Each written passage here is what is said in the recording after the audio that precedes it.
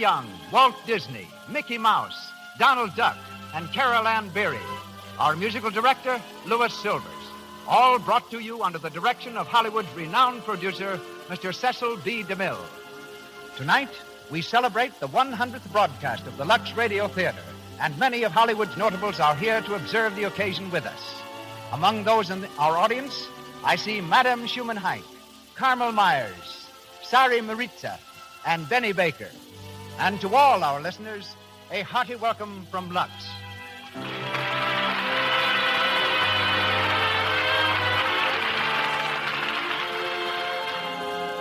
Before turning the microphone over to Mr. DeMille, may I remind you of just two of the many good reasons why Lux toilet soap is so popular the world over. First, Lux toilet soap guards against cosmetic skin. The active lather of this pure, delicately perfumed soap removes stale rouge and powder, frees the pores of all foreign matter, and keeps the skin soft, smooth, and clear. Second, Lux toilet soap is within everybody's budget. It costs so little, and all the family can use it. It's fine for baby's tender skin. Men prefer it for its full, rich lather. With your next order, remember to add 6 cakes of Lux toilet soap. And now the man who has given us some of our greatest motion pictures and many of our most glamorous stars. Ladies and gentlemen, the producer of the Lux Radio Theater, Mr. Cecil B. DeMille.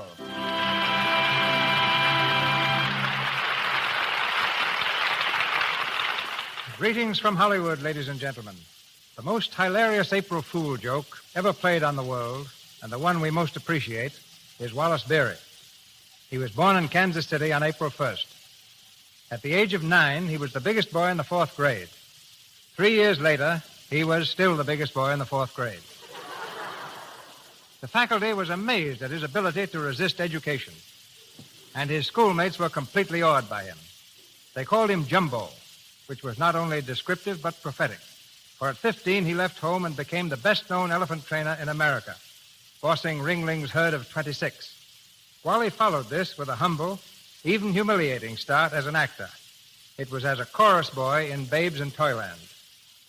When I first met him 20 years ago, I cast him as a German general in the first picture based on the World War, The Little America. He has since been an electrician, cameraman, director, comedian, and serious actor, breaking all records for motion picture versatility. The play in which he stars tonight is taken from the comedy by Arthur Goodrich, based on the novel by Booth Tarkington. Featured with Wally is an all-star cast. We'll hear Clara Kimball Young as Mrs. Tinker, Marjorie Rambeau in the role of Madame Memoro, Cecilia Parker as Olivia Tinker, Eric Linden as Lawrence Ogle, and we'll hear Wallace Beery in the character of an American millionaire. He is starred as Earl Tinker in The Plutocrat.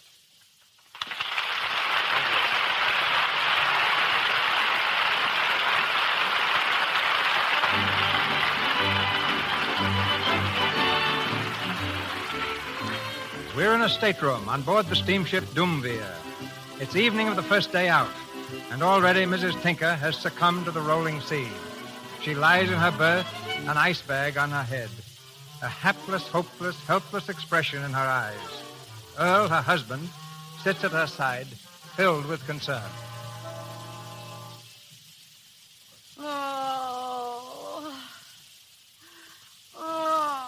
How do you feel now, honey? Terrible. Oh, gosh, I hate to see you feel like this. Ain't there anything I can do for you? No, just go away. Go away and let me die in peace. Oh, don't talk like that. Why, you ain't gonna die. Folks don't pass out on account of a little seasickness. I'm going to. I never felt like this in all my life. Yeah, but we've only been out 7 hours, honey. It seems like 7 years. Oh, I wish I was back in Omaha. Oh, you'll feel better just as soon as we hit port. We'll be in Algiers in about 8 days. 8 days? Oh.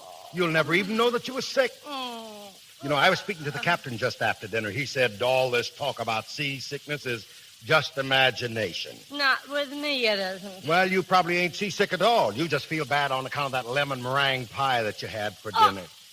Oh, I'm sorry. I'm sorry, honey. Don't. I didn't mean to, darling. Go away. Go away. Oh, honey, listen, please. What's the matter, Paul? Oh, it's your ma. I think she's a little upset. All right, I'll take care of her. I tried to do something for her, but she keeps on telling me to go away. Maybe you'd better. Well, if you say so, baby. Seems a shame, though. Here we are, the first real vacation in 10 years, and your ma has to go get seasick. Please, Pa, I think it would be a lot better if you left her alone. Huh? What's the matter with you? Nothing, I just... You look all green around the gills. Oh, don't. Say, you ain't got it, too. Olivia. Oh, my. Oh. Well, for Pete's sake. You get into bed there with your ma, Olivia. I'll fix you up. You leave her alone, Earl Tinker. Yeah, but, honey, listen. I'll take care of her. You can't even take care of yourself. If you just let me alone, I can. Go on now. Go away. All right, all day. This is going to be a swell trip for me. I can see that. I'll be up in the lounge if you want me.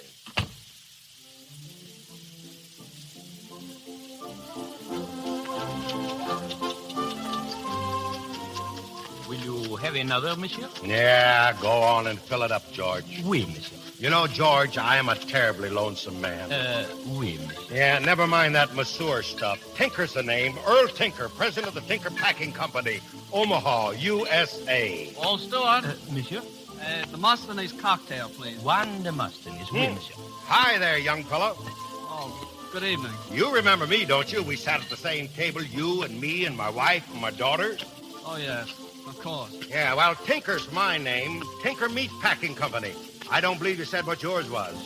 Ogle, Lawrence Ogle. Not Ogle, Ogle Pipes and Steam Fittings? Hardly, I'm not in business. Oh, you're not. Well, that's too bad. I thought you might be Ogle and Ogle Pipes and Steam Fittings. One Demosthenes, monsieur. Say, what did you call that thing? A Demosthenes what? Oui, monsieur, Demosthenes. It is the latest drink in New York. Oh, guess you're from New York, huh, Ogle? Yeah. Well, I'm from Omaha myself. Finest town on earth. Oh, New York's all right, too, I guess. You know, it's like I always tell my wife. It's a great little place to visit, but I wouldn't like to live You'll there. excuse me, won't you? I've got to look up a friend of mine. Oh, sure. Go on. Thank you. See you around sometime, Oakley. Nice fella, ain't he, huh? Oui, monsieur. Well, I guess I'll run down and see how the wife's coming on. Good night, monsieur. Good night, George. Oh, excuse me, lady. It is quite all right, monsieur. Yeah, I almost knocked your table over. I'm awfully sorry. It is nothing, monsieur. Nothing spilled on you, did it? No, monsieur. Well, let me get you another cocktail. Steward, Oui, monsieur. give the lady another cocktail. Of course. I guess I'm getting kind of clumsy in my old age, huh? Well, It is no harm done, monsieur. yeah, it's nice of you to say that. You know, a lot of folks would have been pretty sore, you know that. But it is not your fault. It's the ocean. I haven't learned to walk on it yet. Madame's cocktail. Merci. Yeah, guess I'll be going. Oh, please don't. Hmm? No, sit down and keep me company. Say, I kind of like that, right down to my shoe tops. You know, my name's Tinker. Tinker, president of the Tinker Packing Company, Omaha, USA. I am Madame Memoro. I am not president of anything, and I live in Paris. Well, I'm sure glad to know you, Madame Mumsrow. I was thinking I'd have to spend this trip in solitary. You're a widower, I guess. Is it so evident? Yes, monsieur. You are a widower, Mr. Tinker? Me, a widower?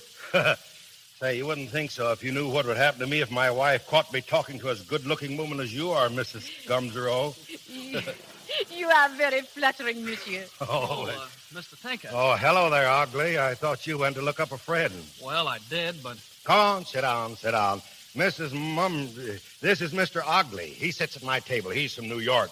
I'm not holding it again, him, though. How do you do, Mrs. Mummerall? How do you do? It must be quite thrilling to feel yourself a real New Yorker, Monsieur Ogle. Well, in a way. Such a wonderful city. Say, what's New York got that Omaha ain't got? That's what I'd like to know. All the arts, Mr. Tinker, music, the theater, painting. Don't talk to me about the theaters. I saw one of them plays in New York just before I caught this boat. Never again. You did not like it, monsieur? Like it, you couldn't tell what it was all about. What play was it, Mr. Tinker? Oh, I don't know. It was some crazy thing called the pasturage scene or something like that. The pastoral scene? Yeah, that was it. Yeah, that was it. Believe me, it was certainly rotten. Well, I'm sorry you feel that way, Mr. Tinker. You see, I wrote the pastoral scene. Oh, you did. Well, imagine that, huh? Monsieur Tinker. Yeah. Madame Tinker would like to see you, monsieur. Oh, thanks. Excuse me, folks. I be back later, Mrs. Mumsrow, if I can break out of jail. Oh, thank heaven he's gone. But Mr. Ogle, he is very amusing. He is so native, so typical American. Oh, he's far from typical. I mean, of your ruling class. He is a leader, Monsieur Ogle, a plutocrat. Oh, he's that all right, a provincial western plutocrat. Monsieur, you speak so harshly. He is your friend, no? Hardly. But you came to him, you spoke with him. Shall I tell you why? Please. Because he happened to be sitting with you. Monsieur? I've been wanting to meet you ever since we left New York, Madame Amaro. But why? Must I answer that? No, it would be better perhaps if you did not. We shall all be, how do you say, shipmates for 8 whole days. There is plenty of time and we shall meet often, I hope. Well, it can't be too often. You are very polite, monsieur. Oh, so here you are. I've been looking all over the boat for you. Hyacinth, this is Monsieur Ogle. Monsieur Ogle, Monsieur Hyacinth Momoro. How do you do? Hyacinth? Oui, Momoro? It is late, Mama. I think maybe we had best to scram, no? Well, excuse me, but... Do not mind him, monsieur. My son, he makes a study of American slang, eh? Son? Did you say your son? But yes, you think that's so strange? Well, it's incredible. You're so young. Oh, 2 times you are polite, monsieur. I am glad that I look so young to you. Come, Hyacinth. Good night, Monsieur Ogle. Good night. So long, Mr. Ogle. See you in the funny papers, eh bien?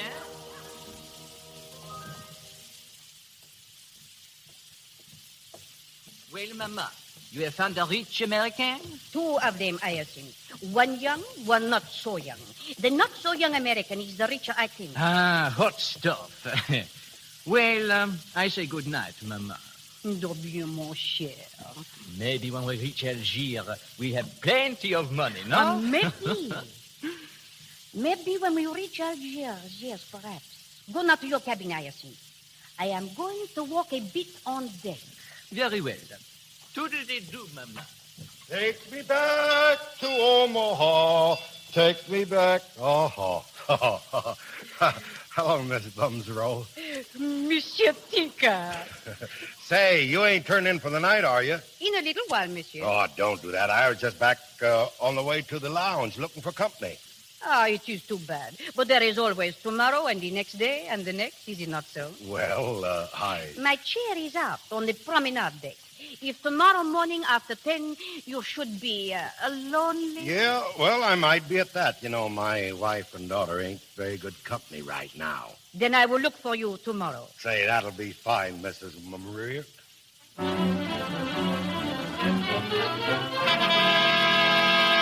First day's run, 360 miles. Nearest guess, made by Mr. Earl Tinker. Oh, Monsieur Tinker, you have won the ship's pool. Yeah, guess I'm pretty lucky at judging distances, huh?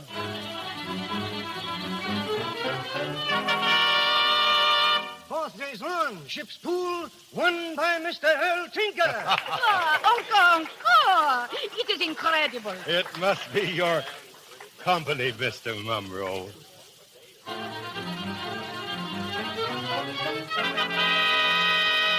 Seventh day's run, ship's pool, won by Mr. Earl Tinker. Oh, Monsieur Tinker, so much money you have won. Marvelous. I haven't had as good a time as this in 20 years. Champagne, steward. Champagne for everybody.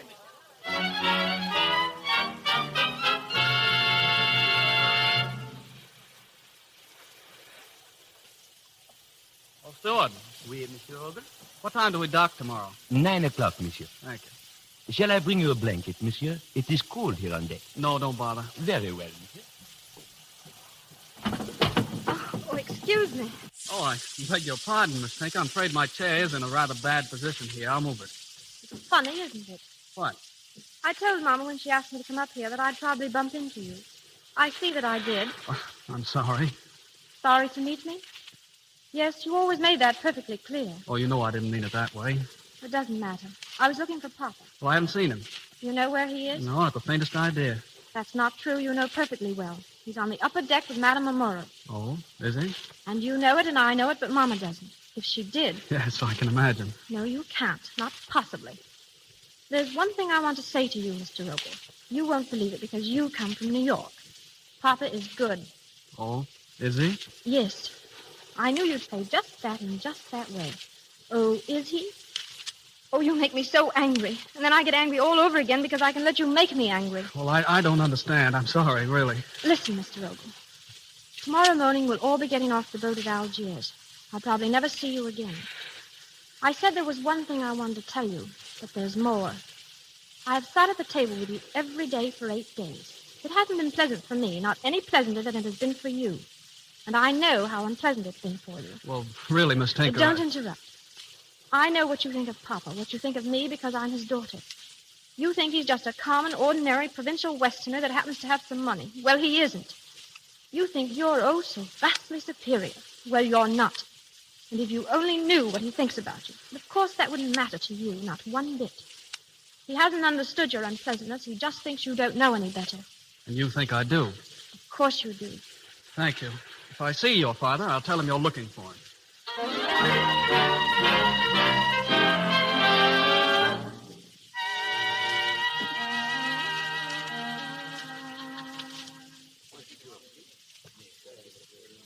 Well, Mama, you have no luck yet? Not yet, my son. There is not much time. Why do you not speak to this Monsieur Tinkler? See if we can borrow. I have too much pride. Besides, I know him so little. Then I am what they say, all washed up. Later, he journeyed to the edge of the desert, to Binda. He told me so just before. You mean perhaps we go to Binda also? It is not impossible. Life, it is just an adventure, is it not so? Eh bien. Perhaps at Binda, I feel much different. I do not know. Only one thing I know. Somehow you must have everything. Oh, baby, you wish to be an impresario, a great manager of the opera. Is it not so? It is the one thing you wish. Okay, a great impresario. It will take much money. And how? It shall come. If I can but see you started for success and happiness, there is nothing I will not do. Mama. Madame Amaro. Mr. Oakley, come and sit down. Thank you. I think perhaps you should finish your packing. Oui, Mama. I will be finished in 2 shakes. Well, my friend? Orally, I'm angry with you. Oh, but why? I've been waiting an hour. Where have you been? On the deck. Oh, it was lovely there. With that creature Tinker, I suppose. Yes, he was there, too. He is the most extraordinary man. Oh, I'm not interested. Sometimes I almost think you do not like him. Like him? Orally, you know he infuriates me, just being what he is. Besides, I hate him because you seem to like him. Jealousy? Well, call it that if you like. Perhaps, my dear, that is what I wish. Orally. Listen to me. We are almost at Algiers. You promised me that you will take that trip by automobile through the mountains to Binda. Yes. Once, years ago, I took it. Oh, I wish I could do it again. Well, why don't you? Africa. It is a place of magic, a place of strange enchantment. It changes people. For that, I could wish not to go back to Paris, but to stay. Just to see Africa bewitch you. Well, I'm bewitched already. Orally, come with me to Bindar. I can take a motor and we can drive through the wilderness, over the mountains, lost, away from the world, together. No. It would not do. You see, I am very conventional. But with your son. He goes too? Of course. Perhaps. I wish very much to go to Binda. Well, here I am again, Mrs. Numero. Good evening, all you here, Oakley. Yes, I was, but I'm leaving now. You won't forget, Mrs. Oh, no. Of course not. Bonsoir, monsieur. I don't think the young fella cares about me, huh? Well, our last night out, Mrs. Numero. All packed? My son, Hyacinth, has just gone to finish. Yeah, say, what did you say his name was? Hyacinth. Hyacinth. That's right. I can never remember which flower he is. Monsieur Tinker, you are sure you are going to Binda? Yes, sir. Mama's got her heart set on Bindar. Where are you going? Well, I am still not certain. Well, I guess this is the last we'll see of each other, huh? Oui, perhaps. But I have a feeling, a very strange feeling, that we shall meet again, Monsieur Tinker. No. Oh, yes. Oh. Perhaps even at Binda. That'll suit me. You are sweet, Mr. Tinker. Oh, go on, Tinker? Yeah. Hello there, honey. How you feeling? I thought you was down in the cabin. I'm feeling much better. I thought a little walk on deck would be good for me. Sure. Perhaps you will excuse me now. Yeah, sure. Good night. Good night. Well, honey? Earl Tinker, was that Frenchy woman patting your shoulder? Who, me? My shoulder? Yes, your shoulder. No. You must be seeing things, Sonny. Maybe. Good guy, Sonny. You, what's the matter with you? You know, I haven't done anything. No? How do I know, Earl Tinker, what you've been doing while I've been seasick? I guess no married woman ought to take a sea trip with her husband unless she's a good sailor. No, honey. You know, every day on this trip I've been so lonesome. Oh, you've never been lonesome in your life. Well, listen, Mama, will you... Keep your hands off me, Earl Tinker. And listen to this. If you ever go chasing off after any other woman, Well, I'm just warning you, that's all. No, say, I don't need any warnings. I'm going back to the cabin. And I think you'd better come, too. Yeah, I'll be right with you, honey.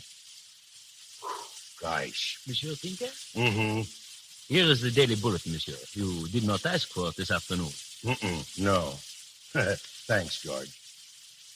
You know, George... Oui, monsieur? Suppose there's a place that's just loaded with danger, and suppose a man's wife is just set on his going there. What can he do? Do? He must do nothing. He must go like a man or be a coward. Yeah? Well, I'm pretty much of a coward, but Mama insists on going to Bindar.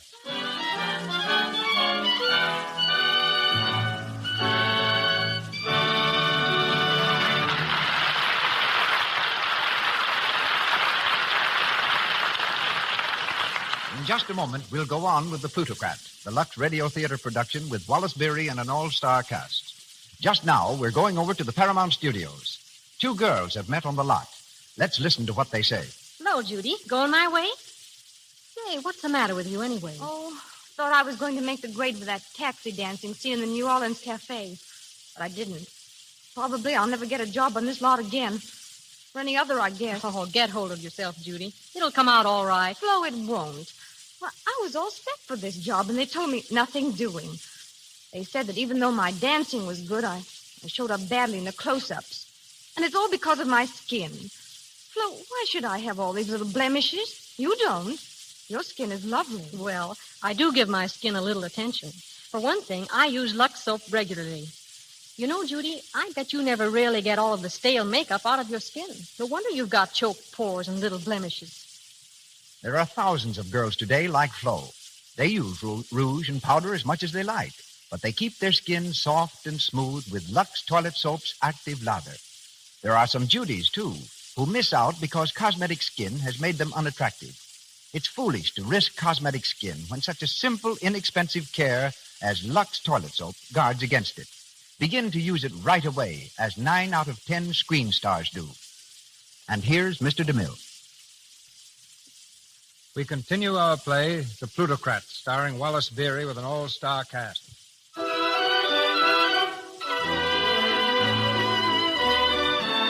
Several days have passed, and our friends from the boat are now stopping at a tourist hotel in Bindar on the edge of the desert.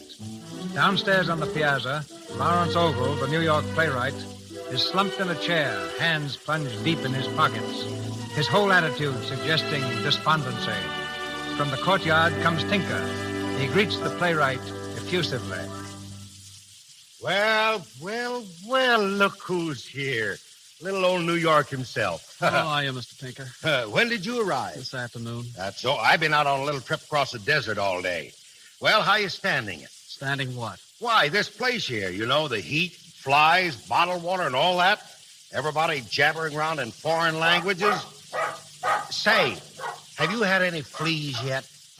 No. That's good. Neither have I, but Mommy. Well, we won't go into that, you know. Thanks. You know, what they need here is a good, live, snappy board of health. Now, you take all these smells around here, for instance. I didn't realize what could be done in the line of smells. But over in that town of Sibioki, where I was today, I ran across one smell that had anything that I ever smelled stung to death. Sibioki. That a funny name for a town? Is it any funnier than Omaha? Well, at last you said something.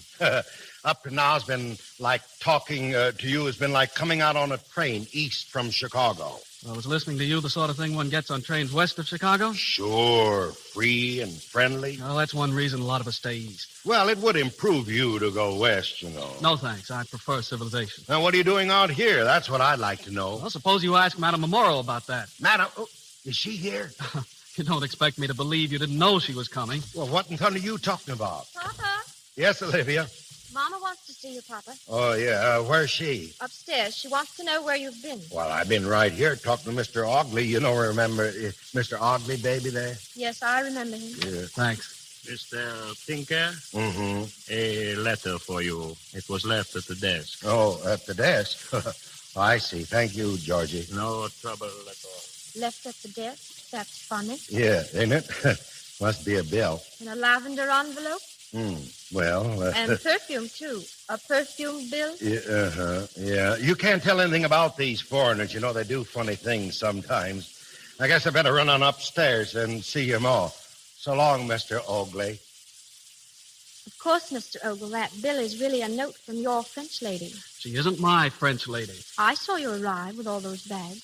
You didn't look very happy. I wasn't. You don't look happy even now. I'm not. Goodbye. Aren't you going to stop and have tea with me? Tea with you? Why not? Besides, I want to talk to you about yourself. Oh, what again? I was rotten to you on the boat, wasn't I? Tell me, was it you who suggested this trip to Bindar, or was it your French lady? I tell you, she isn't my French lady. Which? She suggested it. Then she is after Papa, isn't she? Yes. She as much as told me so right after we arrived here. And that's why you're looking so miserable. Of course, she's nearly old enough to be your mother. No, don't rub it in. It's all over with now. I just made a fool of myself. That isn't the worst. I'm a failure. A failure, the great Mr. Ogle? I had a play on in New York, the pastoral scene. Yes, I know. I saw it. Did you like it? Not much. No, you were right. It's a flop. I thought it'd be such a surefire hit that I took this trip on the strength of it. And here I am on the edge of the desert, flat, stony, broke. Not really. Isn't it a laugh? When you remember how cocky I was on the boat. I've sort of shrunk a bit, haven't I? Think of you being humble. You don't know how becoming it is. Well, you'll just have to sit down and write another play, a better one. I have written a better one. Producer has it now, but he'll never put it on, not after this washout. Well, what are you going to do? I haven't the remotest idea. I haven't even got a return ticket. Of course, Papa will advance you some money. Oh, no. You wouldn't take it? Not from him. Oh, you are a darling. What? You see, I changed, too. Well, I should think you had. I hated you on the boat, partly because you were so aloof and patronizing in New York. But down underneath, you're strong and gritty and chivalrous and impossibly masculine and stubborn, just like Papa. What? Olivia. Yes, Mama? Your father. Where is he? Where is he? Why, he said he was going upstairs to see you. Didn't he see you? He did not. He sent me a note. A note. Listen. Dear Mama. He always calls me Mama when he's up to something. Go on. There's some folks I got acquainted with wants me to go out and eat some of this famous Arab cuckoo.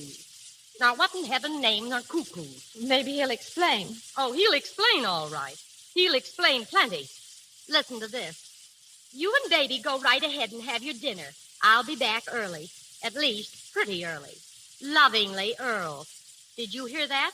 Lovingly. But, Mama, there's nothing wrong in that. Oh, yes, there is. No man ever sends love to his wife unless he's making love to another woman. Mama. Well, I'll find out who it is. I'll find out. And when I do... Ah, Monsieur Ogle. Oh, good Lord. Who is this? Bonjour, madame. Mademoiselle.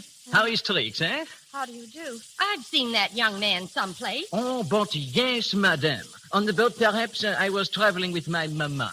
Mama, let's go upstairs. Just a moment. Is your mother stopping here now? Ah, you said it, madame. But where she is, I do not know. She says she's going to eat this famous Arab food. Oh, indeed. Mama, please. And was that famous food called by any chance cuckoos? Cuckoos? Cuckoos? What is cuckoos? That's what I'd like to know. So he's with her, is he? Mama, don't. Oh, let me alone. He was with her all the way over on the boat, patting his shoulder. I saw her, and he's with her now. Just wait until he comes home. I'll cuckoo him. Just wait.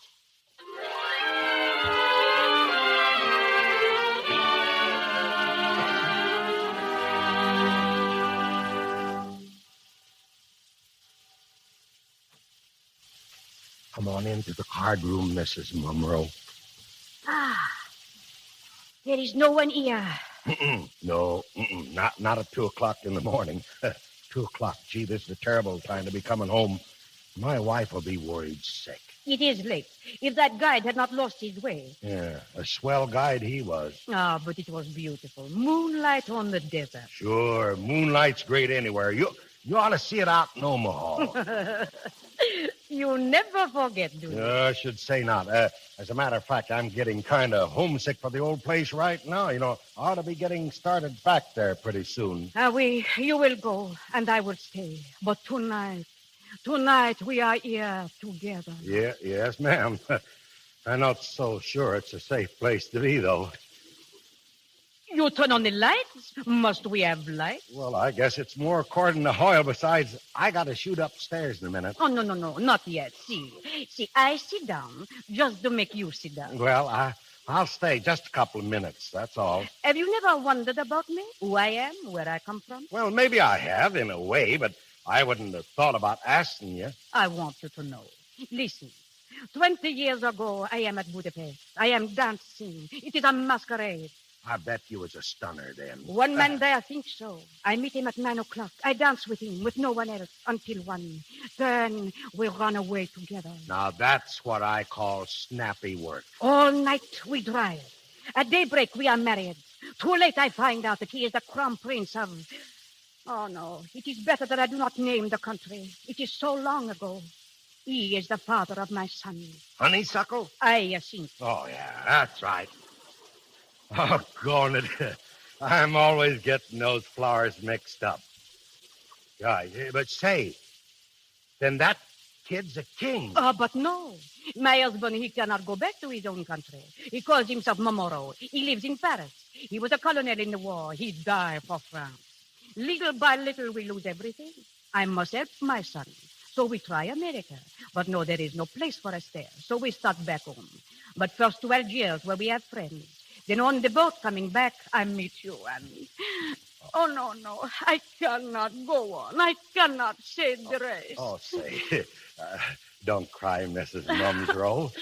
You are so big, so kind. If I can but rest here for just a moment against your shoulder. Well, I'm not so sure my wife would like that. She wouldn't like that, Mrs. Mumsrow, but... In a moment I go. Have no fear. No people ever come to this room after so late an hour. I know, but Mama ain't people, Mrs. Mumsrow. Now, come on. I'm getting kind of nervous about my family. But it is my son. Now, do not say heliotrope or honeysuckle. Now, don't tell me. Hollyhocks. I think. I got it wrong. He has ambitions, monsieur. He wished to be an impresario.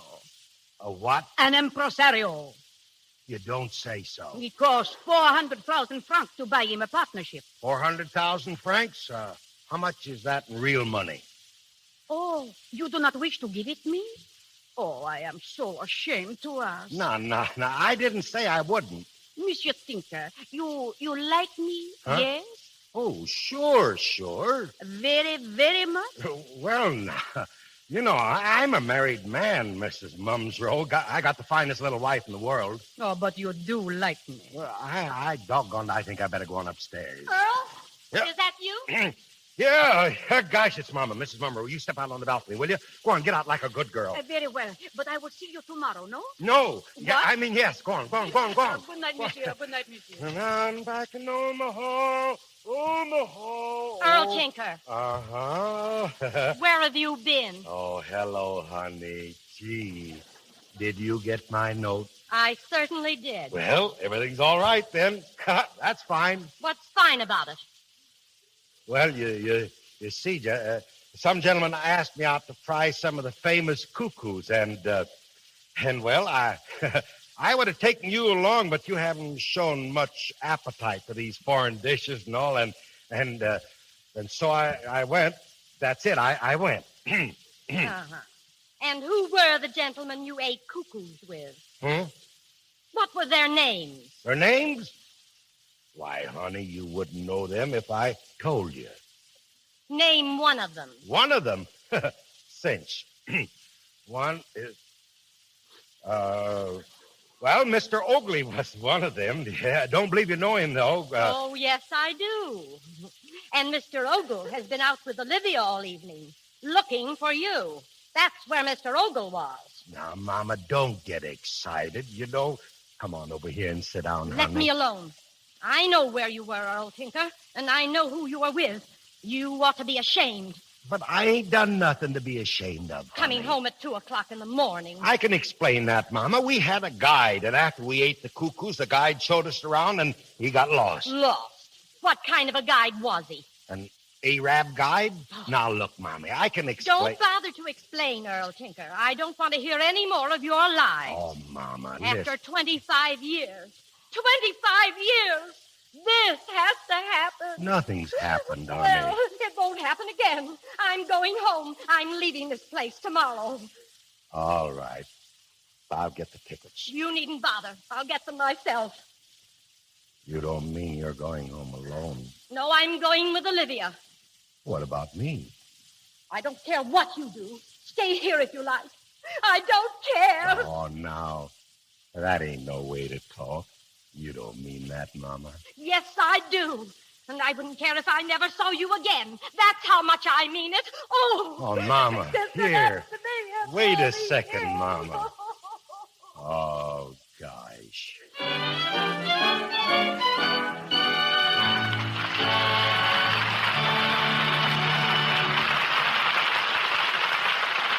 We pause for station identification. This is the Columbia Broadcasting System.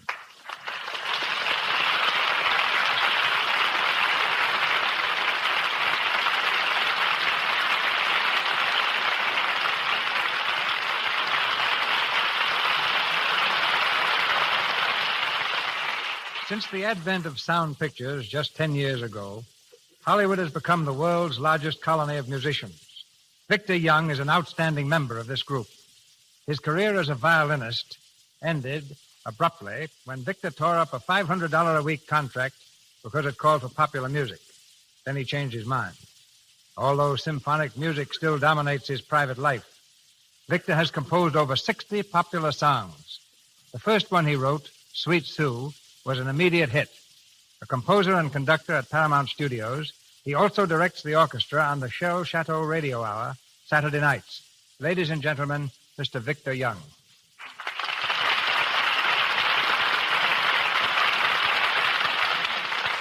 Thank you, Mr. DeMille. I've had many surprises since coming to Hollywood, but none as great as discovering how enthusiastic the picture stars are about good music. Joan Crawford, who is studying voice, is a steady patroness of concerts. Edward G. Robinson, who won his fame in gunman roles, is happiest when he's conducting an orchestra. And his daughter is an excellent singer. Take Wally Berry. He invites you to his home for dinner, and all you do is listen to his little daughter, Carol Ann, play the piano. Lisa Landy is a pianist and composer. So is Lionel Barrymore. Loretta Young seldom misses a concert, while Myrna Loy, Gloria Swanson, and Herbert Marshall are all great music lovers. And most of our stars were present a few weeks ago at Leopold Stokowski's concert in the Hollywood Bowl, when Victor conducted the first rendition of his remarkable musical Pictures of the Desert known as Arizona Sketches. I've got a confession to make about that composition. I've never been near Arizona. And Bizet had never been to Spain when he wrote Carmen. Do you rely solely on imagination, Victor, when composing? Well, I get a lot of inspiration playing poker. Oh, collecting other people's notes, huh? No, I always lose. But the other day I was told to write a song for Carol Lombart's next picture, so I played poker. As I was driving home at 4:30 in the morning, I ran into a tune, stopped the car, and wrote it on the back of an envelope.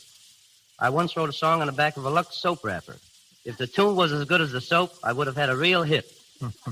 Frankly, Mr. DeMille, the hardest thing about being a musical conductor is to be invited to talk on a radio program. I'd much rather play. Then why not play the song you wrote for Mary Ellis' latest picture, Fatal Lady, Je vous adore?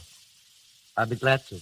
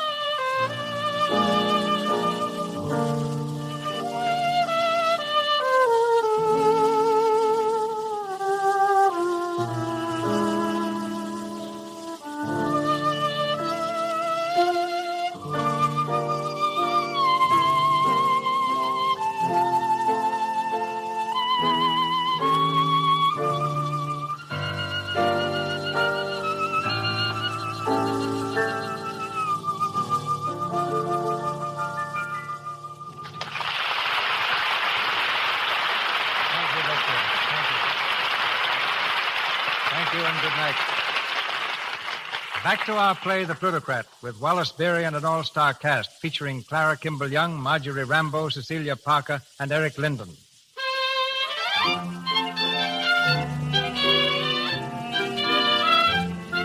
It's early the next morning.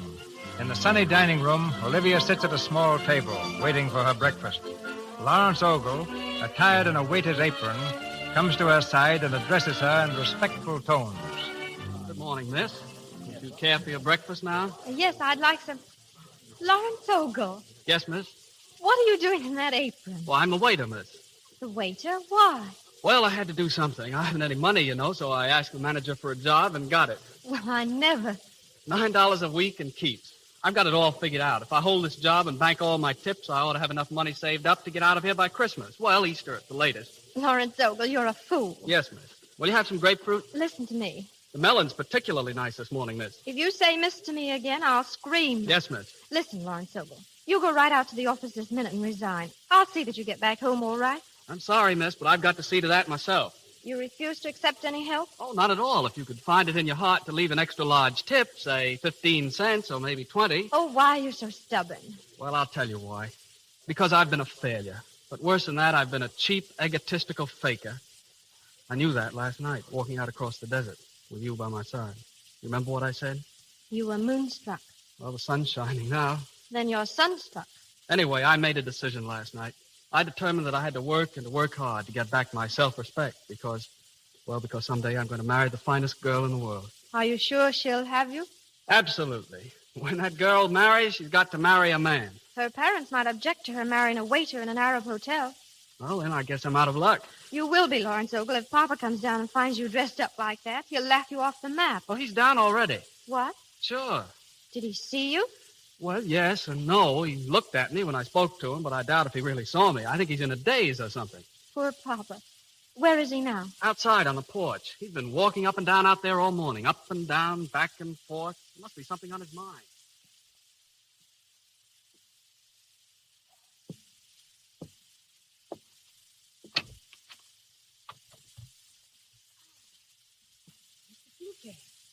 Oh, good morning, Miss Bummerow. I have been looking for you. Yeah? Monsieur Dinka, I heard last night what you said to your wife. Yeah. I guess the whole hotel heard it. I am sorry, terribly sorry. Oh, that's all right. It wasn't your fault, Mrs. Gummerow. My wife, well, she just don't understand, that's all. She won't give me a chance to explain anything. She is going away? Yeah, I guess so. I am leaving, too. You? When? This morning. Now, I could not stay after causing so much trouble for you. Oh, listen. No. It was my fault, everything. But I will try to make it right again, Mr. Tinker. I will go to your wife. I will say, take him back, Mrs. Tinker. He is the nicest man I have ever known. No. No, you better not say that, Mrs. Bummerow, I tell you. No. But why? It is the truth. Well, maybe, but, Mama's kind of funny about them there things. No, I don't think you better say anything to her at all. But she will leave. She will get the divorce, no? Yeah, she kind of hinted at that. And what will you do then? Well, I haven't thought about that. Ain't very nice, though. When I start out on this vacation, all hopped up about seeing the world and having a good time, and now, well, look what's happened. Whole business gone to smash. I wish I'd never left Omaha. Monsieur Tinker, why don't you come with me? I will make you happy. Come with you. Oui, my son and I are leaving now. Come with us. Oh, no, I couldn't do that. Why, what would I be doing traipsing around with you and hollyhawks? Mama, you are ready, yes? The car is waiting. In 1 moment, I think. Monsieur Tinker. Oh, say before I forget it, I got something for you here. But what is this? A check? And for so much money? Well, you said you needed 400,000 francs to make that son of yours, what was you were going to make him? Oh, grand impresario. Impresario. Yeah, that's right. So I made out a little check. Mama. No. We cannot take it. Oh, sure you can. No, please. Oh, come on. Give me your purse and I'll put it in there. Come on. Hand it over, Mrs. Momero. There. Now, what do you think of that? Oh, what do I think? I think you are the biggest, the most generous. The most magnifique. Never mind that. You run along with your ma. You'll be late. Hyacinth and I, we go Alone? Well, Oh, think what it means. If you stay, it is a life of emptiness. I'll tell you what I'll do. You wait down there in the car just 10 minutes, and if I don't turn up, why, you go on and scoot along by yourself. Very well. I will wait for you. But if we do not meet again, goodbye, mon ami. Goodbye. Goodbye, Mrs. Bumsrow. We'll know in 10 minutes whether it's final or not. Adieu, Mr. Tinker. Goodbye, Heliotrope. Oh, thank you for your kindness. You are the cat's bow wow.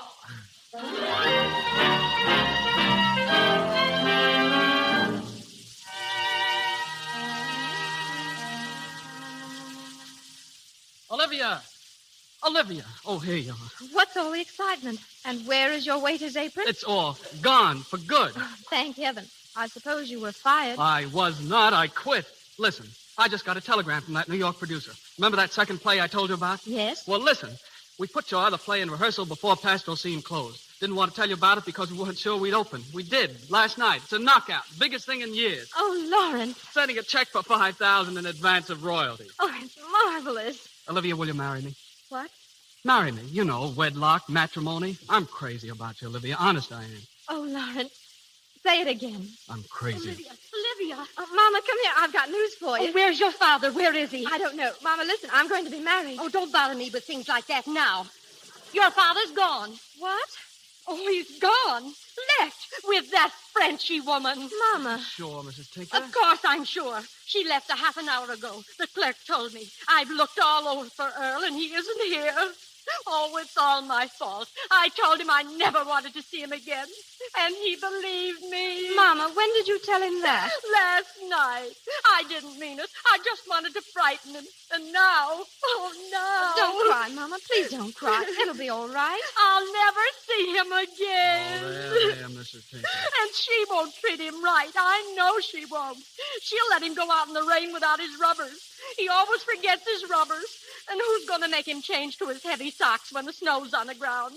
He'd never think of that himself. Oh, Mama, please. Oh, why did I ever say such things to him? Hello, why? folks. Hello, folks. Oh, Earl, darling. Say, what is this, Oh, anyway? Earl, you've come back. You've come Sure, back. I've come back. You seem kind of glad to see me, too. Oh, I am. Where were you? Oh. Well, no place in particular. I walked down the road a ways. There's a jewelry store down there, an Arab place. I thought, well, maybe you'd like a piece of that Arabian jewelry, so I brought you some. Here, honey. Oh, Earl, thank you, darling. Then everything's all right again? I mean, you ain't sore at me or nothing like that. Of course not. Well, that's fine. That's fine. Papa, I'm going to be married. What? Married? Yes, Mr. Tinker, she's going to marry me. Why? Well, because she loves me. I love her.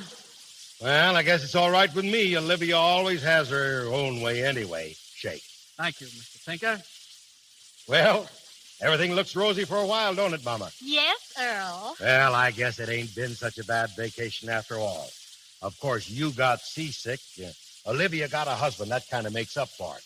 And oh, yes, I made a honeysuckle an impresario. Say, Oakley, you're a pretty smart fella, ain't you? Well, maybe. Well, tell me something, will you? What in the blazes is an impresario?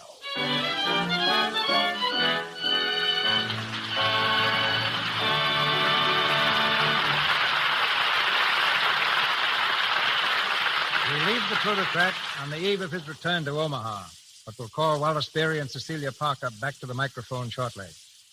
Today, the world's most popular screen personality is celebrating the 8th anniversary of his debut in films. He has awards from 9 different nations.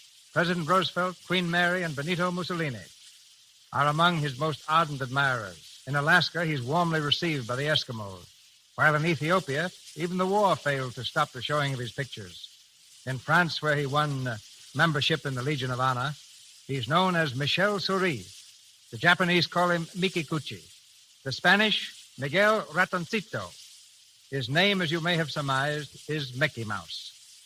To Mickey, the world owes an immense debt of gratitude. But a still greater debt is due the man standing beside me now. Ladies and gentlemen, the creator of Mickey Mouse and the Silly Symphony cartoons, Mr. Walt Disney. Thank you, Mr. DeMille. My knees are knocking together so hard they sound like a riveting machine. Maybe I'd better sit down. Come on, Walt. Stand up to the microphone. Are you a man or a mouse? Well, after associating with mice for so many years, I sometimes wonder myself. You see, as a matter of fact, Mickey and I have been pals long before he became an actor. His real name is Mortimer. But no regular fellow likes a name like Mortimer, so he changed his name to Mickey. But it was not until Walt Disney made the first cartoon in sound, ladies and gentlemen, that Mickey attained star proportions. That film was called Steamboat Willie, and it was the late Roxy who had the courage to release it. I suppose, Walt, that the motion picture industry thought you were crazy to put sound in an animated cartoon. Yes, completely nuts. You know what they're saying about you today, now that you're making the first feature-length animated picture, Snow White and the Seven Dwarfs. I can imagine. What have you heard? Now, perhaps you better imagine that, too. Anyway, how do you feel about it?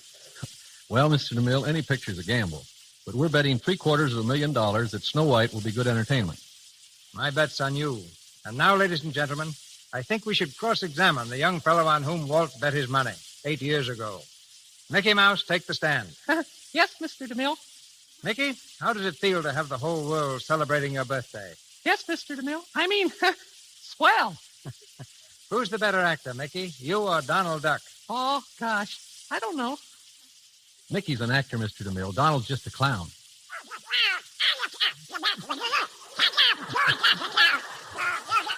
Mickey, is it true that you're jealous of Donald Duck's meteoric rise to fame? Oh, absolutely not, Mr. DeMille. Donald was starving to death singing in radio when Mickey found him.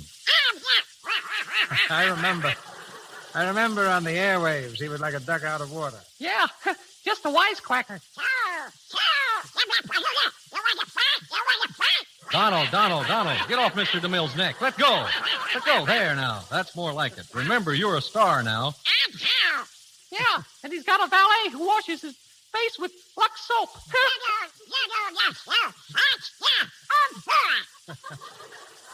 Donald Duck, you've denied being the worst singer in the annals of radio. All right, prove it. Sing. And it better be good.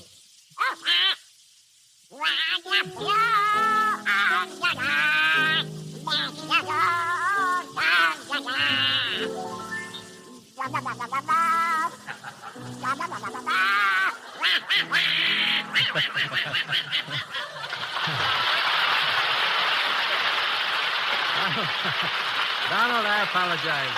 You're wonderful. Thank you, Walt. Good night, Mickey. Good night, Mr. DeMille. Good night, Mr. DeMille.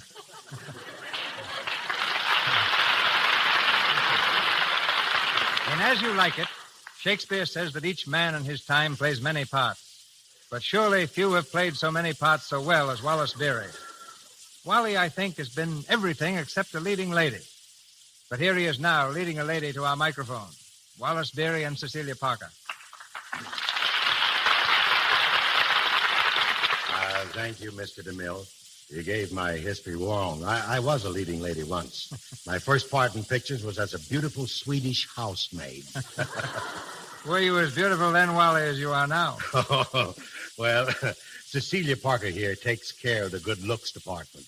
Maybe I should say the good looks department. Well, of course you should say the Lux department. Although I guess it isn't really news that I use Lux soap. Practically every star in Hollywood does. But honestly, Mr. DeMille, you shouldn't say Wally isn't good-looking. I think he's beautiful. Thanks, Celia. Well, I guess I'm the only one in Hollywood who wasn't even considered for the part of Romeo. But you got just as great a part in your new picture, Old Hutch. Well... The only difference is that instead of making you a great lover, they made you a great loafer. Well, you know, I always carry my critic along with me, my daughter, Carol Ann. You know, maybe you'd like to hear from here. Come here, Carol. Carol, this is Miss Parker and Mr. DeMille. How do you do, Mr. DeMille? You know, Mr. DeMille has directed some of the greatest pictures ever made. You know, for instance, did you ever hear of Cleopatra? Daddy, I can't say that word. Was that you, Mr. DeMille?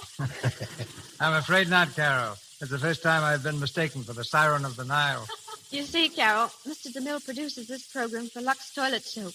Oh, I know about Lux toilet soap. I wash my daughter's face with it. She won't let me use anything else. Well, true Hollywood doll. Well, the next time that you wash your face, don't dump those suds on the lady's parrot next door, will you, please? But now, listen. Now, we forgot to ask you, how Powell, you were sitting out there. How did you like the show? The show was all right, but why didn't you do something? I can always tell when you're tired and sleepy and time to go home. Well, Mr. DeMille, I think we better say good night. Good night, Raleigh. Good night, Mr. DeMille. Good night, Miss Pocket. Good night, Carol. Hey, just a minute, Carol Ann. There's something more important than going to bed. How would you like to meet Mickey Mouse? Oh, I would love to meet Mickey Well, Mouse. here he is. Hello, Carol Ann. Happy birthday, Mickey. Thanks. Same to you, Carol Ann. What's that noise, Mickey? Oh, that's Donald Duck. Would you like to meet him? Oh, I don't care.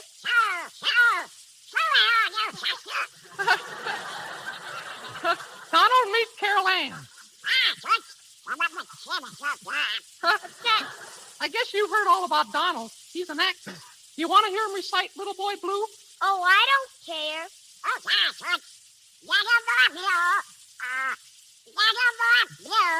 Come blow your horn.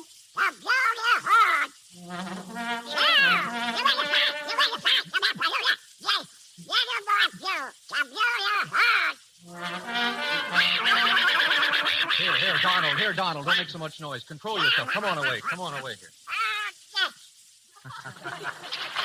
night. Good night. Okay. Thank you, Donald and Mickey. And you too, Wallace Beery, Carol Ann, and Cecilia Parker.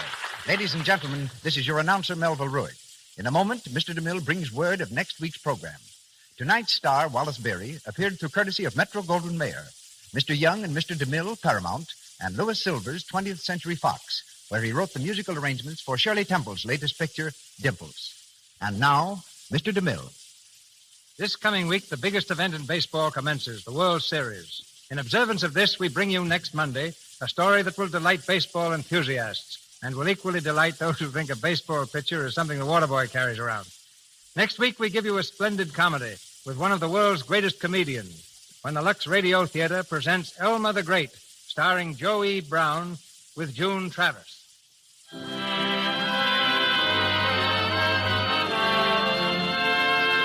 Our sponsors, the makers of Lux Toilet Soap, join me in inviting you to be with us next Monday night when Joe E. Brown steps up to the plate in the Lux Radio Theater presentation of Elma the Great by Ring Lardner and George M. Cohen.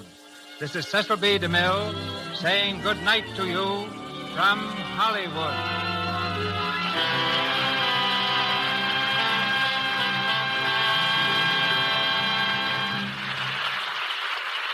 This is the Columbia Broadcasting System.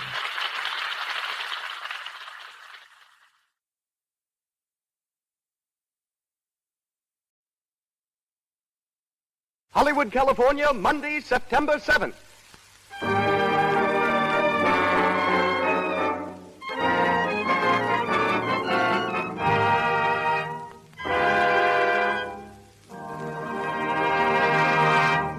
The Lux Radio Theater presents James Cagney in Is That So? With Robert Armstrong and Boots Mallory.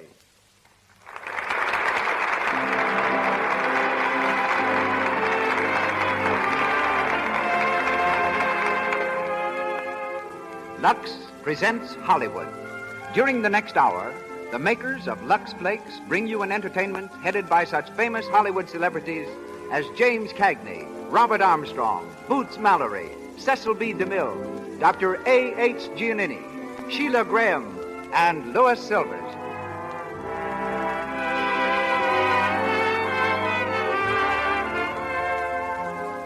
In the motion picture studios are found the greatest collection of costumes in the world, and we know of no higher recommendation for Lux Flakes than the fact that all the leading Hollywood studios protect these wardrobes by washing them in Lux. Order some tomorrow. You will find that stockings and all clothes that are washable last longer and look newer when cared for with these pure, gentle flakes. There's no harmful alkali, no cake soap rubbing, with inexpensive, wonderfully effective Lux Flakes. And now, our producer, ladies and gentlemen, Mr. Cecil B. DeMille.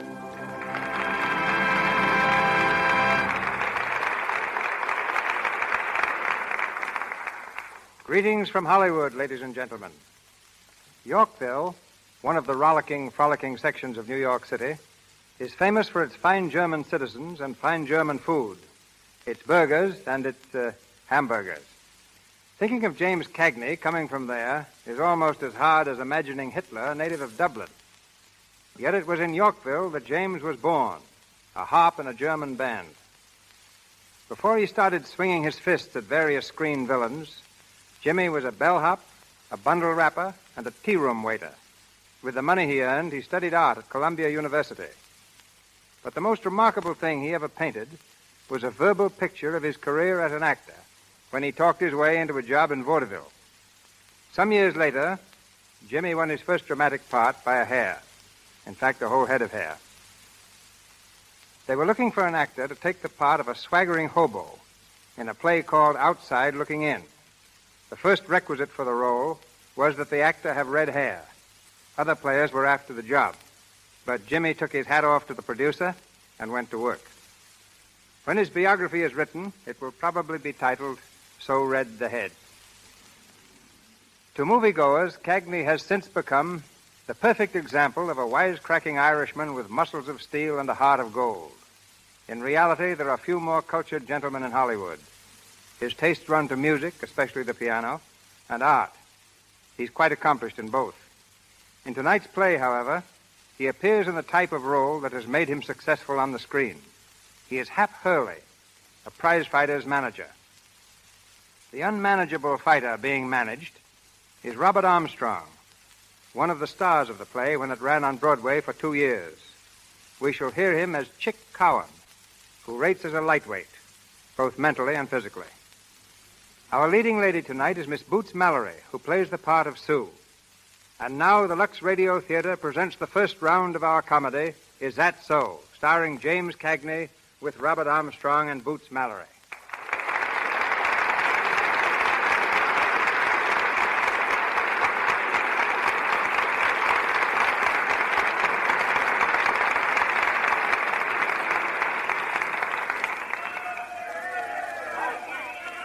We're in the dimly lighted dressing room of the Bronxdale Fight Club in New York City, where we find Hap Hurley and his fighter, Eddie Chick Cowan, the pride of Brooklyn.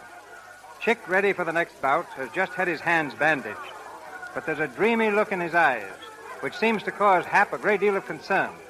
Hap paces the floor nervously, offering last-minute advice.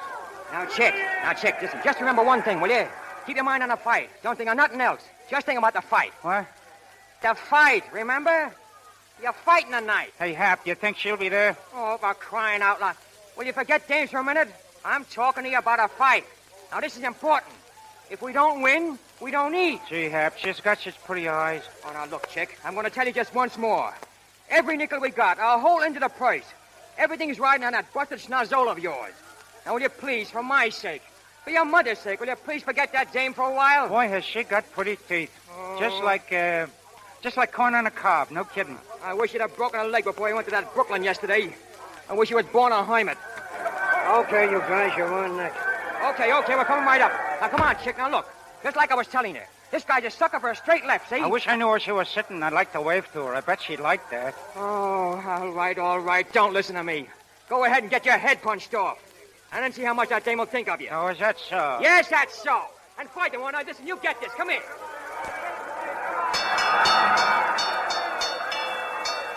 All right, boys. You know the rules. Clean breaks and clean fights. All right, okay, Rep. My boy always fights clean. Take your hands now. Go back to your corners and come out fighting. Now, come on, Chick. Come on. Now, sit down. Now, listen.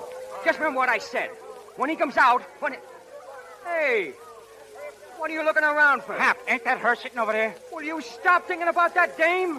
Now, there's the bell. Now, go in there and finish him quick, will you? And don't forget that left, Chick. Chick, get in there. Will you? Get in with that left. Get into it. Stop looking around, will you? Chick! Come on, Chick. Get up, will you, kid? Oh, you're breaking me heart. Get on your feet, will you? Get on your feet, will you? Shake that noggin. Come on, get up and fight. Oh, Chick.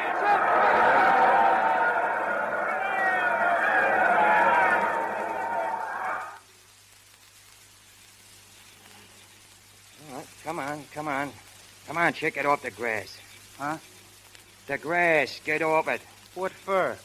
You drag me out to the park and then I can't even sit on the grass. It's wet, you dummy. You want to catch your death of cold? Sit on a bench or I'll poke you one. Is that so? Yes, that's so. Since when was you me, old man? Okay. Okay, stay on the grass. Crawl under it if you want to. I should grieve over a rosin bum like you. Bum? Oh, yeah. Yo hide me bum. I'm done with you. You and your dames. You mean I'm done with a fighting game? I mean you better go back to the Navy and leave box fighting and them as can stand it. You a fighter. Gee. That's a hot one. You a fighter. Oh, Herb. Listen, I get your setup. A guy that couldn't punch a hole through a lace curtain, and what happens? I bet the whole roll on you, the works. And you deliberately get yourself knocked out. Throw the fight in your manager, too, deliberate. Oh, gee. I told you, Hap. I could have swore I saw that dame I met in Brooklyn. Oh, dames. Always looking for dames. Where is she now? No Joe, no dame. They're all alike. Oh, Hap. I'm sorry about that go tonight. Honest, I am, Hap. No kidding, Hap. I swear I'll never look at another dame again, so help me. I wouldn't care if you started to harem. We're washed up, see? Oh, good evening, boys. Hey, mister, you dropped your watch. Oh, that's all right. It's perfectly all right. I meant to drop it. I was going to come back in the morning and get it. Say, you want to fight? Sure, we want to fight. I'm this boy's manager, and he fights anybody, see? All right. Tell him to take off his coat. What? Come on and fight, you coward. Hey, take it easy. Hey, you know who this is? I don't care who he is. I'm going to knock his block off. And then I'm going home and do the same thing to my sister's fiancé. Oh, now listen, chump. This is Eddie Chick Cowan of Brooklyn. I don't care if he's an admiral in full uniform. Come on, Mr. Chicken Oozes. I'm going to knock your head off. Oh, now listen, mister. Look, you wouldn't want to take advantage of a poor sick man, would you? Sick? Who's sick, Hap? Who's sick? You are, you sap, you are. Shut up. Yeah, poor Chick as sick as anything. He had kind of a bad fall a night. Oh, is that so? Are you really sick? Yeah. I ain't been feeling very good today. Well, now, that's too bad. Look, someday when you're feeling yourself again, you come around and I'll knock your head off. Is that all right? Sure, that's fine. Is that so? Who said it was fine? Listen, mister, he'll get his head knocked off when and where I tell him that. I'm his manager, see? Oh, you are you? Yeah. Well, now, let me tell you, Mr. Hurley, Hap Hurley. Quite so, Mr. Hurley. And this young man is... Eddie Chick Cowan of Brooklyn. Eddie Chick Cowan? Yeah. It seems to me that I've heard that name somewhere. Yeah, Hap just told it to you. Oh, yes. Yes, that's where I heard it. I knew I'd... I beg your pardon, gentlemen. My name is... my card. Oh, thanks. Mr. C. Clinton Blackburn. This is Mr. Blackburn, Chick. Pleased to meet you, Mr. Blackburn. You know, if my head would stop going around for a minute, I could think. Didn't I see you whip young Tierney last month? Oh, and what a lacing he gave that bum. And when I think of what he did tonight, that makes it even worse. Something go wrong? Yeah. He turned around to look for a dame. Lay you off, will you? Look, Hap, I'm awful hungry. How's for getting a couple of hamburgers, huh? Yeah. How about some nice breasted chicken on the glass? No, I think I'll get a nice sirloin steak. And what do you think you're going to use for money, slug? Pardon me, but do you boys mean that you're broke? Broke? Listen, mister. Tomorrow we start borrowing from the church mice. Get it? Oh, that's terrible. No, I tell you what. You boys come home with me, and we'll get something to eat. What do you say? Oh, that's awful nice of you, but... No, not a word. We take a taxi. I live way over that way. In Brooklyn? No. Park Avenue isn't in Brooklyn. Swell, huh? I'll get a taxi. Taxi! Gee, Hap, do you suppose it's all right? I think this guy is nuts. It's aces, you sap. Didn't I tell you if you stuck with me, you'd be living on Park Avenue?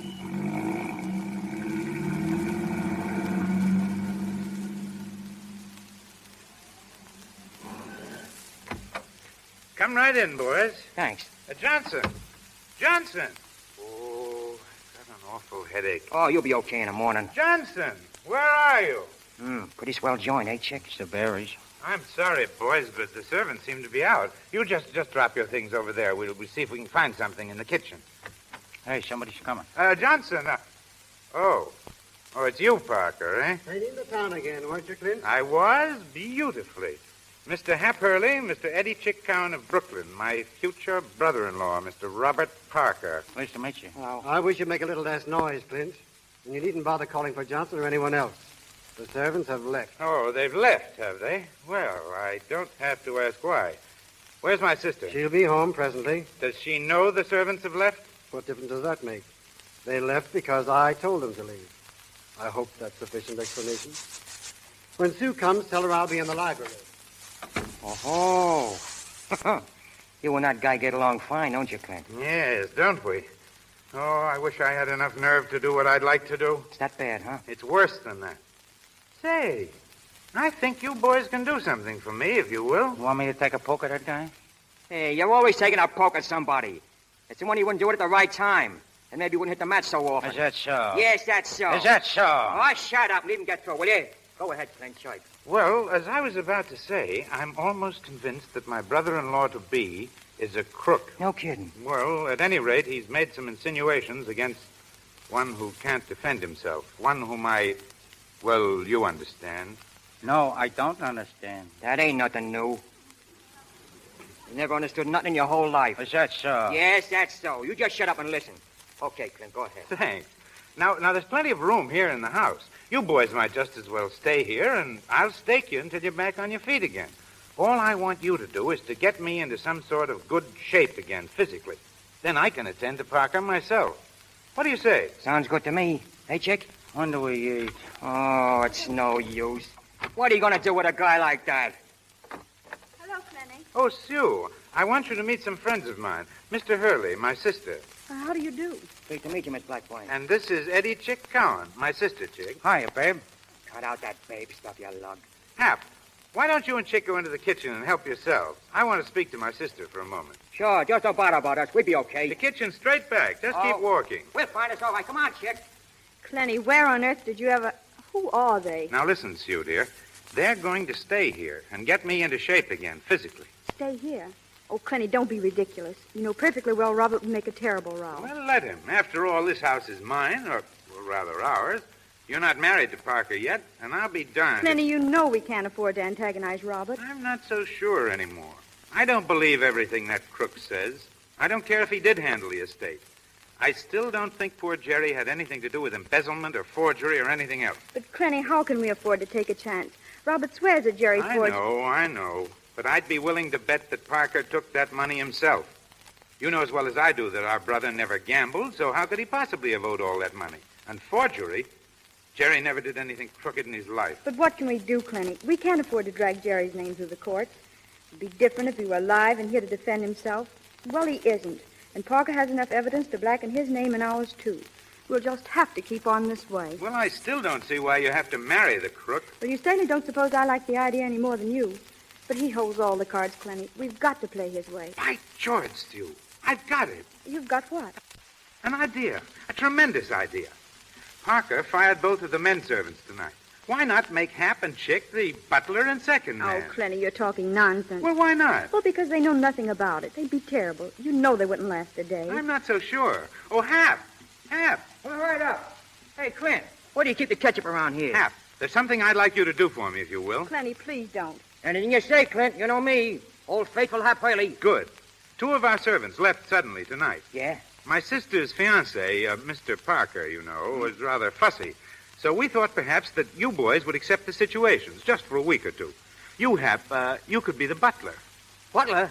What would I have to do? Oh, you know, sort of look after things. Manage the household. Oh, a manager. Oh, sure, that's a cinch.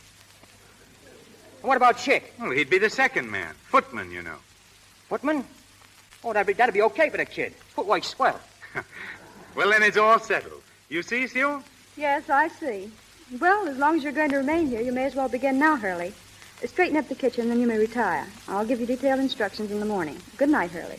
Good night, madam. Boy, was that good or was that good? That was fine. Good night, Clenny. Good night, Sue. Now, in the morning, Hap, Hap... what I found? Turkey legs. Don't drag him in here, you lug. Shut up, will you? I'm starved. Hey, Clint, who's that guy in the big picture in the hall? The one with all the braid all over him. That's my older brother, Jerry. He was killed in a plane crash several years ago. Say, didn't he used to be in the Navy? Yes, he was in the Navy when he died. I thought I knew that guy. I served on his ship once. Swell fellow. Yes, he was, wasn't he? Yeah. Well, I guess I'll grab a hunk of the cake out there. Hey, come back here, you. What's the matter? Take your mind off your stomach and get to work. You got a new job. Oh, yeah? Yeah. You're a footman. I'm a what? Well, maybe I'd better explain to him, Hap. Won't do no good. All right, I'll leave it to you. I'm going to bed. You'll find your quarters right off the kitchen, boys. Oh, will you need anything tonight? Well, how about the loan of a toothbrush? Shut up, will you? We'll be fine, Clint. Don't you worry about us. We see you in the morning. Right you are. Good night, boys. Good night, Clint. Good night. Oh, great guy, ain't he? Yeah. The dame's okay, too. Now, listen, Mug. I'm telling you for the last time. Can that dame stuff. She's a lady, see? Okay, I ain't say nothing. You know, Chick, the only thing I don't like around here is that guy Parker. Yeah, me too. Say, Chick, don't you remember that guy from someplace? Sure, he's the dame's fiancé. Yeah, I know, but what else? What else? Let me see. Seems to me I met that guy someplace before. You met him when we come in. Yeah, but before. I mean before. Oh, before, yeah. Seems to me I seen him before, too. Hey, you seen he to live in Brooklyn? Oh, you and your Brooklyn. Brooklyn and James. Brooklyn and James. That's all you can think about. Is that so? Yes, that's so. Is that so? Yeah, that's so. Is that so? Ah, try up.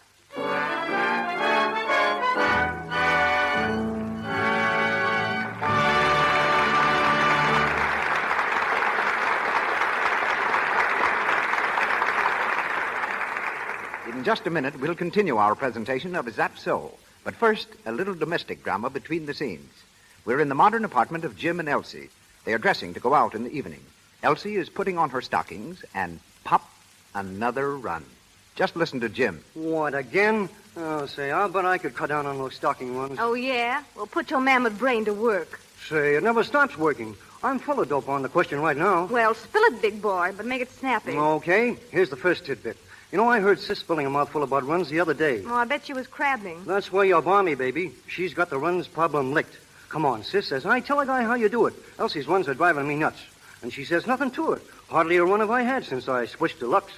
Say, that's an idea. Well, I'll say so, Cupcake. And here's another. Another what? Another juicy bit. Heard my secretary spill this one on the phone. I suppose her stockings never pop a run. Right the first time. And you know why? She uses Lux. Lux. Well, I'm a smart girl, too. Here's where I switched to Lux. Clever women everywhere are learning how Lux cuts down on stocking runs. It saves elasticity, you see. Cake soap rubbing and soaps with harmful alkali weaken elasticity. Then, even a slight strain on your stockings may snap a thread and start a run. Try Lux. You'll be amazed at how much longer your stockings wear. And once again, Mr. DeMille. We present the second round of our comedy, Is That So?, starring Jimmy Cagney as Hap Hurley and featuring Robert Armstrong and Boots Mallory. It's 1 week later, and all is not well. Despite the fact that they've tried their best, Hap and Chick don't seem to be cut out for domestic service. We find them preparing a buffet breakfast for Sue and her fiancé, Robert Parker. Hap and Chick are standing at the buffet, clumsily juggling the hot plates, as Parker glares at them from the table. Hurley, will you please hurry that breakfast? Yeah, sure. Coming right up. Come on, step on it, will you, Chick? I'm doing the best I can, and what do I know about cooking eggs? Oh, what do you know about anything? Look out! Alan, what was that? I think I dropped the plate. Pick it up, you dope. Pick it up. What for? It's all busted anyhow. Oh, I ought to slug you. Give me that ham. If it's for Parker, season it with cyanide. Here's your breakfast, Miss Sue. Thank you, Hurley. Hey, Hap, I forget. Does that Parker guy get 2 3-minute eggs or 3 2-minute eggs? Cowan, will you please remember to place a Mr. before my name when you speak of me? Keep your shirt on. You ought to feel lucky I talk about you at all. Go on, Chick. Fix the eggs. Oh, wait a second, helpless. I'll show you. I've never heard of such impertinence, Sue. I don't see how you tolerate such servants. Oh, they're making such a change in Clenny. I think we can put up with them for a week or two. Here's your eggs, Mr. Parker. Must you do that? Oh, stop beefing, will you? If you don't like the way things are done around here, why don't you do it yourself? I'm sorry, Sue, but I refuse to tolerate such treatment. When you've taught your servants more respect, I shall return for my breakfast. Good morning. Hurley, I'm afraid I must insist that you be more careful of the manner in which you treat my guests. And after all, Mr. Parker is my guest. Yeah, but from what Clint tells me, that guy ain't exactly welcome around here. Please, Hurley, some fresh toast. Okay, I get it. Some more toast, Chick. Gee, Hap, I can't wake that toaster. No kidding, I burned myself 3 times yesterday trying to wake it. Why can't they eat bread plain around here all the time? More toast, more toast, more toast. Okay, useless. Go on up to the gym and tell Clint he can come down for breakfast. I'll make the toast myself. Go on! I don't get no consideration around here at all. Always do this, do that. I'm getting sick of it. Say, Miss Sue, can I speak to you a minute? Why, yes, Hurley. Yeah, that's one of the things that's been bothering me. That there Hurley business. I don't understand. I mean, you've been teaching me all that etiquette stuff and how to talk and say the right thing and all that, but I've just been wondering, is it etiquette for a lady, to call a guy, a man, by his last name? To me, it just don't seem right. You mean it doesn't seem right, Hap? Yeah, it doesn't seem right. Sounds sort of cockeyed. Well, it's the custom, Hurley, to call servants by their last names. Yeah, but gee whiz, I ain't no servant, you know that. I'm a fight manager, and a good one. I'm only doing this to help Clint out. And you, too. I'll bet I couldn't have stuck it out this long if I hadn't been so keen about you. And Clint. We really appreciate it, Hurley, and I'm sure that... Oh, there you go with that Hurley stuff again. Can't you just call me Hap? Well, suppose we compromise. What's your Christian name? I'll call you by that. I'm sure Hap isn't what you were christened. Nah, that's only short for happy. Well, I'll tell you what I'll do. I'll tell you my right name, and I'll make you a promise. My right name is Alfred, and my middle name is Bertram. And the promise is I'll sock anybody in the nose that calls me Bertram. All right, suppose we settle on Alfred. That's the idea. And I'll call you Sue. Oh, I'm afraid that wouldn't be, well, quite the thing to do. After all, someone might hear you. All right, then. Susan, how's that? Well, Miss Susan would be better. Huh? Well, after all, you are supposed to be the butler here. Oh, that's only a gag. I know, but as long as you're here, you'll have to act like a butler. Okay. I'll call you Miss Blackburn or Miss Susan or anything you want. But I'm going to think of you as just plain Sue.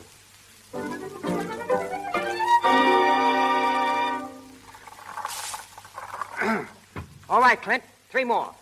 1, 2, 3. What's that a workout? How do you feel? Great. Yeah. Lifting weights is good for you. I make Chick do it every day. Hand me that towel, will you? Here you are. You know, I didn't tell you. I like to arrange a bout for Chick. That is, if it's okay with you. A fight? Where? Right here in the house. Oh, I get it. You want him to bounce that Parker guy around, huh? No, I'll be able to bounce him around myself soon.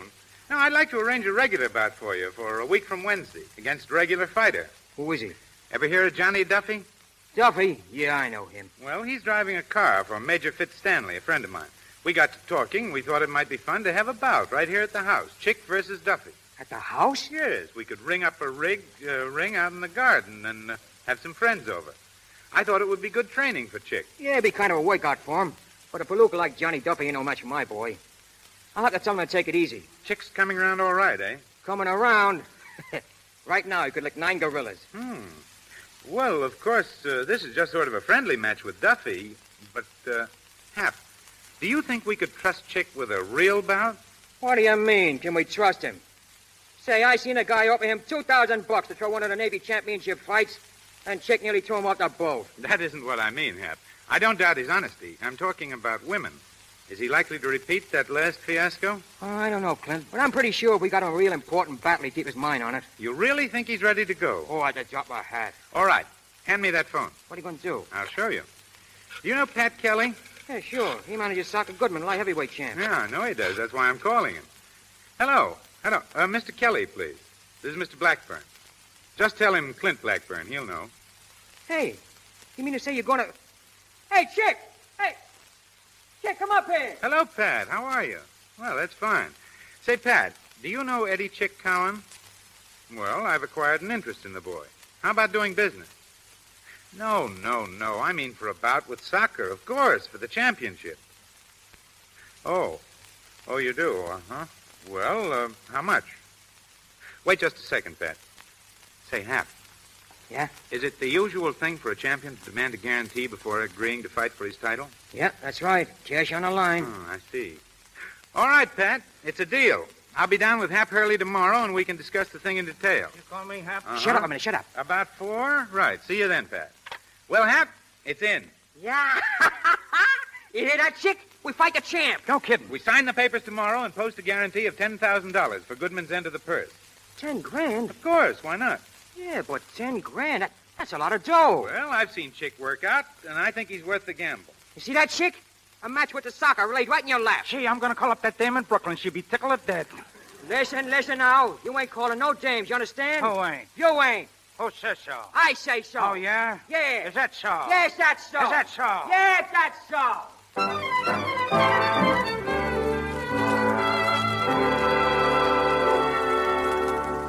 Well, Hap, did you get the ring fixed up? Yeah. It's all set and ready for the slaughter. Chick'll murder that dumpy guy. Fellow Hap, not guy. All right, but he'll murder him anyway. You know, I can't get used to that fancy language. I've been doing some heavy wrestling with it, too. Well, you know I don't correct you out of meanness, Hap. It's only that, well, I do want you to improve yourself. Oh, yeah, sure, I know that. Well, after all, you don't want to be a prize fighter's manager all your life, do you? Why not? What's the matter with being a prize fighter's manager? There's no future in it. Future? What do you think, they're ever going to stop fighting? But it's now that you've got to look ahead to what you intend doing. Yeah, that's right. That's something I want to talk to you about. You know, Chick meets the champ in 3 weeks now. Do you think you'll have a chance? A chance? Listen, he'll put the soccer out like a light. And when he does, well, that's what I want to speak to you about. Why, I'm afraid I don't understand. Well, with Chick the champ, that sort of changed things around, you know what I mean? I'll be in a big dough, and as soon as I get this English gag licked, why, I'll be a couple of different guys, see? Now, what I mean is, you see, I'm no good at this sort of thing. What on earth are you driving at? Well, look, here's how it goes. Win, lose, or draw. We're quitting tonight, me and Chick, right after the dumpy scrap. Quitting? But why? Well, we got some heavy training to do, and we can't do it wrestling coffee pots. Now, with me out of here, that means I ain't a servant. And when I ain't a servant, that's a horse in a different garage, see? When I'm a sock peddler's pilot and I'm in a dough, well, then, how about it? Do you realize, Hap, that you haven't said one thing yet that makes any sense? Yeah, I guess not. Well, it's only this, Miss Sue. All my life I've been hating women. I've been steering Chick away from them. I've been giving them the cold shoulder myself. Oh, they was bad medicine. Anyway, that's what I thought. But I was wrong, see? I was 100% wrong. Well, here we go. I'm crazy about you, Miss Sue. Why, Hap? Oh, I've been crazy about you since the first time I laid my eyes on you. I know I ain't good enough for you, I know that, but then nobody is. Nobody or nothing. Why, I hardly know what to say. Well, I'll do anything for you, Miss Sue. I'd even stop picking on Chick. Oh, I ain't no good at telling things like this. There's a lot of guys got more brains than I got, and more dough, and better looks and all that. But there ain't nobody in the world could think more of you than I do. I'm terribly sorry you feel that way, Hap. Why? Ain't there no chance for me? Well, how can there be? Why, we live in different worlds. It's just impossible, Hap. Well, why is it impossible? What makes it impossible? Oh, hundreds of things. Family, position. Family? Huh. What's the matter with my family? I go with the nicest families you ever seen.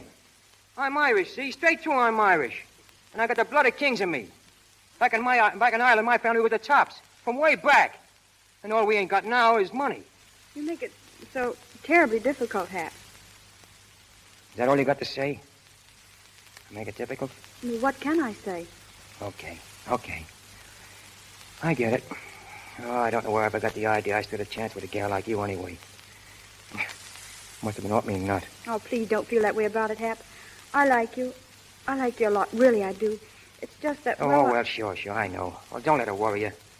We'll just forget the whole business. Hap, come back. Oh, skip it, Sue. Hap, skip listen. It, skip it.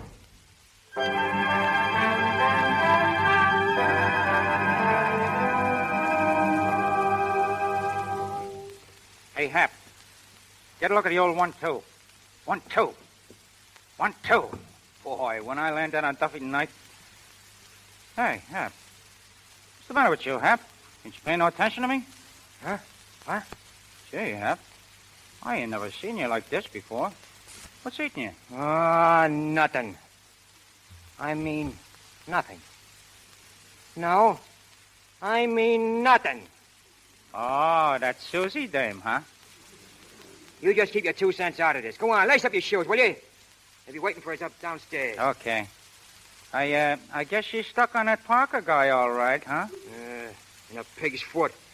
That crook ain't got her fool for a minute. Say, Hap, are you sure that guy Parker ain't never lived in Brooklyn? I could swear I seen him before. Yeah, me too. But There's one thing I'm telling you. I ain't never going to see him again, or Sue neither. I was never any good at that dame racket, and now it goes double. What does, Hap? I wasn't good enough for her. Just a prize fight manager. Her family wasn't good enough for her. I guess you didn't know that, did you? Hmm? Well, just let her wait, that's all. Just let her wait. She'll see that... Gee, Hap, I didn't know you felt like that. Oh, stop it, will you? Stop it! Ready, boys? Yeah, in a second, Clint. Fine. We're all set outside. Make it as fast as you can. Clint! I see Clint! It's all set, Fitz. Chick's coming down now. Is your boy ready? Oh, quite. But I see about that little bet of ours. Still on, right? Right. Did I hear you say something about a bet, Fitz? Oh, hello, Parker. Is betting the order of the day, Clint? Well, Fitz and I have a small bet, if that's what you mean. Why? Just that I thought I'd like to place a small wager on the bout myself. What are the odds? I'm giving Fitz 5-1 on Chick for 100. 5-1. Do I get the same odds? If you want them. 5,000 to 1,000, shall we say? Oh, I see, Clinty, that's a bit stiff, don't you think so? Well, of course, if you're not game. All right, Parker. It's a bet. 5-1 for 1,000. Right you are. Well, I'm going in the house for a moment. See you later, Clinty, old boy. Duffy. Yeah? You want to see me, Mr. Parker? Come in the library a moment. Sure. Well? Duffy, I've got odds of 5-1 on you tonight. How do you feel about the fight? Okay. But this guy Cowling ain't no pushover. Listen, Duffy, you've got to win. Go into a clinch out there and make Cowan listen to reason. Huh? There's $1,000 in it for each of you if he'll lay down and let you win. $1,000? Why, gee, Mr. Parker, I'll try. But all I can promise you is I'll probably get a sock in the nose for talking out of turn. All right, get out there. Okay. Feeling okay, Chick? Sure, I'm swell. All right, but remember this. There's a lot of dames here tonight. If you turn around to look at one of them, I'll lay you out cold. Remember what happened to you once before for turning around? Don't worry about me. It's in the bag. Ladies and gentlemen. Oh, I say quiet, please. Please, quiet, everybody. Well, here we are gathered here this evening to learn the relative merits of two stalwart pugilists. My chauffeur, Duffy, and Clinty Blackman's footman, Chick Coward. In that corner, ladies and gentlemen, is Mr. Duffy, who weighs something in the neighborhood of, I think, 175 pounds. Yes, thanks. Thanks very much. And in the other corner, scowling furiously for no earthly reason at all, is the other sportsman, Clinty's footman, Chick Coward. He weighs roughly the same as Duffy, but you can see he's not nearly as well constructed. Right-ho, let's get on with the old hostilities. Are you ready, boys? Shoot. Right-ho, Clinty.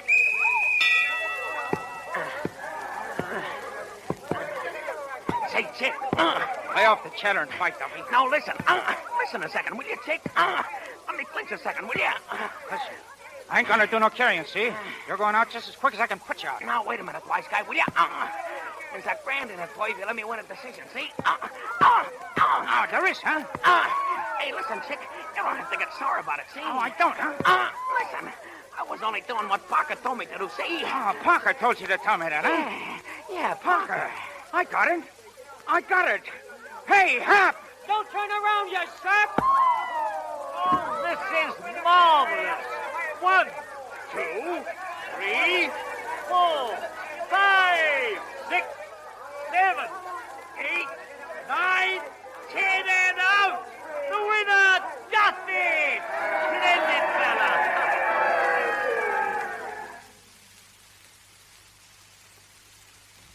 Come on, Chick.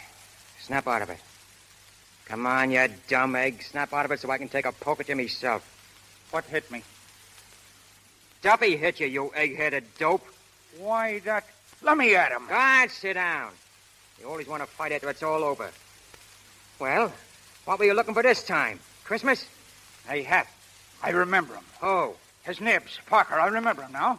That's why I wasn't paying no attention to Duffy. All of a sudden, I remember who this Parker is, and then... Well, now, isn't that just dandy? So you remember him, huh? Well, maybe if I call him in, you'd like to slip him a nice little kiss. Nah, you don't get me, Hap. Parker, we've been trying to figure him out all this time. Well, listen, he's the guy that tried to slip me $2,000 for throwing the Navy championship fight. What? He is, I tell you. He just tried to do the same thing tonight. Duffy told me. Well, then that makes him the guy who was kicked out of the Navy on that forgery rap. Sure, Parker. Holy smoke, that's who it is, huh? Oh, boy, this is terrific. Clint will be tickled, huh? Oh, we'll just about kiss us all around for luck. Oh, boy, so he was the guy in San Pedro, huh? Sure, it was Parker, all right. And he offered me $2,000 to hold up. Kid, you're okay. Oh, Mom, I could do a little dance for that news. Boy, you're a wonder. Yes, it was very clever of both of you. Oh, say, Clint, we were just talking about you. I know. I admire your cleverness.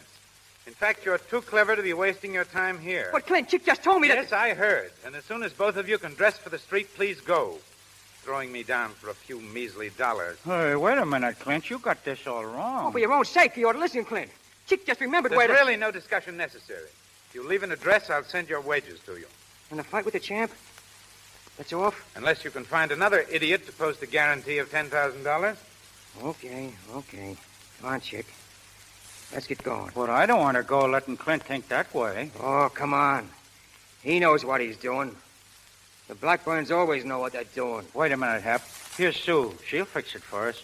Where are you boys going? Listen, Sue. You tell Clint for us, will you? Make him listen. Oh, come on, Chick. It ain't no use. He ain't gonna do no listening neither. What is it, Clenny? What's wrong? Parker bribed Chick to throw the fight. I don't believe it. I can't doubt my own eyes and ears. I heard Chick telling Hap he was offered money to throw the fight. Then they danced around like a couple of lunatics. I saw them. I heard them. I still don't believe it, Clenny. I'm sure there's some mistake. Gee, Clint, if you'd only listen for a second. I didn't even talk to Parker about this fight. I was telling Hap I'll about... be inside if you want me, Sue. Well, I guess that's that. Come on, Chick. Hap, I'm awfully sorry about everything. Oh, that's all right, kid. But I do wish you'd tell Clint that we never done nothing crooked in our lives. Tell him that, will you? And if he wants it, we got some news that ought to interest him. Come on, Chick. We're going.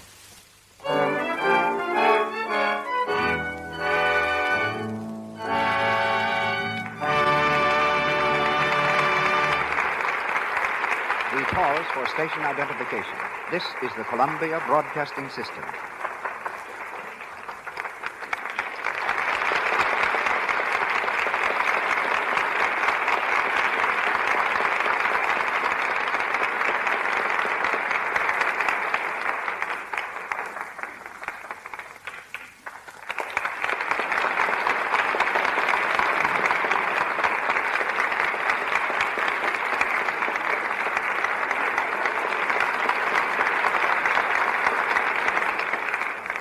Hollywood is famous for its good-looking girls, but they're not all in the movies. Walter Winchell recently termed tonight's guest the prettiest newspaper woman in America. An English debutante, she was presented at court a few years ago to the King and Queen, but gave up a whirl in society to whirl on the stage. After dancing in the chorus of London musical shows, she became understudy to Jessie Matthews. Then she jumped to fame with a leading part in Noel Coward's play, This Year of Grace. As a dancer, she was noted for her ability to kick. In fact, it was one of her kicks that started her off as a columnist. A newspaper published an article about chorus girls to which she objected, and she's been writing ever since. She came to Hollywood a year ago, and today her gossipy news about picture stars, syndicated by the North American Newspaper Alliance, is read daily by 20 million people in newspapers all over the world. Ladies and gentlemen, Miss Sheila Graham.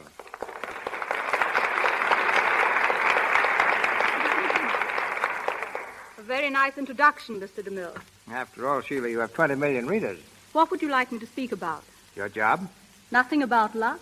No, luck speaks for itself. I wish more stars spoke for themselves. For example, Jean Arthur, star of your new picture, is extremely shy.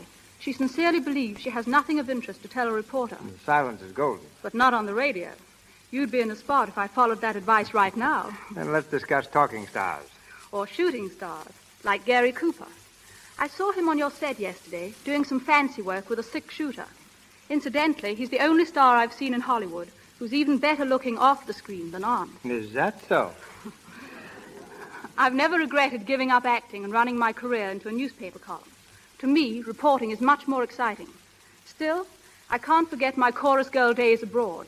In every studio I visit here, I bump into Lux Flakes in the wardrobe department, just as I found it backstage in England. In that respect, they're just as advanced as Hollywood. But that's not new, Sheila. Can't you give us some facts that aren't so well known? All right, here goes. One of the biggest money makers on the screen is the radio star, Bob Burns. But Bob still drives a $25 automobile. He's convinced his success is just a dream and that any minute he's going to wake up. Maybe that noise we've been hearing isn't a bazooka after all. Perhaps it's just his snoring. Perhaps. But the champion sleeper in Hollywood is Ned Sparks. Ned can take a nap any time and any place. Merle Oberon has a most considerate figure. She eats anything and never puts on an excess ounce. Eating is probably Louise Reiner's favorite habit. She loves to visit friends' iceboxes. So does Fred McMurray. Incidentally, Simone, the new French star, also has her weighty problem, but has shed 10 pounds since coming to Hollywood. Paul Muni tells me he's anxious to leave pictures and get back to the stage. Paul, by the way, has a curious habit of lying down on the floor when he's eating or being interviewed. Ronald Colman will do anything to prevent his picture being taken, but is the only male star who doesn't powder his nose for photographic purposes. Your star tonight, James Cagney, just told me that women can take a sock on the nose, in pictures, that is, much better than men. Claudette Colbert is the most superstitious star I know of. She always leaves a building by the same door she entered it, for good luck. Leslie Howard seldom looks at the person to whom he's talking. He prefers to play with his pipe or the heel of his shoe. And as for me, Mr. DeMille, I much prefer to play with a typewriter than a microphone. But before leaving, I'd like to ask one question. And that is? Is it true that the fan mail for this program is sometimes addressed to Cecil B. Deluxe? Is it true that you're going to publish a book of witticisms like that last one, known as Graham Crackers? Ouch. I think I've said enough. Good night. Good night.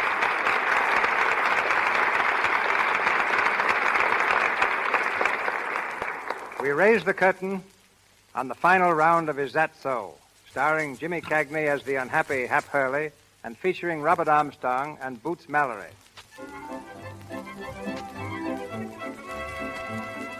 A month has passed, and Chick has won the championship. In the library of the Blackburn home, Sue has arranged a meeting with Parker, Clint, Chick, and Hap.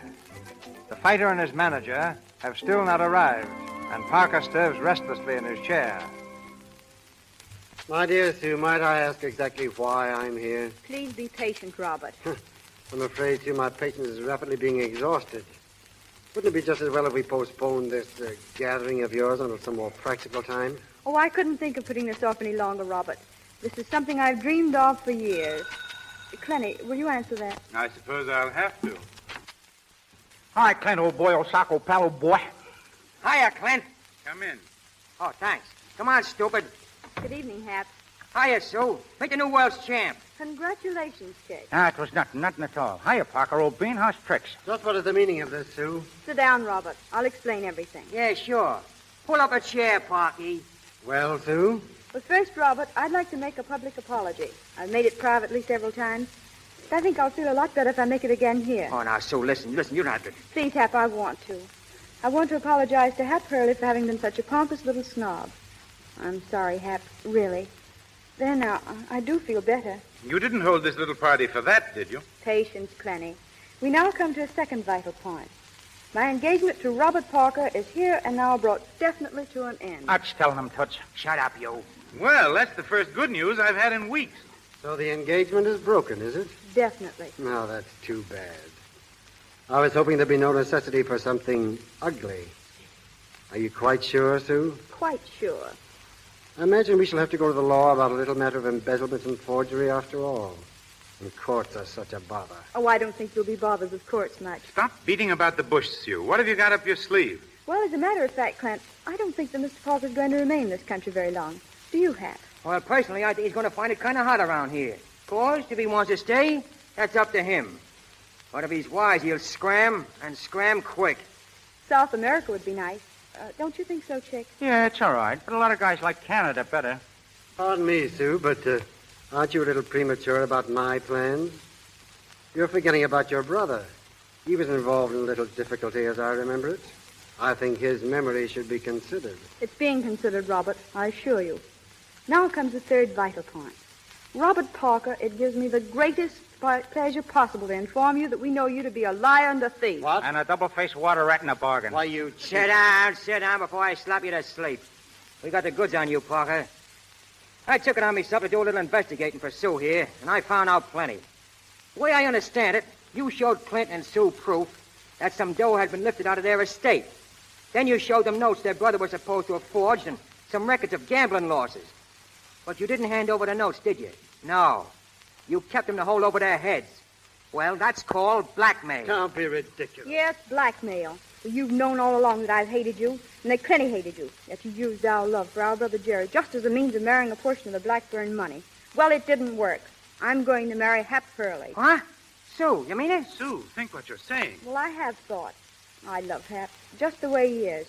And I wouldn't change him for anything. Oh, gee, Sue, That's too bad. Think of the shock when members of the social register read that Jerry Blackburn... Don't worry. There won't be nothing to read. We've been looking into your past, Parker, and we got you all lined up for a nice room and a bath in a state prison. Really? Yeah, really. You was in the Navy for a while, wasn't you? I in the Navy? Yeah. You were a quartermaster on the Texas, and that's where you met Sue's brother. What rot, Sue. I've never been on a battleship in my life. Oh, yes, you was.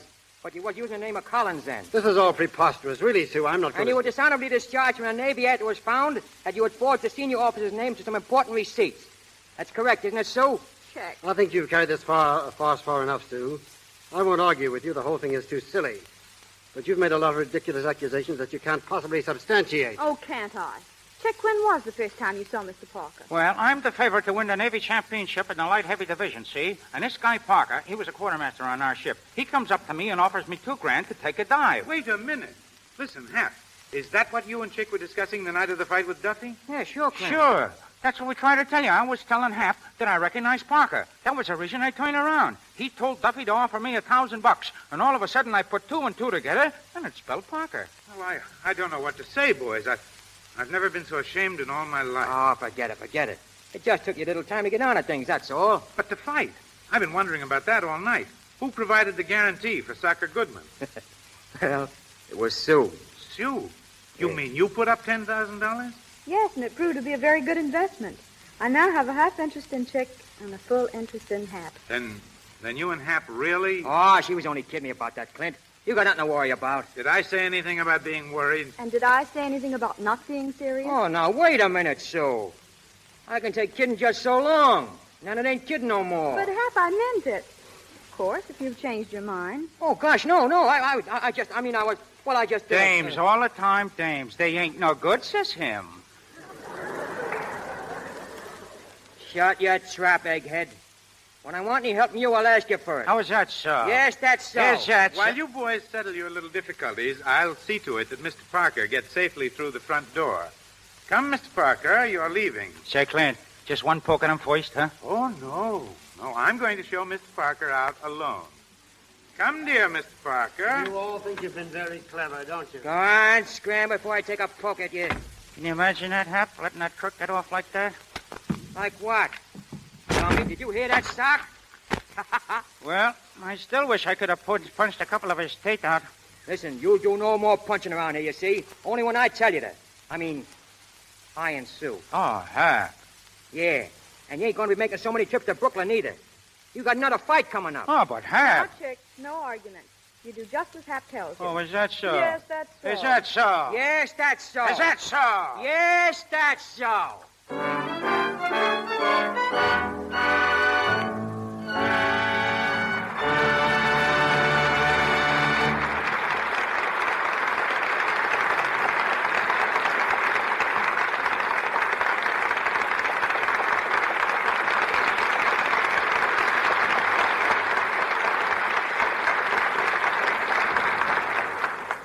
Tonight's star, James Cagney, returns to the microphone shortly.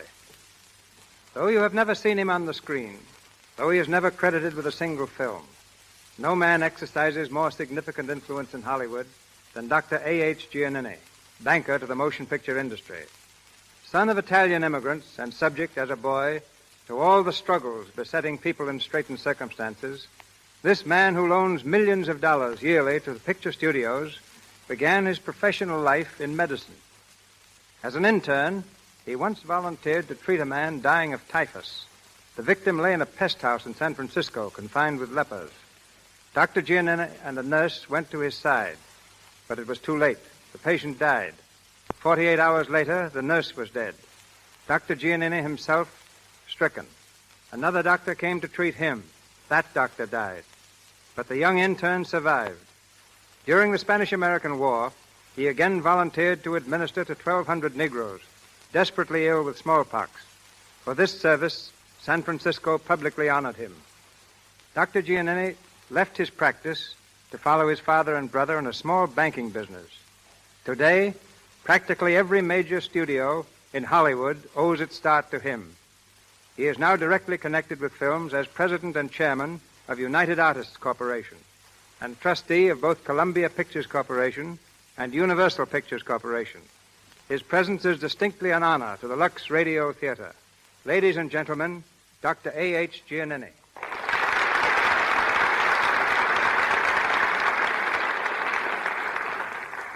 Thank you, Mr. DeMille. It's a pleasure to appear in the Lux Radio Theater. The importance of the motion picture industry in the world today is second to none. Lately, there has been a tremendous interest in films abroad, particularly in England. Its significance cannot be underestimated. Foreign nations realize that if a country acquires a permanent monopoly in this field, that nation will eventually dominate the world. In a sense, Europe today is governed by the slogan, "I care not who makes the laws of the nation, if I can make its motion pictures." Trade used to follow the flag. You mean now it follows the films? Exactly. Girls in foreign capitals constantly keep their eyes on Hollywood for new ways of dressing their hair and new styles and clothes. More and more American phrases are found in English publications. Our traditions, culture, language, and social values are gradually Americanizing the globe. The end result is that the profit element in pictures abroad has become a secondary consideration. Their prime consideration right now is to maintain their own tradition and history. 25 years ago, Doctor, banks not only refused to loan a penny to motion pictures, but I know of one bank that said they preferred not to have the account of any motion picture company. You ended all that. But what prompted your participation in pictures? First, I realized that the motion picture was the only commodity in the world for which people were willing to pay sight unseen. Any merchandise that can influence people to that extent must, I concluded, be worthwhile. Second, motion pictures have an almost limitless field. They are made to be enjoyed by everyone. Third, they appeal to children.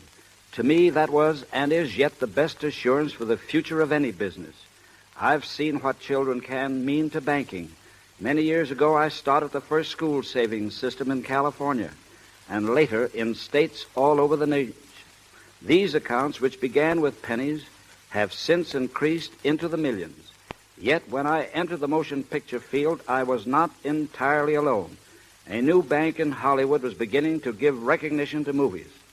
Mr. DeMille was its first vice president. Not because I had money, but because I knew pictures. But to you, Doctor, goes the distinction of being the first man who definitely made art a respected security for a loan.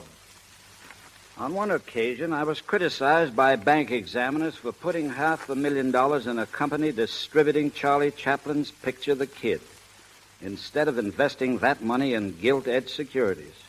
Several weeks later, my loan was repaid, but the gilt-edged securities tumbled from $100 a share to $80. In 1929, when the country was plagued by depression, Hollywood again limped to Dr. Giannini. Largely through his help, not a single studio closed its doors throughout those trying times. Production, in fact, actually increased. But tell us, Doctor, how do you determine if a picture studio is a good risk? By applying practically the same principle I used years ago in New York City. At that time, Mrs. Giannini and I often had young guests at our home, schoolgirls and boys. They loved to visit us because I always showed them motion pictures. I had a purpose in doing so. I wanted to see what photoplays they applauded the most. It was the studios whose films these youngsters liked best that got the help they needed. Today, the only difference is that I make my decisions by the applause of the nation. And in so doing, Dr. Giannini has been the financial rock to which motion pictures have cast their anchors in every storm. A rock with anything but a heart of stone. It's been a long time since I've been in medicine. But I haven't forgotten that a doctor must know not only the body, but the man as well. In a similar manner, have I made character, as well as a man's business, the real basis for my confidence in him. Thank you, sir, and good night. Good night, Doctor.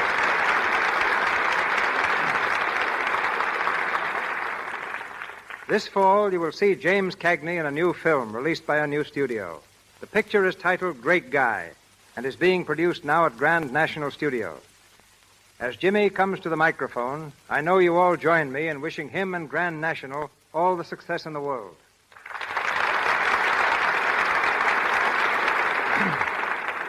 Thank you, Mr. DeMille. Great Guy is the tentative title of a story of a civil service employee who reforms the city government by exposing political corruption. What I like about it chiefly is that the lead is a grand, honest character. To me, the all-important need in pictures today is for better stories. Stories whose characters are real, honest people. And the same applies to the air. And it's your careful choice of stories for the Lux Radio Theater that keeps me one of your most constant listeners. Congratulations to you, and good night. Good night, Jimmy. Thank you, Mr. Cagney. The Lux Radio Theater has arranged a particularly fine program for next week. Mr. DeMille tells you about it in a moment. Assisting Mr. Cagney, Mr. Armstrong, and Miss Mallory in our cast tonight were Kenneth Thompson, Lionel Pape, Frank Rowan, Lou Merrill, Frank Nelson, James Eagles, and Ross Forrester. Mr. Cagney appeared tonight through courtesy of Grand National Studios, Mr. DeMille, Paramount, and Mr. Silvers, our musical director, 20th Century Fox. Robert Armstrong will be seen shortly in the new MGM picture, All-American Chump. And here's Mr. DeMille. The talents of one of England's finest dramatists and two of Hollywood's most distinguished performers are combined next week in the Lux Radio Theater when we bring you Sir James Barrie's Quality Street, starring Ruth Chatterton and Brian Aherne. This charming story has been told many times on stages the world over and in motion pictures. The story of a prim little school teacher who waited 10 years for her soldier sweetheart to come back to her.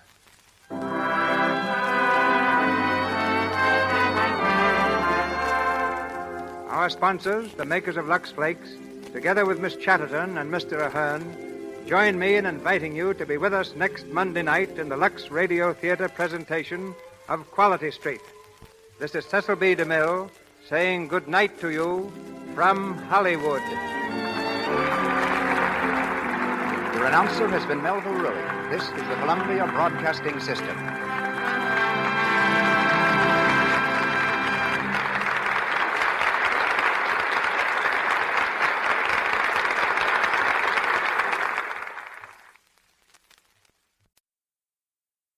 Hollywood, California, Monday, July 20th. Due to studio commitments, Wallace Beery and Stuart Irwin, previously announced for this date, will appear in a future program in Viva Villa. And here's great news. Tonight, the Lux Radio Theater brings you Claudette Colbert and Walter Houston in The Barker with Norman Foster.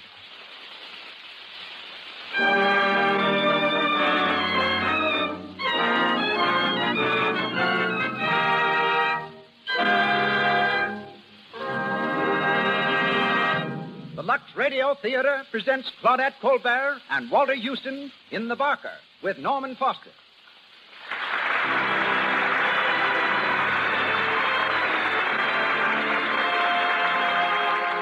Lux presents Hollywood. Tonight, you will hear Claudette Colbert, Walter Houston, Norman Foster, Cecil B. DeMille, King Vidor, Louis Silvers, Emily Barry, and many others. Brought to you by the makers of Lux Flakes, direct from our theater on Hollywood Boulevard. Our head usher just reports that once again it's standing room only. And there's a ripple of excitement in the audience, for the crowds have just spotted such famous personalities in their midst as Ralph Morgan, Florine McKinney, and Miss Ruth Waterbury of Photoplay magazine, and two of America's most famous radio conductors, Victor Young and Raymond Page. A hearty welcome to you all.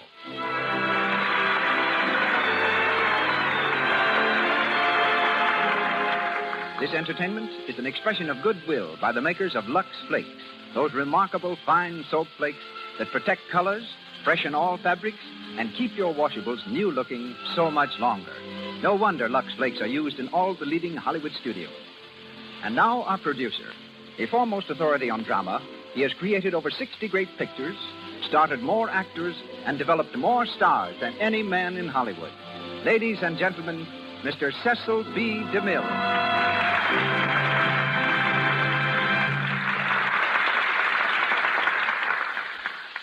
Greetings from Hollywood, ladies and gentlemen. Tonight, the Lux Radio Theater is the scene of a reunion as Claudette Colbert, Walter Houston, and Norman Foster repeat on the air the play that started them toward Hollywood and world fame. The play is The Barker, and for 10 months, they kept Broadway audiences enthralled with its drama of life under the tattered canvas of a tent show. Throughout that time, Claudette played the role of a snake charmer. And yet, when I was directing Cleopatra, she was terrified that she'd have to touch a real snake. From the time we started, I'd been secretly thinking of various ways of getting her to handle the snake, and she'd been secretly worrying about what I was going to do about it.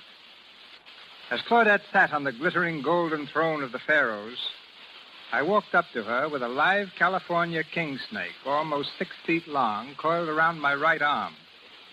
Behind my back, in my left hand, I held the harmless small snake that was to enact the role of the deadly Egyptian viper.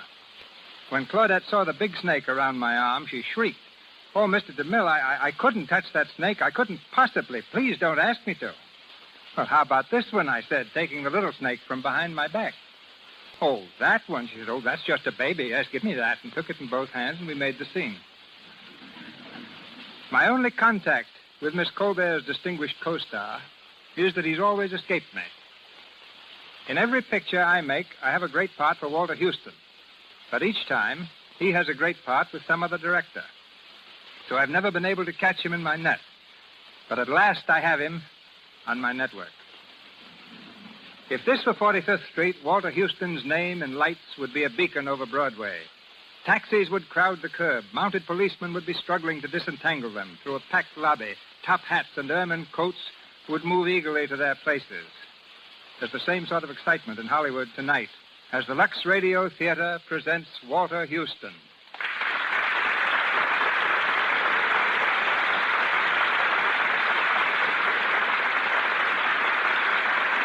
Claudette Colbert.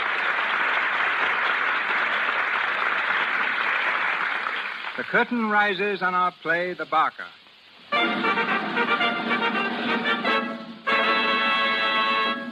Claudette Colbert plays the role of Lou, the snake charmer. Walter Houston will be heard as Nifty Miller, the barker, and the part of Chris, Nifty's son, is played by Norman Foster.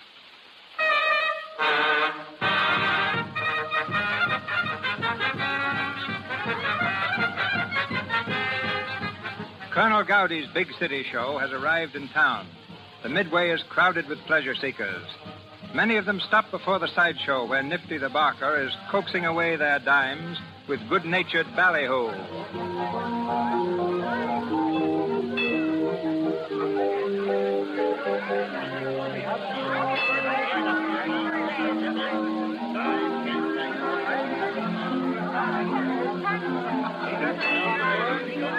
Ladies and gentlemen, you have just seen our free outside exhibition. I'm going to ask you to step in just a little closer so that I can tell you what we've got to entertain you on the inside. You are now standing in front of the big feature attraction of Colonel Gowdy's Big City Show. The biggest show for the money that has ever played your beautiful little city. It's a show full of spicy dancing, a show full of peppy dancing. On the inside, you'll see Princess Kalima, the pride of sunny Honolulu. She'll do her famous dance that has made her notorious throughout the civilized world. And folks, when she dances, she makes old men young and young men old. Take her alone. She's worth the price of admission. Then you'll be entertained by that Royal Hawaiian Trio, playing and singing haunting melodies from those far-off islands in the Pacific. And folks, if you say when you come out that it ain't the biggest show you ever saw, your money will be refunded as cheerfully as we take it from you. Now, as a special advertising price tonight, the admission is a dime. 10 cents, tenth of a dollar, already. The box office is open, the performers retire, and the show starts right away. It takes you all the way through, folks. It's something you can't afford to miss. Hey, hey, hey, hey. How's the ladies there? How's the ladies? Well, I'm glad that's over, Hap. My throat's as raw as a piece of beefsteak. Nifty, looks like we're going to get a little dough on this bird yet. We done 53 flat. That's 18 berries more than last night. Well, it's time we hit a red one. Any more rain, the colonel will have to turn this outfit of his into a boat show. I'll be darned if I ever seen such a bum break in the weather since I've been trooping. I'm going over to the office wagon to deposit the money. All right, hurry back, Hap. Okay. Hey, Nifty, come here a minute. All right, Carrie, you can come out. There ain't no one around. Well, what do you want? I just want to talk to you. Gets lonesome back there in the dressing tent. Well, put on your best clothes tonight. After the show down here, we're going to go downtown to a dance. All right, Nifty. How much do you love me? Wait, are you going to start that again? Well, a girl likes to be told. You know, Nifty, there ain't nobody in the world for me but you. You got me spoiled for any other guy. Honest. Now, listen, I told you why I can't marry you just yet. You don't seem to remember that I got a kid to put through law college, and it's going to cost plenty of money. I'm going to see that kid gets all the things I miss. Gee, he's a wonder, too. He's got brains, and living on a farm has made him a husky little devil. Say, you know, why, you ain't even listening. What's the matter, Carrie? I get sick always hearing about him. Now, that ain't no way to talk. I ain't going to stay with this carnival racket always, and, well, when I come to settle down, there's time enough to talk about getting married. Give me a kiss, Nifty. What, out here on the Midway? Well, there ain't no one round. You little son of a gun. Oh, Nifty. I don't know what makes me so crazy about you. Yeah, you're all right, kid. I'll hand it to you. Now, beat it. Here comes the colonel. Well, Nifty, how much did we do this fine evening? 53 smackers even, Colonel. Not bad, not bad. You beat the athletic show $8, and you're just a few dollars behind the Palace of Illusion. Oh, hello, Hap. Hello, Colonel. How's Carrie, Nifty? Fine as silk. She and me are dropping in at a dance at the town hall after a while. That's right. I like to see my troopers mixing up with the town folk. Creates good feeling. You and Lou taking it in? Well, no. Lou and I had a little tiff this evening, and for the present, she doesn't care for my company. For the way you two strapped, you'd think he was married. Yeah? Hello, Lou. We were just talking about you. Yeah, we'll save it till my back's turned. Then, Nifty, tell Carrie to stop by my room when she comes down to the hotel, will you? I want to see her. Lou, won't you reconsider your hastiness in refusing... Not a chance. And don't you come hunting around me after what you've done. Well, Nifty, as I always say, gals are like streetcars. You miss one, and there'll be another along in a minute. Yeah, they don't come along like me. Oh, you're nothing to stop the traffic. Nifty, I think I'll drop in and listen to the music a while. You know, music hath charms to soothe the savage beast. And I'll go with you, Colonel. Then, when you decide to come off your high horse, drop around to the office wagon to see me, Lou. Oh, get out of here, you old piker. Hey, take it easy, Lou. That's the ball. Oh, dry up.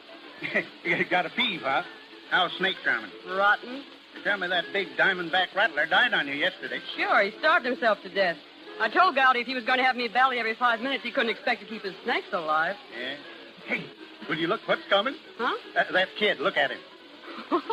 Say, a genuine hayseed, huh? I bet he never saw a tent show in his life. Hey, can you tell me if Mr. Chris Miller is the manager of this show? What do you want him about? Well, I'd rather tell it to him if it's all the same to you. You would, would you? Well, wait here and I'll see what I can do for you. Suppose you can keep him entertained while I'm gone, Lou? Yeah, I'll try. Well, big boy, live here in town? Me? Oh, no, I come from near Niles, Michigan. Niles? Hey, what you doing so far from the big city? Oh, just sort of looking over the country. Have a good look. It won't cost you nothing. Oh, reckon you're one of them actresses, ain't you? How'd you guess it, handsome? Oh, I can tell by the way you're all painted up. Well, what's the matter? Don't you like it? Sure, it makes you look awful fresh and pretty. Boy, you work fast. What's your name? Chris Miller, same's my dad. What? What? You don't mean Nifty Miller's your old man? Well, yeah, what's so funny about that? Well, who'd have ever thought Nifty had a kid as big as you? Where you been keeping yourself? I've been going to school, but I come to see if Paul won't let me travel with your show. Welcome to our city. Boy, wait till Carrie hears about you being here. Who's she? Carrie? She's the hula-hula dancer. Yeah, Princess Kalima. Friend of your daddy's. Oh, very special friend, you might say. Oh. Hey, Nifty! Old Home Week! Look who's here! Well, I'll be... Hello, Pa. Why didn't you tell us you was a proud father, Nifty? Yeah, he's some looker, too. You better watch him close. Go on, beat it, Lou. Okay. See you later, Chris. So you're Nifty's young'un. I'm Hap Spissel. Pleased to meet you. Hap, go inside and don't say nothing to the colonel. Don't say nothing about the boy, see? Hey, your daddy talks like he's ashamed of you, but he ain't. You just ought to hear him blowing you up to the skies around here. Go on, go on. Sure. Well, Pa. Well, what did you do? Run off from Ella and your grandpa? Well, they knew I was leaving. School's let out for the summer. Oh, Pa, I got so restless on the farm. Yeah, and you thought you'd come to me, huh? Well, you're my dad, ain't you? Gee, I thought you'd kind of be glad to see me. Well, you kept writing you wished you could see me. Well, I am glad to see you, Chris, but, well, I didn't expect... Well, I'll come and see you next winter, same as I did last year. Well, that's a mighty long time to wait, seems to me. You know, since Mom died, you're the only close blood kin I gotten. Well, we ought to sort of get acquainted. Well, you sure have grown up since I last seen you. Let's see, you're 19 now, ain't you? Going on 20, big for my age at that. Well, it don't hardly seem possible. Oh, Pa, I want to do the things you do, travel around and all. And I was sort of hoping you'd see your way clear to take me... Well, now, listen, you get that out of your head right now. What do you suppose I've been spending money to keep you in school for? End up by messing around with carnivals? No, sirree. We're going to amount to something. You're going to amount to something, Chris. You got to. Hey, listen, you ain't forgetting you're going to be a lawyer, are you? Well, no, I'm going to be a lawyer, only don't you think I got to know something about Now, life? listen, you can learn all you need to know about life out of school books. Now, where do you suppose I'd be if I'd minded my old gentleman and got me an education? Well, I'd probably be a bank president or a lawyer myself. I tell you, Chris, as I've wrote you in letters many a time, a guy in this day and age without the proper schooling ain't got a Chinaman's chance. Education will get you money and a good name and swell friends to pal around with. I ain't had none of them because I was pig-headed. Well, all right, now I know what I'm talking about. Oh, I only want to travel with you while it's vacation. I'll go back to school in the fall. I'll be a lawyer like you want me to. You won't be sorry. Honest, you won't. Well, I'll tell you what, Chris. If the colonel says so... You will? Now, wait a minute, wait till I finish. I'll take you on. If you don't behave yourself and mind me, then you'll be shipped back to the farm right off. Gee, Paul, hey, what's my job going to be? Well, anything you're told. I learn fast, you'll see. Yeah, and there's lots of things you ain't going to learn, if I can help it. Nifty, did you catch my number? Carrie, come here. What do you want? Chris has turned up. Chris? Yeah, you know, the kid. Is this your kid? That's what I said. What's he doing around here? Well, this is a vacation. He's going to stay with the outfit for the summer. Chris, come over here and shake hands with Carrie. Pleased to meet you. Well, I can't say the same for you. Now, look here, Carrie. You two got to be good friends. You hear me? I said good friends, and that goes. Come on, Carrie, sweeten up. You look like you'd swallowed a pint of vinegar.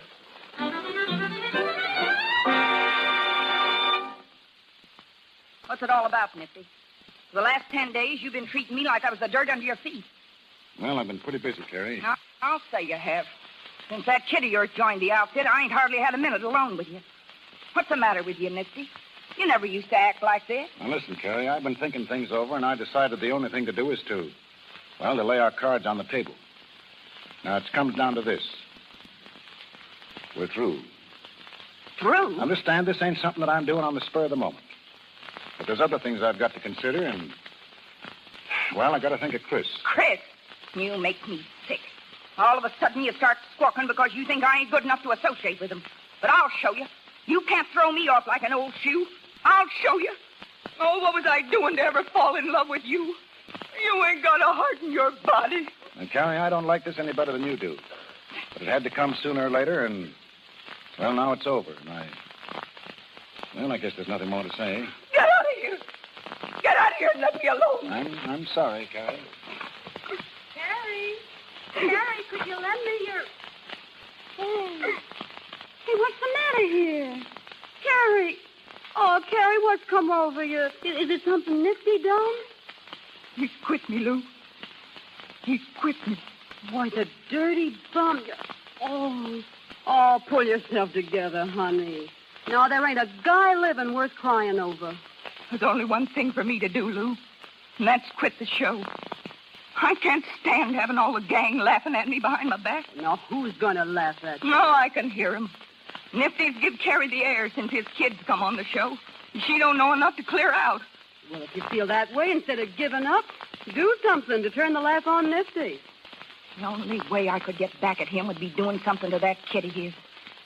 If anything happened to that young puzzface, he'd get a taste then of his own medicine. To make him see how it feels when you lose someone you love. Well, you might let me vamp the kid. I can make him forget his happy home. Lou, would you do that? Would you? Do what? Help me get the kid away from Nifty. What? Hey, I was only kidding. I know, but you can do it. Make him fall for you. Gee, he's green as grass. Well, he'd never be able to pass up a good looker like you. Them eyes of yours would draw ducks off a pond. Say, I'll tell you what I'll do, Lou. If you'll get this kid to fall in love with you, hook, line, and sinker, I'll make you a present of $100 cash. Oh, you're kidding me. I'll show you if I'm kidding. I'll give you the 25 right now, and the rest later. How would I ever get him alone? Nifty watches him like a hawk. I'll fix that end of it. Well, what do you say, Lou? A little business deal just between ourselves? Hey, Carrie. It's him. Oh, gosh. Do you think he hurt us? Well, if he's standing outside the tent, he couldn't help it. Carrie, can I come in a minute? Oh, wait a minute. Well, Lou. All right, I'll do it. Here's the 25.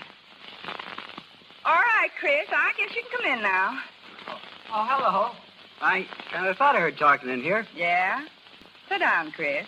You know Lou, don't you? Hello. Oh, sure. We ain't ever talked much, though, since the first night I joined the carnival. It's your own fault. Where you keep yourself all the time? Well, when I'm not working around the show, I'm usually somewheres with Pa. Oh, I guess you ain't got the time for girls, have you? Oh, they don't have much time for me. Say, a good-looking young fella like you could make any girl fall in love you wanted. Why, Lou here was telling me only today how she'd like to get better acquainted. You ask me, I think she's kind of gone on you, Chris. Gary, hush up. Well, suits me. Well, you two kids will have to excuse me. I got to go over to the office wagon to see the colonel about something. Anyhow, two's a company and three's a crowd. I can see that all right. I guess you won't miss me. So long. So long. Come on over here and sit, Chris. Oh, come on now. Come on, take the load off your feet. Oh, all right, thanks. Well, now, way over there. Here, by me. Oh, like this? Yeah, that's better. I heard you and Nifty had your pictures took this afternoon. You gonna give me one when it's finished? If you like. Oh, I don't look for 'em to be much good, though. Now, how could they help being good? Sure, I bet you take a swell picture. Nice features like yours. Oh, I don't know. How was your pose, huh? Well, we were standing up. Pa had his arm sort of around my shoulder like. Something like this? Oh, sure. Oh, now you're moving away. No, I ain't. Don't you like me to put my arm around you? Well, sure. Yeah, sure I do. You know, you're an awful nice kid. You're kind of nice yourself. You think so? You bet I do. You think you could get to really liking me? Well, I don't see why not. Well, how are you on keeping things to yourself? Huh? Well, I mean, you don't go telling Nifty everything that goes on, do you? Of course not. Would you run and tell him if I was to kiss you? Oh, what do you think I am? I bet you must have had a lot of sweethearts when you was home, Chris. Well, I never had much use for country girls. They don't know anything. Good. Didn't you have a special one you'd take out buggy riding sometime? Well, Sure, I thought so. And did you used to kiss and hug her? Show me how you used to kiss her. Oh, come on. Come on now. You can shut your eyes and pretend I'm her. What's the matter? Wouldn't you like to kiss me? well, sure, but... But you're scared? Aren't you? All right. I'll kiss you. Oh, Lou. Listen, kid. You and me, we've got to get together more, huh? Yeah, well, suits me. Will you meet me somewhere tonight? Sure. Sure I will. You're a sweet kid. You're awful sweet.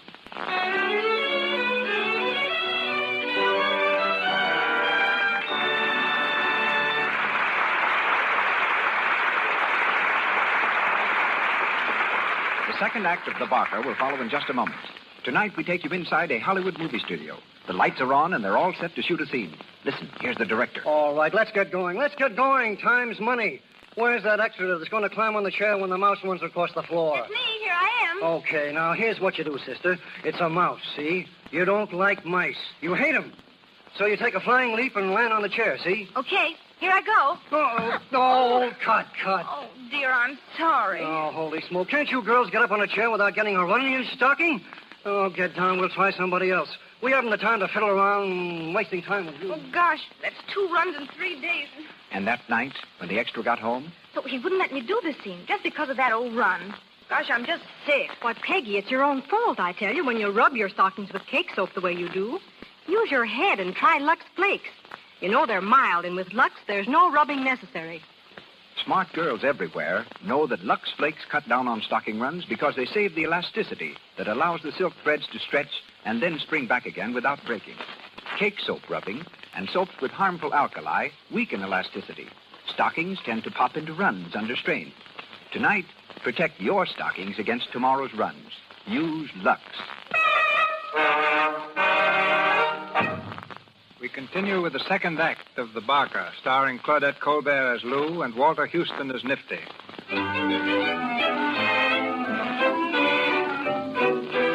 A week has passed since Lou agreed to Carrie's scheme.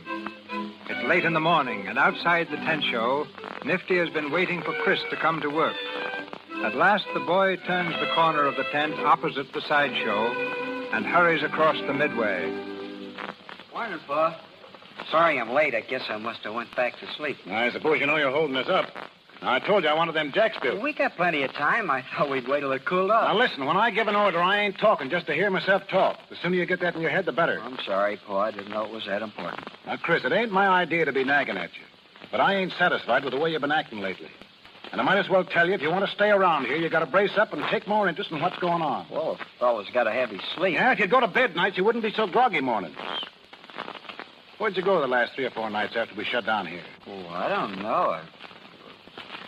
Where were you last night? Well, nowhere in particular. Took a walk. You took a walk? Yeah, it must have been a long one. Well, it was a nice night, and Was you by yourself? Sure, why not? Where'd you go after your walk? Well, I stopped at town at lunch car, and I had a bowl of chili. Hey, what you so nosy about? Now, listen, Chris, I don't mean to be nosy. Don't get me wrong. Only I think I got a right to keep track of you a little. You see, kid, I've made a good many mistakes in my life that I ain't any too proud of. Well, I figured it wouldn't be right to let you go and not put you wise. Oh, I'm all right. Yeah, I think you are, too. That's why I'm counting on you.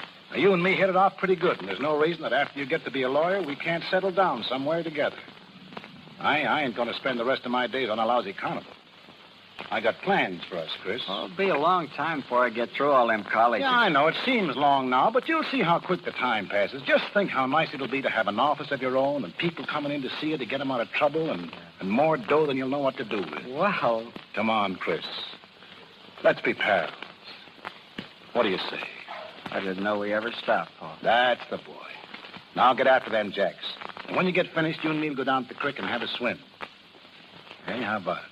All right, Paul. Oh, I'll see how I feel.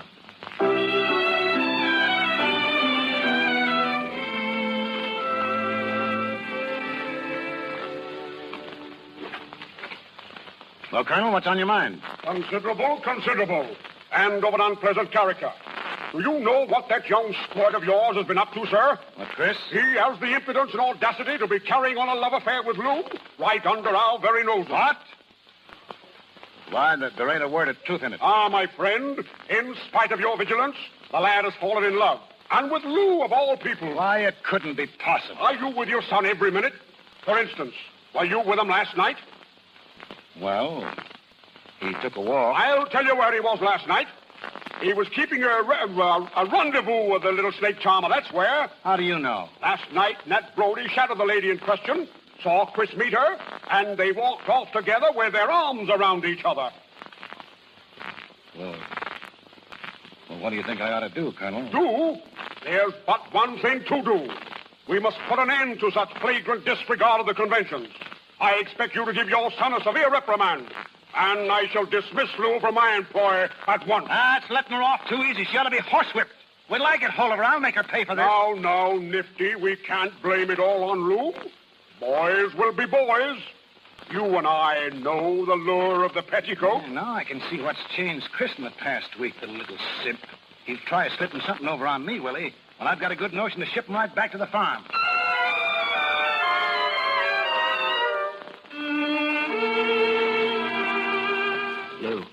Lou, where'd you come from? I was waiting outside the tent with Carrie. I thought you'd never be in here alone. If I'd known you was there, there'd been no hole in me. Come here. Gee, Lou, it's a long time since we've been together. Oh, it was only last night, foolish. It seems like a year. Will you meet me again tonight? The same place? You bet. Paul gave me fits for being out so late last night, but I stalled him. I said I was taking a walk. He didn't swallow that. Sure. He's got no reason to doubt me. No one's seen us together except Carrie. Oh, Lou, I hate it. The way we got to hide around behind folks' backs. Why, you'd think we were crooks or something. Oh, no. You know what Nifty'd do if he knew. He's got no claim to be like that. It's not fair. I'd like to tell him and everyone else how crazy in love with you I am. I'm so happy when I think about you. It's about all I can do to keep it to myself. I know. I know. It's just the way I feel. We'll have to tell him, Lou. We can't go on like this any longer. And if Pa don't see it our way, we'll clear out. Go away by ourselves. I even been asking about trains. There's one out at 4 o'clock. Lou, you love me, don't you? Well, don't you, Lou? Oh, you know I do. Oh, then I don't care about anything else. You're wonderful. You're the only one in the world I give a hang about. Hey, Lou. Lou, what you crying for? Oh, Chris. Hey, what's going on here? Looks like the big scene from Camille. Well, I don't know, Carrie. Lou started crying all of a sudden. Well, you two better break that clinch. Somebody's liable to walk in any minute. What's the matter, sweetheart? Oh, it's just nothing. I'll get over it. Chris, go get her a bottle of pop. If you ask me, she's crazy with the heat. No, I don't want nothing. Sure she does. Go on, Chris. Get her a cold bottle. Well, I won't be a minute. Well, what's all the shooting for? Oh, I've been making a fool out of myself, that's all. You don't need to tell me that. Carrie, Chris is in love with me. Didn't I tell you it'd work? Whenever I want any more vamping done, you get the job. Oh, cut that out. Well, what's the matter? What's come over you? Nothing. Except that I'm crazy about him, too. He's got me going around like a top. Say, you know what you're saying? Yeah, all I know is I couldn't go on living without him. You mean you'd marry him? Marry him? Carrie, look. Why, it's a ring. Yeah. A wedding ring. Well, Chris wouldn't take no for an answer. I tried to put him off, but I ain't got a mind of my own where the kid's concerned. I'm so hipped on him. Carrie, if he'd tell me to jump in front of an express train, I'd go do it. Honest, I didn't think there was a guy living could get me this way. Can you imagine? Me, a missus. Oh, I swear, Carrie, when that tape he was talking, I thought it was a dream. And after all I said to you. Well, for the first time since I can remember, I'm happy. Really happy. I feel like laughing and crying all at once. Chris is the same way, too. We're just like a couple of kids. Well, you got an awful wallop coming when you wake up. All I can say, you better make yourself hard to find if Nifty shows up here. As long as I got Chris, I ain't scared of him or anyone else. Well, I'll wash my hands of you. Don't forget that. Well, what are you crabbing about? Say, you ought to be glad it gets Chris out of your way, don't it? We're thinking of leaving the show. Yeah? Where do you think of going? I'd like to try Chicago. I know it's there. You can starve and shy as well as anywhere else, I suppose. Don't worry, Carrie. We'll make out. I can do cabaret work, and Chris ain't afraid of soiling his hands. Lou. What's the matter? Lou, honey, we're in for it. What? I just met Hap. Doc Rice was down around the courthouse this morning. He got wind about us being married. He blabbed it all over the lot. Oh, Nifty. Does Nifty know? He's looking for us. Hap's trying to hit him away from here till he calms down. Now we've got to go. Carrie, will you help us? What can I do? We've got to have money to get away. We ain't got a red cent to our names. When you got married, did you charge it? Oh.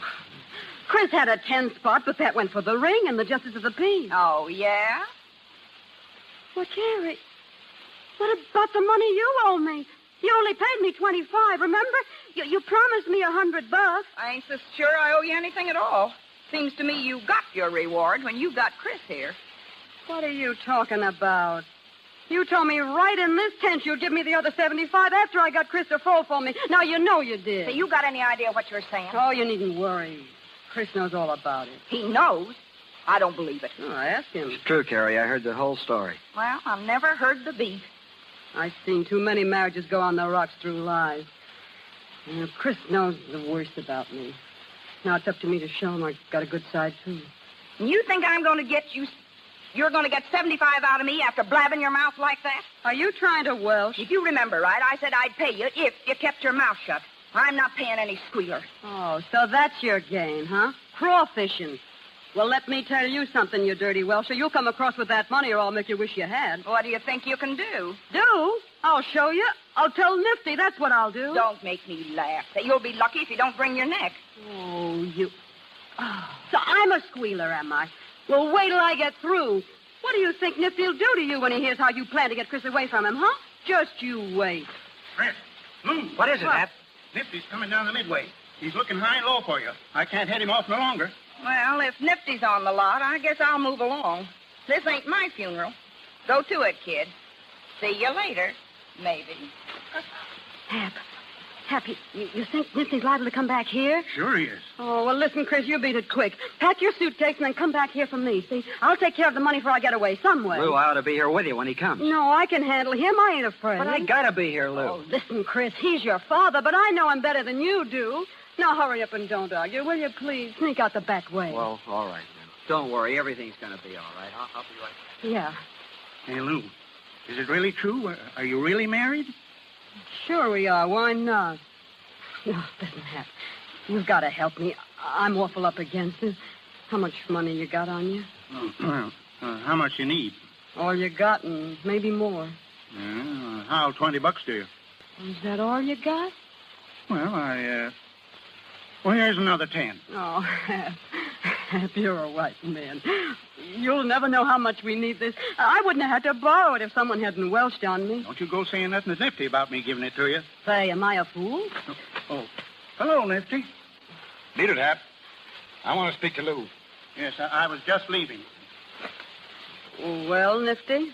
It's all I can do to keep from shoving my fist right down your throat. Oh, listen, Nifty, come down to earth and talk sense, will you?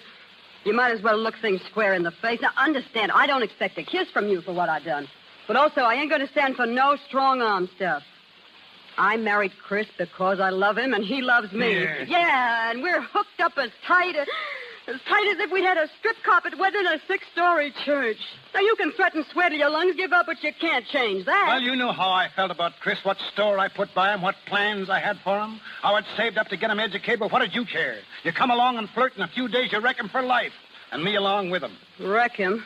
I don't know about that. After a while with you, I wouldn't give a thin dime for him. Oh, is that so? He's just a kid. He don't know how to look out for himself. Then what'd you leave him come on the show for? A carnival ain't just exactly my idea of a kindergarten. If you'd cared about him, you'd have kept him on the farm. Yeah, it's your fault his running away with me. Running away? Where do you think you're going? We ain't particular, but we don't stay here. Chris, don't go. How will you stop him? You can't lock him up in the closet like he was a 2-year-old. Oh, Lou, don't take Chris away from me. Don't you see you'll ruin him? He ain't just an ordinary carnival bum. He's got a future, and with the right education, he can be a big lawyer. I heard him say he didn't think he wanted to be a lawyer, even if he went to all them colleges. You can't just make anyone into a lawyer. He ain't had enough experience to know what he wants, but I know. I can make him amount to something. Lou, what do you take to give him up? Oh. I thought it was about time for you to pull that Well, one. you're always broke. I'll give you enough to put you on easy street. You can find plenty of other guys to marry you. Nifty, didn't I tell you before I love But him? you're loving them's all the more reason for letting them go. You're taking them away can't come to no good. Why, it won't be but a short time till you're tired of them and threw them over for someone else. Then where'll he be? No, you're all wrong, Nifty. I've been around long enough to appreciate the real thing when I find it. Chris and me are going to make a go of How it. can you? He ain't your kind. He's only a green country kid that don't know what it's all about. And when he wakes up, he'll never forgive you for tricking him into marrying you. I didn't trick him. Why, if you think I'm taking your boy away under false pretenses, I'll give you a chance to talk to him by yourself. He's leaving of his own free will. You see if you can make him change his mind. Where is he now? He's up to the room, packing up. You leave us alone? Sure. I ain't afraid. Here he is now. All right, go ahead. Run me down to him and see what good it does you. Well, Lou. Oh, your daddy don't seem to fancy me as his daughter-in-law. Chris, I want to talk to you. Lou, you know what you said. Sure. I'll be outside, honey, when you want me. Where you going? I told him I'd step out while he has his say. He can say it in front of you. It seems he'd rather not. I expect he's afraid of hurting my feelings. Well, you stay here, or I won't either. What is it, Pa? Well, what you got to say to us? Nothing. Nothing at all. Go on, go away with her. Don't ever let me see you again. She's got you, she can keep you. You ain't worth saving.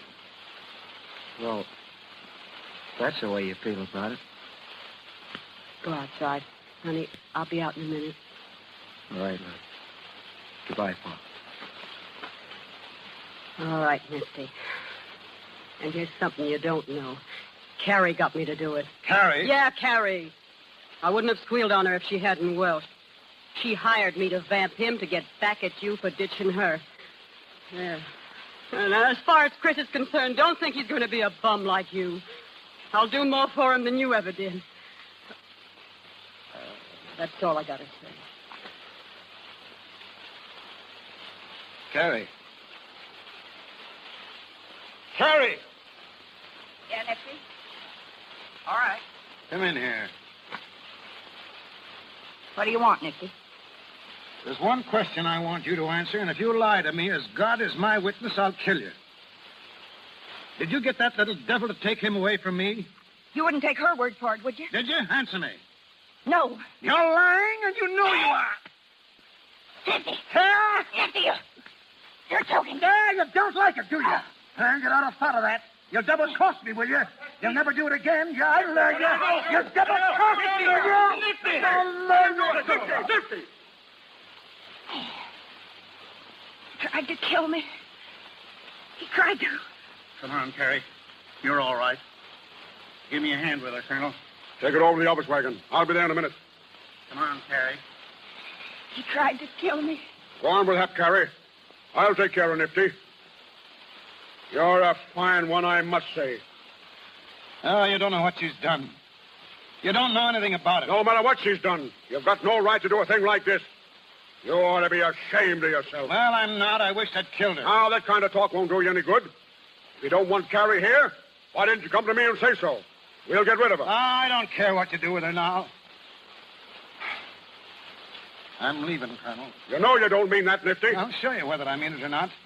This is my notice. Nifty, I need you. Haven't I always played square with you? Oh, yes, you've used me well enough, but I'm going just the same. What'll you do? Where'll you go? What difference does it make where I go? All I know is I'm through forever with Tupin. It took Chris from me and sent him to hell. That's what your lousy carnival's done for me. We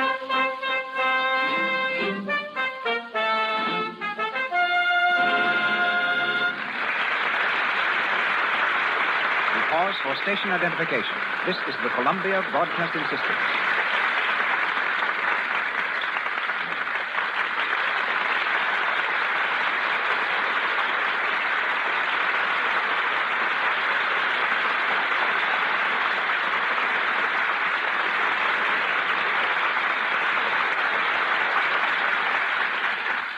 We shall continue shortly with the Lux Radio Theater production of The Barker, starring Claudette Colbert and Walter Houston. There have been no new script girls in Hollywood for about 12 years. That will give you an idea of how difficult the job is, because a job easier to learn would have had thousands of recruits in that time. The best-known script girl in Hollywood is, oddly enough, my own. On the set, I call her Amelia, but I'm obliged to be formal tonight and present her as Miss Emily Barry.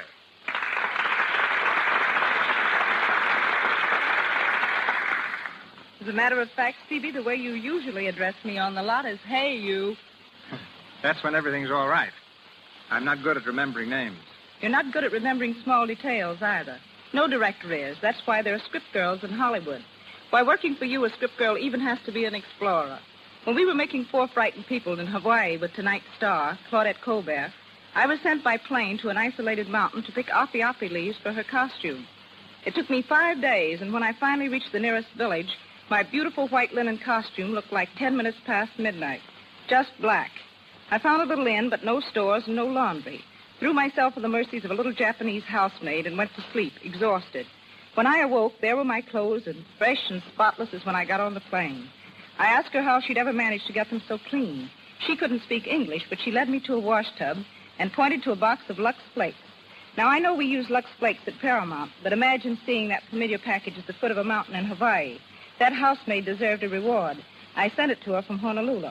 A whole carton of Lux Flakes. As I remember it, your stay in the Hawaiian Islands was more pleasant than your stay on Blackwell's Island.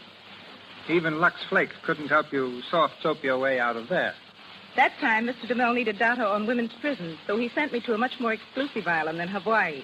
Blackwell's Island, New York's prison in the East River. Mr. DeMille had me jailed as a shoplifter, and no one knew my real identity. I spent 5 weeks in a cell until he remembered where I was and bailed me out. P.S. I got the material. Emily, in my next picture, The Plainsman, Jean Arthur, as Calamity Jane, is captured by Indians. Now, Emily, I wonder how it feels to be scalped. That's one thing I'm not going to find out for you. I've just had a new permanent. Good night, Jimmy. Good night, Jailbird. We come to the last act of The Barker, with Claudette Colbert as Lou and Walter Houston as Nifty. 2 weeks have passed. It's a stormy night, and the faraway rumble of thunder is in harmony with Nifty's sullen state of mind. He's determined to leave the carnival. This is his last night with the show, and we find him sitting on the cot in his tent smoking a cigarette, while Hap perches on a trunk opposite him. Well, Nifty, you sure picked one peach of a night to get out of the show business. Raining cats and dogs. What time you reach home in the morning? Well, I get to South Bend at 4 and lay over till 6. I'll be home at the farm in time for Ella to get my breakfast. And believe me, it'll be breakfast. None of your greasy cookhouse sinkers in mud. I swear, Nifty, I don't know what this here outfit's going to be like without you. I'm getting too old to be working with guys I ain't used to. Well, Doc will get onto the ropes in time. Doc, huh? I don't know what the Colonel's idea is letting him take over the show. Doc Rice. He couldn't bally on a peanut stand. And that new dancer he's got, Cleo, ain't worth a cuss after Carrie. Say, Nifty, you going away without saying goodbye to Carrie? Are you sure you're shooting square to go off like this without a word? All I want her to do is to keep out of my way. Whatever she's done right or wrong, 'twas because she loved you. Wasn't in her mind to drive the kid away? Say, don't you think I can't see through all this gab? Carrie's asked you to beg for her. Carrie don't have to get nobody to talk for her. The only thing, Nifty, if she comes to say goodbye, don't be hard-nosed. Treat her decent. Tell her you forgive her whether you do or not. It won't hurt you, and it'll save her many a heartache. Ah, dry up. Don't make me chicken-hearted with all this Sunday school talk. They can't ruin my life and expect a kiss for it. She's getting just what's coming to her. Nifty, here she is. I know that was how you felt. But I had to come all the same. Oh, so you heard what I said, eh? Well, all the better. Well, what do you want? I want to talk to you. You've got nothing to say. You listen to her, Nifty, or say, help me out. Well, I'm going now. I want to hear you two get some sense in your heads and part friends. This here's a short life and a rotten one. We don't know what's ahead. Well, Nifty, take care of yourself. Well, what you got to say to me? Understand. First of all, I ain't here with any idea of getting you to make it up with me. There's just something I want to explain, and now I'm here, I don't know how to go about it, hardly. Ought to written you a letter, I guess. I wouldn't have read it. I didn't think you would. That's why I come. Nifty, I got a bottle of carbolic acid from the drugstore today.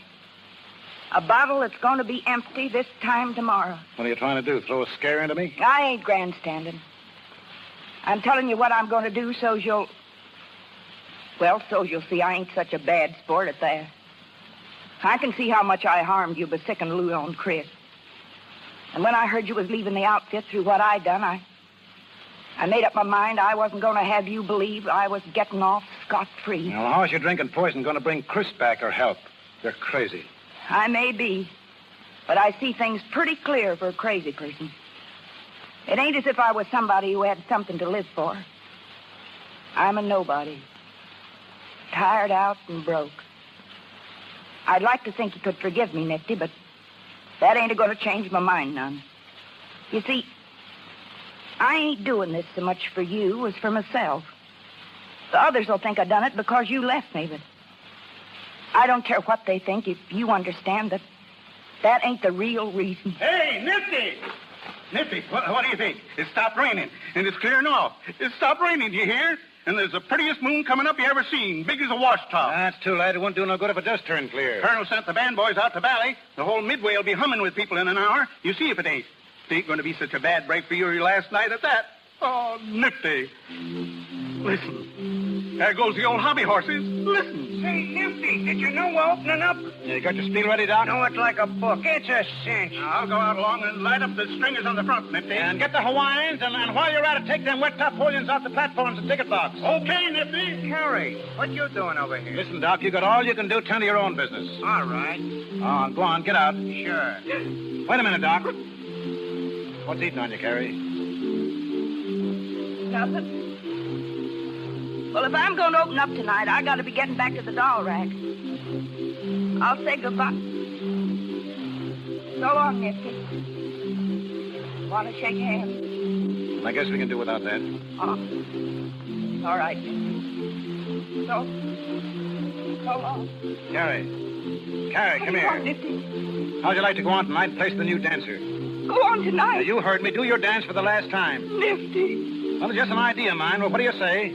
Well, I got to work the doll rack. All right, I can fix that up with the colonel. Well? You think I got time to get ready? You don't stand there all night talking about it. Nifty. They're starting to come in on the lot. Ain't it time we started the Bally? All right, Doc, get out there and give them all you got. Leave it to me. Everything's ready, Nifty. Well, wait. We'll have to wait for a minute. Wait just a minute on Carrie. Who? You heard me. Carrie. Carrie? Yeah, you think I've gone crazy, don't you? Well, I ain't. Tonight I'm going to be with the Hicks and watch you do your stuff, so you better all give me a good show. Go on now, start the ballyhoo, and remember, I'll be watching you. All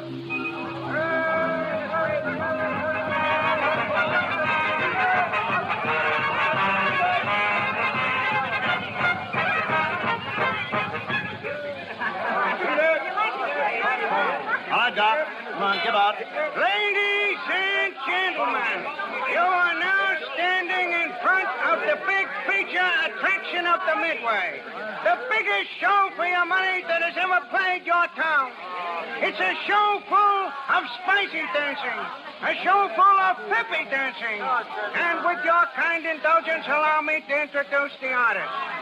First, introducing Princess Kalima, the pride of sunny Honolulu.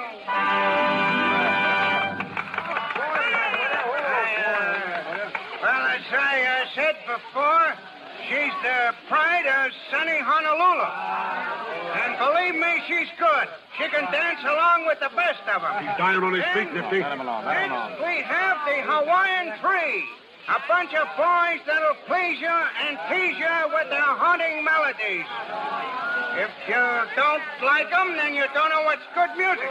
Hey, either start to walk away on him, Nifty. Get up there and show him how to do it. If you're looking for Billy Sunday and his tabernacle, then don't buy tickets. Nifty. Okay, all right, I'll handle it. Just a minute, folks. Don't go away, don't go away. Nifty, Now, you're folks, a real trooper. Just a minute. As Shakespeare said, you ain't seen nothing yet. Now, don't go away. There she is. Princess Kalima, the pride of sunny Honolulu. And when she dances, folks, she makes old men throw away their canes and cripples lose their crutches. She shakes a mean bale of alfalfa. Now, don't misconstrue me when I refer to the young lady's dance, because this show is clean, moral, up-to-date, educational, and instructive. And there's a special advertising price tonight, just to prove to you the great value of this performance. I'm not going to charge the customary price of 25 cents, but a dime, 10 cents. It takes you all the way through. It's something you can't afford to miss, folks. So step right up already. The performers retire, and the show starts right away. Dime, 10 cents. It takes you all the way through, folks.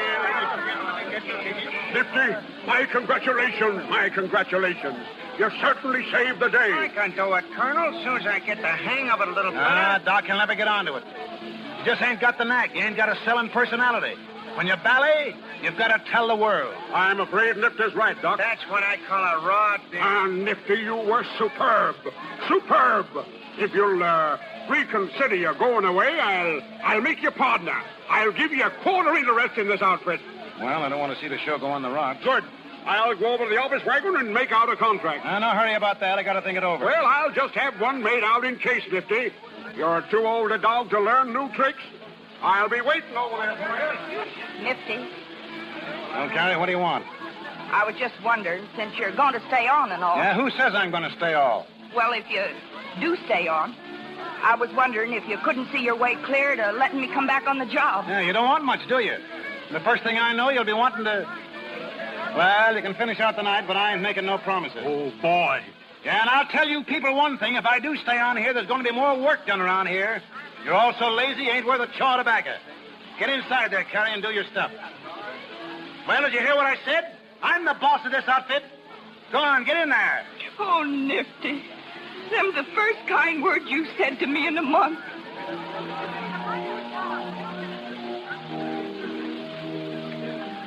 Hap. Yeah? Listen to this. What is it? It's a card from Chris and Lou. It came this morning. What do they say? Well, Lou's got a job hoofing it in a nightclub, and Chris is working in an office. Yeah? Yeah. And Hap, it's a law office.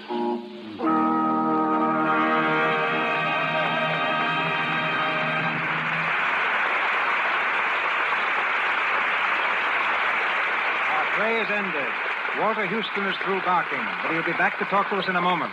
And we'll also hear from Claudette Colbert, whose reputation as a charmer isn't limited to snakes alone. For his distinguished direction of motion pictures, the gentleman we shall hear next has received a collection of awards that girdle the earth. France, Italy, Russia, Belgium, nations east and west have contributed to it. One of the first winners of the Motion Picture Academy Award for Direction. He is the first to be honored by the League of Nations for his work in motion pictures. His spectacular production, The Big Parade, is one of the outstanding pictures of all times. A Texan by birth, his current picture is The Texas Ranger. Ladies and gentlemen, Mr. King Vidor.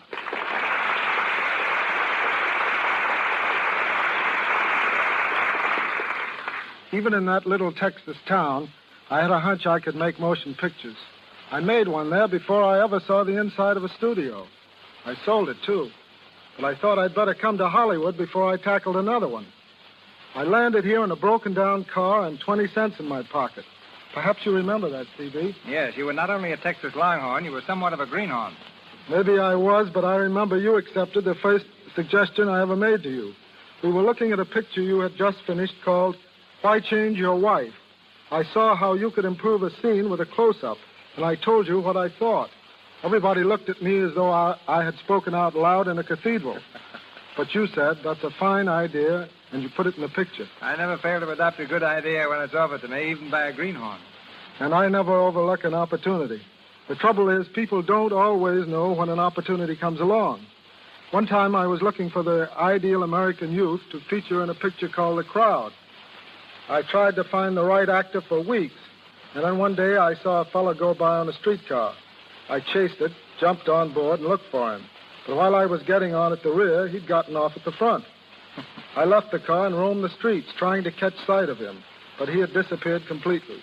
That young man will never know how close he came to a career in the movies. And the moral of that is, if you want to get into the movies, always ride an extra block on the streetcar. The fact is that a lot of people don't want a career in pictures, as you'll find out when you start working with those Indians and the plainsmen. When we were out in the desert shooting a battle scene for the Texas Rangers, an Indian boy who had worked for about 3 weeks finally came up to me and said, "When can I go home, Mr. Vidor?" "What's the matter, son? Aren't we treating you right?" I asked. "Yeah," he said, "but I'm getting awfully tired of playing Indian." It's been a pleasure to appear in your Lux Radio Theater, C.B. There's no other medium that brings Hollywood and the stage to every home in America in such distinctive fashion. Good night. Good night, King.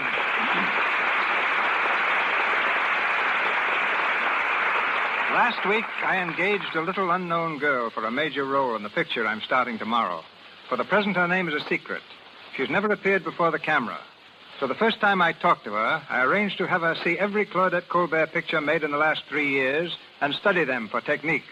I could give this little girl no better advice, and I can pay Claudette no higher compliment. Miss Colbert.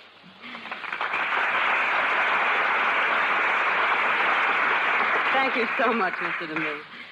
I think you're doing a marvelous thing by bringing back these grand plays so that everybody who may not have seen them on the stage can enjoy them over the Lux Radio Theater. I can't tell you how thrilled I was to play the Barker again. Thank you. Good night. Good night, Claudette.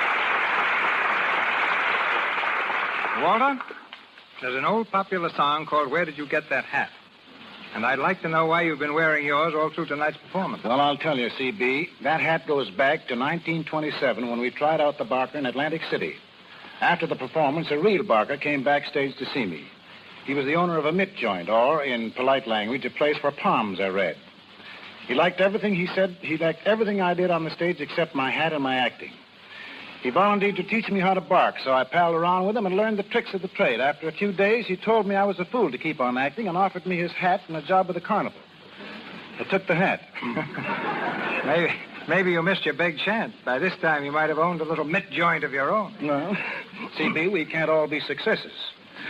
But I take off my hat to your choice of plays, Mr. Silver's music, and the general excellence of the Lux Radio Theater. Tell me, Walter, do you wear that hat in Dodsworth? Dodsworth? Well, no. Sam Dodsworth was hardly the type, but I am going to wear it in the first act of Othello. Thank you. Good night.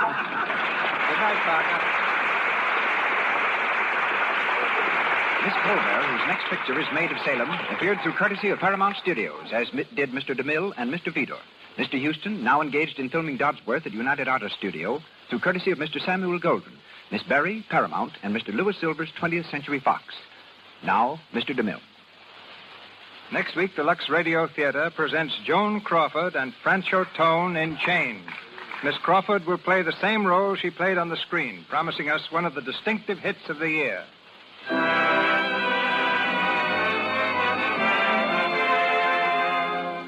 Our sponsors, the makers of Lux Flakes, join me in inviting you to be with us next Monday night when the Lux Radio Theater presents Joan Crawford and Francho Tone in Chains. This is Cecil B. DeMille saying good night to you from Hollywood.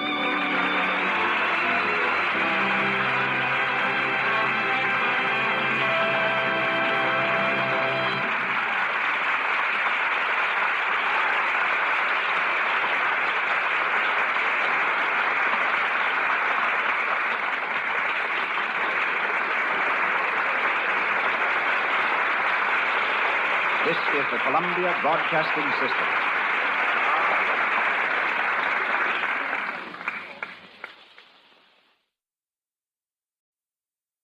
Hollywood, California, Monday, August 31st.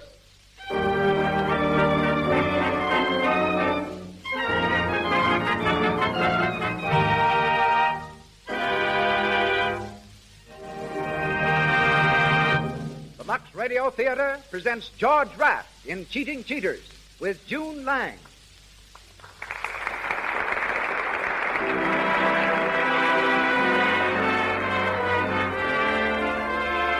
Lux presents Hollywood.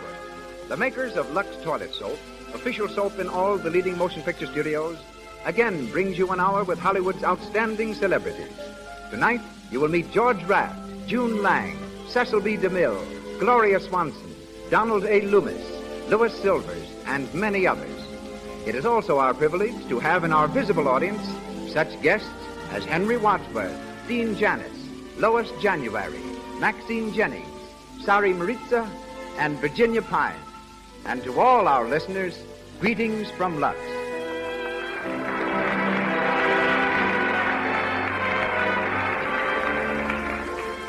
There's an excellent reason why Lux Toilet Soap is used by 9 out of 10 screen stars and by lovely women everywhere. This pure white soap, with its delicate fragrance and active lather, removes cosmetics thoroughly, protects daintiness, and brings you the charm of a clear, smooth skin. It's Hollywood's beauty care, yet it's so inexpensive that everyone can enjoy Lux Toilet Soap every day. And now our producer. At present engaged in making his 63rd picture, he has started more actors and discovered more stars than any man in motion pictures. Ladies and gentlemen, Mr. Cecil B. DeMille.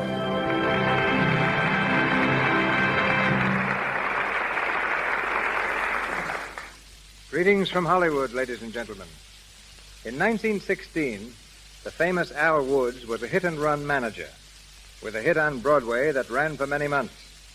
Also enjoying his run in those days was a delivery boy by the name of George Raft. Many times young Raft passed the theater where Mr. Wood's company was performing, but the play Cheating Cheaters meant no more to him than he did to the swirling crowds on the busy streets about him. But tonight, 20 years later, George Raft stars in Cheating Cheaters in the Lux Radio Theater. Born and raised in Hell's Kitchen, the handsome young delivery boy enjoyed his rounds until he entered the ring. Then they brought him nothing but punishment. After his 25th professional bout, he woke up in Bellevue Hospital. George was a leading man even then, but he'd been caught leading with his chin, and his dream of becoming lightweight champion was over. He next tried baseball as a minor league player, but his hits were all ahead of him. Because as a batter, he couldn't get to first base. But after being fired, he struck out once again, this time for a new profession, dancing. And the feat that couldn't cover the bases or hold him upright in the ring brought him immediate fame on the stage.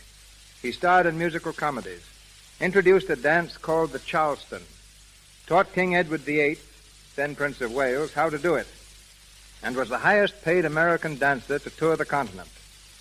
Coming to Hollywood for a vacation, George was seen in the Brown Derby restaurant by a director who thought he'd make an ideal screen gangster. A few weeks later, the delivery boy from Hell's Kitchen was delivering lines in a studio. June Lang, our leading lady, has the distinction of being twice discovered by the movies. A dancer since the age of 5, June was given her first part when only 14.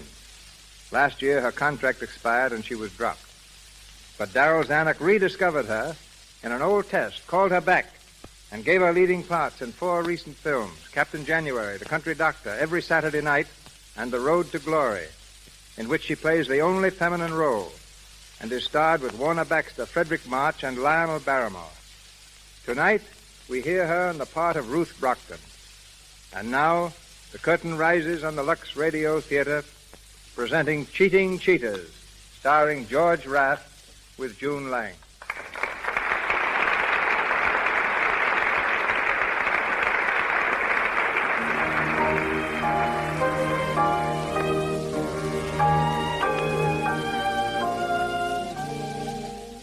We're on the boat deck of the liner Argyle, 4 days out of Liverpool.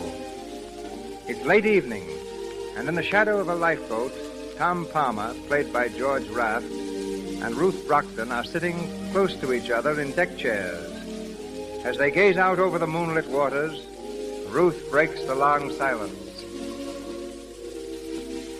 Moonlight on the crest of a wave. It's beautiful, isn't it? Getting poetical. A little. That's a good sign. How do you mean? Well, now maybe you'll pay a little attention when I tell you how I feel about you. I've been paying attention.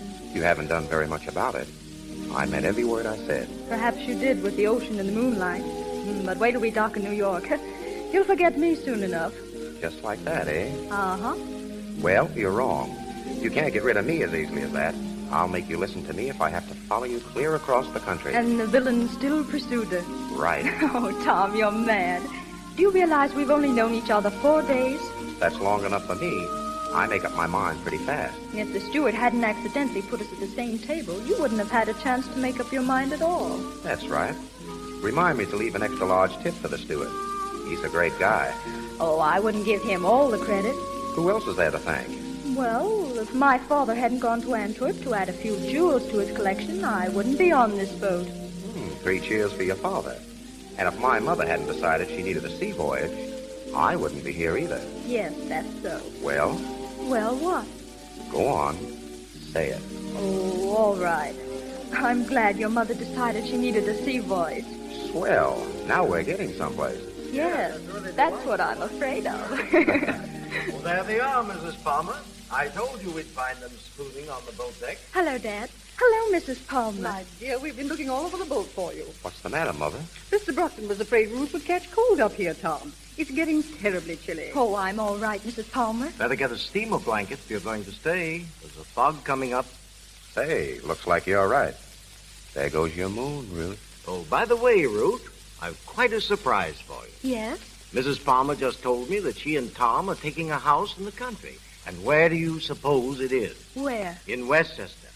And if I'm not mistaken from Mrs. Palmer's description, I believe they're going to take the old Barstow mansion. Why, that's only about 5 miles from our place. Isn't it a coincidence? Well, there you are. Guess I won't have to make that cross-country trip after all. What's that? Nothing much, Mr. Brockton. Tom, this fog is getting thicker every minute. I think I'd better go down. All right, Mother. I'll take you to your cabin. Good night, Ruth. Night. See you at breakfast. Good night, Mrs. Palmer. Good night. This way, Mother. Well, Tom, Wait till we get away from here. to get the dope? Shut up, I tell you. You want to crab everything? Say, don't talk that way to me. I'm getting sick and tired of acting the part of your old lady without taking any guff. Listen, Rosie, you're supposed to be my mother, and you'll go on being my mother until I say so. Now, take it or leave it. All right, all right. All I want to know is, did you find anything about the Brockton jewels? Yes, Brockton keeps them in a safe at his place in Westchester. Oh, yeah? Well, they've fallen swell for the mother and son stuff. We can move right up there next to them, and they'll never be the wiser. Pretty slick work, Tom. Yeah, maybe it's too slick. What are you talking about? Say, you ain't fallen for the dame, are you? I don't know. I feel like a heel, that's all. Telling her I'm nuts about her, then turning around and copping her old man's jewels. Oh, so I was right, huh? You have fallen for her. Forget it, will you? Sure. Maybe you better forget it, too. I'm going to my cabin. This fog is as thick as pea soup. See you in the morning. What the devil? Tom, what's wrong? I don't know. Sounds like they reversed the engine. Ruth, I've got to find Ruth. We're sinking. Come on, hurry up. Don't leave me here alone. Ruth, where are you? We've hit an iceberg. To the boat. Get to the boat. My boy, somebody help me find my boy. We're sinking. Ruth, where are you? Oh, Tom. Are you all right? Yes. Where's your mother, Tom? We're sinking fast. Look, those sailors are launching the boat. They're going down by themselves. Stand back there, you men. Stand back. Find the boat for yourself, will you? Listen, you men, I've got a gun here, and I'm not afraid to use it. Now stand back or I'll blow you to bits. Now free that boat. Go on. If any man gets in there before a woman or child, I'll shoot to kill. Ruth, get in that boat. Let me in, too. Let me in. All right, Mother. Go on. Hurry, Ruth. But, Tom, what about you? Never mind me. Get in there. All right, men, work fast. Free that boat and lower away. Stand by those davits. Watch that line. Come on, you men. Hurry up.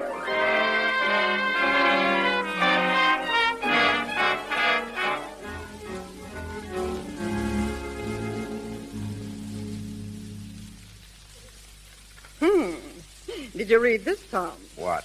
The fact that no lives were lost in the Argyle disaster was due chiefly to the heroic work of an unidentified man who induced order at the point of a pistol. That's you. Unidentified. Yeah. All I need is to have my picture spread all over the newspapers.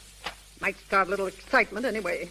I'm getting sick of hanging around up here in the wilds of Westchester with nothing to do. It was your idea to take this house, wasn't it? Sure, but I expected a little action before this. We've been living up here 2 whole weeks, and what's happened? Not a thing. We ain't even seen the Brochtons. Take it easy, Rosie. I know what I'm doing. Yeah? Well, you're the only one who does. What would you like me to do? Walk over and ask for their jewels? You could at least go and see the Brochtons.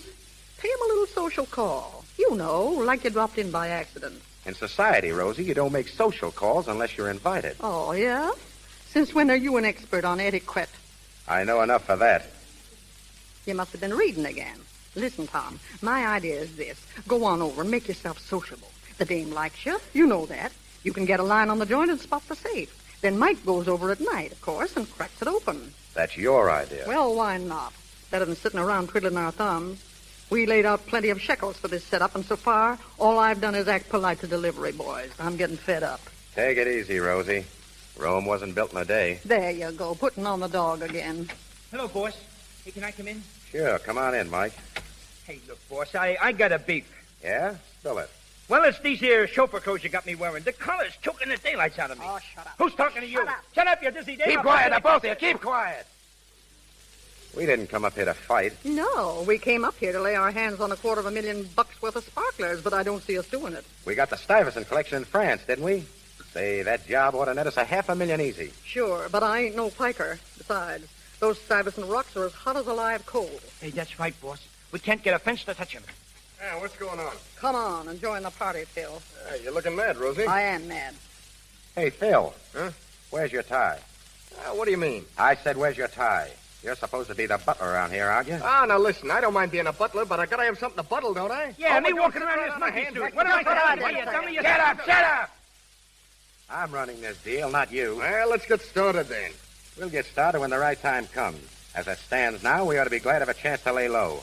You mugs don't seem to remember there's a dick on our trail. You mean Ferris? I mean Ferris, the best jewel detective in this business. If he ever gets wind that we're after the Brockton jewels, it's curtain for us. And quick. Say, who is this guy, Ferris? Has anybody ever seen him? No, that's just why we got to be careful. We've got to watch our step every inch of the way. Well, it's okay with me. Answer that, Rosie. Sure. Hello. Yes, this is Mrs. Palmer. Oh, hello, Ruth, dear. Is the Brockton dame.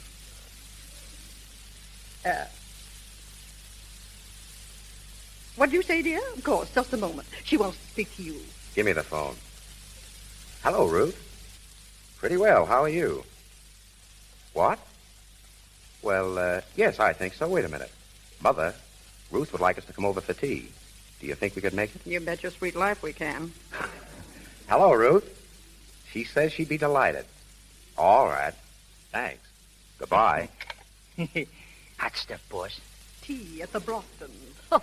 Stepping in high society, hey? Yeah, put on your best rags, Rosie, and do your best to act like a lady. Don't worry about me. Mike, you'll drive us over.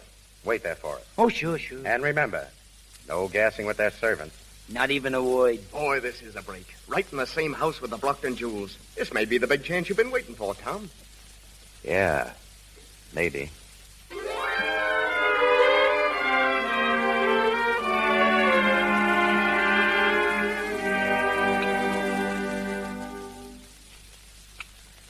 Another cup of tea, Tom? Tom, Oh, no thanks. what's the matter with you? Nothing. Why? You've been sitting here all afternoon looking like Blue Monday. All I can get out of you is yes and no. Well, I'm not always as talkative as I was on the boat. Yes, I've noticed that. How does it feel to be an unidentified hero? All right, as long as I'm unidentified. Would it be such a tragedy if they found you out? Well, you never can tell about those things. Modest man. I wonder where our respective parents are all this time. I think your father said he'd show Mother the garden. More than likely, he's showing her his jewel collection. She seemed quite interested when he mentioned it. Oh, yes, she's a jewel fancier herself. She seems to be. Dad says she talks nothing but jewels all the way over on the boat. Is that so? She has quite a collection, too, hasn't she? Did she, say that? Why, yes, of course. She does have a collection, doesn't she? Oh, yes, the Palmer jewels. Very famous. I thought so. Well, I think it's time we were going. Tom, what's the matter with you? Why do you act so distant? Am I distant? You were different on the boat. Yes, talkative. Too talkative? I'm afraid so. Oh. Then you don't feel the same. About me, I mean. Sure I do, only... Only what? Look, let's not talk about it now. Someday I'll tell you the whole story. That yellow diamond is the pride of my collection, Mrs. Palmer. Oh, it's beautiful. Tom, you must get Mr. Brockton to show you his diamonds. They're just lovely. Yes, they must be. I beg your pardon, Mr. Brockton. Yes, Wilson? What is it? A telegram just came for you, sir. Oh, excuse me, please. This may be important. Of course. I hope it isn't bad news, Dad. I'm afraid it is. I've got to leave for Chicago immediately. Oh, dear. I'm sorry, Ruth, but you'll have to come along with me. Must I? Well, you can't very well stay here all alone. No, I suppose not. Oh, Mr. Brockton, if Ruth doesn't want to go, why can't she come over and stay with us? We'd love to have her, wouldn't we, Tom? Why, yes, of course. Well, it's awfully nice of you. If it's not too much of an imposition. Nonsense, my dear. We'd be offended if you didn't come, really. Well, all right. Thank you. Oh, I just thought of something. I can't walk off and leave my jewels here, and the bank vault is closed. That's a little difficult. Unless, of course, you'd like to leave them in my safe. That's, of course. Why didn't I think of that? That's an idea, Dad. I could bring them over to Mrs. Palmer's. I'm sure they'd be all right in Tom's safe. Well, I hate to burden you, Tom, with a responsibility like that. Those jewels are worth a fortune. Certainly, that's why we want them. I mean, to keep them safe for you. Very well. It's really awfully nice of you. Oh, not at all, Mr. Brockton. No, not at all. I'll come over as soon as Dad is packed, Tom, and I'll bring the jewels with me. Fine. Well, we'll run along. See you soon, then. About an hour. Come on, Mother. Goodbye, and thanks again. Oh, don't mention it. So long, Ruth. So long. Don't forget, dear. Hurry over. I will. Well, it worked. Where's Wilson? It was perfect. Perfect. They've gone, Ruth. Come here, Wilson. You certainly made a great butler. Didn't he, Ruth? Not so bad. Not so bad. Say, I was terrific. They fell for that phony telegram like a load of bricks. What's the next move, Ruth? I spend the night at the Palmers. Put our jewels in their safe. Learn the combination. In the morning, we'll have our jewels and the Palmer collection. Swell. Then I can stop playing Papa and have a little fun. Take it easy, will you? We ain't got the Palmer jewels yet, and there's still Ferris to worry about. Oh, stop calamity howling. If Ferris was on our trail, we'd all been in jail weeks ago. Well, there's another thing I don't like so much. Letting those jewels get out of our hands. We had a tough enough time snatching them in the first place. I don't like throwing them around like this. Now, listen, Ruth knows what she's doing. She's the best little crook in the business. Our plan can't fail, can it, Ruth? Hey, what are you dreaming about? I was just thinking, if we applied the same energy and resourcefulness to being honest, we'd probably all be rich. Yeah? Well, we'll be rich anyway. Say, Ruth, what's getting into you? Is it that guy Palmer? That guy, Palmer, as you call him, is all right. I hate lifting his jewels this way. Listen, baby, you better forget him. You ain't no match for a high society mug. No, I guess I'm not. Well, come on, what's the layout? How do we get the Palmer rocks? Leave it to me. When he puts our jewels in the safe, I'll be right there with him. I'll get the combination. And you come down in the middle of the night and lift his and ours both, right? That's it. Swell. You know, it tickles me pink to think of them suckers driving home without a thought in the world. Yeah. I can just see their faces when they wake up tomorrow and find their rocks has gone bye-bye.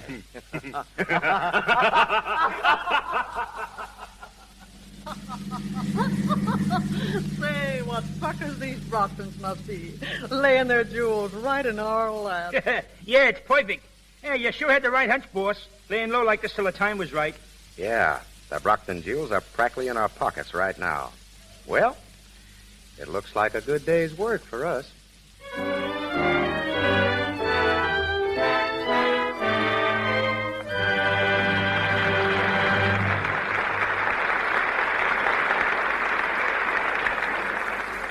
Now, before we resume the story of Cheating Cheaters with George Raft and June Lang, let's breeze over to the Paramount Commissary.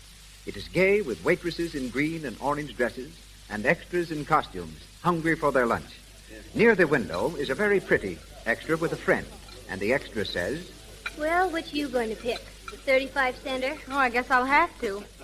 Wish I could plunge on an expensive lunch once, or have somebody buy me a few. Where's Dan? He used to buy you tons of lunches. Oh, he's gone. Oh, men sure are fickle. I heard he's taking Jane out these days. Oh, not really. Jane? Uh-huh. Well, I don't believe it. Jane hasn't a thing to recommend her, except, of course, her lovely skin. Well, apparently that does the trick. Dan always did notice the girl's complexion. He used to pay me compliments on mine, before it went so sad. all men prefer the girls who have soft, smooth, clear skins. A lovely complexion is appealing, so it's important to guard against cosmetic skin, dullness, tiny blemishes, enlarging pores. No need to take this risk if you use Lux toilet soap, for Lux toilet soap's active lather sinks deep down into the pores, removes every trace of dust and dirt, stale rouge and powder that might remain to choke them. Use cosmetics all you like, but protect your skin. Remove them thoroughly. You do this when you use Lux toilet soap. So make this the beauty care you use. And once again, Mr. DeMille. We continue with Cheating Cheaters, starring George Raft as Tom Palmer and featuring June Lang as Ruth Brockton.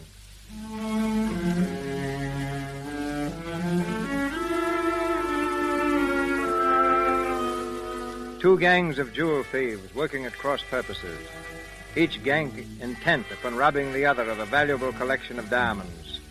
This is the situation as our curtain rises again. It's early evening in the living room of the Palmer home.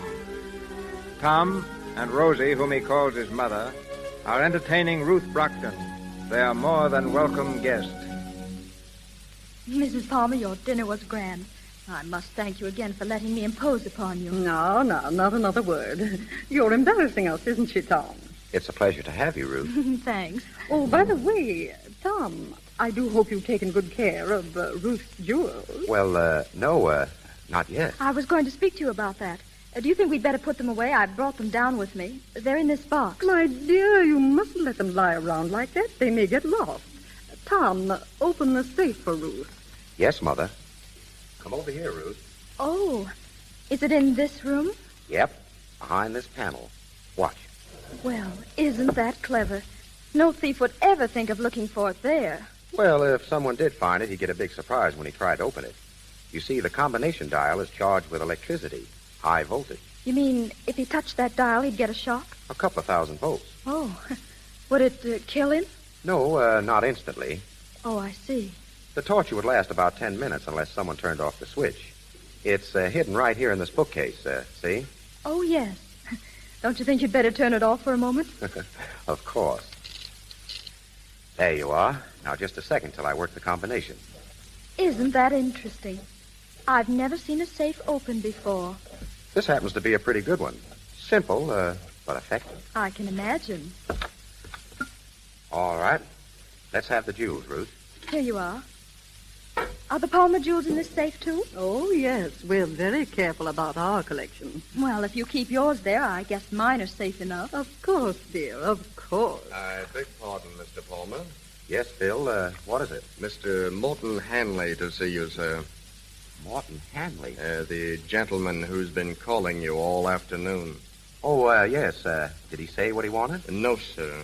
Just that it was very important. Important? Oh, all right. Ask him to come in. Very good, sir. Would you rather see him alone, Tom? I can run upstairs. No, don't go. It can't be as important as he thinks it is. If I were you, Tom, I'd close that safe. You never know who it might be. All right, Mother. But don't be so jumpy. Well, close it anyway. There. Does that make you feel better?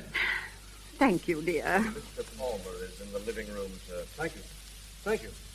Oh, good evening. Good evening. You are Mr. Palmer? That's right. Would you have a seat? Thank you. My name is Hanley. I represent the Dexter Hero Foundation. Oh, yes. This is my mother, Mr. Hanley. How do you do? And our guest, Miss Brockton. How do you do? Miss Brockton? Miss Ruth Brockton? Yes. You know her? No, not personally, but her name is on my list. You see, Mr. Palmer, I'm gathering testimony from people on board the Argyle. An unidentified man was quite a hero on that occasion, and we really must find him. What for? We're going to award him a gold medal for his valorous conduct. I'm afraid I can't help you. No, yes, you can, Mr. Palmer. Yes, you can. You see, we have it on excellent authority so far that you are the unidentified man. You're making a mistake. Tom, don't be modest. You know it was you. Thank you, Miss Brockton. Well, your statement completes our chain of evidence. Mr. Palmer, allow me to congratulate you. Just a minute. You said you had other evidence that I was the man. Who told you that? Oh, we have reports from several of the passengers. Dr. Holt, whom you doubtless recall, gave a really glowing statement. But the clearest account of all we received from a detective, a man named Ferris. Ferris? Excuse me. Did you say he was a detective? That's right. Ferris? I don't recall the name on the passenger list. Do you, Mother? I don't believe I do. Well, he may have traveled incognito. Detectives often do when they're after somebody. Have you seen this Mr. Ferris? Well, no. I called at his office this morning, and one of his assistants told me Mr. Ferris was after a very clever gang of jewel thieves. I see. Very interesting. Well, Mr. Hanley, thanks for calling, and please give my thanks to Mr. Ferris when you see him. Thank you. I'll do that. And I hope shortly to have the honor of witnessing the formal presentation of your medal. Well, good evening. Good evening. The butler will show you out. Thank you. Good night. Well, you're going to get a medal. That's exciting. A little too exciting for me. It's given me a sick headache. I think I'll run off to bed. Is there anything I can do, Mrs. Palmer? No, dear. Thank you. Good night. Good night. Oh, Tom, I'd like to see you before you go to bed. Yes, Mother. Good night. Good night. Your mother seems quite upset. Oh, she'll be all right. Well, I guess I'd better run along, too. Wait a minute. Don't go yet. I want to speak to you. I'll be here in the morning. I want to speak to you now. Sounds important. It is. Well? Do you remember what I told you on the boat? Of course. But you needn't worry. I've no intention of holding you to it. I wasn't afraid of that. As a matter of fact, I want you to hold me to it. What? I meant what I said then, and I mean it now. I want you to marry me, Ruth. Tom. Well? Well, are you sure that... I've told you that I loved you. Yes, but... But what? Oh, I can't explain it. It's just impossible. Why? Oh, Tom, you're mad to do this. You don't know a thing about me, not a thing. You're taking an awful chance. So are you. Listen, I've knocked around a lot, more than you think, and I've found out something. It doesn't make any difference what a person has been. It's what he's going to be. Suppose you found out something about me that did make a difference. What, for instance? Oh, you can't tell. I might have a secret life of my own that you know nothing about. Maybe I tap every third post or step on every other crack in the sidewalk. For all you know, I might even be a thief. You? That's a laugh. Is it? I'm serious, Ruth. We could be married tonight. By tomorrow, we'd be away from here. For good. For good? Tom, I don't understand you. Why should you want to leave here? Oh, never mind that.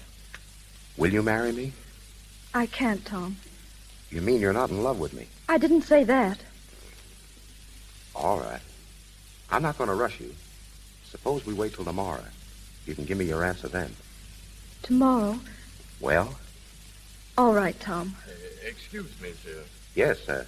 Miss Brockton's butler is here, sir. Oh, yes. I asked him to bring something over for me. Show him in, Phil. Yes, sir. I'll say good night, Ruth. See you in the morning. Of course. Good night, Tom. You'll find Miss Brockton in the living room. Thank you. Good evening, Miss Ruth. Good evening, Wilson. Sorry I had to bring you all the way over here. Oh, that's all right, Miss Ruth. Well, how's it going? Be careful. Everything okay? Yes. Jewels in the safe? Of course. You know the combination? I told you everything was all right. Okay. What time do you want me back here? 3 o'clock. They're sure to be asleep then. 3 o'clock, right. Well, looks like a good day's work for us.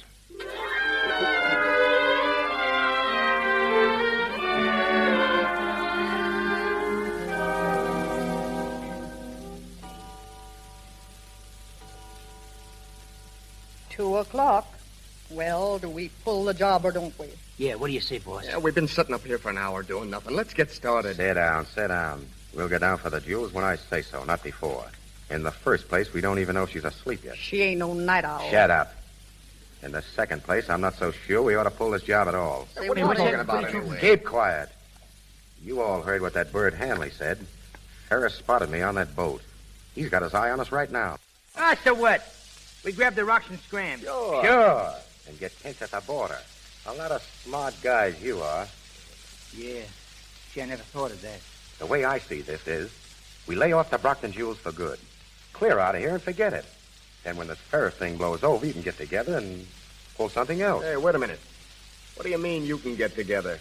Ain't you in with us anymore? Well, sure, of course. You mean we ain't gonna grab them rocks, boss? That's what I said.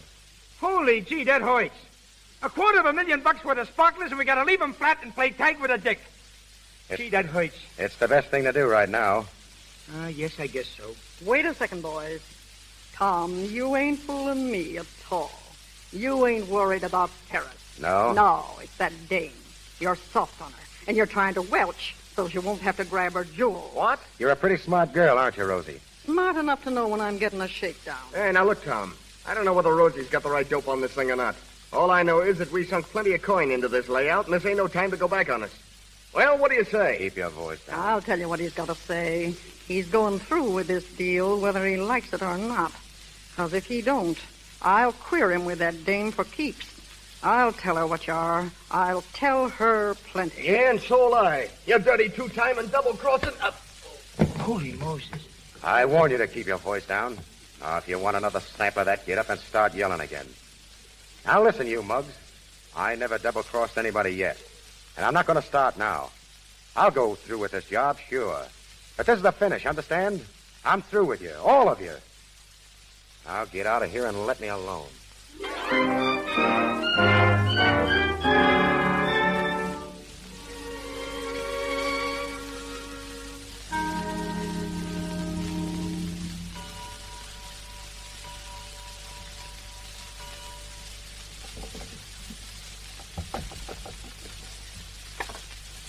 Come in, Wilson. Waiting outside for half an hour. I told you, 3 o'clock. Is the coast clear? They're all asleep. Swell. Where's the safe? Over here in the wall. Come on. Use your flashlight. Okay. Did you say on the wall? It's behind the panel. Not bad. Not bad. Now, come on, let's get to work. Look out. What's the matter? Don't touch that safe. It's full of electricity. That's nice. Well, what do we do now? We turn it off, stupid. Look out. Atta girl. You got the combination? I'll give it to you. Keep your light on the dial. Okay, shoot. 24 right. 24 right. 18 left. 18 left. 6 right. 6 right. Well? That's all. There she is. Wide open. Listen. Huh? There's someone coming downstairs. We better duck. Here, get behind the sofa. Quick. Don't even breathe. Put out that light, Rosie. Oh, she won't see it. Her room's on the other side of the house. All right, then, come on. We'll have to work fast. Well, What's the matter? look at that safe. It's wide open. Somebody's been here. They got in through that window. But they didn't get anything. Look, the stuff is still here in the safe. All right, we've got to snap into it. Pass that stuff out to me. Come on, now, hurry up. All right, take your time. Here's the girls' jewels. Now, give me yours. Don't move. I got you covered, both of you. Who's that? The Brockton's butler. Wilson's the name, lady. All right, Ruth, grab those jewels. Ruth, what are you doing down here? She ain't playing marbles. Did you open this safe? Yes, I did. You are a crook, then. Looks like all of us are, Tom. I get it. They're another mob. We thought they were on the level, and they're just a bunch of crooks. Hey, watch out who you're calling names, lady. You was trying to swipe our stuff yourself. Another mob. I don't see anything so funny. What's the joke? I'm not sure, but I think it's on me. So that's why you wouldn't marry me, eh? Any objections? I don't see any now. Come on, cut out the chatter. We got to get out of here. Wait, I've got a proposition to make. Yeah? We're all a bunch of clever people. What do you say we team up? Your crowd and ours. We'd have a combination that couldn't be beat. Even Ferris would never catch up with us. Sure, this is a fine time to offer a partnership when we got the jewels. You haven't got the jewels. Huh? You got to take them out of here. But you couldn't get rid of them if you went to Mars. That happens to be the Stuyvesant collection. The Stuyvesant collection? They're hot enough to melt steel. Well, what do you say? Do we get together or don't we? Oh, what do you think, Ruth? Suits me. Swell. Now, there's all the jewels. I vote we pool the lot and split it 50-50. Okay, but look, if you... What the devil? What's that? Come on, we got to get out of here. Come on, let's get out of here, I say. Hide those jewels. They got us. They're all around the house. Come on, Ruth, this way. Stand where you are, everybody. What's the meaning of this? I demand an explanation. Don't give us that. Don't anybody make a move. We've got the whole joint surrounded. Come on, boys. Round them up. Keep your mouth shut if they want anything you say can be used against you. You sound like an old-timer, mister. What's your name? I'll do my talking to the sergeant. You can bet on that. Well, nice work, boys. Got them all? Yes, so, Chief. McGuire grabbed 2 of them at the back door. That makes 6, doesn't it? Yeah, that's right, Chief. Just like Ferris said. Ferris? Oh, so he's in on this, eh? He's had you covered for weeks, all of you. There you are, Chief. The jewels, the whole bunch of them. Fine. Well, boys, it looks like a good day's work for us.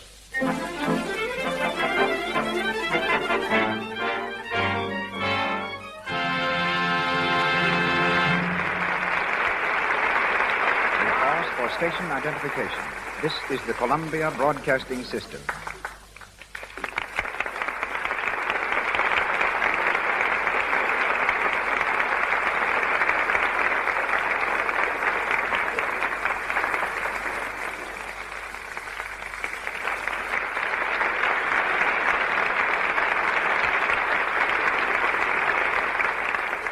Our play, Cheating Cheaters, continues shortly from the Lux Radio Theater. 8 years ago, a vaudeville gymnast injured his back severely while performing at the Hippodrome in New York. He refused to surrender to the doctors, who told him he'd be a cripple for life. Instead, he commenced treating himself through exercises. Today, he's not only a perfect physical specimen, but he holds what is probably the only job of its kind in the world. He's employed by the Metro-Goldwyn-Mayer Studios to keep their stars in proper physical condition. Ladies and gentlemen, Mr. Donald A. Loomis. Every day, I worked with such stars as Joan Crawford, Jean Harlow, Louise Reiner, Eleanor Powell, Jeanette MacDonald. The beauty and glamour they reveal on the screen are direct results of constant training and strict adherence to regular exercise. The advice I'm about to offer is the same advice I have given to them. I don't mean that if you follow it, a movie contract will be waiting, but I do believe you can develop charm and beauty beyond your expectations. The fact to remember is this: only through the proper circulation of blood can you have a healthy, beautiful body. And nothing in the world promotes good circulation like exercise. It has no substitute. It'll take off weight or put on weight, tone up your skin marvelously, and develop a figure such as you now envy in the stars. But you must exercise every day, or at least every other day. Begin gradually, out of doors if possible. For most people, swimming is usually the best form of exercise. But take it easy. Watch your posture. Round shoulders is the most common fault with women. Copy Norma Shearer. Her posture is the best among all movie stars. Cleanliness is all important. An invigorating shower with plenty of Lux toilet soap will do two things for you: free your pores of foreign matter and keep your complexion clear and smooth. I'm glad to say that Lux is the soap used by the stars at MGM. Eat, play, and work as you see fit. Don't pass up a good dinner because you're afraid of getting fat, but compensate for the food by proper exercise a little later. Give your body this attention it deserves, and I can safely say that after a few weeks of sensible training, you will feel better, look better, and your whole mental attitude will be completely renewed. But you get a different view of these stars than anyone else. Who are the best physical specimens in Hollywood? I'd say Joan Crawford, who has trained faithfully for years, Norma Shearer, and Dolores Del Rio. And the men with the best physiques, in my opinion, are Clark Gable and Robert Taylor. A couple of weeks ago, Robert Taylor flew 3,000 miles from New York to Hollywood just so he wouldn't miss a workout. But exercise need not be vigorous. Jeanette MacDonald's singing helps greatly to keep her fit. Try singing. It's great for your lungs and chest. And perhaps a little rough on the neighbors' ears. That's why I say never try to do too much of anything at one time. And here's something that may surprise you. When Eleanor Powell does one of her dance routines, she actually uses up more energy than Max Schmeling required to knock out Joe Louis. Well, that seems to prove that Joe ought to take up dancing. Or that Eleanor should challenge Braddock. In any event, I'm glad to have been here, Mr. DeMille. And if any of our audience would like a little more specific advice regarding exercises best fitted for themselves, I'll gladly try to help. Just address your letter to Donald Loomis, Metro Golden Mayer Studio, Culver City, California. Good night. Good night, Samson.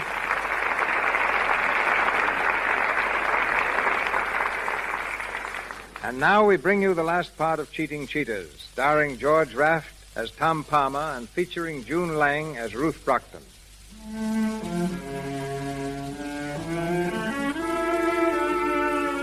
It's the following morning. We're in the office of the National Detective Agency, where the members of both gangs are waiting for the official proceedings that will put them behind the bars. All are present except Ruth, who is in Ferris's private office. Oh, when are they letting us out of here? I'm stiff as a board sitting here all night. Stop beefing, will you? You think the rest of us was sleeping on featherbed. Hey, do you think they got the goods on us, boss? Enough to send us all up for about 10 years. 10 years? Oh. What did you think? That they'd slap your hands and tell you not to do it again? I want to see my lawyer. Say, how did they nab you, Brockton? I thought you went to Chicago. That telegram was a fake. I stayed at the house. Yeah? Well, you see what you get for telling stories. Oh, shut up. By the way, are you Ruth's father? I've never been a father in my life. That's a break for somebody. Hey, this guy Ferris, is he on the police force? No, he's a private detective employed by the insurance company. Good morning, everybody. Hiya, Folly. Pull up a chair. Never mind the wisecracks, young fella. Hey, look, Chief, how about some ham and eggs? I'm starved. Well, you'll all get breakfast over in the tombs. How long do you think you can keep us here? This isn't a police station. It's the office of a private detective agency. That's right. You see, this is just a little stopover on the way to headquarters. As soon as we get a confession, we'll get going. Yeah? Who do you think is going to confess? Well, we're getting one right now. You mean Ruth? What do you think? So she welched on us, huh? Yeah, came through with everything we asked her. You're a liar. What? You heard me. Ruth's no squealer. She wouldn't let us down. Wait till you find yourself in the jug, Palmer. Maybe you'll change your mind a little. Hello? Who wants Ferris? Oh, the district attorney. Well, I'll talk to him. Hello? Well, how are you, Mr. Andrews? No, this is Farley speaking. I'm sorry, but Ferris is engaged. Getting a confession. Yeah, Ruth Brockton, head of the Brockton gang. She's spilling it now. All right, I'll tell Ferris. We'll shoot the confession over to you as soon as she signs it. Goodbye, Mr. Andrews. You'll excuse me, won't you, folks? I'm very busy this morning. Scram, bum. You don't think Ruth is squealing to you, Palmer? Not a chance. That phone call just now was a gag. If we'd only gotten away with this job, I was going to retire. Yeah, me too. It's a dirty shame. Hey, I've got an idea. Yeah, we could use a good idea right now. Well, what is it? When we lifted those Stuyvesant jewels, we broke it all up and had the stones reset, didn't we? Sure, what about it? It's our one big chance. How do you mean? Don't you see? Ferris represents the insurance burglary companies. Now, what's worrying the companies most is how to get back the jewels. Now, with the stones reset, how many of the original owners will be able to identify their stuff? Not one of them. That's why Ferris is keeping us here in this office. And that's why he wants us to think Ruth has squealed. Yeah, that's it, all right. We'll beat the rap yet? Everything depends on Ruth. If they break her down, we're licked. But... She can't break down. If she does, she'll land in the jug herself. No, she won't. None of you will. But you've got to let me do the talking. Now, look. I'll ask to see Ferris. Snake, look out, boys. All right, miss. Come in here, please. What do you want me to do? Be careful what you say, Ruth. Quiet, you. All right, miss. Now, if you'll identify these people, I'll call them off in the order in which they're named in your confession. She squealed on us. Quiet, I said. Ready, miss? I'm ready. Good. George Brockton. That's George Brockton over there. You cheap squealer. You're not fit to associate with honest Take him crooks. away, men. Keep him outside. Come on, let me go, will you? Come on, take your... Now, Steve Wilson and Phil Davis. That's Davis, and there's Wilson. And I thought you was Reagan. Outside, you two. I'll get you after swing for this. Rosie Snyder next, alias Rosie Palmer. That's Rosie. All right, I'm going. Mike Donovan. Well, that's me, I guess. So long, boss. See up above. Yeah.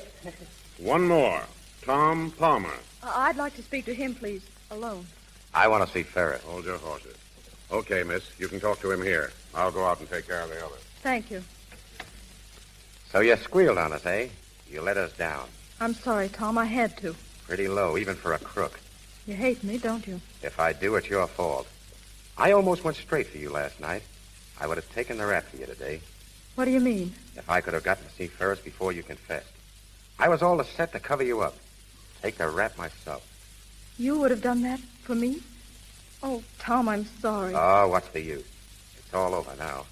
Sit down, Tom. I want to tell you something. Something about myself. Forget it.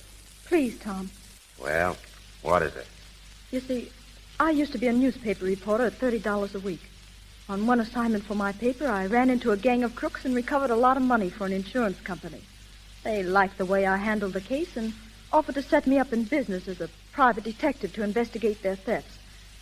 I used the name of Ferris. Ferris? You? Yes, Tom. Well, that just makes everything fine and dandy, doesn't it? I bet you're getting a terrific kick out of putting me behind the bars. Wait, Tom. A minute ago, you said you'd go through for me. Well, I believe you. I'm going through for you. Yeah, how? I didn't look for this job. The job found me. When I got to working with Brockton and the others and to knowing you, I felt pretty cheap. I would have given anything to have been out of it, but I couldn't help myself. Then, last night when you asked me to marry you, I thought of our future, yours and mine together. I knew the better side of you, and I wanted to help you find yourself. Why didn't you tell me this before? It's not too late even now. No, what'll we do? Set up housekeeping and Sing Sing? Excuse me. Yes, Farley? The rest of the gang want to see Ferris. All right, let them come in. Okay. Well, what are you going to do? I said it wasn't too late, Tom. You mean you're going to give me a chance to go straight? I think that's all you need, a chance. Am I right? If you'll stick close to me. I'll never let you out of my sight. Oh, gee, Ruth, I don't know. Be careful. All right, boys, come on in. Hey, where's Ferris? Yeah, where is he? He ain't in here. Yeah, we said we wanted to see Ferris. Just a minute, boys. Let me introduce the head of the National Detective Agency, Miss Ruth Ferris. Well, all right, Ruth. If you're Ferris, I've got a proposition to make. I think I know what your proposition is, George. But let me make one first. Now, boys, you want to make restitution of the stolen property in exchange for a light sentence, right? Right. Well, I'm going to do better than that for you. I'm going to put you all to work. Did you say work? Oh, this is the end. For a long time, you've been preying on society. Now I'm going to give you a chance to come in here and help protect society. But let me tell you this. The first time you hear of a job that's being pulled off and fail to report it, or double-cross me in any way, it means 20 years. She's going to make detectives out of us. Well, had a good education for the job. Now it's up to you. There's pen and ink out in the front office. I want a signed confession from each one of you. What are you going to do with the confession? Nothing, as long as you remain on the square with me. Now take your choice. The confessions or 20 years. Hey, lead me to the pen and paper. There's plenty of both out in the front office. Yeah. Hurry up. Well, Rosie, not going to sign? Oh, I'll sign it all right. Me, a detective. Huh.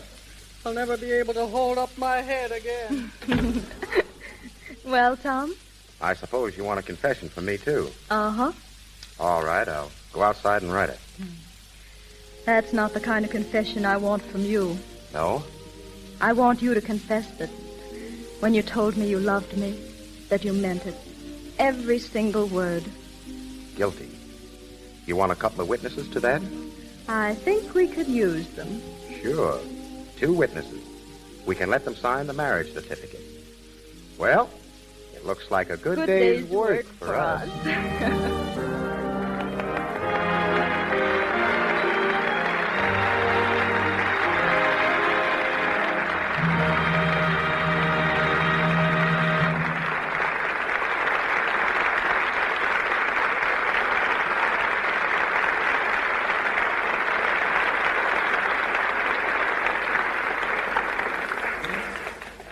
As Thackeray wrote, the play is done, the curtain drops. A moment yet the actor stops and looks around to say farewell. Tonight's stars, George Raft and June Lang, return shortly to the microphone. I think that discoveries are accidents designed by destiny. A fabulous fortune and hundreds of the jewels women now wear were found in South Africa because a Dutch farmer happened to notice a group of children playing marbles. The marbles were diamonds and led to the opening of one of the richest mines in the world. It was also by accident that I myself once discovered a diamond in the rough. In fact, it was in the rough and tumble action of a Keystone comedy that I saw her. And just the way she leaned against the door conveyed to me an appeal that I knew would intrigue the world. I took her out of comedies and made her the star of 6 DeMille productions. She was an absolutely new type of heroine, because most of the heroines who preceded her were sweet and charming ingenues, while all the sirens were evil women and heavies. She combined the best qualities of both and became the screen's first romantic siren who was not a villainess. This famous young woman was the first of many screen stars who can truly be said to have possessed glamour. She did more than any girl before or since to make Hollywood the fashion center of the world. And she now steps to the microphone just as fascinating as she was then. Ladies and gentlemen, Gloria Swanson.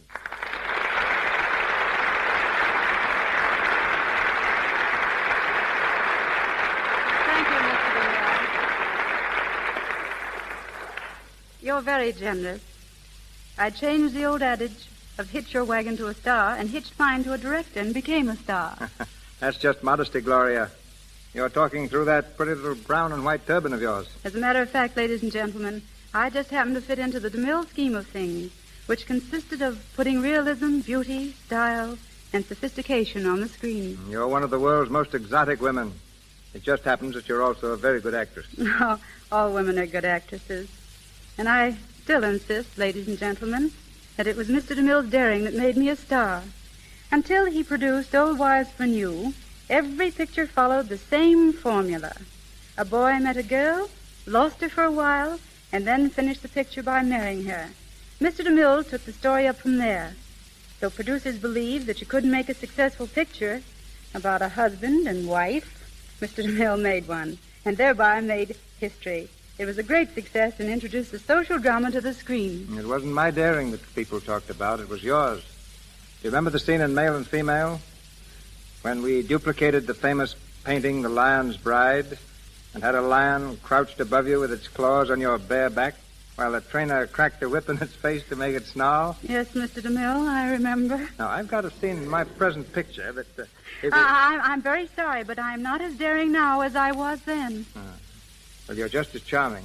I never saw you look more beautiful. That's L-U-X. Now, what's that spell? Oh, Shane, go to the bottom of the class. That spells Lux. Oh, yes. I know. Lux is my favorite beauty soap, and now, through its radio theater, you and I meet again for the first time in nearly 7 years. Then before we say goodnight, I'd like to give you one final bit of direction. What is it? Sing for us. Well, I don't pretend to be a singer, but if you're willing to risk my singing on your program, so am I. I'll sing None But the Lonely Heart by Tchaikovsky. Please.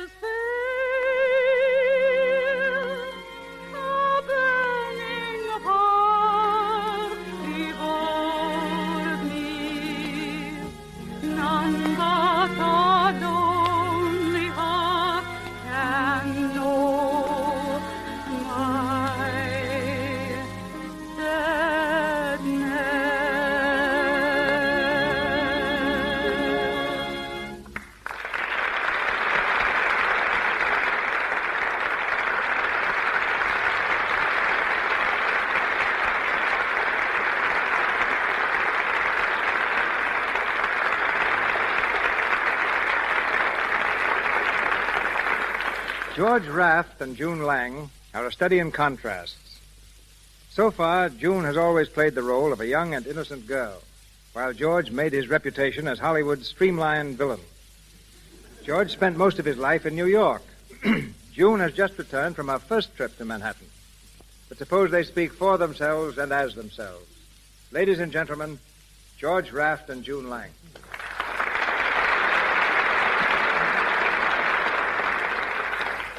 Thanks, Mr. DeMille. Well, June, how did you find the old hometown? Oh, easily, George.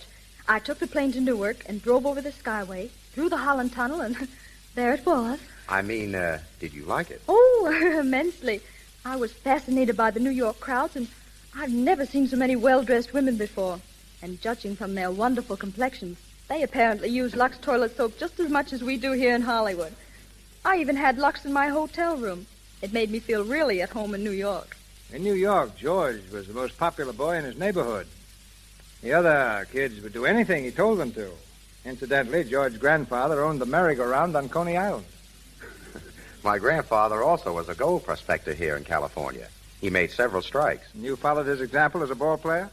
I guess you're right, but in pictures I'm better with a gat than a bat. I don't know why you're a gangster on the screen so many times, George. Oh, I don't know. I like being a villain. I think it's more interesting. I also think it's more true to life. June, down deep, I believe there's a bit of villainy in every man. Even in Mr. DeMille? Why not? Why, I think Mr. DeMille's one of the nicest men I ever met. Now, don't stop, June. I'm beginning to enjoy this interview. Just let me tell you what he did to me one day. He was making this day and age. Well, you talk, George, like one of my actors. You weren't even in that picture. Well, one morning when I came to work, my dressing room had completely disappeared. Why blame me? I'm a director, not a magician. The reason I couldn't find it was that DeMille had completely surrounded it with one of his big sets. Didn't he give you another room? Oh, yes. For 2 solid weeks, I shared quarters with Tuffy, the collie mascot. But it wasn't so bad. I used to be a mascot myself.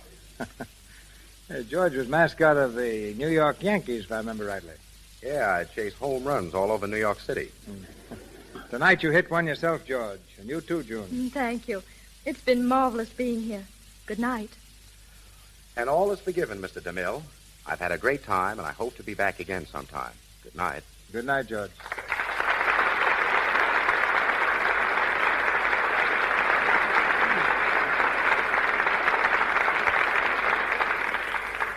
Thank you, Mr. Raft and Miss Lang.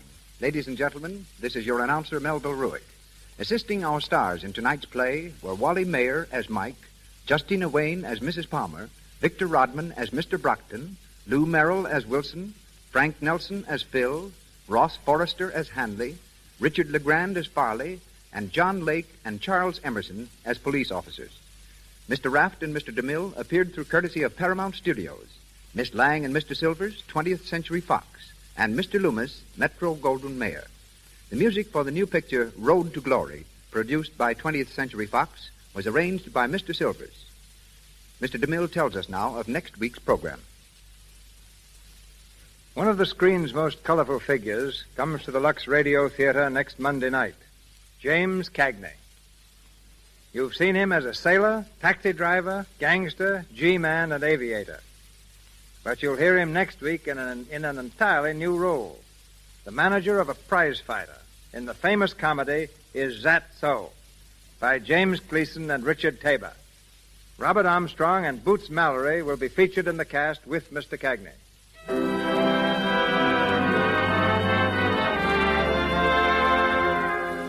Our sponsors, the makers of Lux Toilet Soap, together with Mr. Cagney, Mr. Armstrong, and Miss Mallory, join me in inviting you to be with us next Monday night in the Lux Radio Theater presentation of Is That So? This is Cecil B. DeMille saying good night to you from Hollywood.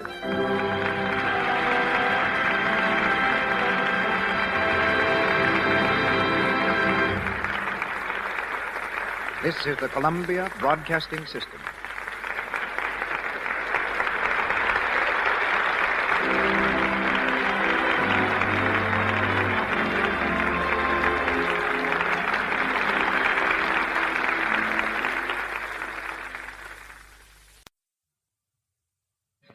Hollywood, California, Monday, October 5th.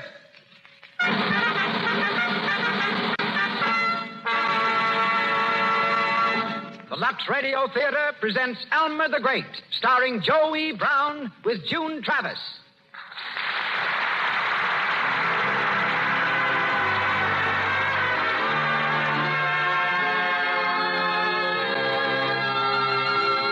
Lux presents Hollywood. Tonight, the Lux Radio Theater, from its home on Hollywood Boulevard, brings you Joe E. Brown, June Travis, Cecil B. DeMille, Max Reinhardt, and Louis Silvers. And from New York, Carl Hubble and Lou Gehrig, fresh from their deeds in the World Series. Gathered here to witness our performance is an audience filled with Hollywood notables. Welcome to the Lux Radio Theater.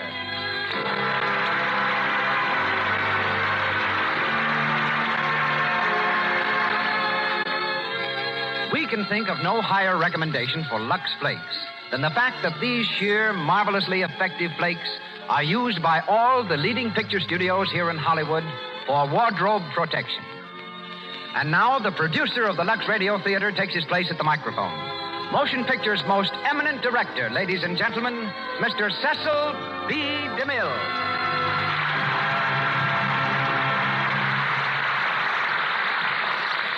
Greetings from Hollywood, ladies and gentlemen. Among the things for which Joe E. Brown is distinguished is the singular void between his upper and lower lips and his ability to play baseball. Both of these are probably the result of Joe's belief in the old Spanish proverb, a closed mouth catches no flies. For Joe caught flies, off and on for 10 years as a member of minor league baseball teams. Later, he played exhibition ball with the Boston Red Sox. For 3 years, he kept a bench warm for the New York Yankees, and today is the owner of a semi-professional team in Los Angeles. But long before Joe ever struck out as a ball player, he struck out for a career in the circus. When only 9 years old, he became an acrobat. He was known as Master Joe, the boy wonder. His aerial feats were not limited to acrobatics, however. In 1907, at Montreal, he was persuaded to make a flight in an airplane glider.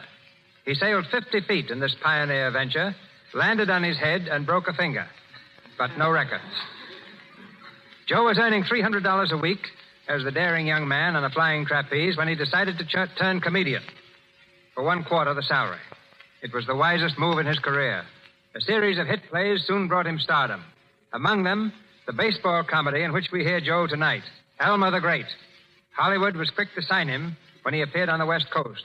And after 9 years in pictures, Joseph Evan Brown remains among our top-flight comedians. June Travis is also appropriately cast as the leading lady in a baseball story.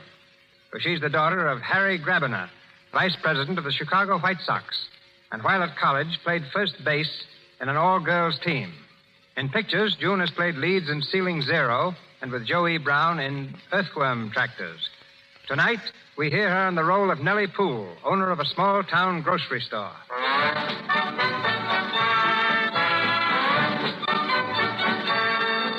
And now the players are warming up. A hush falls as 30 million fans from Boston to Los Angeles await the first inning.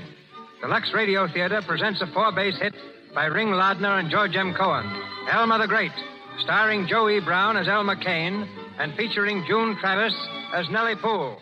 Play ball.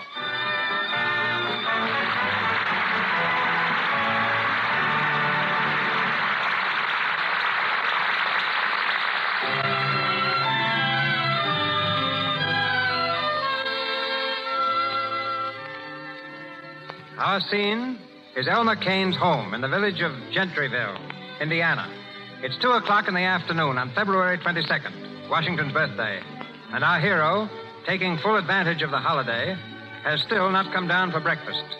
As the curtain rises, Mrs. Kane, Elmer's mother, is busily setting the table in the dining room. Elmer! Oh, Elmer! Better come down to breakfast now. Your breakfast's ready. Oh, Elmer! Is that you, Nick? Yeah, Ma. Whew, boy, gosh, it's cold out. It's a regular blizzard. Now, Nick, don't you go tracking snow all over the house. I won't.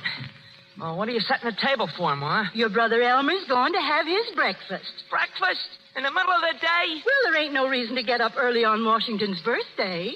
Why not? I'll bet Washington did. Oh, don't be silly, Nick. Anyway, Elmer worked hard all day yesterday. Oh, driving a delivery wagon ain't hard work. The horse knows the way, and the boy delivers the groceries. All Elmer has to do is sit on the front seat and go to sleep.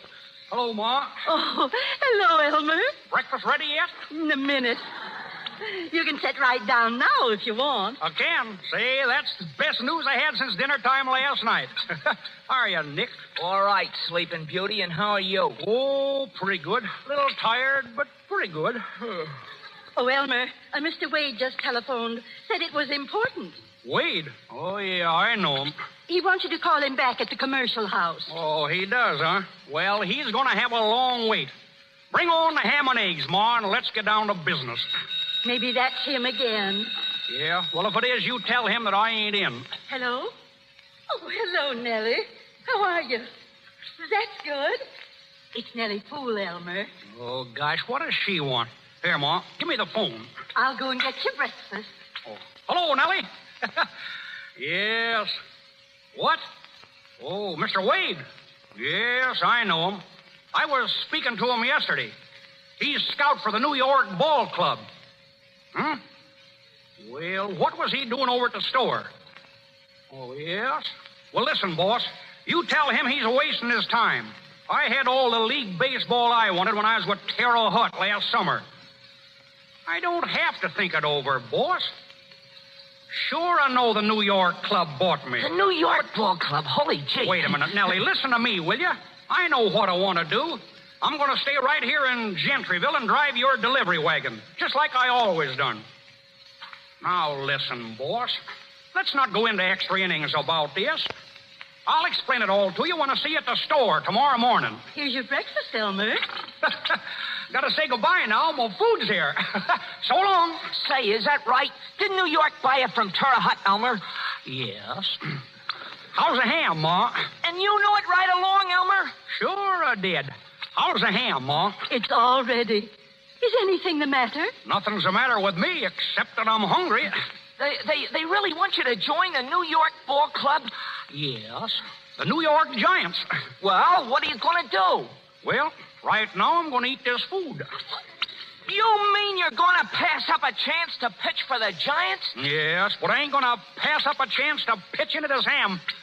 Gee, can you beat that? You must be crazy, Elmer. Hey, Ma, take this kid away from me before he spoils my appetite. Leave Elmer alone, Nick, and let him eat in peace.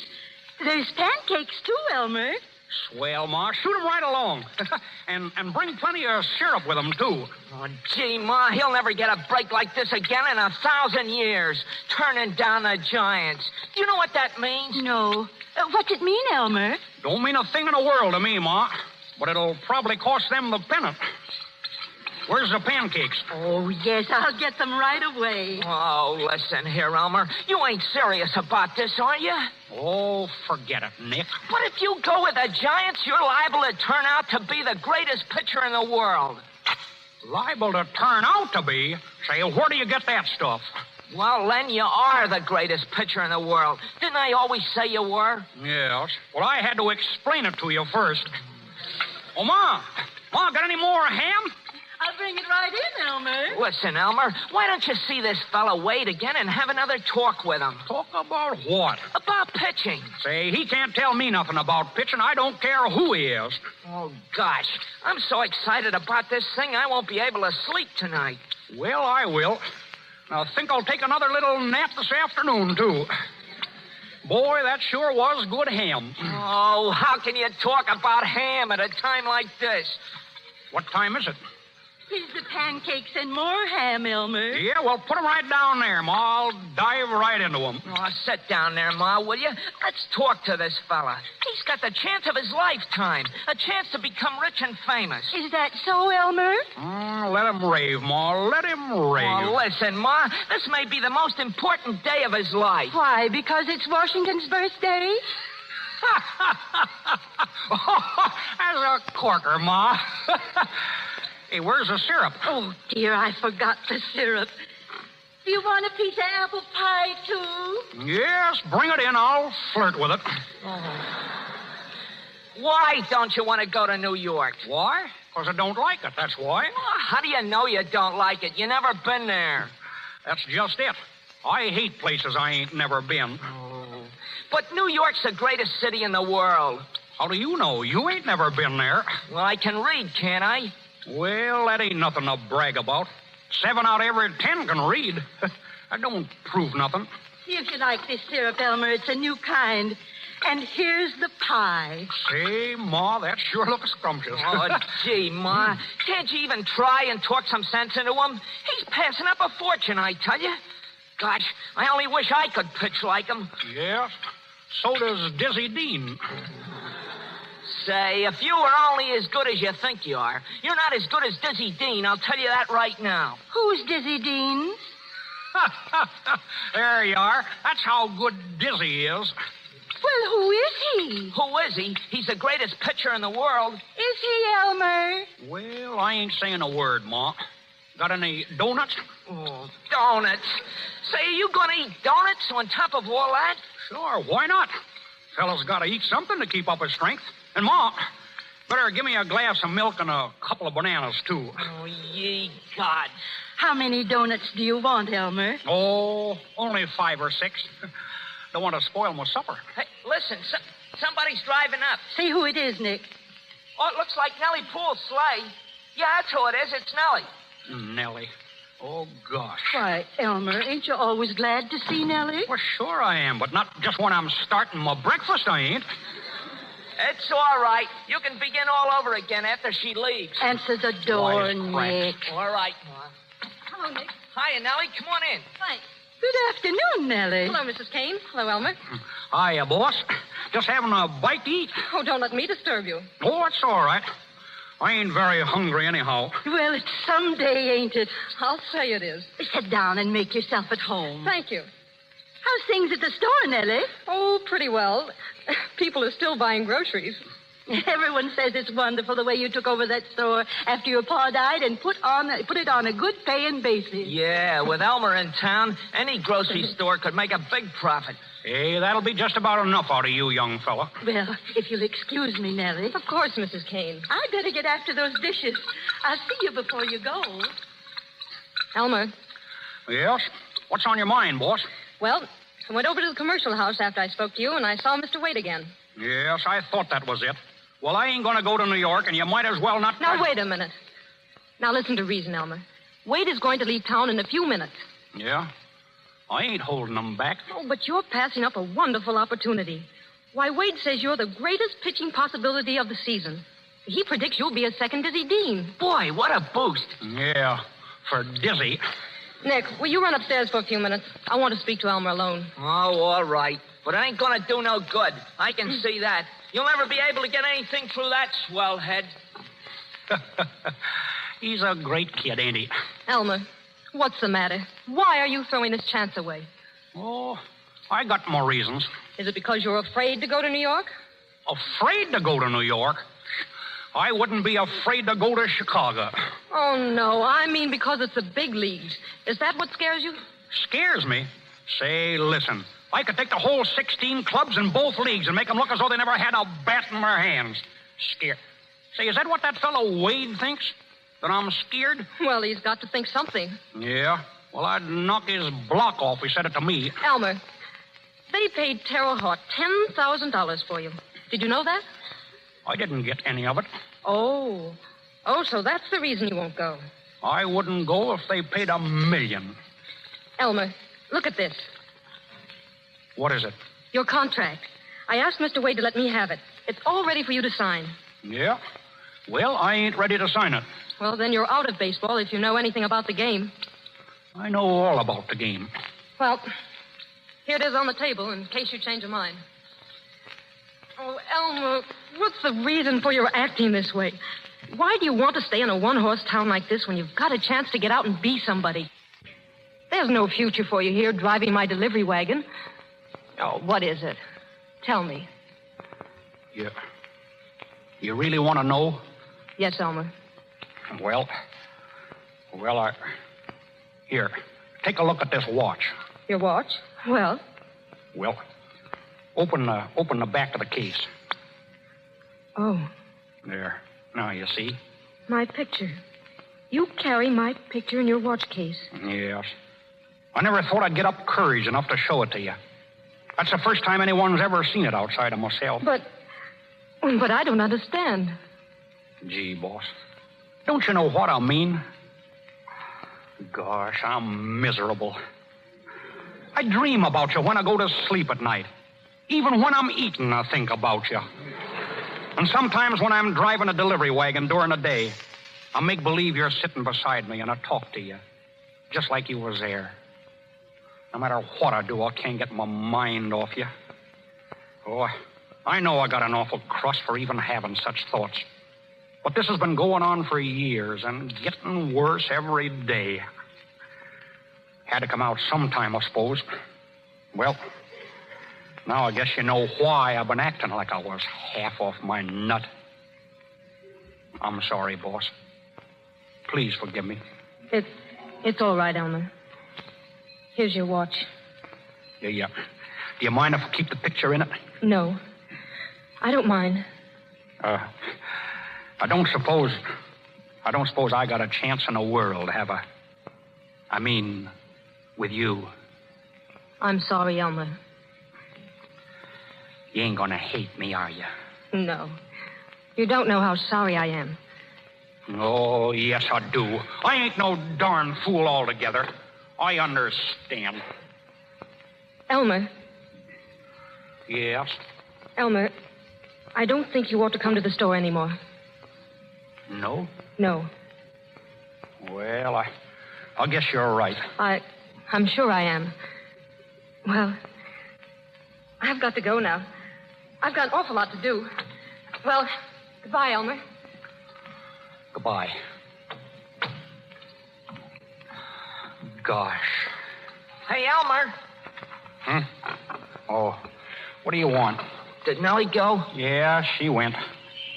Well, what's the matter with you? Nothing. Why? Oh, you look kind of funny. Well, what are you going to do about that offer? Oh, I don't know. I don't know what to do. Wait a minute. Yeah, sure. Sure, I know what I'm going to do. Hey, get that fellow Wade on the phone, will you, Nick? What? Get him on the phone. I'm going with a New York Giant. You mean it? Of course I do. You heard what Hooray! I said. Oh, boy! Hey, Ma, come on down here, Ma. Where's that contract? Where'd she leave it? Hello. Give me the commercial house right away. What's the matter, Nick? Elmer's going with the big leagues. He's going with the Giants. He's going to play ball in the big leagues, Ma. Elmer, are you really? Yes. I guess I'll be leaving for the training quarters pretty soon, Ma. Hello, commercial house. Let me speak to Mr. Wade. Was it Nellie who convinced you, Elmer? Yeah, I'll say she did. Hello, Mr. Wade. Oh, hold the wire a minute, Mr. Wade. Just a second. Here, yeah, all right. Hello, Mr. Wade. This is Elmer Kane. Yes, I changed my mind, Mr. Wade. I'm going to pitch for you after all. Yeah, that's what I said. But wait a second, just a minute. I want to warn you about something. You better tell those big league batters of yours to button up their overcoats. Yes, because when I start speeding them in, there's going to be plenty of breeze. And I don't want to be responsible for giving anybody pneumonia. So long.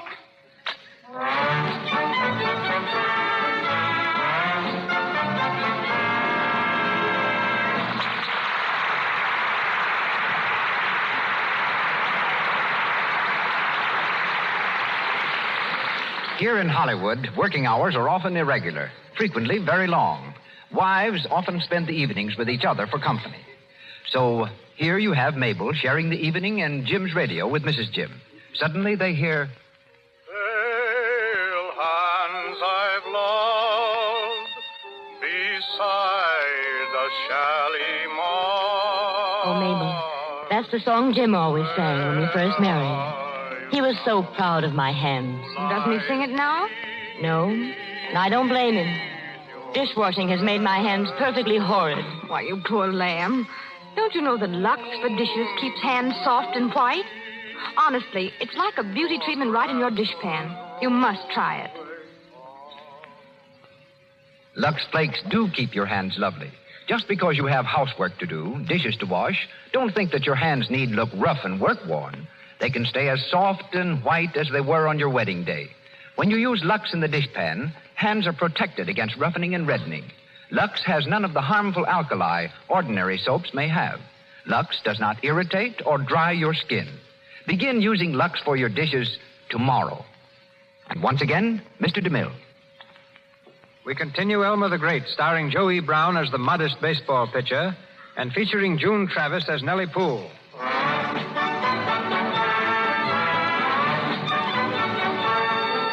Several weeks have passed, and Elmer has been training with the Giants in Florida.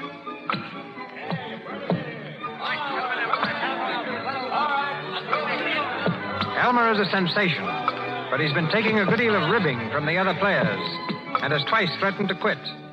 In a hotel room, Walker, the Giants' manager, has called a meeting to lay down the law to the rest of the team. Hello? Hello? Is that you, Doyle? Well, this is Walker speaking. I'm up in my room with the rest of the boys. Round up Kane and bring him along with you right away.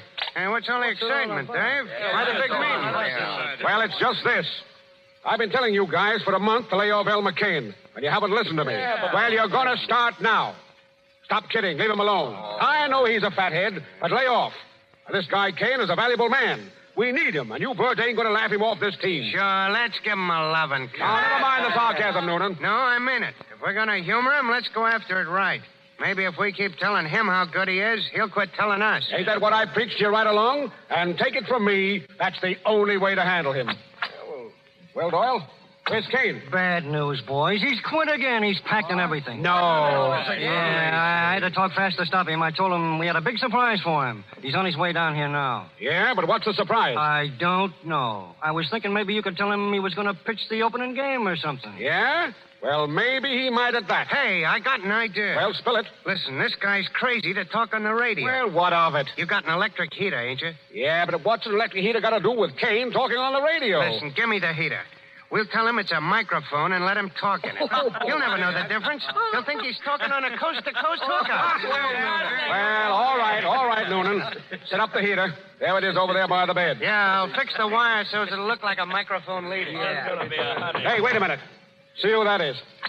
Hello, Dave. Well, if it ain't Evelyn Corey. Well, how are you, Evelyn? Pretty good, Dave.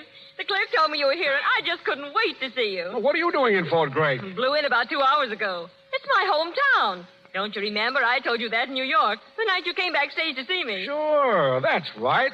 Oh, say, fellas, meet Miss Evelyn Corey. A good kid and a great pal of mine. How are you, boys? Say, Dave, here's your surprise. If she'll go... I got your thought, Doyle. I beat you to it. Listen, Evelyn, there's a guy coming in this room in a few minutes. He's a kind of a nut. Will you stand for anything I tell him and play up? It's all fun, you understand? Sure, I'll string along. You know me. What is he, a sap? He's the last word in the comic supplement. Do you mind? Mine? I love it. That's a good girl. Wait a minute. That's probably him now. Come in. Why, hello, Elmer. Hello, Elmer. How you feeling? Doyle said you had a surprise for me. I certainly have. Oh, but first of all, let me present Miss Evelyn Corey. Miss Corey, this is Elmer Kane himself. Elmer the Great, in the flesh. The greatest pitcher in the country. Yes, or in the city either. Well, this is an overwhelming honor, I'm sure. You've no idea. I'm certainly glad to meet you, Mr. Kane. Oh, that's all right. Well, what's the big surprise you said there was, Mr. Walker? You tell him, Doyle. Elmer, we've decided that you ought to pitch the opening game of the season. And you've been selected most popular man in the club. Come on, boys. 3 cheers for Elmer. Hooray! Hooray! Hooray! Well, now, what do you think of that? What do you mean, what do I think of it? Well, you didn't expect to pitch the opening game, did you, Elmer? You want to win it, don't you? Elmer, we'd like to win all the games. No, sirree. I can't pitch every day. Well, come on, where's the big surprise? Well, ain't you surprised to meet Miss Corey? What for? I guess Elmer don't understand who Miss Corey is. Oh, I guess he doesn't. Come on, fellas. 3 cheers for Miss Corey. Hooray! Hooray! Hooray! Say, what are you, Miss Corey, a female pitcher? No. Now, you see, Elmer, Miss Corey is a very famous person. She's field scout for the International Broadcast Association of the World. Yeah? Well, what's so wonderful about that? Miss Corey has come all the way from California to have you say a few words over the radio about joining the Giants and about yourself and about what a wonderful little fella you are. Yeah? You mean you want me to talk over the radio? Oh, yes, please do. Here's the microphone all set up and waiting for you. All ready to shoot, ain't it, Miss Corey? All prepared. Yeah? What do you do, just talk right smack dab into it? That's right. Go on, Elmer, say a few words. No, I feel like a fool. Oh, go ahead, Elmer. Talk up. All right. All right. Good evening, ladies and gentlemen. This is Elmer Kane speaking. Louder, they can't hear you. Oh, they can't? No. Okay. Good evening, ladies and gentlemen. This is Elmer Kane speaking. I wish all the little boys in America the best of good luck in baseball. The same as I, Lou Gehrig, and many others. I'm glad New York's has got me, and I guess New York's will be glad to get back into the World Series. In the World Series, I ain't going to use nothing. Only my fast and my downer. And I guess that'll be plenty. And how? Say a few words to President Roosevelt. What? Say a few words to President Roosevelt. He's listening in. Yeah? Yes. Good evening, President Roosevelt. This is Elmer Kane speaking. Guess you're going to be at the World Series to see the 4 straight games won by I and the New Yorks. Well, good evening, ladies and gentlemen, and heaven bless all the little children, especially the baseball fans. Yours truly, Elmer Kane. Wait just a minute. Hello, Ma. How's the pancakes? Excuse me, ladies and gentlemen. I was just saying a few kind words to my mother. Always remember, a boy's best friend is his mother. For when she's gone, you'll never have another. Yours for clean sport, Elmer Kane. Now you can clap if you want to. Very good. Very fine. You were wonderful, Mr. Kane. You bet. The president will be more than pleased, I'm sure. Yeah, I guess it did look pretty good up there at that. I've got to give you a little kiss for that. A kiss? Mm-hmm. Well, all right. Oh, wait a minute. What was that? The dinner bell. The dinner bell? Excuse me, folks. I got a very important date in the dining room.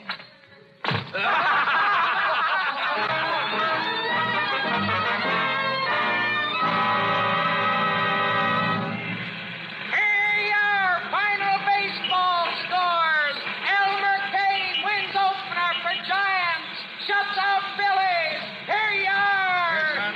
Elmer Kane wins opener.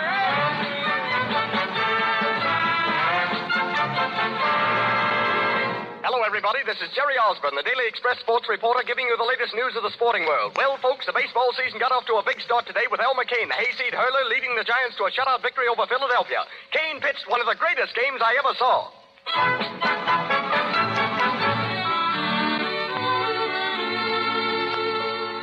Hey, Nellie, Elmer won the opener. I know, isn't it wonderful? Oh, you ain't seen nothing yet. He'll win them all.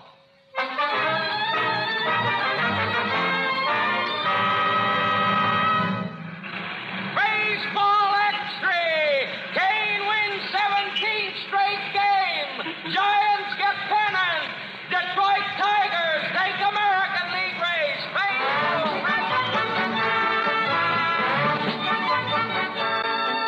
Good evening, everybody. Jerry Osborne speaking. Well, it came true, folks, just as I predicted on this program 3 months ago. The Giants cinched the National League pennant today, and Elmer Kane, the ace pitcher from Gentryville, is the boy who did it. The World Series opens next week between the Giants and the Tigers. And when Kane is in there pitching for New York, it's going to be a cinch to pick the winner.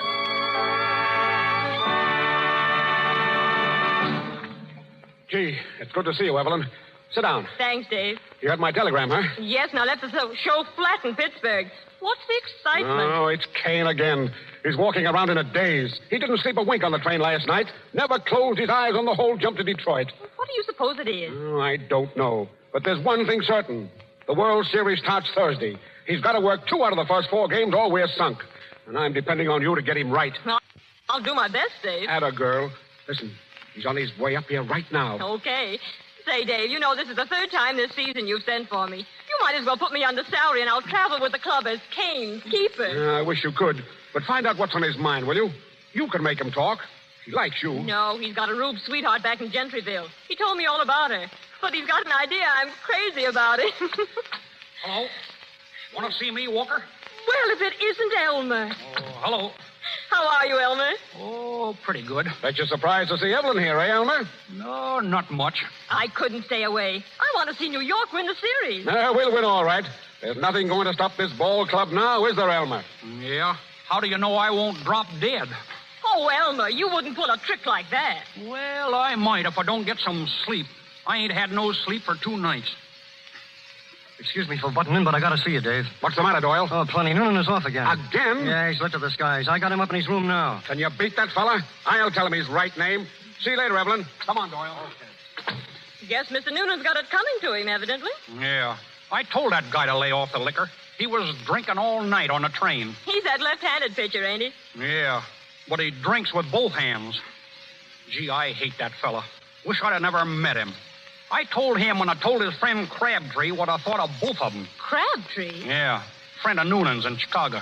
You don't mean Walter Crabtree, the gambler? Yes. Do you know him? Oh, I've met him. We had a roulette party at his place one night. No. Did you shoot craps? No. Did you? Well, I never did, only them 2 nights that I went out with Noonan. I wish I'd have stayed at home. I wouldn't have nothing to worry about now if I did. What are you worried about, Elmer? Oh, nothing. Say, listen, don't you say nothing about me shooting craps, will you? And don't say nothing about me knowing this fellow Crabtree either. It's against the rules for league players to mix it with professional gamblers, isn't it? Yes. And I don't want to be brought up before Judge Landis again. I was up before him just 2 weeks ago. Is that so? What about? About eating. Eating? Yeah. The umpires claimed that I didn't have no right to eat while I was in the pitcher's box. You don't mean to say you eat while you're pitching? Well, why not? I get hungry sometimes in a game. You know, when they start fouling them off. I always carry a couple of donuts in my back pocket. Donuts? What did Judge Landis say about it? Oh, he said the umpires thought that I was putting lard on the ball. So he asked me to show him one of the donuts, and I did. What did he do? He ate it. No, really? Yeah.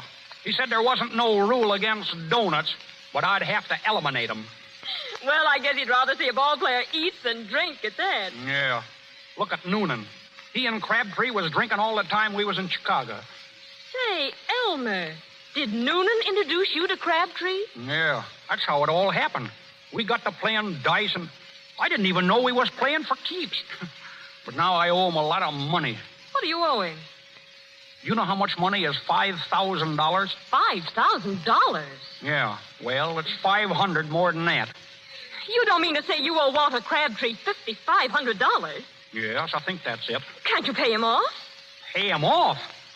Gosh, I only got $3 right now, and I got to have dinner. What are you going to do? Oh, I don't know. Crabtree wants to see me tomorrow. But look, you won't say nothing about this to anyone, will you? Why, no, of course not. No, please don't, because I've been playing pretty good ball this year, and it'd be kind of tough to be pitched off the team.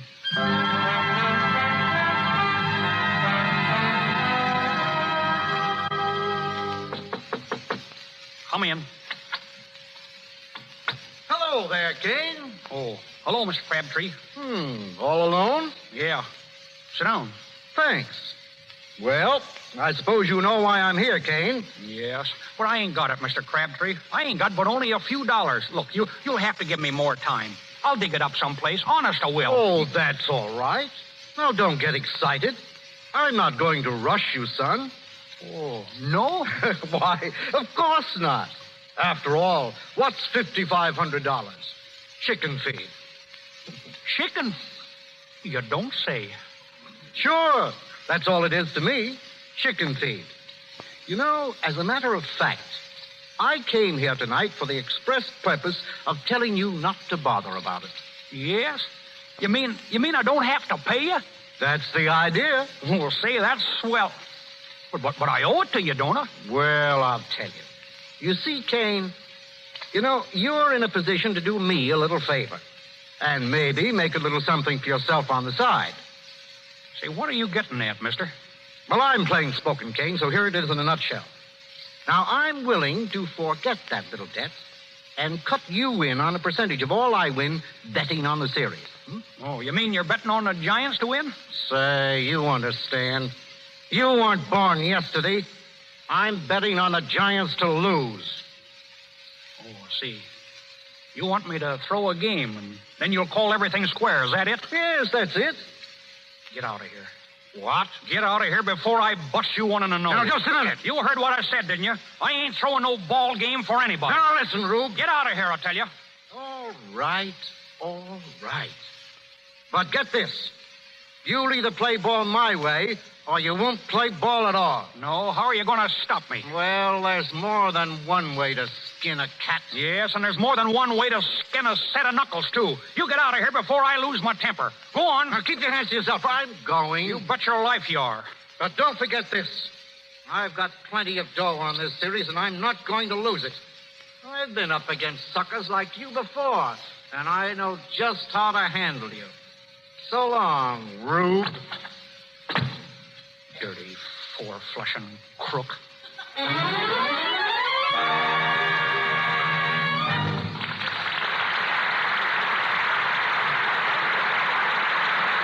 Pause for station identification. This is the Columbia Broadcasting System.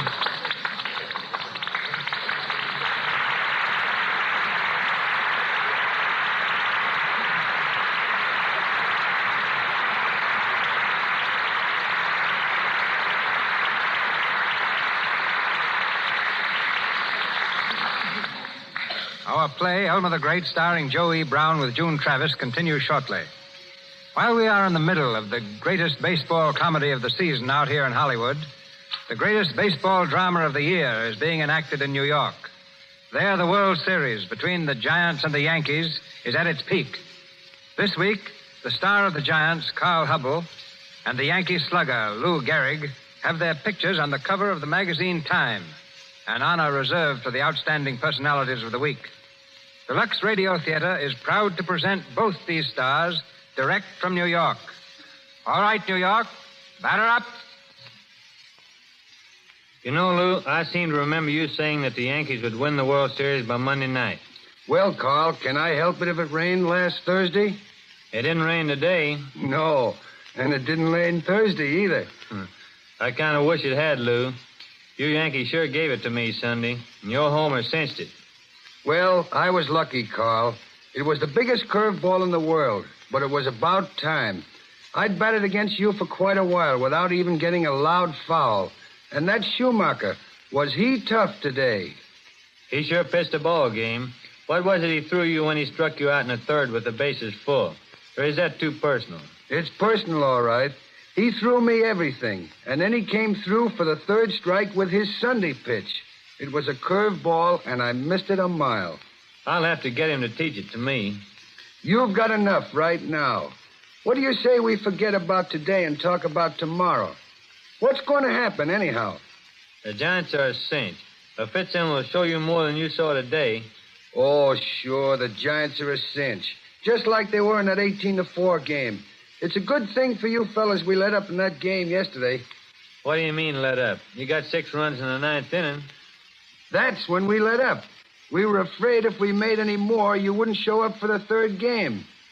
Say, Lou, you're a great hitter, all right. What's your average so far in the series? Oh, about 315. That's pretty good. Of course, I'm hitting 333 myself. But then everybody don't hit like a hubble. Watch us tomorrow, slugger. Lou, we've been doing a lot of ribbon here tonight. There's one thing I want the folks to know, and that is that last week you were voted the most valuable player in the American League for the 4th time. Yes, and I want the folks to know that you got the same award in the National League. Yes, but that was before they heard Joey Brown in Elmer the Great. Speaking of Joe, I bet it's tough on him missing the series. You know how crazy he is about baseball. I don't know. It seemed like he's pitching a pretty good game out in Hollywood tonight.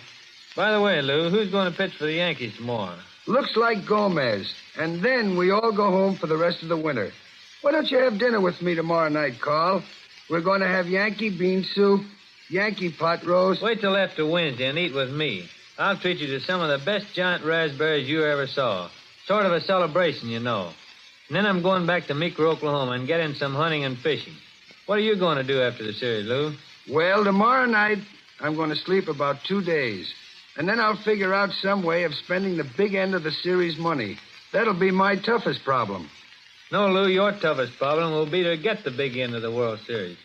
Well, Carl, we'll see about that tomorrow. So long. See you at the ballpark. Good night, Hollywood. Good night, Joey Brown. Keep pitching in there.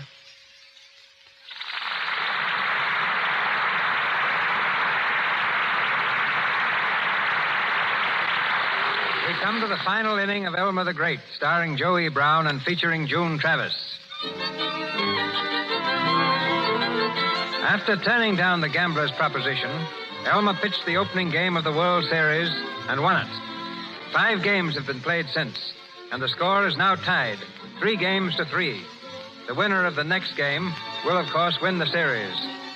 The night before the great battle, we find Elmer in a restaurant, looking vaguely at the menu. A young lady approaches his table. Hello. Oh, hello. You're Elmer Kane, aren't you? Yes, that's right. I thought I recognized you. I was sitting right over there at that other table, and I said to myself, I'll bet that's Elmer Kane, the famous pitcher. Yeah, I guess I am pretty well known, all right. I should say you are. Your picture's always in the newspapers. But, you know, I don't think they do you justice. You're really much handsomer in real life. Oh, go on. No, I mean it. Yeah? Uh-huh. Well, you should have seen me when I was a baby. Sit down. Oh, Mr. Kane. What's your name? Oh, Dolly. Dolly Williams. Dolly Williams. Well, I certainly am pleased to meet you, Dolly. I was just having a little snack. Will you join me? Oh, no, thanks. I didn't come over for that. All I want is an autograph. Oh, you mean you want my name written down? That's right. I'm making a collection, you know. Sure. Well, now, wait. Let's see if I got a piece of paper. Oh, I have one right here. And here's my fountain pen, too. See, that's kind of a big piece of paper for just my name, ain't it? Well, I'll write it good and big, right smack across the middle. Oh, no. Look, just right down here near the bottom, a little bit to the right. You see, I want to paste one of your pictures in the center of the page. Oh, sure. Well, wait a second now. Gotta write it nice and plain. Mm-hmm. Capital E, L-M-E-R, comma. Capital K-A-N-E, Kane. Elmer Kane, there you are. Oh, thank you, Mr. Kane, ever so much. Oh, that's all right. Any time at all. Big-hearted Elmer, that's me.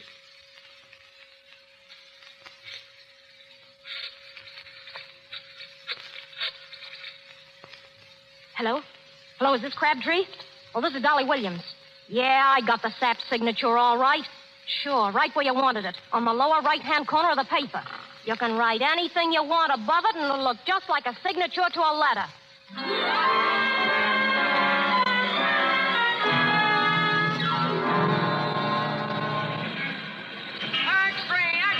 Elmer Kane involved in baseball scandal. X3, Elmer Kane out of baseball. X3, paper!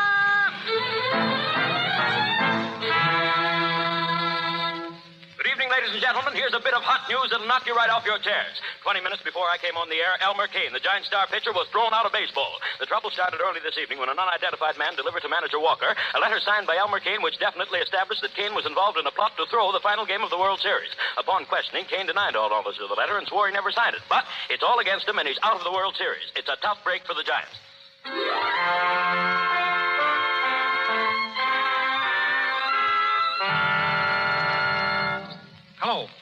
Hello, Mr. Walker? Is this you, Mr. Walker? Well, this is Elmer Kane. Listen, Mr. Walker, I've been trying to get you on the phone all morning. They told me you won't speak to me. You gotta speak to me, Mr. Walker. Wait, you gotta believe me. I tell you, I don't know a thing about that letter. I swear I don't. I never throwed a ball game in my life. And you gotta let me pitch today. Hello. Oh, gosh. Come in. Hello, Elmer. Boss. Elmer. Oh, gosh, boss. Oh, gosh, it's good to see you. I just got in. I heard about it last night, and I came right away. I thought you might need somebody now. Yeah, I do, boss. How did it happen? Oh, I don't know. That's just it. I don't know what it's all about. You mean you didn't agree to throw the game? Of course I didn't. Nellie, I ain't no crook. But why are they all saying you are? Oh, it's that letter. Some fella came to the hotel last night and slipped a letter under Walker's door. It said that I got $10,000 from some gamblers and that I was going to allow a lot of hits this afternoon. It was like an agreement between me and the gamblers. And at the bottom, my signature. Elmer. Yes, there it was in black and white. But I never signed nothing like that, boss. Was it really your signature? Yeah, that's the funny part about it. It was. Well, then you must have signed it, Elmer. No, I didn't, I tell you. You gotta believe me, boss. Oh, I do believe you, Elmer, but... Yeah, I know. But it looks awful bad, don't it? Well, did you tell Walker you knew nothing about it? Sure I did. A lot of good it did me. The whole team was sitting around, and not one of them thought that I was telling the truth. They wanted to beat me up. Oh, gosh, Nellie. I ain't got a friend in the world. Everybody's against me. Don't say that, Elmer. I'm not against you. And I'm your friend. You know that. Yeah, sure, I know it. Gee, it was swell of you to come, boss. I can't tell you what it means to have somebody to talk to. You don't have to leave right away, do you, boss? No, Elmer. I'll stay just as long as you want. You mean it? Of course I do. And I won't ever leave if you don't want me to. I don't get you, boss. That's just it, Elmer. You do get me, if you still want me. Nellie. Oh, gee, Nellie. No, you're just sorry for me, that's all. You're just taking pity on me. No, Elmer. It isn't that. Oh, sure it is. How could you love me now? How could you have anything to do with a guy like me? I thought I was a big shot. I went around blowing off like a steam engine. Well, what am I now? Just a hayseed. A hayseed crook. No, I ain't going to let you do it, Nellie. Oh, Elmer, listen. This isn't anything new with me. You told me that you had loved me for years. Well, I've loved you, too. I sent you away because I thought it was the thing to do. I wanted you to make good. Well, you need me now, Elmer. You need me, and here I am. Gosh, Nellie. Gosh. I ain't dreaming, Emma. No, Elmer. Then could I kiss you? Of course you can. Oh, gee. Well, now what are you going to do? Oh, I don't know. I guess I'll just pack my bags and go back home. Oh, no, not yet. Why not? But don't you see? It'll look like you're running away. You've got to stay and fight this thing out. Oh, what's the use? The game's going to start in a few minutes. Now, never mind this game. Think of the future. I ain't got any future. Not in baseball, anyway. Walker's got that letter, and he won't even listen to me. Oh, Elmer, are you sure you didn't sign it? Of course I am. Gee whiz, I ought to know. Now, wait. It isn't a forgery, is it? Well, it don't look like it. All right, if it's genuine, you must have signed something, Elmer. But I tell you, I didn't. I ain't signed a thing. I ain't even... Wait a minute. An autograph. What? I signed an autograph. Elmer, where? In a restaurant. Oh, no, I mean on what? On a piece of paper. A big piece of paper. Elmer, was there anything else written on it? No, it was all blank. That's just what it is. Somebody got hold of that paper, and then they wrote the letter so it looked like that I signed it. Oh, Elmer, that's it. I'm sure that's it. Yeah, that's it. But how am I going to prove it? Well, go to Mr. Walker and tell him the whole story. Oh, he wouldn't believe it. He might. No, not a chance. Well, see him anyway. Where is he? Over at the ballpark. Quick, jump in the cab and get over there right away. Okay, I'll do her. Where's my hat? Oh, never mind your hat. Oh, all right. I'll see you later, Nellie. So long, boss.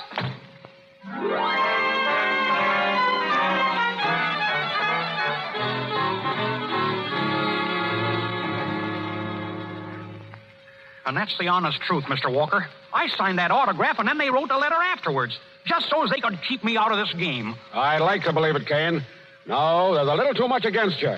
In the first place, I happen to know that you owe Walter Crabtree $5,500, a gambling debt. Yeah, that's right. But that don't prove nothing. Crabtree is betting on the Tigers. He's the guy who's behind the whole business. He had that letter delivered to you so you'd throw me off the team and the Tigers would win. No, it sounds a little bit too good, Kane. Too good to be true. And you won't let me pitch? Not for $1 million. You better beat it now before the boys come in from practice. One of them might take a swipe at you. Wait a minute. Wait, Mr. Walker. Will you do one thing for me? Well, what is it? Will you let me take a look at that letter? What do you want with it? Oh, I just want to look it over, that's all. All right, if you think it'll do you any good. Let's see. Yeah, it's typewriter, ain't it? Well, anything wrong with it? No, I guess there ain't. That's your signature, isn't it? Yes, Elmer Kane. Hey. What?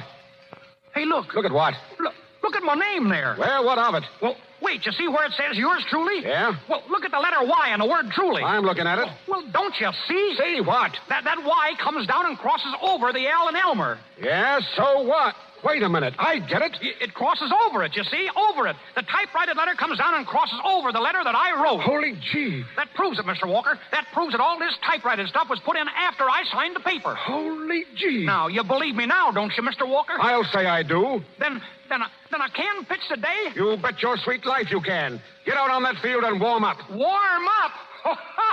Say, I ain't been cool since February.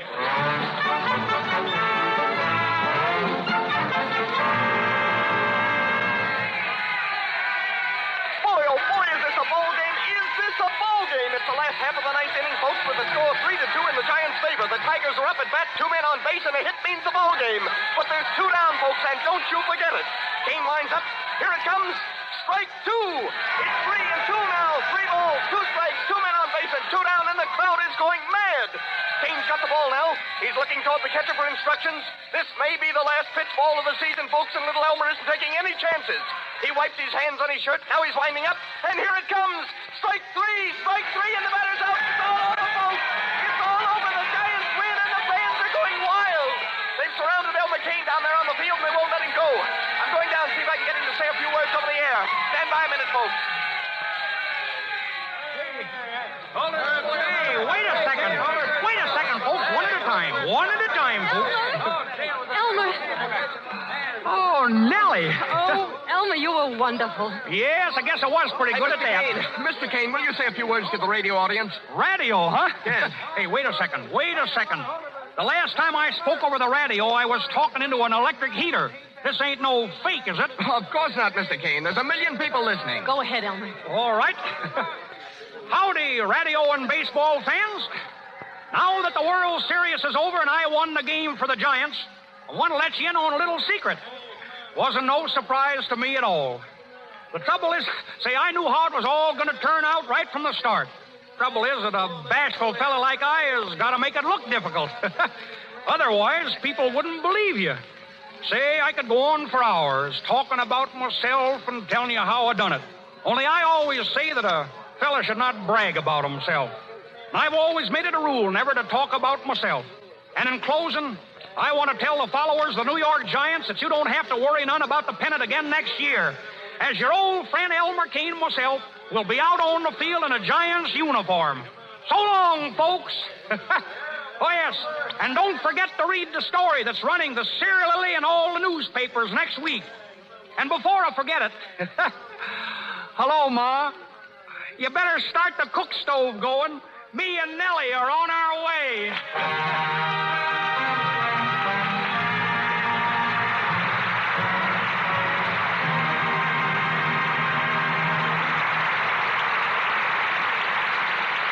The ball game is over, but Joey Brown goes to bat again in a few minutes when he returns to the microphone with June Travis.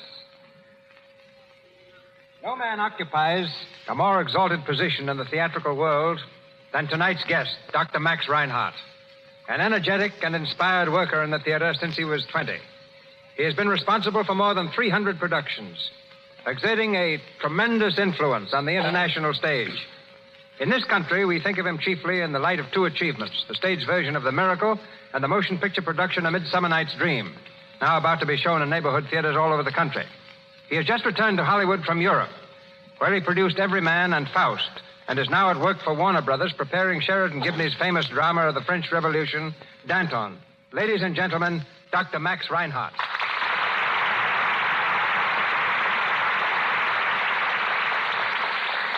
Thank you, Mr. DeMille. There is one point, ladies and gentlemen, that our host neglects to mention. The fact that he was the first to acquaint me with Hollywood's motion picture methods. That was several years ago when I was his guest at the making of The King of Kings. I had a reason for not referring to that episode. As I recall it, Doctor, motion pictures at that time impressed you very slightly. Quite true. I thought silent films far too limited to become a real drama. But with the coming of sound, the screen jumped further ahead in a few years than the stage had been able to crawl in centuries. And now you have the satisfaction of realizing that your production, A Midsummer Night's Dream, started a cycle of Shakespearean pictures. Romeo and Juliet has just been released here, while As You Like It is running in England. Shakespeare, I think, has been greatly misrepresented.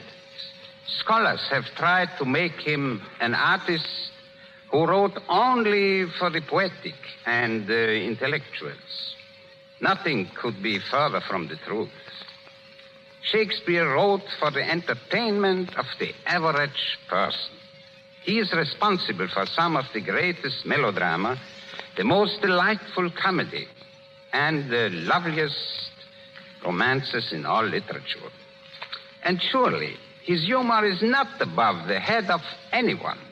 When Joey Brown played the part of Flute in The Midsummer Night's Dream, I felt he was exactly the comedian Shakespeare had in mind.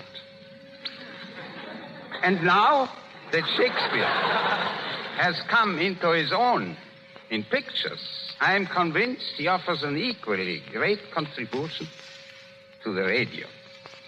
In his time, there was no elaborate stage scenery, no beautiful costumes, no stage technique.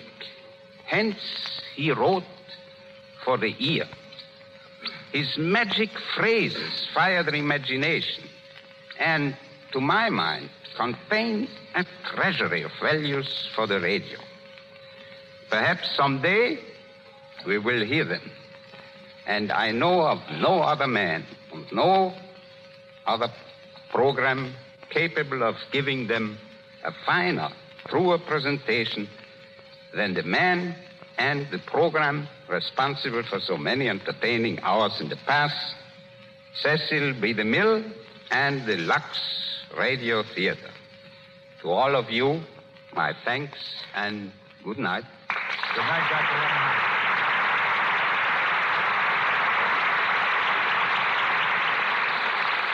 And now tonight's stars. Ladies and gentlemen, June Travis and... No! and Joey Brown. Oh, Joe. What's the trouble? It's okay now, but for a minute I thought this microphone was another one of those electric heaters. Oh. Well, Mr. DeMille, I want to thank you for making me a ball player once again. Playing Elmer was quite different from playing flute in A Midsummer Night's Dream. In that picture, I had to wear long yellow curls and murmur sweet nothings to Jimmy Cagney. After your performance tonight, Joe, you can play ball for Lux Flakes anytime. And I don't mean on the scrub team. Thank you. I used to be pretty good as a cleanup man. And before our side is retired, Mr. DeMille, may I say that since coming to Hollywood, there's been nothing I've enjoyed more than this appearance on the Lux Radio Theater. Good night. Good night, Mr. DeMille. I'm heading for the showers. Good night, Joe. Good night, Joe. Thank you, Joey Brown and June Travis. Ladies and gentlemen, this is your announcer, Melville Ruick. Word of next week's play comes to us shortly from Mr. DeMille. Dr. Max Reinhardt and June Travis appeared through courtesy of Warner Brothers, Mr. DeMille, Paramount, and Louis Silvers, 20th Century Fox, whose new film, Ladies in Love, was musically arranged by Mr. Silvers. And here's Mr. DeMille. Next Monday night, the Lux Radio Theater stars Ginger Rogers in The Curtain Rises. Ginger came to Hollywood as a singer and is now a dancing star. And next week adds a dramatic triumph to her repertoire in Benjamin Kay's story of a girl who thought romance had passed her by. Featured with Miss Rogers will be an all-star cast. Our sponsors, the makers of Lux Flakes, join me in inviting you to be with us next Monday night when the Lux Radio Theater presents The Curtain Rises, starring Ginger Rogers with an all-star cast. This is Cecil B. DeMille saying good night to you from Hollywood. This is the Columbia Broadcasting System.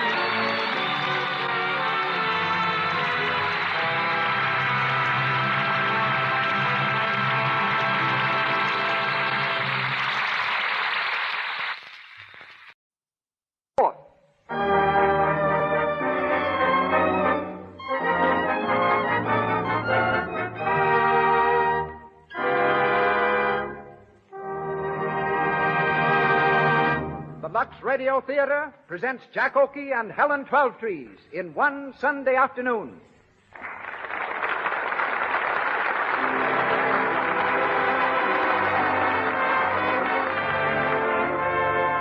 Lux presents Hollywood. Tonight, you will meet Hollywood through such famous personalities as Jack Oakey, Helen Twelvetrees, Alan Hale, Cecil B. DeMille, Agnes Ayres, Mrs. Evelyn Offield, and Mr. Louis Silvers, conductor of the Lux Radio Theater Orchestra. Brought to you by the makers of Lux Toilet Soap, the beauty care preferred by 9 out of 10 of Hollywood's leading stars and attractive women everywhere. A distinguished audience awaits our play tonight. Seated before me are 3 of motion picture's newest stars, June Lang, Muriel Evans, and the leading citizen of Van Buren, Arkansas, Bob Burns.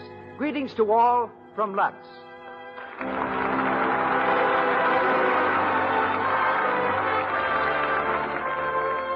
Nothing is so important to loveliness as smooth, clear skin.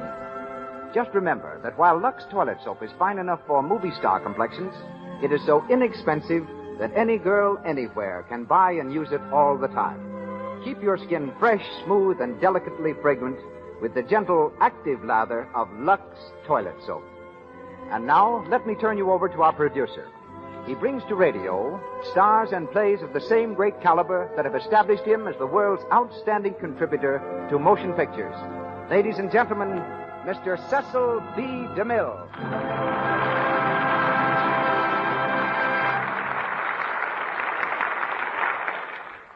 Greetings from Hollywood, ladies and gentlemen. Tonight's play begins one quiet Sunday afternoon in a small Missouri town. So does the story of tonight's star, Jack Oakey. Only in Jack's case, the afternoon wasn't so quiet. He claims he yelled louder than any baby born in Sedalia, Missouri. But he says he had a reason for yelling. He arrived just too late for Sunday dinner. Jack spent most of his boyhood in Oklahoma, but accompanied his mother to New York when she joined the faculty of the Scudder School for Girls. New Yorkers didn't care for his real name, Offield, so they shortened Oklahoma and called him Oakey. He's used the name ever since. As a telephone operator in Wall Street, Jack received the tip that made him a fortune. The tip was that he get out of Wall Street and go on the stage. Within a few months, he was a song and dance man on Broadway. When pictures began to talk, he thought they were talking to him, so he responded by coming to Hollywood. Jack has been at Paramount for 9 years. At present, he's a promoter in Champagne Waltz. He's also been a sailor, an aviator, a press agent, a cowboy, and a college student. In fact, as a college student, he's in a class by himself because he never went to college. So tonight, I've given him a degree in dentistry and the leading part, that of Dr. Biff Grimes. I've long believed him capable of more than straight comedy, and the serious parts of tonight's play will give Jack his first real opportunity to prove me right or wrong.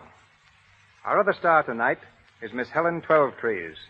Helen studied to become a painter, but she transferred her art from canvas to the stage and had already starred in such successes as An American Tragedy and Broadway when she was spotted by a talent scout and brought into films. Miss Twelvetrees has just returned from Melbourne, where she was the first American actress to play the lead in a picture filmed in Australia. She appears tonight in the role of Amy in One Sunday Afternoon, written by James Hagan. We hear it now in the Lux Radio Theater, starring Jack Oakey with Helen Twelvetrees.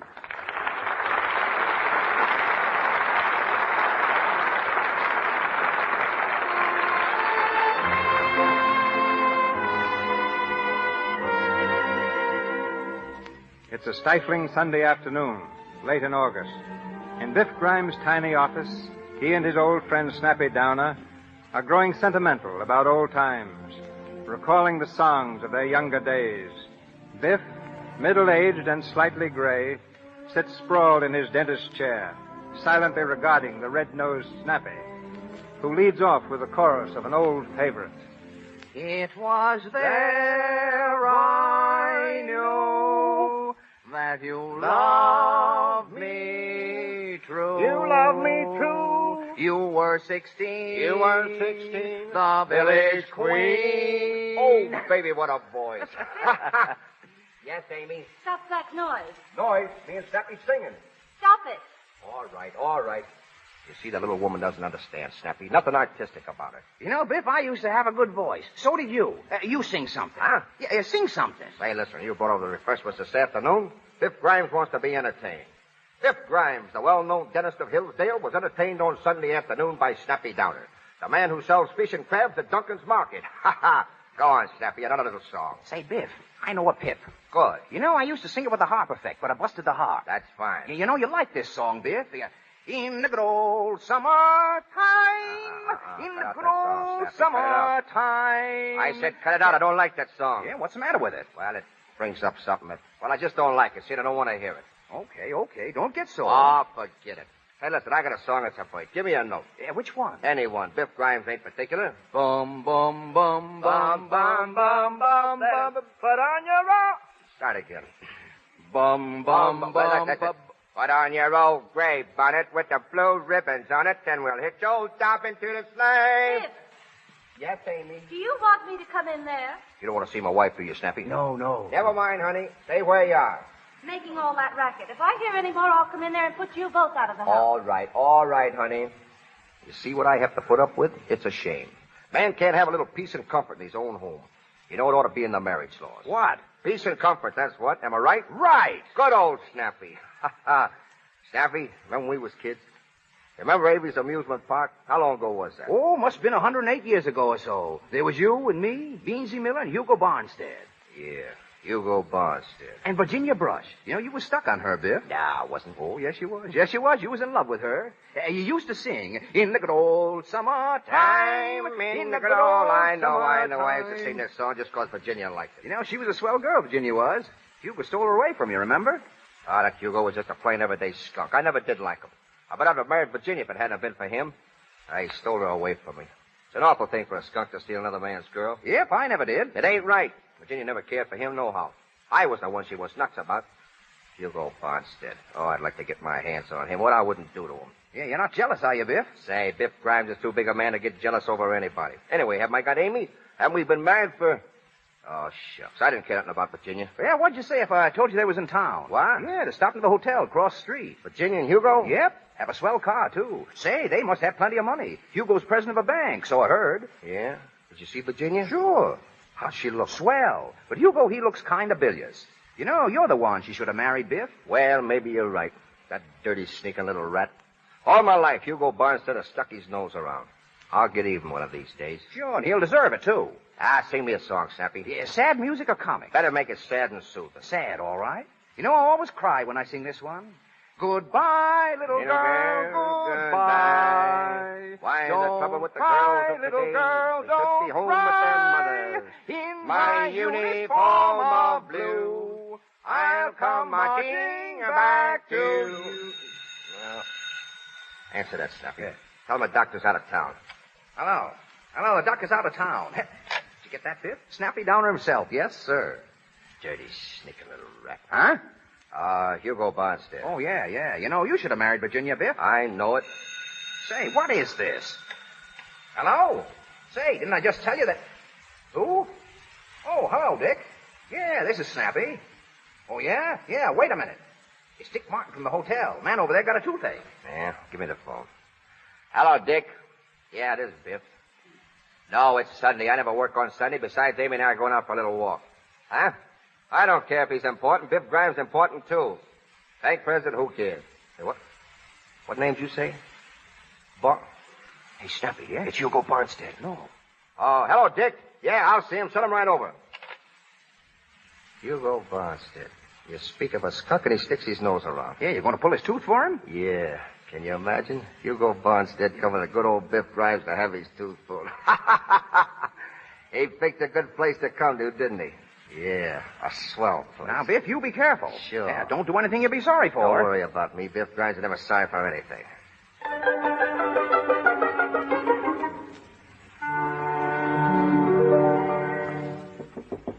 Come in. You the dentist here? Yeah, that's right. Have a seat, Hugo. What's that? Biff Grimes. Well, I had no idea you would ever... So you did become a dentist? Yeah, been a long time, Hugo. Yes, must be 25 years. Let's see. Last time I saw you was when you had that trouble at the factory. Yeah. How are you, Snappy? Hiya. Sit down in the chair, Hugo. Yeah, got an awful toothache. Look, right here, hey? Hurts like the deuce. Wanted to wait till I got over to Oakley, but Virginia, she's with me, said to have it out now. She's coming up here in a little while. Oh, that's so good. Don't like toothaches. Terrible things. Had 'em all my life. You won't hurt, will you, Biff? You won't feel it. I want gas. You'll get gas. No. My assistant, Miss Robertson, is off today, so Snappy down, you'll have to take her place. Hey, now, wait a minute, Biff. Come over here. Oh, now, Biff. Hand me that nose piece. Huh? For the gas, come on. Oh, yeah. Here you are. All right now, Hugo. Inhale. Deep. Deep as you can. Put up your lungs. Are you getting it? Yeah. He's going under, Biff. It's been a long time, hasn't it, Biff Grimes? What's that? You and me. Avery Amusement Park. Virginia. Inhale, Hugo. You thought you were going to marry Virginia. But I fooled you. I fooled you. I fooled you, Biff Grimes. He's out. Hugo Bonstead. I've got you right where I want you, you crawling little rat. Oh, Biff. Oh, I've been waiting for this chance. Get away from that gas tank, Snappy. Biff, what are you doing? He asked for gas, and anybody's going to get it. Plenty of it. Oh, Biff, you can't do this. You can't do this. Shut up. Breathe, Hugo. Breathe in deep. Avery Amusement Park. 25 years ago. Avery Park. Amy and Virginia. We used to go over there. I can close my eyes and see it now. Biff?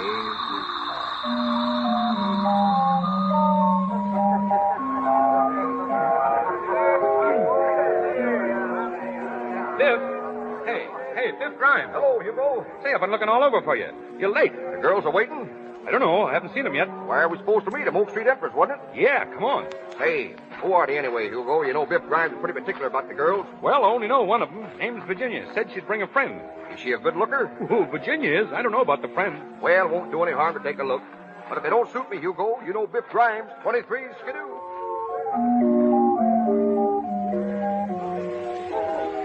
Goodness sake, sit still. What are you fidgeting around for? Oh, Virginia, I'm scared. Of what?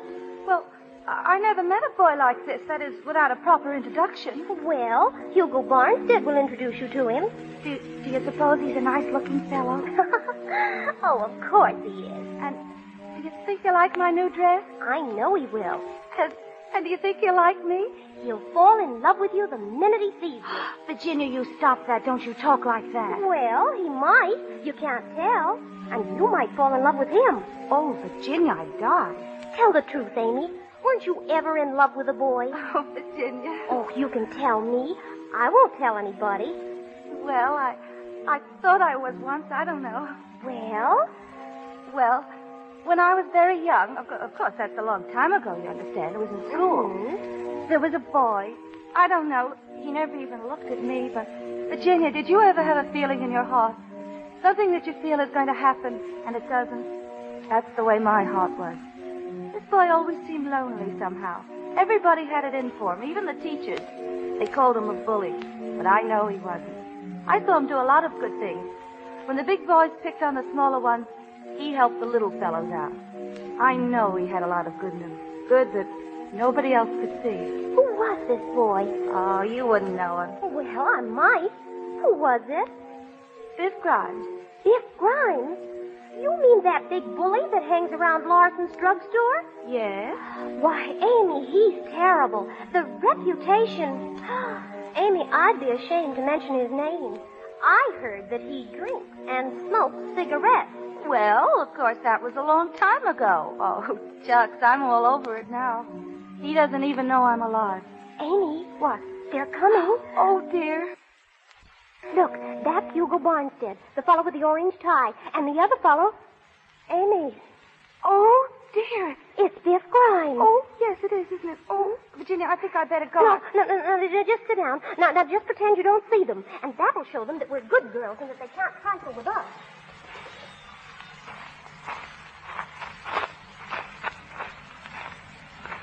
There they are, Biff. I see them. Swell, huh, Biff? Hey, pretty swell, Hugo. Say, I've seen her around town. What's the one you got picked up for me? The little one on the left. Oh, nothing doing. I know that scrawny little thing. We used to go to school together. Amy something or other. She ain't so bad. I'm telling you, she's skidoo. You can't pick anything better than that. Well, Biff Grimes will do his own picking. Wait a minute, Biff. I picked the other one. Oh, but that ain't fair. 23. Everything is fair to Biff Grimes. Say, I've always wanted to meet her, though. She's all the fudge. Oh, gee, Biff. All right. Well, we'll fix it. Well, say something. Well, all right. Oh, hello, girls. Oh, hello. Hello. Nice afternoon. Yes. Yes. Oh, say something. They don't care about the weather. They want to meet me. Well, I see you got over here. That's right. And you brought your girlfriend along. Yes. Well, I brought my boyfriend, too. How do you like him? Hi, girls. Introduce me. I'd like to introduce my boyfriend. Surely you don't. This is Biff Grimes. Hi, girls. I love my wife, but oh, you kid. How do you do? Now, let me see. Your name is Miss Virginia, ain't it? How did you know my name was Virginia? Oh, I found out. And, what's your girlfriend's name? Oh, excuse me. This is Miss Lind, Amy Lind. This is Mr. What did you say your last name was? Farnstead. Oh, of course. Hugo Barnstead. My name is Grimes, Biff Grimes, chicken inspector. Miss Lind, this is Mr. Grimes. No, Mr. Little Girl, just Biff. How do you do? Oh, I'm swell. Say, I used to know you, didn't I? Yes, we went to school together. That's right. You sure was a funny looking little thing then, wasn't you? Oh, was I? You bet you was. Remember that day I stood up to the principal and almost got a licking and you helped me out? I never got a chance to thank you. Oh, that's all right. Well, anyway, thanks. Even if you was funny looking, you wasn't bad at heart. Well, I always liked you, Biff. Amy. Oh, I guess I shouldn't have said that. Well, you could have waited. I'm sorry, Biff. Oh, that's all right. I guess all the gals in them days was kind of stuck on me. Ishka-bibble, ishka-bibble. Well, how would you girls like to take a little walk? Oh, why, yes. We'll take a little walk. I guess an ice cream soda wouldn't go bad either, eh? Would you like an ice cream soda, Amy? I like a college ice. Say, Goldstein's got something new. I tried it out last night. She'll rave about it. He says New York's going wild over it. Yes? You know when New York goes wild over anything, it must be good. What is it? Yeah, what is it, Biff? Well, he spreads nuts all over the ice cream. I never heard of that before. Did you, Amy? No. Say, that guy ain't dead. Biff Grimes never lets the grass grow under his feet, neither. New York style, that's me big stuff every time. Yeah, you know something, little girl? Virginia, that's the name, ain't it? Well, you know where they got that name from? This is... State of Virginia. Yes, sir. That's where Abraham Lincoln was born. I guess you didn't know that, did you? very few people do. Yes, indeed it is. You know, it's too bad I haven't met you before, Virginia. But Biff Grimes thinks that you're one of the nicest little gals he ever met. I'll say, old boy, hey, kid. Listen, Miss Virginia's supposed to... All right, never mind, my boy. Everything's going to be all right. Virginia and me's getting along fine. Yes, sir, fine. How about that, eh, Virginia? Well, let's go. Goldstein's drugstore. You can take the little one, Hugo. Sure, Biff. My arm, Miss Virginia. Hey, I said... Thank you, Mr. Barnstead. I'd love to go with you. Say, I meant for you to... You know, Virginia, I've wanted to take you to Goldstein's for a long time now. Oh, Mr. Barnstead. Why, the lowdown right out from under my nose. Oh, Mr. Grimes. Huh? What? I don't mind if you take me, Mr. Grimes. Well, all right, Rudd. Come on, let's get it going.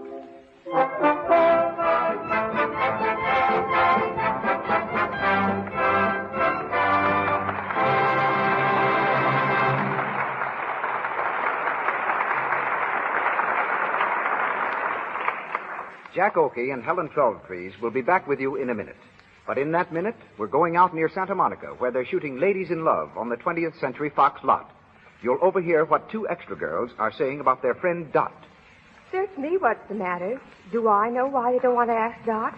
She's your roommate. You ought to know why the boys don't like to take her out. I can't think of a thing that's wrong with her, except maybe her complexion. Well, isn't that enough? Boy, if my complexion were bad, I wouldn't expect to keep my job, even if I am only an extra, much less get dates. Dot's awful careless, really. She thinks she can dab rouge and powder on her face day after day and let them stay there. And she can't. Not and keep a good complexion. Why don't you tell her? Break down and buy her a cake of Lux toilet soap. She's probably getting cosmetic skin. Cosmetic skin comes on so gradually, it's hard to tell you're taking chances. That's why it's smart to guard against it. To use Lux toilet soap regularly before you put on fresh makeup and always before you go to bed. Keep on using rouge and powder as much as you like. Lux toilet soap has an active lather that goes deep down into your pores and removes every trace of dust and dirt and stale cosmetics. 9 out of 10 screen stars use Lux toilet soap to keep skin lovely. It's good for your skin, too. And once again, Mr. DeMille. We continue with our play One Sunday Afternoon, starring Jack Oakey as Dr. Biff Grimes and featuring Helen Twelvetrees as Amy.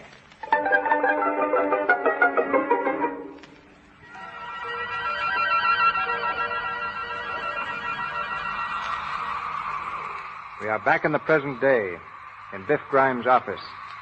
Hugo Bonstead lies unconscious in the dentist's chair with the gas filling his lungs. Biff stands over him, a dull look in his eyes, as his mind flashes back to the days of their youth. Snappy Downer, his face contorted with fear, tries vainly to shut off the gas. Biff, let me turn off that gas. Get away. But you can't do this, Buff. You can't do it. Yeah, he took her away from me, didn't he? He took Virginia away from me. That night in Snyder's beer garden. But that was 25 years ago. You can't do it. Yeah, 25 years ago. I remember it like it was yesterday. Snyder's beer garden. I was there with Virginia. Oh, Biff, listen. Yeah, with Virginia. I can even hear the music. Snyder's beer garden.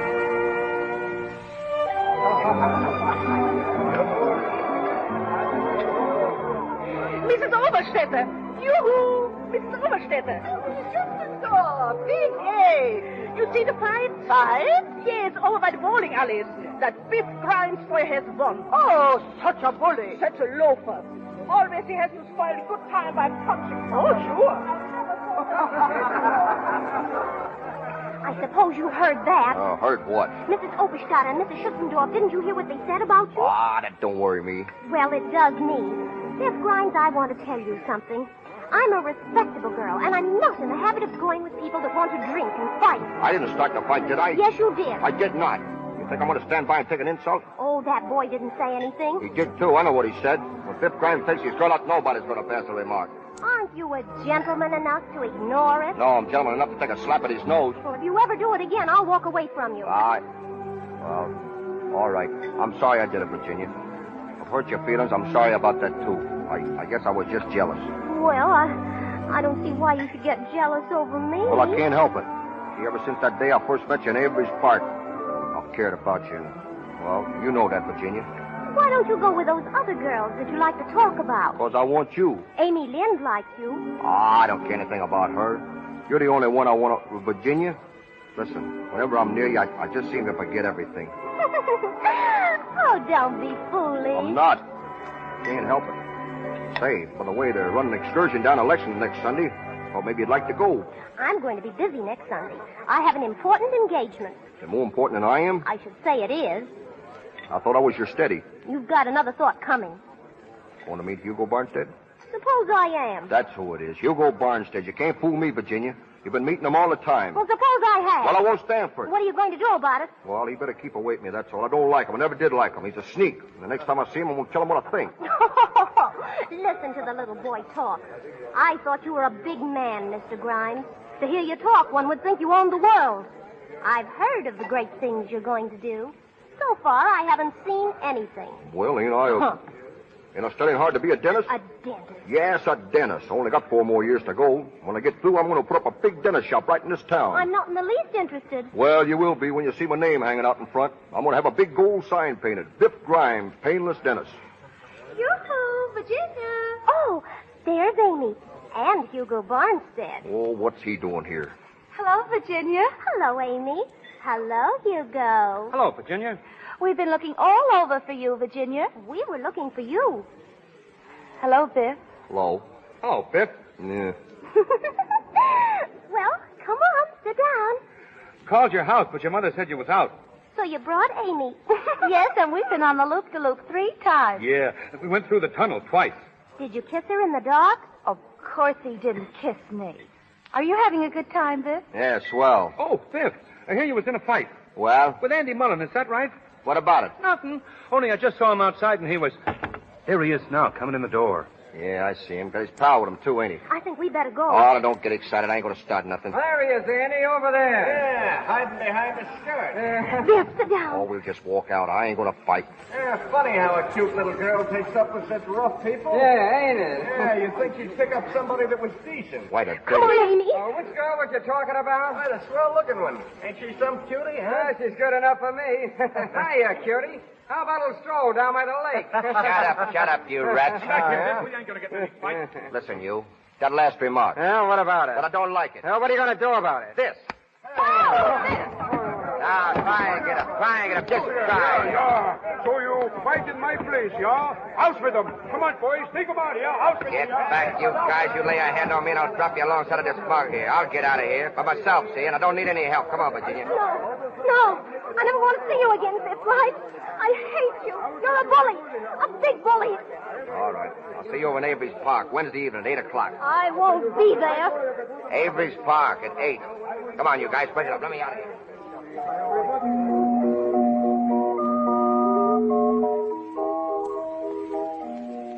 Well, I guess she isn't coming after all, Biff. I don't see her. Guess she saw at me. Gee, can you imagine sore because I was protecting her good name? That's all I was doing. Of course, Biff. Any girl would have been proud to have a man protect her good name. You understand that, don't you, Amy? Of course I do, Biff. Haven't you seen her at all? Not since that night. And you were to meet her here? 8 o'clock. It's after 9 now. That's right. That's too bad. Don't I know it? If I ask you something, Biff, will you tell me? Sure, what is it? Do you love Virginia? Well, You don't have to tell me unless you want to. yes, I do love her. I guess maybe I got a little too crazy about her. She somehow was my ideal. You know, every fella has an ideal. Somebody he cares for, and when he cares for that somebody, well, nothing else matters. It's a sort of an ingrown pain. It starts in the pit of your stomach and works right up to your neck. Well, that's the way I felt towards Virginia. I see. Of course, you told her that you loved her. Lots of times. She always laughed at me. You know, there's nothing sincere about Virginia. At heart, she's a teaser. That's what rouses the old devil in me. I understand, Biff. Do you? You know, Amy, I like to talk to you. Somehow, well, I don't know. Virginia never could sit down and talk the way we've been talking. I like it. How'd you happen to come over here tonight? Oh, I don't know. I just came over. Did you have a date? No, You sure? I haven't got a beau. Funny. I thought you and Hugo Barnstead was keeping company. Hugo Barnstead? Oh, no. He just took me out once. He doesn't care anything about me. Well, he's an awful mug. I don't see what any girl can see in him. You know, I wonder if Virginia... What? Oh, nothing. It's funny, ain't it? What is? Oh, sitting here talking like this. Don't you like it? I sure do. I've always wanted to talk to somebody like this.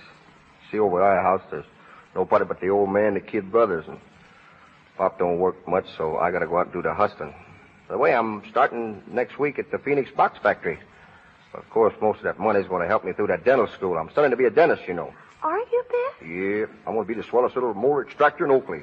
Oh, that'll be fine. Of course, that's just the start. Someday, you know, I expect to be mayor of this town. Oh, gee, Biff. Yeah, that's going to make Virginia proud of me. Yes, sirree. Oh, yes. Hi, Amy. Hello, Biff. Oh, hello, Snappy. What are you doing over here? Oh, nothing. Just out for a little walk. Me and Gladys. She's my steady. Hush your mouth, steady. Say, I guess you heard the news, hey, Biff? What news? Well, ain't you heard about Virginia? Well, what about Virginia? She got married this afternoon at 4 o'clock. Did she? Yeah, I thought you knew. You was going with her.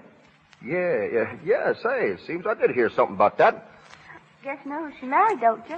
Who? Hugo Barnstead. Hugo Barnes? Yeah. Oh, sure. Well, I certainly worked hard to fix it up for that boy. Well, I thought she was your steady. Virginia?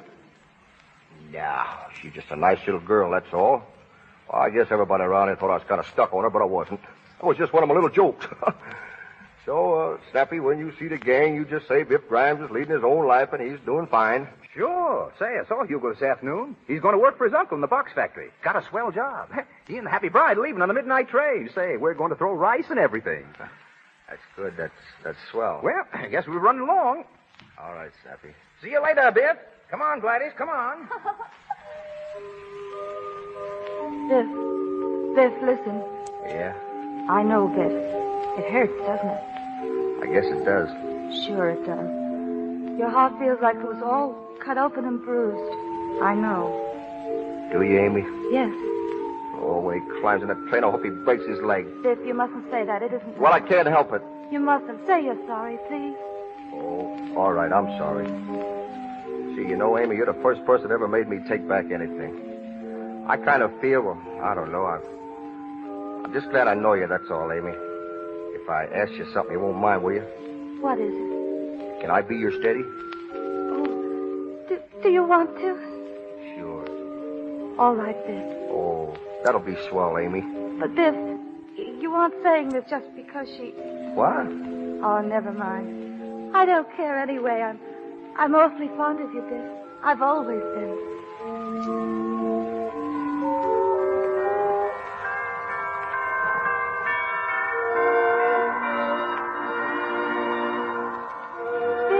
Are you happy? You bet I am. Really? Of course. Why wouldn't I be? Oh, I don't know, but I'm happy, Biff. I'm awfully happy.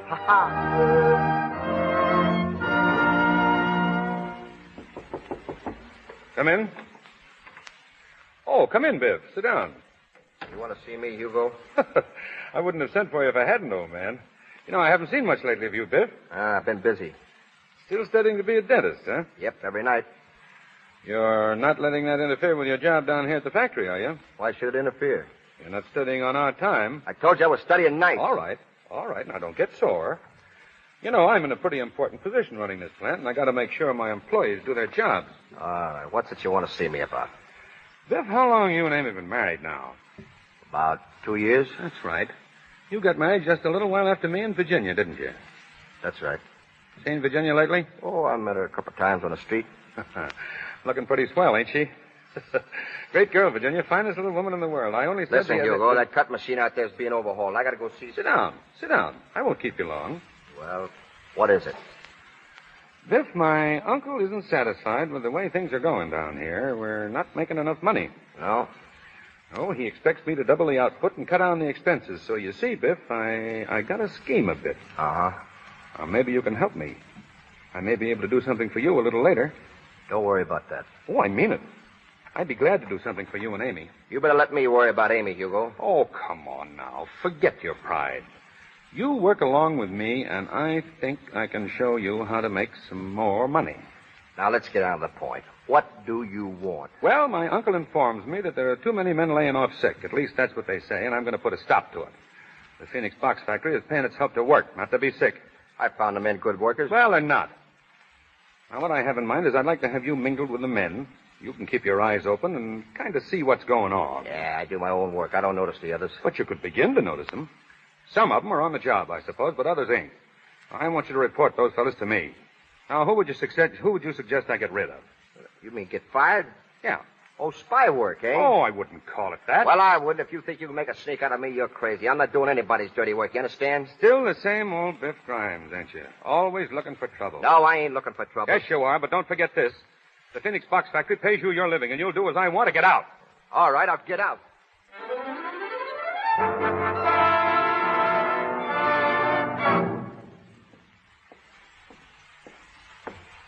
Who's there? Evening, Hugo. Working late, ain't you? What are you doing here? You know that employees ain't allowed in the factory at night. You're forgetting I'm not an employee any longer. You fired me this afternoon, you remember? Get out of here. Oh, no. I got something coming to me, and I want it. I want the 2-week salary you owe me. You can see the cashier in the morning. No, I can't. I saw him tonight, and he says that you told him not to give it to me. Well, what of it? I want that money, Hugo. It's coming to me, and I want it. You don't get a nickel. No? We'll see about that. Put on that gun. Now, listen, Hugo. Do I get that money, I'll blow you wide open. Put on that gun. Well? Don't shoot. That's right. Crawl. Stop. Don't shoot. Come on, crawl, you sniveling rat. Oh, don't. Ah, Hugo Barnes said get up on your feet. I wouldn't shoot you, you skunk. You ain't worth it. Oh, get out of here. Yeah, I'll get out of here. Sure. Before I do, I want you to stand up. Stand up nice and straight, Hugo, because you're going down again fast.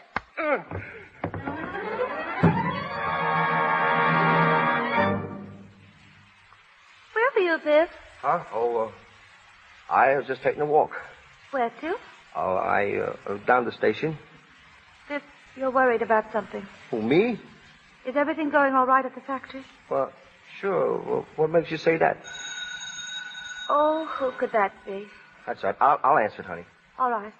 I better go fix up a little. It might be company. Well, hello, Charlie. Hello, Matt. Hello, Biff. What you fellas doing here? Official business, Biff. The chief wants to see you down at headquarters. Headquarters? What are you doing, kidding? Not so you could notice it. You took a punch at Hugo Bonstead, didn't you? It's assault and battery. And you tried to hold up the place. I didn't. You had a gun, didn't you? Come on. Wait a minute. Not so loud, will you? My wife's in there. Listen, I wasn't going to hold up anybody. I got fired today. Hugo wouldn't give me my dough. It was coming to me. I worked for it. I worked hard. You know what it means to carry a gun in this town? Oh, I just put it as a bluff. You fellas know me. You've known me for years. I wouldn't steal anything from anybody. I was desperate, that's all I tell you. I only wondered what was coming to me. We got to arrest you, Biff. Oh, give me a break, will you? Let me get out of here. I'll beat it out of town. Nobody will know. Sorry, Biff. It's tough, but that's the way it goes. Oh, it ain't myself I'm thinking of. I don't give a hoot about myself. It's Amy. Gee, fellas, listen. I'll kill her. Please, will you? Sorry, Biff, we can't. Come on. Who is it, Biff? Wait a second, fella. Yeah, why, sure. That's awful nice of you fellas to come, and I appreciate it. Biff. Oh, hello, Amy. What's the matter? Matter? Why, nothing. I was just telling Charlie, you know Charlie Brown and Matt Hughes here. You see, the police department's having a clam bake down at the casino Wednesday night, and, well, so they asked me to be on the committee, and I was just telling them. Oh, that's awfully nice. Yes, isn't it? That's awful nice. Did you fellas say that you want me to come down there right now and arrange things? Yeah, sure. Well, all right. Let's go. I'll be back in a little while, honey. Just a little while. All right, sir. Wait for me. I'll wait. All right, fellas. Let's go.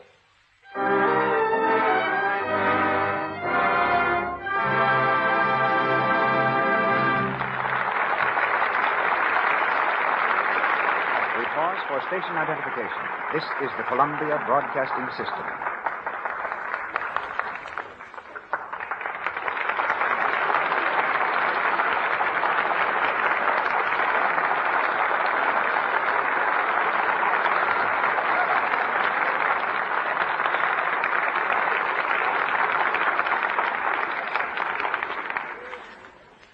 We resume the events of one Sunday afternoon shortly.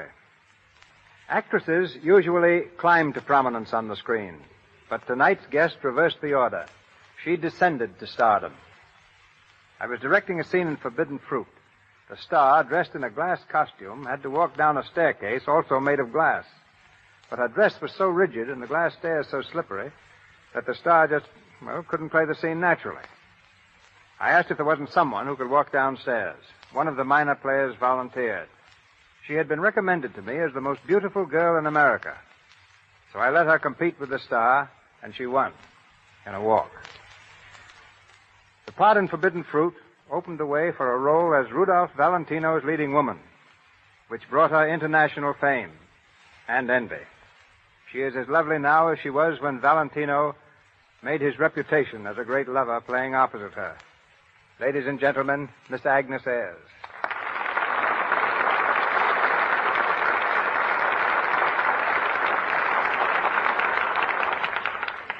Thank you, Mr. DeMille. But when you asked me to walk, you hit upon the one theatrical trick I had thoroughly learned. When I was 14 years old, I used to go to old S&A studio after school, watching them make movies.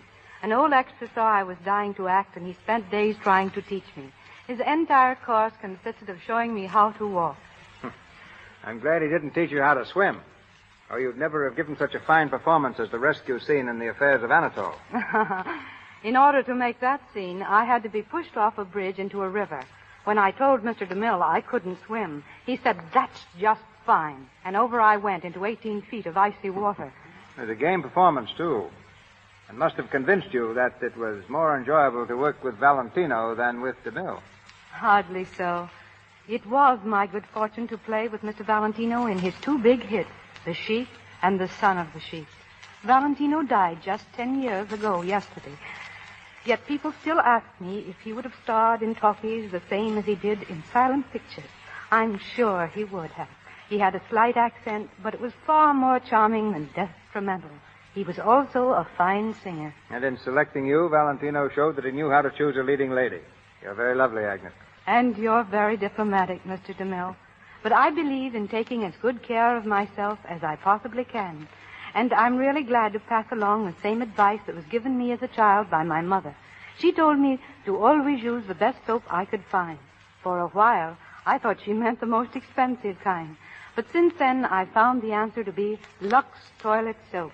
In my home, 3 generations are using it. Myself, my mother, and my 10-year-old daughter, Maria, who someday may be in pictures herself. We all know there's nothing like Lux for smooth hands and a fine, clear skin. And that's probably why practically all Hollywood stars use it. I understand you're planning to return to pictures, Agnes. I know our audience joins me in wishing you all the success in the world. Thank you, Mr. DeMille, again. I've been in a great many pictures, but to tell the truth, I've never given a performance which has completely satisfied me. I want to return to fulfill that ambition. To prepare for this, I've been doing a lot of acting with stock companies lately. And to all young men and young women who hope to reach Hollywood, my suggestion is to first get as much stage training as possible. Good night. Good night, Agnes.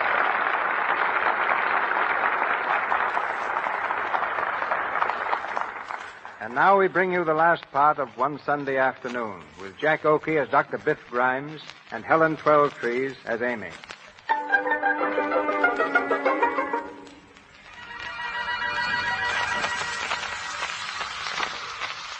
Our time is again the present. Hugo Bonstead is still lying unconscious in the dentist's chair, inhaling the gas. Snappy Downer pleads desperately with Biff, who stands over his patient, holding the nose piece tightly in place. Biff, you ain't gonna do it. You ain't gonna kill him. He took Virginia away from me. He sent me to jail. 2 years they give me. 2 whole years. But you can't kill a man for that. They'll hang you, Biff. He took Virginia away from me. Avery Park. Amy was waiting for me there when I got out. I can see her now. She was sitting on a bench. I was coming along the path. Biff, listen to me. Listen to me. Avery Park. Avery Park. Long time ago.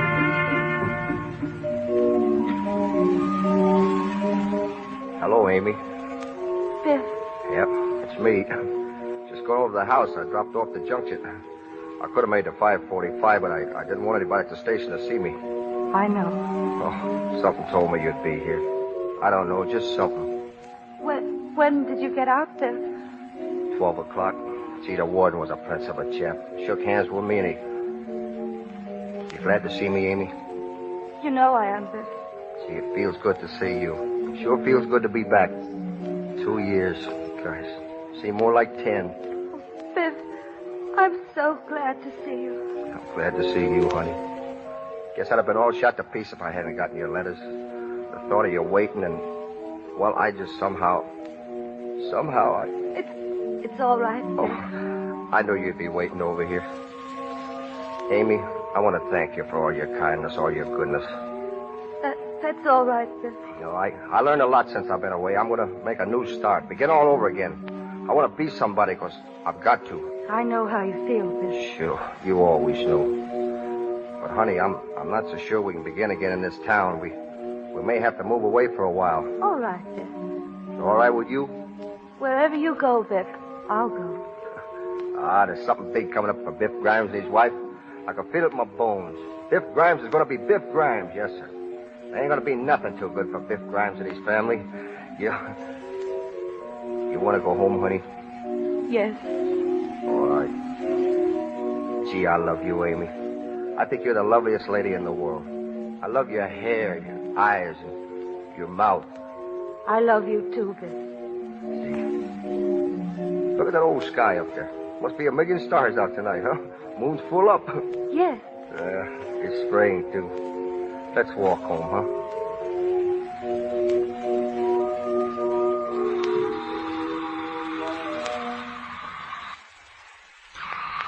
Avery Park. Avery Park. Biff, don't do it. Turn off that gas, Biff. He took her away from me, didn't he? He took Virginia away from me. It was 25 years ago, but I never forgot it. Biff, listen. There's somebody outside door, Biff. Do you hear it? Somebody's there, Biff. All right. Shut up. Hey, turn off the gas. Well, if it ain't my old-time sweetheart himself. What? Wonder you wouldn't open the door for a lady. Who are you? Well, now don't tell me I've changed that much. Don't you know me? Virginia. Well, what's eating you, Biff? What are you staring at? Well, nothing. Well, how are you, Virginia? I'm swell. How are you, Snappy? Me? Oh, I'm all right. It's been a long time since I've seen you, Virginia. Yeah, I kind of filled out since then, eh? Say, remember the bologna you used to hand me? Remember Schneider's beer garden? Funny, but the world does move. Yeah, doesn't it? And here you are, the dentist of Hillsdale. Say, have you pulled old Goofy Jake's tooth yet? What? Oh, no, I haven't pulled it yet. Wait just a minute. It won't take long. Don't rush for me. The longer that goof stays unconscious, the better I'll like it. There we are. It's out. Oh, I guess I better use the oxygen tank on him. Say, do me a favor, will you, and put him out of his misery? That ain't a bad way to pass out. Hugo. What's the matter with him, Biff? Why don't he wake up? Hugo. Oh, let him alone. He's half dead anyway. Hugo. You all right? Hugo. Biff? You're a fool, Biff. You all right, Hugo? Oh, here. I'll take some water. You feel better? Yes, but oh, what an awful chase. You here, Virginia? Yes, nature's child. Did you think you was going to crash the pearly gates? Oh, now, Virgie, don't talk that way. Are you ready? Yes, sweetheart. And I suppose I'll have to drive the rest of the afternoon. Look, Virginia, can you see it? Now, my dentist in Pittsburgh told me, remember that time I had those 7 teeth Listen, fixed? you. For 25 years, I've heard nothing but your teeth. It's been teeth in the morning, teeth in the afternoon, and teeth at night. Oh, now, Virgie. Don't Virgie me. If I hear any more squawks out of you, I'll perform the operation myself, and you won't have gas. Biff, how much do I owe you? Nothing. What's that? I said nothing. In fact, I think I kind of owe you something, though. Huh? Yeah. Owe you a lot, Hugo. Thanks. What are you talking about? Oh, it's all right. Forget it. Say, by the way, Biff, how's your wife? Oh, she's fine, fine. Still married, eh? Yeah, Mrs. Grimes is still Mrs. Grimes. How has she stood it? You'll never know what I've suffered married to this death house buzzard. Oh, now, Virgie, I'm a good man. Yeah, good for what? Well, I'm going home, Biff. I don't feel so good. So long, folks. Say, that guy looks about 3 steps ahead of the Undertaker. Yes. Sorry we can't stay to see your wife, Biff. Oh, yeah. She'll be sorry to see her. Well, you better leave now. Good afternoon. It's that way over there. That's the way out. Huh? Oh, thanks. So long, Biff. You know, Virginia, I'm going to write my dentist in Pittsburgh. Oh, shut up. You and your dentist in Pittsburgh. And I almost killed him for taking it away from me. Biff. Amy, come here. For heaven's sakes, Biff Grimes, if you don't stop making that noise. Listen, Amy, I got something to tell you. You ought to be ashamed of yourself raising all this racket. Yes, ma'am, I am ashamed of myself. Where's Snappy? Oh, he left. Well, I'm glad. I don't mind him coming over here, but you make such fools of yourselves. Yes, ma'am, we certainly do. Well, you ready to go out? Yes, ma'am. Well, get your hat, Sunday afternoon, and everybody out. Amy, What's the matter, Biff? do you know that you're a very sweet and beautiful girl? And that I love you? I love you, too, Biff. And that new car you wanted? Say, you're going to get a better one. Tomorrow you're going to get the finest car in Hillsdale. Oh, our old car's getting terrible. Why, I wouldn't let you be seen in it. Say, there's a brand new taxi stand across the street. Let's see if it's still there. But there he is. Hey, taxi! Go up to the front door and wait there. Biff Grimes and his best girl are going out for a ride. Biff. Come on, honey. Up you go. Biff, put me down. What will the neighbors say? Just what I do. That Biff Grimes has got the swellest looking girl in this town.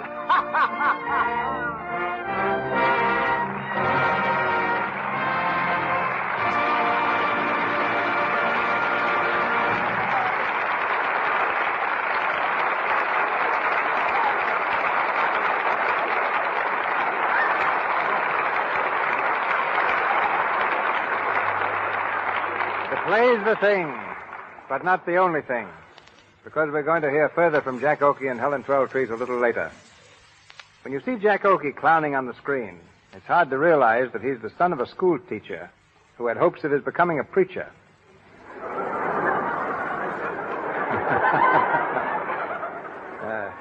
Jack's mother was formerly principal of the Sedalia Public School, head of the psychology department at the Scudder School, and an instructor at Columbia University. She came to Hollywood with Jack nearly 10 years ago and has always been his favorite companion. One of Hollywood's most typical mothers, she is certainly most popular among young stars. Ladies and gentlemen, Mrs. Evelyn Arfield.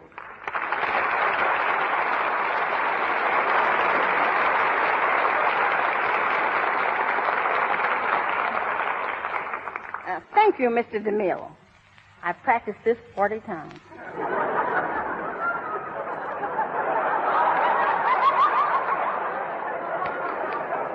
Being a mother in Hollywood is no different than being a mother anywhere else.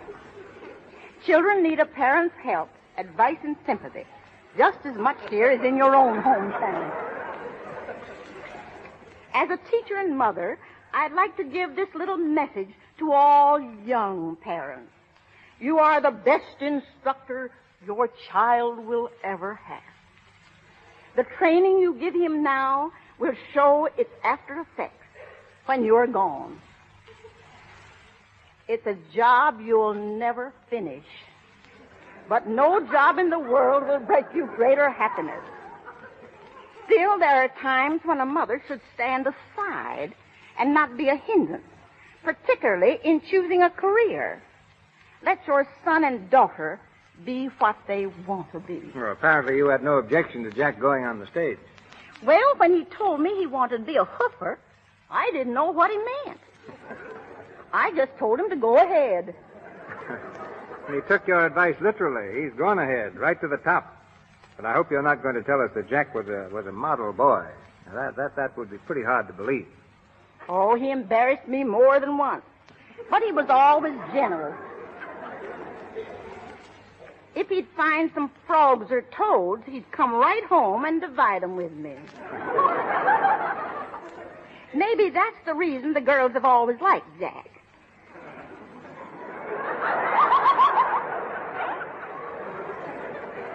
Now I'm his mother, but even I admit that he's not what you would call handsome. He inherited your sense of humor. He should have taken some of your good looks. Oh, I'm just an old schoolmarm, Mr. DeMille. But there's one lesson I'm still teaching, and that's the advantage of using such a fine soap as Lux.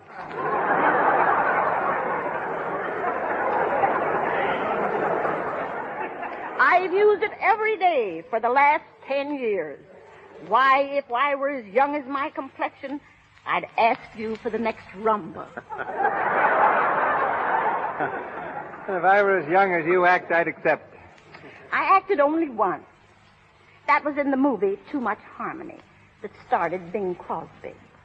But even though I'm 68 years old, there's a lot of life in the old girl yet.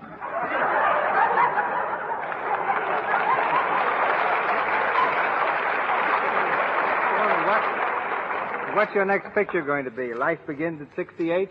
No, one picture was enough. I just wanted to prove to Jack that he isn't the only actor in the family. Good night.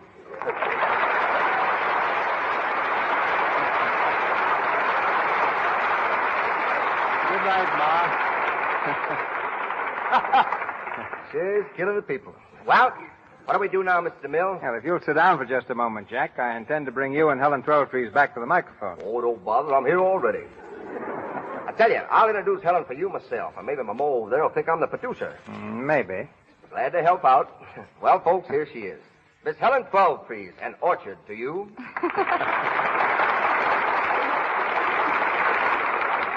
Thank you, Jack.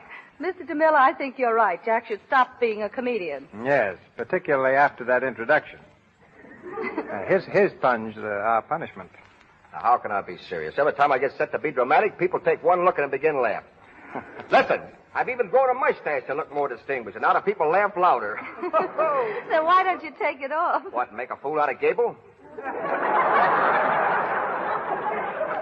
Now, folks, you take Helen here, for example. I ask her what makes her so gorgeous, and she tells me Lux toilet soap, just like my mother. Well, have you tried it? Tried it, say. I wash 20 times a day with that soap. I even clean my teeth with it. Look. Pretty? Well, I think so much of Lux toilet soap that I'm never without it. You know, when I went to Australia, I took loads of it along in my trunk. But I found I didn't have to. They use it on the other side of the world as much as they do here. You know, Jack was out of Lux, Helen, when he tried to get into the Crusade. He rode up to the set in a full suit of armor and insisted on playing the love scene with Loretta Young. I thought that was Henry Wilcoxon's job. Well, everybody but Jack was under the same impression. Yes, sir, there wasn't a niftiest suit of armor that ever came out of a blacksmith shop. And DeMille here spoils me. All he said was throw some sardines in that can and get it out of here. Now he's making another picture, The Plainsman.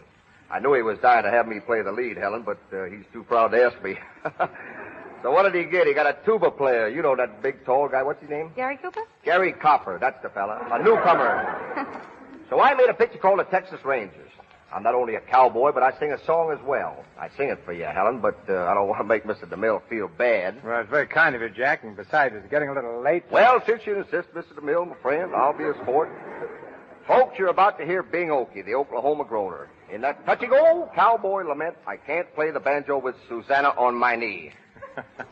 Bing Crosby's just sailed for Honolulu, probably to avoid hearing this. All right, Jack, go ahead. Heckler. I got an orchestra out on the Lone Prairie. That is the place for me since I met my gal. When it comes to cowboy music, there's no one can play like me. But I can play my banjo with Susanna on my knee. I can whistle Yankee Doodle, I can sing Mother McCree. But I can't play my banjo with Susanna on my knee. I thought that I would make a hit when I played William Tell. But when I beat my feet in time, she had a dizzy spell. I'd like to drop her on the floor, but that ain't chivalry. But I can't play my banjo with Susanna on my knee. Do you smell something burning?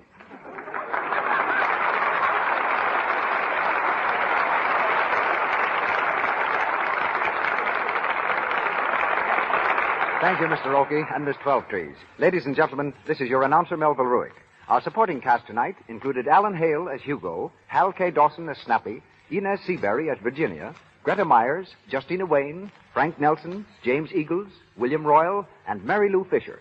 Mr. Oakey and Mr. DeMille appeared through courtesy of Paramount Studios, and Mr. Silver's 20th Century Fox, whose new picture, Girls' Dormitory, starring the French discovery Simone Simon, was musically arranged by Mr. Silvers. Mr. Oakey's song, I Can't Play the Banjo with Susanna on My Knee, is from the Texas Rangers. Next Monday night, another great show awaits you in the Lux Radio Theater, and here's Mr. DeMille to tell you about it. George Raft was born in New York's most violent neighborhood, Hell's Kitchen. Perhaps that accounts for his marked ability to play the roles of those who live outside the law. We find him in such a part next Monday night when the Lux Radio Theater presents Cheating Cheaters. Co-starring with George as the leader of a rival gang of jewel thieves is one of our most promising actresses, Miss June Lang. Produced on Broadway 20 years ago, Cheating Cheaters has been seen 3 different times in pictures. I believe you will find it just as thrilling on the air.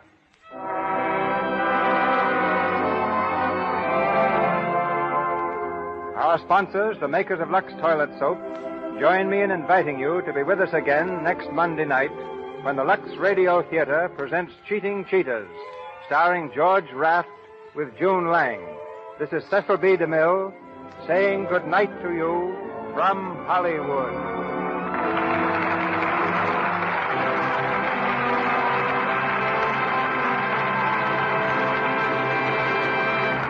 The selection, I Can't Play the Banjo with Susanna on My Knee, was used through the courtesy of Paramount Studios. This is the Columbia Broadcasting System.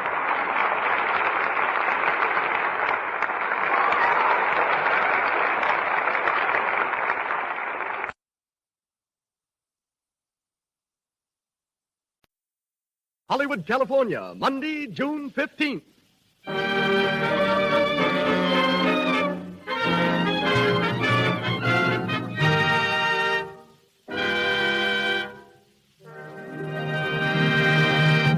The Lux Radio Theater, from its new home on Hollywood Boulevard, Hollywood, California, brings you Al Jolson and Ruby Keeler in Burlesque.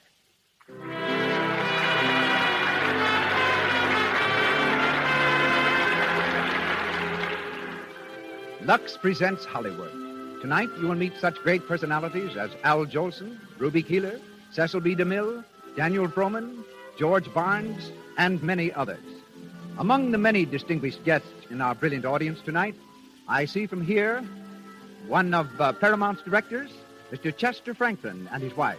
Mr. Franklin is the director of Sequoia, the picture now in production. And also Catherine DeMille, Lloyd Pantages, Francis Langford, Eileen Pringle, and Gloria Swanson. Welcome, all of you.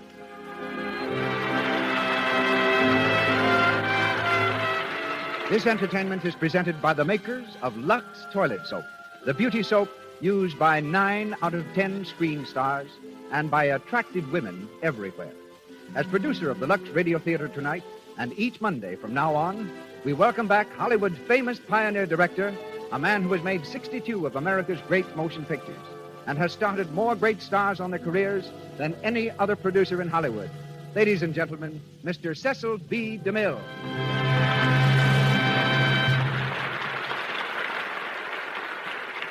Greetings from Hollywood, ladies and gentlemen. Less than a decade ago, the movies were voiceless. Stars as celebrated as Wallace Reed, Rudolph Valentino, Theda Bara, Lillian Gish, and Francis X. Bushman had millions of admirers who knew them only as silent shadows. We spoke of our business as the silver screen. but its silence was golden for many an actor and director. Then a man came along who had been billed on Broadway as the greatest entertainer in the world. With his first film, The Jazz Singer, he not only made pictures talk, he made them sing. And he made me make museum pieces of my faithful old silent cameras that had ground out so many successful feet of film. Then he made another picture called The Singing Fool. And then he fell in love. She was a charming little Irish girl. In 3 months, they were married. Their marriage is one of which Hollywood is most proud. They have each scored separately in the theater, on the screen, and over radio. But we present them tonight for their first appearance together on the air.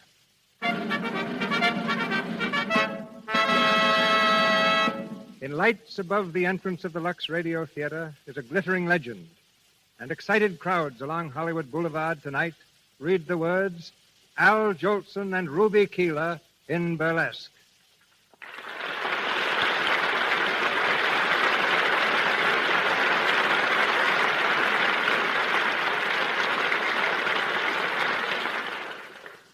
And now, for the first act of burlesque, in which you'll hear Al Jolson as Skid Brown and Ruby Keeler as Bonnie Smith.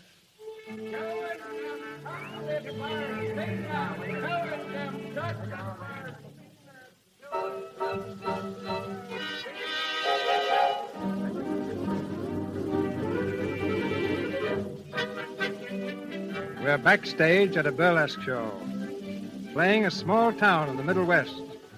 It's a few minutes after the opening, and Lefty Moore, the stage manager, is standing in the wings, hurrying the chorus girls onto the stage. All right, girls. All right. Come on stage. Come on. The overture's almost over. Get a move on you, will you? Say, we ain't racehorses. Give us a chance. No. Racehorses got brains. Now go on. Shut up before I can't accompany you. You don't worry me none. The nerve of that guy. You think he owns the show. All right, Joe. Kill the house lights. Okay, flash the orchestra. Well, here we go. Here goes another one. Whose big baby are you? Whose big baby are you? Come on, pussy, why? Where the gets those eyes? Oh, Lefty, Oh, yeah. What do you want, Bonnie? has Skid come in yet? No, not a sign-up. I've been in all of his hangouts, but I can't find him. Did you try the pool rooms? I just sent Jimmy. A nice spot Skid's put me in. The show started and my cheap comic ain't here. I ought to kill that bird. Oh, he'll turn up, Lefty. I've been working with Skid for almost 4 years now, and I never knew him to miss a cue. Yeah, I know. But it's coming so close to missing him, it's turning my hair gray. You know, you want to do something about that guy, Bonnie? What?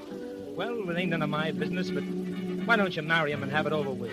What are you stalling him for? He'd settle down if he was married to you. You think so? Why, sure. Skid's nuts about you. He'd do anything you tell him. Oh, I don't know. We're supposed to be engaged, but he don't listen to me much now. How do I know he'll be any different later? Hiya, folks. Well, if it ain't the wandering boy himself. Hiya, Lefty. Hiya, Bunny.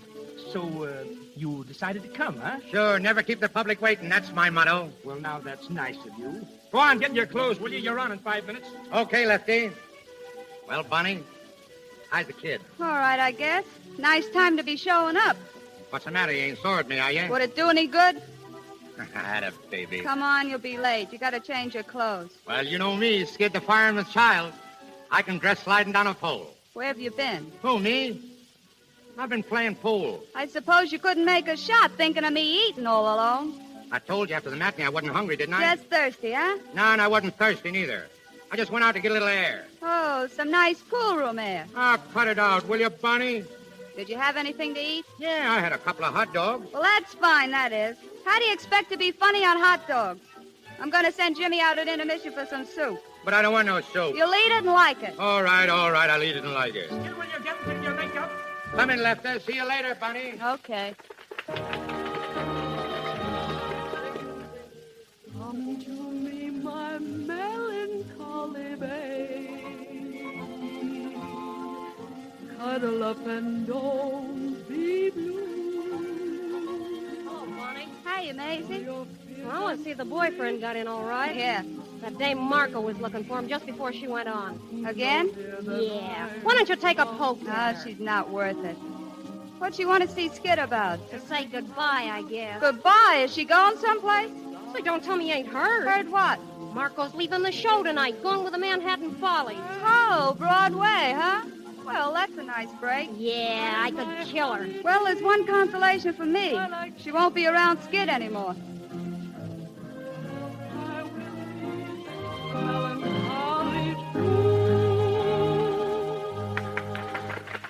All right, girls, all right. Now make your change. Now hurry up, will you please? Come on. Hey, where's my cushion, babe? I'm tired of walking out on me like Look at her coming off the stage, putting on the dog already. Hello, Maisie.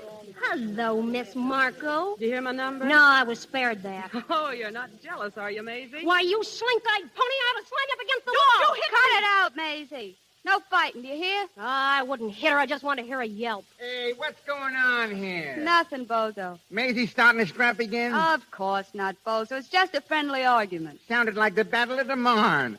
Where's Skid, Bonnie? Did he get in yet? Uh-huh. He's downstairs putting on the putty nose. Yeah, that's a break. I was afraid I was going to have to play his part, too.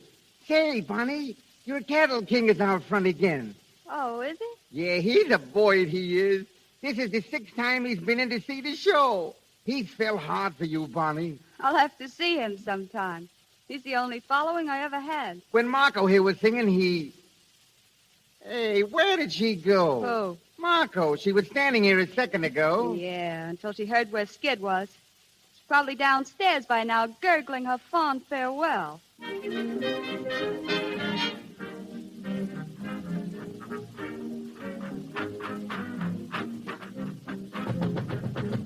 decent, Skid? Come in, Marco. I'm just putting on my makeup. Go right ahead. How's the house, Marco? Oh, a little cool. Oh, they'll warm up. Wait till I get up there and take a few falls for him. I don't know why it is, but the audience always like to see a guy fall flat on his pan. Funny, ain't it? Yeah. Oh, Skid. What? You coming to see me off tonight? Say, that's right. You're leaving, ain't you? Well? Gosh, I don't know, Marco. I'd like to go down and see you off, but I got a date with Bonnie after the show. Oh, Bonnie. Skid, why don't you get wise to yourself? What do you mean? That kid's no good for you. Well, you've been teamed up with her for 4 years, and where has it got you? No place. Well, she's holding you back, and you don't know it. Holding me back? Oh, say, don't you believe it, Marco. Bonnie's okay. Why, anything I am, I owe to her. And listen, when she says the word, we're going to get hitched. Oh, yes? Well, it's your funeral, Skid. No, you're all wrong, Marco. Bonnie's the best thing that ever happened to me. Holy mackerel, there's me cue. So long, Marco. Try to see you after the show. Hurry up, Skid. Come on, hurry up, will you? You're on. Okay, baby, I'll panic him. Watch the fall I take on the entrance.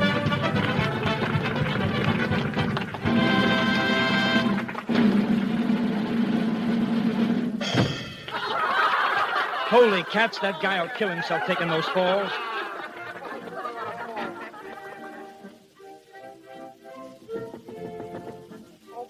Come in, Maisie. Yeah, what's on your mind? Telegram just came for Skid. Telegram? Yeah, I thought maybe you'd want to take care of it. Hand it over, Maisie. I'll get it to him later. Wonder who's broke now. Maybe somebody's cashed in or an accident. No, nothing's wrong. Telegrams for Skid are only touches. But that one's heavy. It feels important. They're always important to the guy that sends them. Oh, gee, how Skid takes those falls. I'm glad that was his last one. He'll be coming down in a minute. A couple more like that and he'll come down through the ceiling. Well, say, did you hear about Marco? Something else? Yeah, she ain't singing her last number tonight. Getting the earlier train. Why? Don't ask me. Say, I'd better scram. I'm due for the baby number. Oh, hiya, Skid. Hiya, Maisie. Excuse me, lay down on a minute. Sure. Skid, come in here a second. Well, honey, did you hear me panic him? Did you hear those laughs? Yeah, and I heard the falls, too. Listen, tell it. What are you limping for? Oh, me? I ain't limping. You hurt yourself, didn't you? No. You did. Oh, Skid, when are you going to cut it out? Cut what out? Taking those falls. They're in my routine, ain't they? That doesn't mean you have to break your back, does it? Bonnie, you gotta make up your mind to one thing. I'm a whole comic. Don't waste no time trying to clean me up, because I'd be a flop. Say, when I was a baby, the first thing I reached for was a custard pie. What's the use of kidding all your life? Ain't you never going to be serious? Don't you want to get ahead in this game? What do you mean, get ahead? We're working all the time, ain't we? I ain't hanging around Broadway making touches, am I? What do you mean, get ahead? I'm talking about you getting where you belong. Broadway. Boy, if I had your talent. Why, there ain't nothing could stop you if you decided to step out. Say, how do you know I'd be so good? I could be a big flop, too, in a real show. There's the tip-off. You're scared. You're yellow. Say, how many times you going to pull that one on How me? many times you gonna make me? Come in. Howdy, folks. Come on, Lefty. This fight ain't private. Gee, I'm glad to hear it. What's the fuss? Bonnie's riding me because I ain't got no ambition. Yeah, and I'll leave it to you, Lefty. Ain't he a sap for sticking in burlesque? Shouldn't he be framing new stuff that'll get him somewhere? Yeah. Shouldn't I be George White and have my own show and sit in a box office? I can't get steamed up over this Broadway stuff. You're a hit on Broadway, so what? What does it get you? It gets you a lot of jack to begin with. But Bonnie's right, Skid. It's time you were stepping out. For instance? Well, for instance, Earl Carroll had a scout out to St. Paul to see you last week. Earl Carroll? Well, yeah, sure. He came back after the show and asked me all about you, Skid. Hey, didn't you hear from him? No, I ain't heard a tumble. Well, I guess you ain't, or you'd have told me. But you'll hear from him, and when you do, grab it, kid. Wait a minute. What's the matter? The telegram. What telegram? It came for you. Here, open it, open it. All right, take it easy. It's probably just another touch that'll set me back about $50. I remember one time... Well, what is it? Holy mackerel, listen. What? Have a chance to place you when Manhattan Follies opening next week. Stop. Is there any way you can get out of your present engagement? Stop. Can get you $500 a week or maybe more. Stop. Leave salary to me. Stop. Great chance. No comedy and short present. You'd have to be here by Sunday for rehearsal. Wire Max Levy. Max Levy, the big agent? Well, I'll be... Well, there you are, Skid. Somebody's kidding me, I guess. Somebody's kidding me, you mean? That's right. Say they didn't mention Bonnie, Lefty. What's the idea? I guess I can answer that. I know all the answers. What's the matter, honey? Don't you dare call me honey. Say, what are you bawling me out for? Get out, will you, Lefty? Huh? I want to speak to this guy alone. Okay. Say, what's the idea of all this temperamental stuff, Vaughn? If the telegram ain't a fake, it's a chance you've been raving about, ain't It's it? your chance, all right. Your chance to be in the same show with that little hypocrite you went nuts about when I was in the hospital in Des Moines. Who? You know darn well who. Oh, you mean Marco? Yes, Marco. That's who I mean. Why, you're crazy. Why, what's this telegram got to do with Marco? As though you didn't know. What show is Marco joining? Why, Hey, that's right. It's the same show, ain't it? That's a coincidence. Yeah, it's more than that. It's a conspiracy. What do you mean by that crack? I mean the whole thing's a frame-up between you and Marco. The two of you beating it together, and neither one of you had the nerve to come clean. Oh, this telegram was a surprise to me. You're crazy to think that. Yeah, pleasant surprise. Holy mackerel, will you take a tumble of yourself? It's a joke for you to be so jealous of that kid. Jealous? Of what? A bum comedian who ain't gonna laugh above his hips? Say, if you was to fall for a girl that meant anything, I'd wish you luck. But that empty-headed little brat, I ain't jealous, I'm insulted. Well, you can stop blowing off steam and cool off. Because why? Because I ain't going. Who said you wasn't going? I said it, and that settled it. Oh, it does. Since when does what you say settle things? Well, it settled this one. Oh, come on, Bonnie, let's forget it, will you? We'll stick together, kid, and as soon as you say the word, why, we'll take a walk over to the License Bureau. What do you say? That's us, I guess. Especially, Bonnie. I know. Well? Skid, I'm sorry for what I said. I didn't mean it. Sure. Kiss me, Skid. Oh, honey, gee whiz, Hold me tight. Tight, Skid. It'll be a long time before we see each other But again. I ain't going, Bonnie. Oh, yes, you are. This is your big chance, Skid. You're not going to pass it up for me or anyone else. But, Bonnie... Will you two lovebirds get up here? Come on, Skid. Okay. Well, it's about time. Come on. Will you get out there and do your stuff? Okay, Lefty, all set, Bonnie? I'll be seeing you out there. Watch the laugh I get on the entrance.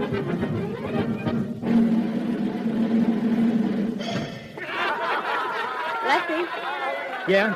get some of the packed Skid's bags. He's leaving right after the show. Okay, I'll take care of it. Go on, get out there, Bonnie. All right, thanks.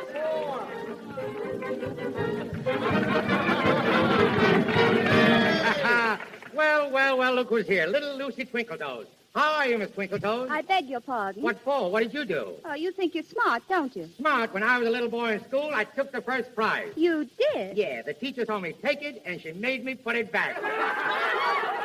Oh, boy. Dad's digging up the old ones. Oh, did you ever hear about the man who liked oxtail soup? Oxtail? That's going too far back. I hear you're going to a party tonight. Yeah, I'm going to a party tonight. Would you like to come along? There'll be a million laughs. Will we have a good time? I will. We're going to play kissing game. I don't like kissing. Why? It breeds germs. Come on, lady, let's get fit. Have you played kissing games before? Sure. The last part I was through, we played a game called Play or Pay. How do you play it? Well, they blindfold the boy, and he reaches out for the girls. The first one he catches either has to give him a kiss or her handkerchief. How did you make it? Oh, this'll kill you. I came home with a tablecloth. Professor, pass the gravy. Yesterday I heard a lover sigh. Goodbye, oh me, oh my. 7 times he got aboard his train. And 7 times he hurried back to kiss his love again and whisper, toot-toot-tootsie, goodbye. Toot-toot-tootsie, don't cry. The little choo-choo train that takes me away from you. No words can tell how sad it makes me. Kiss me, tootie, and then do it over again. Watch for the mail, I'll never fail. And if you don't get a letter, then you'll know I'm in jail. Don't cry, Tootie, don't cry. Goodbye, Tootsie, goodbye. Swing it, baby.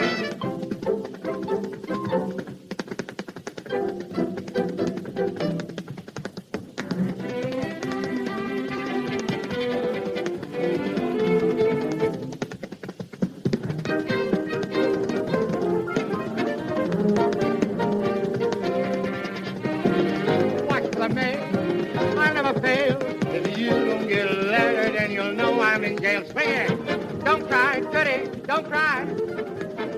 Goodbye, Tootsie, goodbye. Oh, boy. That guy at Carol should have been out front tonight. Gee, Bonnie, you are swell. Never mind that now. Well, Lefty? It's all fixed. Skid, you're fired. Huh?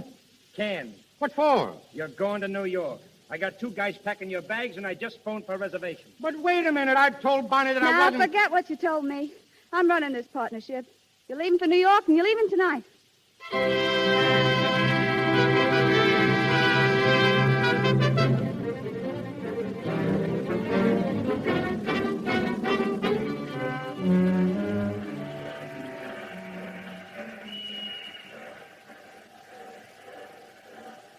So long, darling. You're right, won't you? Sure. Every day, Bonnie. I'll be awful lonesome without you. Gee, I'll be an awful sap without you, kid. We ain't never been apart before. As soon as the season's over, dear, I'll come right on. Maybe I'll be a flop and I can come back soon. You can't come back. You're fired. Oh, I didn't think of that. That ain't so good. Forget it. It's sink or swim now. I don't like the way you said sink. Well, how do you like the way I say swim? Well, I guess that's me. Gee, I don't know how to say goodbye, baby. I ain't never said goodbye to you. Just kiss me, Skid. Oh, gosh, honey. Oh, I'll miss you, Skid. I love you, Skid. Oh, gosh, how I'll miss you. I'm lost already without you, Bonnie. So long, darling. I'll wire and I'll write. Every day, Skid. Every day. Goodbye, Bonnie. Goodbye. Goodbye. Goodbye, Skid. Goodbye.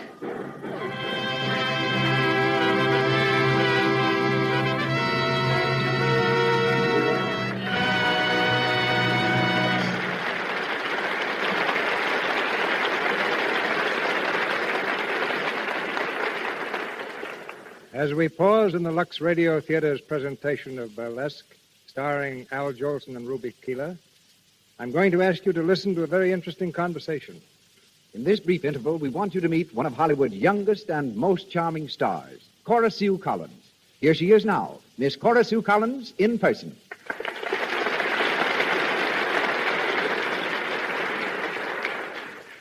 Cora Sue, just how long have you been in Hollywood? I came here when I was 3. I'm 8 now. I see. I don't believe I know many movie people who are 8. What do you do with your time? Well, I've got my doll, Bedelia. I have to take care of her. Then there's Rusty. He's my dog. He's an Irish setter. And I train parakeets. Then I go horseback riding every day. But I do all that only when I'm not making a picture. Yes, I suppose you're too busy then. You think you'll keep on making pictures? Oh, yes. I want to be a grown-up star someday. Well, I think when you are, you're going to be a very pretty one. Thank you. I hope so. I'm taking care of my skin just like grown-up stars do with Lux toilet soap. I've used it ever since I came to Hollywood, just like my friends Joan Crawford and Joan Blondell. That's the only kind of soap we have at our house. Mother likes it, and so does Sister. Sis won't even take a bath without it, and neither will Bedelia.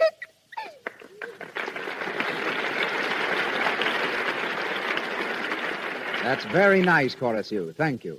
And you're right in saying that Hollywood stars must have lovely complexions. They can't risk dullness, tiny blemishes, enlarging pores. In other words, cosmetic skin. These Hollywood stars, like most girls, use rouge and powder. But they avoid dangerous pore choking by using Lux toilet soap. The soap whose active lather goes deep into the pores, removes every trace of dust, dirt, stale cosmetics. Before you put on fresh makeup during the day, and always before you go to bed at night, use Lux toilet soap. Buy several cakes tomorrow.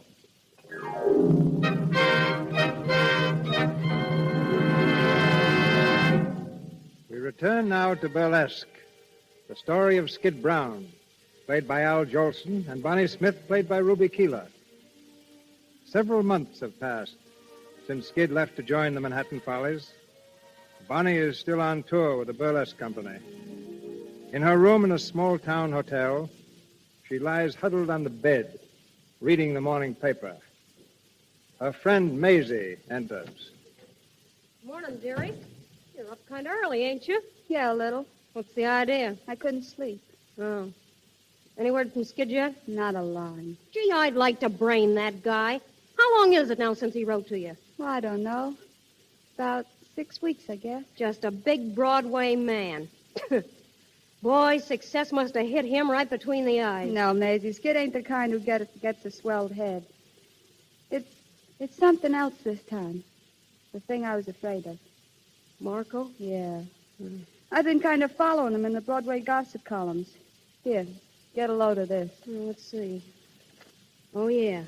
Skid Brown, who wows them each night at the Manhattan Follies, is a wow to Sylvia Marco of the same show. They may be seen together every p.m. doing the hot spots along the main stem. Well, that's that. Yeah. What are you going to do about it? Nothing. Nothing? What do you mean? You're still in love with the guy, ain't you? Sure. I guess I'll always be in love with him. But if Skid don't want me, well, I ain't the clinging vine type. Oh, but listen, Bonnie. Excuse me, will you? Uh-huh. Hello? Oh, hello, Harvey. Pretty good. When? Well, all right, Harvey. Pick me up about 11:30. Bye. Who was that? Remember the fellow we used to kid about? The one we called the Cattling King? Yeah, sure. He used to sit in the front row every night. Well, that was him. Harvey Howell. He's a swell guy, Maisie, and a real guy. He wants to marry me. Has he got any dough? I guess so. He owns a couple of ranches. A couple of ranches? Sure. He's taking me out after the show tonight. I promised him I'd give him my answer then.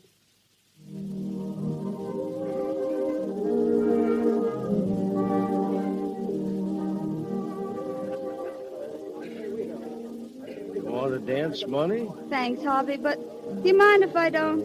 I'm a little tired tonight. That's all right. Pretty near time to be leaving anyway. Yeah. Bunny, did you think over what I asked you about getting married? I've been thinking about it, sure. Well?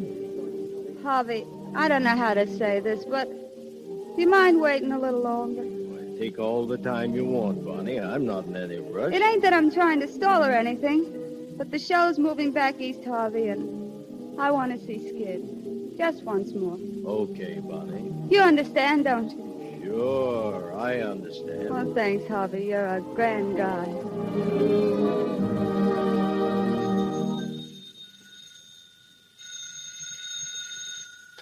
Hello, box office, Manhattan Follies. I'm sorry, we're all sold out for tonight. 8 weeks in advance. Okay. Hello there, Mr. Kent. Oh, hello, Skid. What are you doing, counting up the shekels? Yeah, They tell me you want to see me, Mr. Kent. I do. Sit down, won't you, Skid? What's on your mind? You, Skid. Skid, I'm going to tell you something straight from the shoulder. Yeah? I've been managing Broadway shows for a long time, so you can take it from me. I know what I'm talking about. Skid, you got to cut out your drinking. Oh, me? Don't give me that. You went on that stage last night so lit up you couldn't even see. Those falls you were taking were on the level. They got laughs, didn't they? Sure they did, but that isn't the point. Skid, you've got this whole business right in your lap. You can sing, you can dance, you can make 'em laugh. You're a big hit. But take it from an old-timer, Skid. Drinking and show business don't mix. That's all. But, Mr. Kent... That's all, Skid.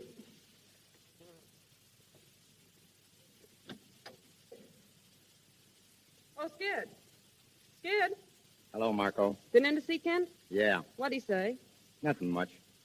So you won't talk, huh? All right. What are you doing after the show tonight? I don't know. I kind of figured I'd get a little sleep for a change. Oh, come on with us. We're getting up a party to go to the hot spot. Oh, count me out, Marco. I want to stay home and write a couple of letters. Oh, I see. Who to? Well, Bonnie, for one. I ain't written to her, for such a long time. Honestly, I wouldn't blame her if she was sore as a boil at me. Listen, are you still thinking of that kid? Sure, why not? I thought that was over long ago. I know. Well, it ought to be. What are you going to do after she's married? Still write mash notes to her? After she... What are you talking about? She's going to be married to some rancher guy. Who said so? I got it from one of the girls in the troupe. She wrote me all about it. Married? Oh, there must be some mistake or something. There's no mistake. It's all set. Holy gee. Why didn't she tell me? Why didn't she let me know? Ah, brace up, Skid. The world hasn't come to an end. Why, you're Skid Brown, a big guy on Broadway. Why worry over a cheap little burlesque... Shut up, Marco. What? I said shut up. Well, that's the way the wind blows, Yeah, that's mister. the way the wind blows. Now, get out of here and let me alone. I want to think.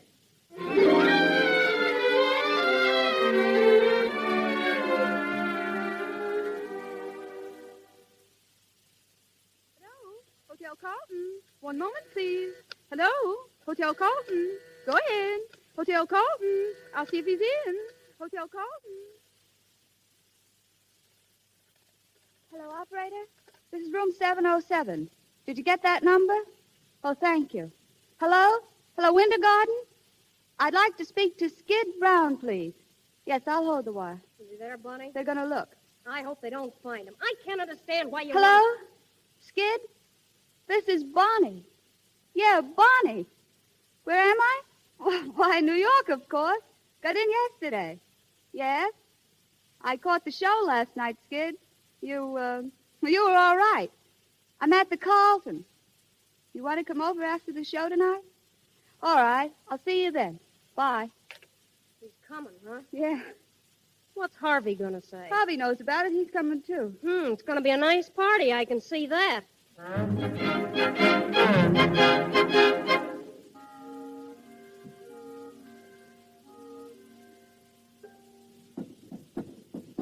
That must be Skid now. Want me to answer I'll it? take it.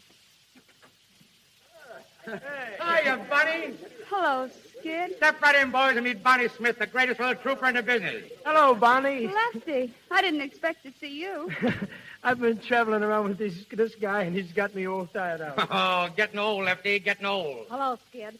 Amazing I live and breathe. Geez, like old times. Wait a minute, where's Jerry? Here I am.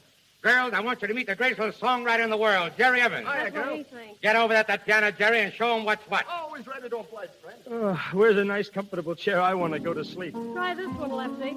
Go to sleep. Say, that's no way to start a party. Oh, no, you let me alone. Oh, softy, huh? Well, Bonnie, let's take a look at you. Gosh, you're looking grand. I'm all right. Swell, that's swell. I hear you're getting married, Bonnie. Yeah. Who told you? Oh, those things get around. I just want to tell you how glad I am. It's great, simply great. Why, What's the matter? Nothing. What do you look at me so funny for? I ain't said nothing wrong, have I? No, of course not. Well, what's the long jaw about? Ain't the new guy treating you right? Sure, he's great. But what business is it of yours? What business is it of mine? Say, I suppose what happened to you is none of my business. I suppose I'm going to forget you're the only girl in the world I ever gave a hoot about. Yeah, me and how many others. I got tired of being a mob scene. Are you still with that Marco dame, or is she cold turkey? Oh, lay off, Bonnie. I came here when you asked me to. I'm tickled to death to see you. I try to tell you you're the works, and what do? You start riding me. I suppose you couldn't come alone. What was you afraid I'd do to you? Well, you wouldn't have me shake these guys, would you? They've been with me ever since last night. Yeah. I suppose you're the king of the nightclubs now. Yeah, that's me. I'm giving all the little girlies a great big hand. You better go home early and get some sleep. You look rotten. Ah, forget it, Bonnie. We only live once. Say, listen, Bonnie. When are you going to marry this millionaire of yours? You didn't tell me. Sometime in the fall, I guess. Well, what are you going to do till then? Going out to live on the ranch with him and his sisters. You mean your chuck and show business? Yep. And the old partnership's broken up, huh?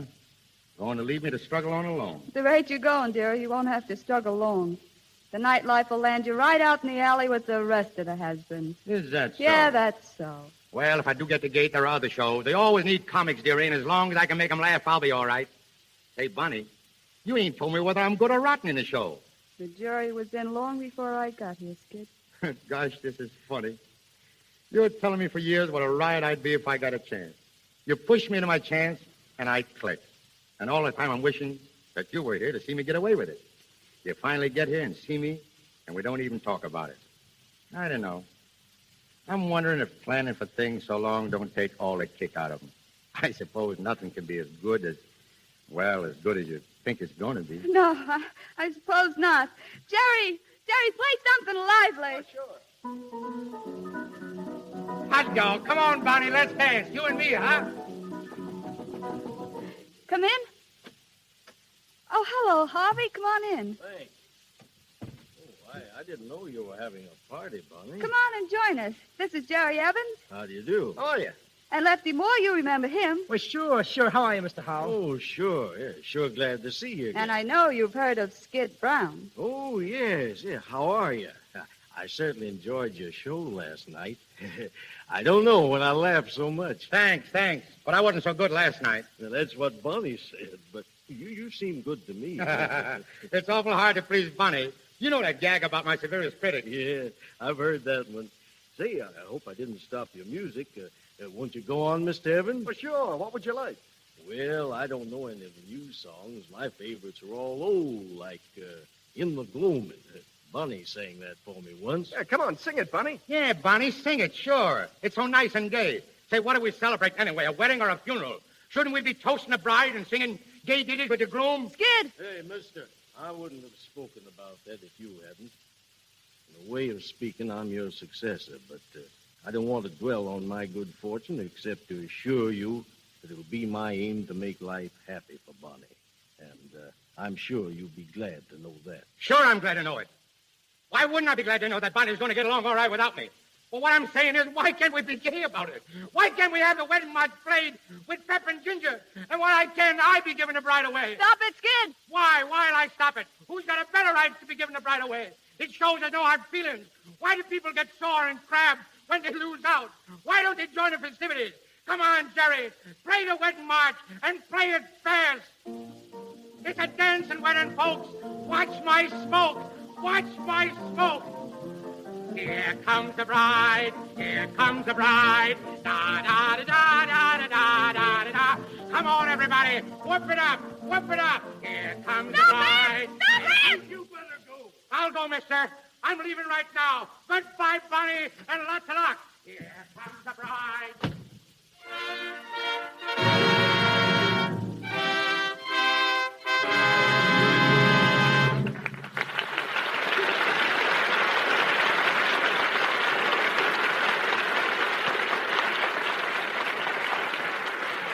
We pause for station identification. This is the Columbia Broadcasting System.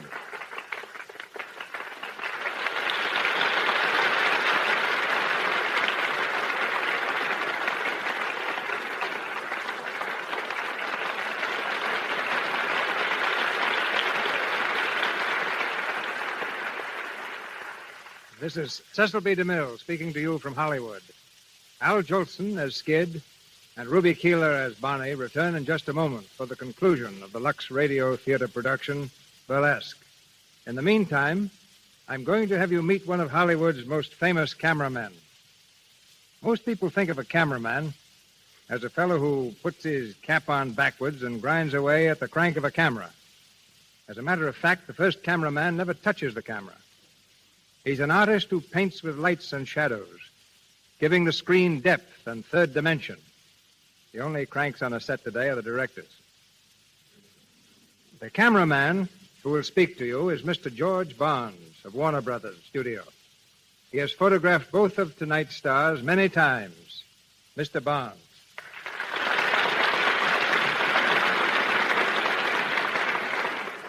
That's very gracious of you, C.B.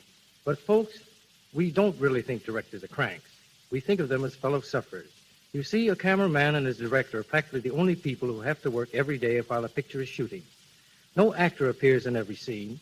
Mechanical crews can be changed, but the poor old cameraman, he just goes on and on until he drops, or the director does. As Mr. DeMille says, a cameraman's first job is lighting. In more ways than one, he has to show the stars in the best possible light. And right along that line is a point that comes right home here to the Lux Radio Theater. A cameraman has to make a girl look absolutely perfect. He has to take care of shadows, unusual contours, and other things that can't be helped. So believe me, we have no time for faults that can be helped, like a bad complexion. That's something the girls must take care of for themselves. And the way 9 out of 10 Hollywood stars do that is by using your Lux toilet soap. It's the official soap at Mr. Deluxe Studio, Paramount, and in other great studios in Hollywood. And if you want to see how it works at Warner's, Mr. DeMille, well, just take a look at Ruby Keeler. Okay, George, that's a fine fade out.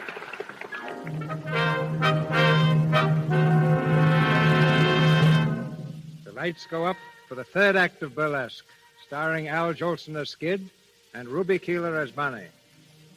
3 weeks have passed, and we're in the office of Mr. Kent, the manager of the Manhattan Follies. Skid showing the signs of dissipation and looking very tired. He's coming in the door. Hello, Mr. Kent. Oh, hello. Hello, Skid. Sit down. What is this, Mr. Kent? Another temperance lecture? No, not this time, boy. I gave you your last lecture about 3 weeks ago. Well, what do you want to see me for? I'm writing you a check, Skid. A check? I ain't supposed to be paid today. And no, you're getting a check anyway.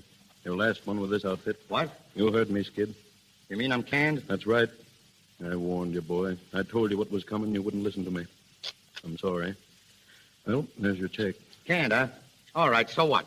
I can get another job like that. I wouldn't be so sure, Skid. And I'll tell you this. You'll never find one hanging around in the hot spots. Lay off, will you? I know what I'm doing. You didn't the other night when we picked you up singing the wedding march at the top of your lungs? Cut it out, do you hear? Okay, Skid. It's none of my business. Just thought I might hand you a little advice, that's all. All right. I'm sorry, Mr. Kent. I guess I ain't myself these days. I don't know what's the matter with me lately. I'm just a little shot to pieces, I guess. But I'll catch on again, though. And when I do, I'll be back to see you, Mr. Kent. So long, Skid, and lots of luck.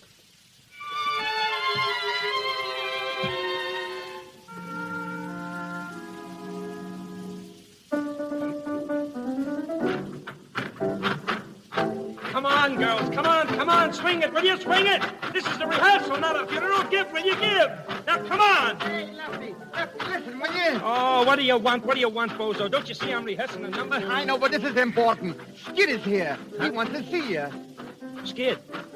Where is he? Out at the stage door. Gee, he looks terrible, Lefty. Like he ain't had nothing in a week. I guess I better see him. All right, girls. That'll be all for a while. I'll be back in a couple of moments, Skid. Okay.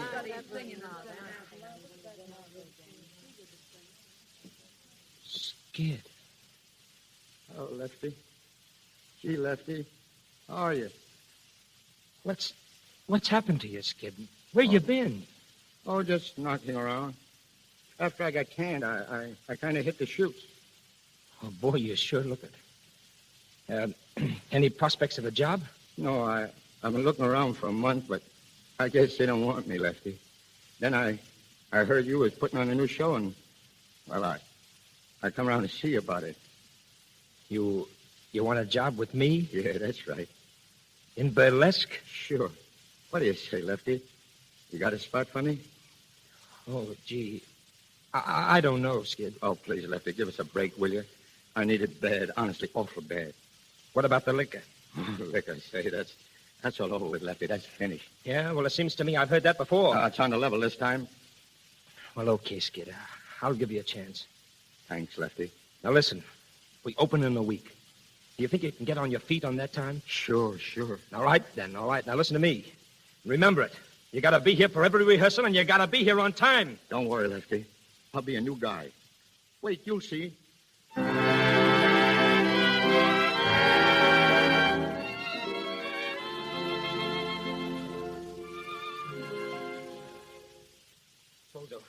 Bozo, did you find him? Yeah, I got him. Where was he? The usual spot. Holy smokes. How is he? Oh, bad. 3 days before we open, and he pulls this one on me. No, it's going to be tough, Lefty. There's only one way out, and I gotta take it. What's the dope? Now, look, I'll tell you what you do. Run out and shoot a wire to Bonnie. Tell her I need her. Tell her Skid needs her, but tell her she's got to get here right away. Okay, Lefty. Telegram lady. Telegram lady. Telegram lady. Telegram lady. Telegram lady. Telegram lady.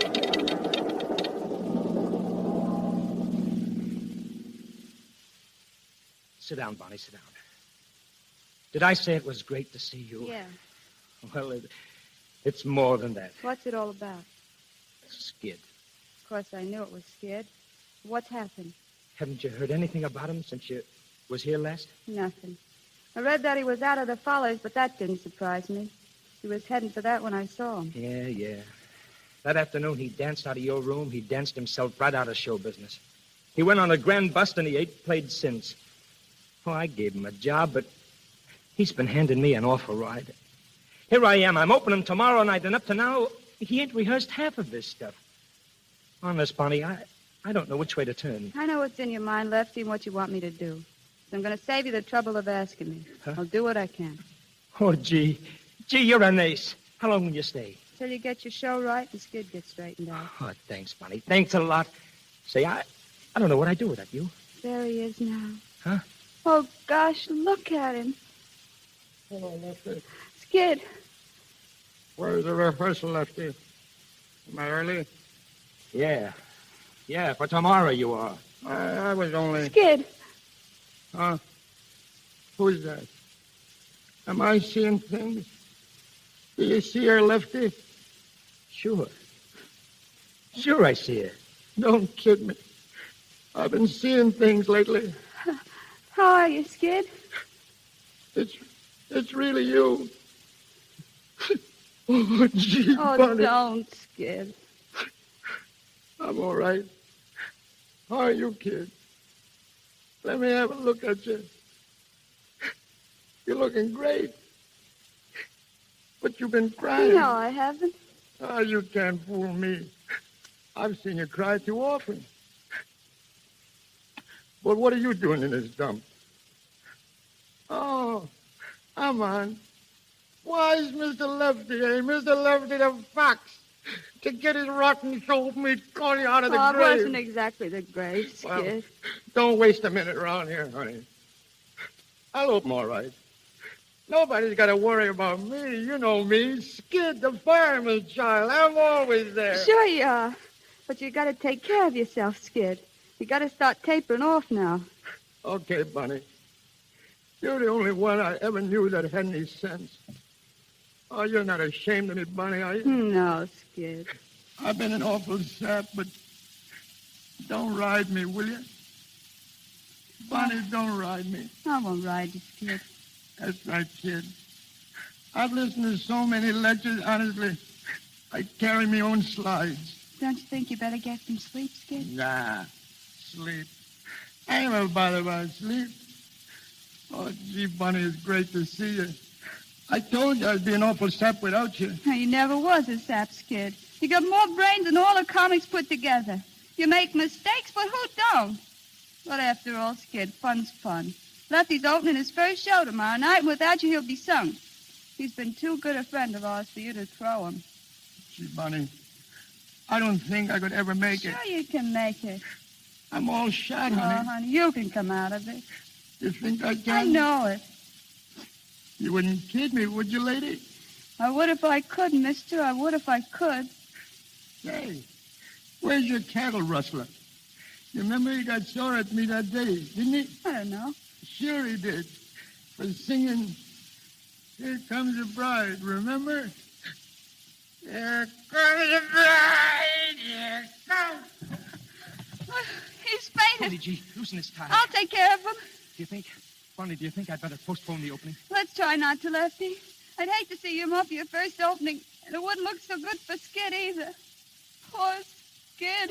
Oh, no, that's all right, Bonnie. That's all right. I'm all right, Lefty. Get me some water, will you? Look, don't you think we'd better get him over to the hotel? No, let him stay here a while. Okay, I'll be back in a second. All right.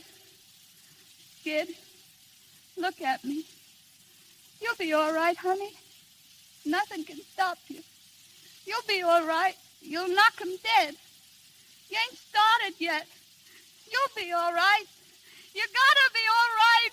You just gotta be all right.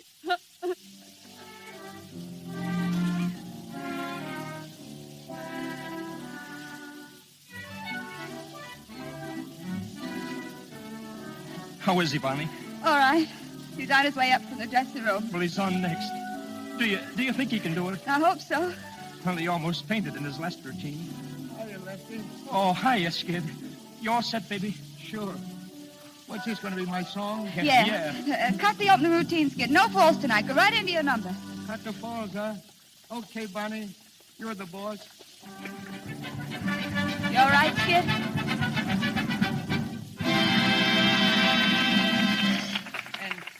Oh, say, folks, thanks. For a minute, I thought I was back in Manhattan Follies.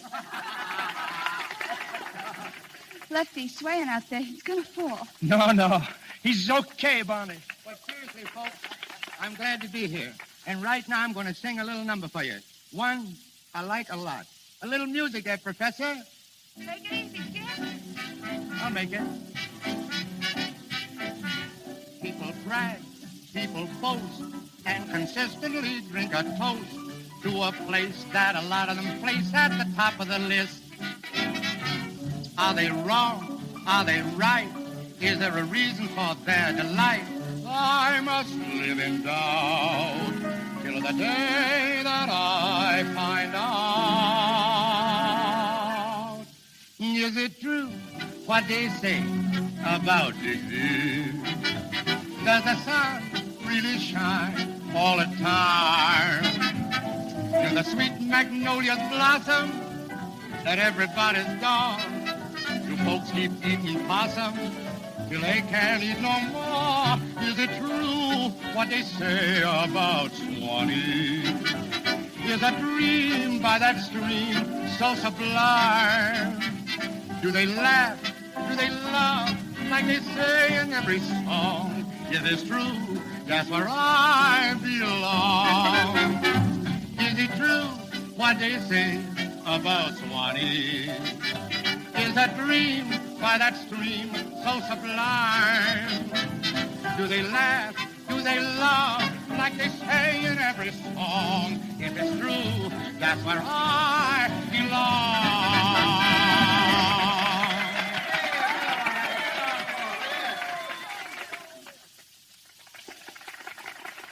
How'd I do, honey? Oh, Skid, you were swell. I knew you'd be.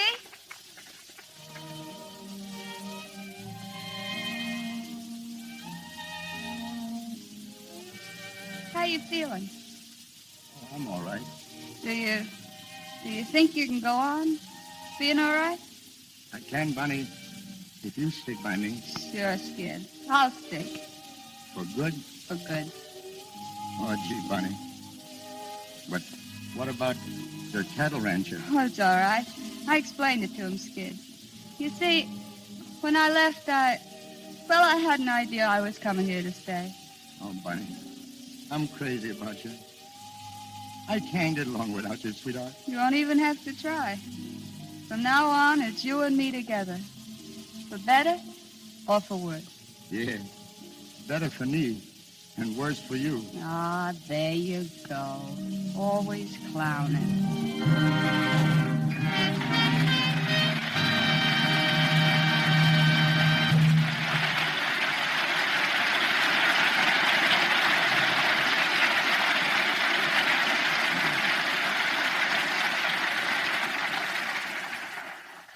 Al and Ruby will be back in just a moment.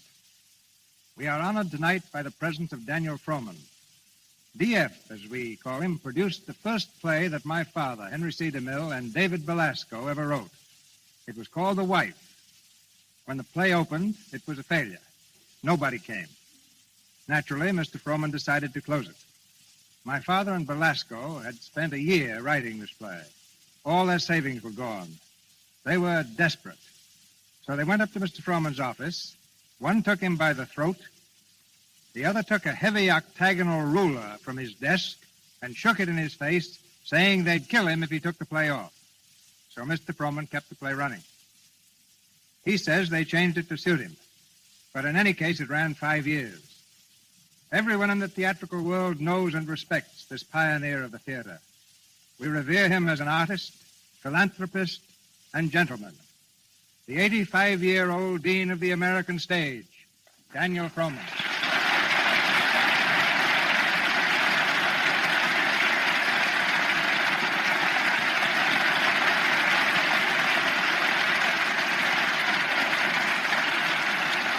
Cecil, you're very kind. No, I'm saying what I've felt ever since I was 5 years old. Well, that was when I used to chase you out of the box office for annoying the treasurer. Even now, it hardly seems possible that you're old enough to have a radio program of your own. I am just starting in radio, DF. Do you remember when I was just starting as a young actor in one of your companies? Yes, I remember paying you the fabulous salary of $40 a week. That included my wife's salary, too. But I was willing to work for any salary. For the man who started the Barrymores, Ethel, as I remember it, was the first to join you. Then Lionel, wasn't it? Yes. And then the two of them in their little brother, Jack Barrymore, to design our bill posters. Well, why don't you get him to design one for that big show you're producing on July 1st, the Actors Fund benefit? DF, it's been a privilege to have you here tonight. It's nice to be here, Cecil, and be part of your great enterprise, for no theater in history has reached so many people as your Lux Radio Theater. From your father and mother, you have inherited the highest traditions of the stage, and I know you are true to this trust. Thank you.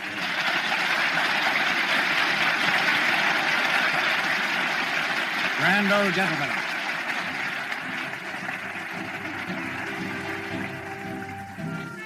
I have just written an article for a national magazine on the 10 greatest fools in history. Perhaps I should have made it 11 and included the singing fool, the character that Al Jolson made the most famous fool of all. For that picture, the singing fool, broke every box office record of its day. And here they come, the singing fool and his dancing wife. Ladies and gentlemen, the Jolsons.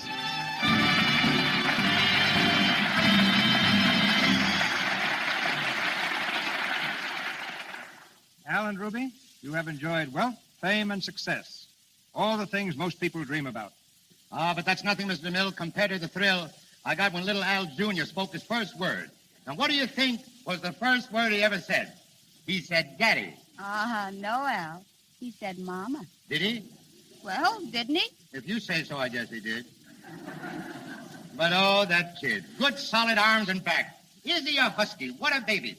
Honestly, Mr. DeMille, I don't like to exaggerate, but you've never seen 10 such wiggly little toes. Takes after his mother, doesn't he? Those twinkling toes of Ruby's. Well, but one way he takes after his daddy, great, big, strong knees, a born mammy singer.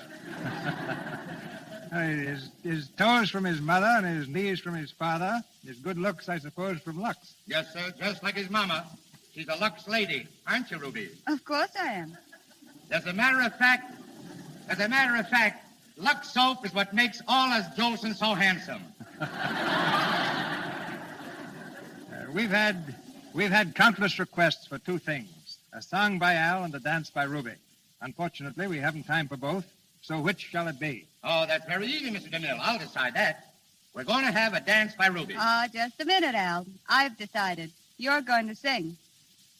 Well, how are we going to compromise? Al will sing. Well, that's how it is. I guess you can see now, folks, why they call me Al Keeler.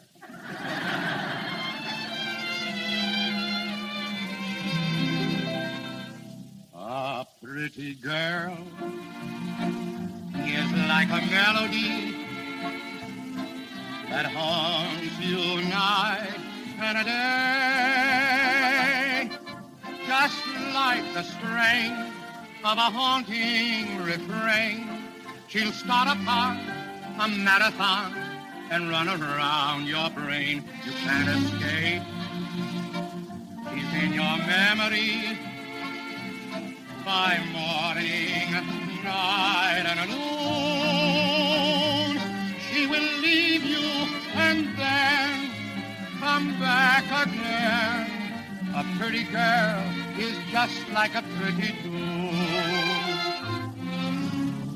A pretty girl is like a melody that haunts you night and day.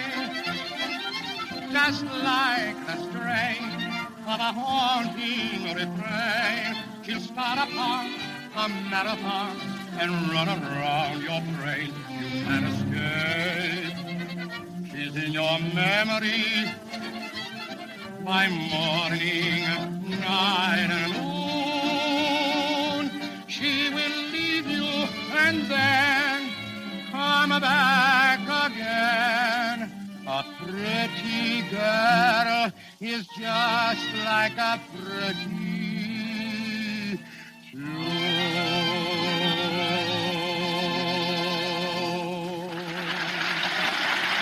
Thank you, Mr. Jolson. Ladies and gentlemen, this is your announcer, Melville Rue. Mr. DeMille returns in a moment to tell you about next week's play. The makers of Lux Toilet Soap wish to express their appreciation to our capable cast and to the great studios who have cooperated with us in presenting this broadcast.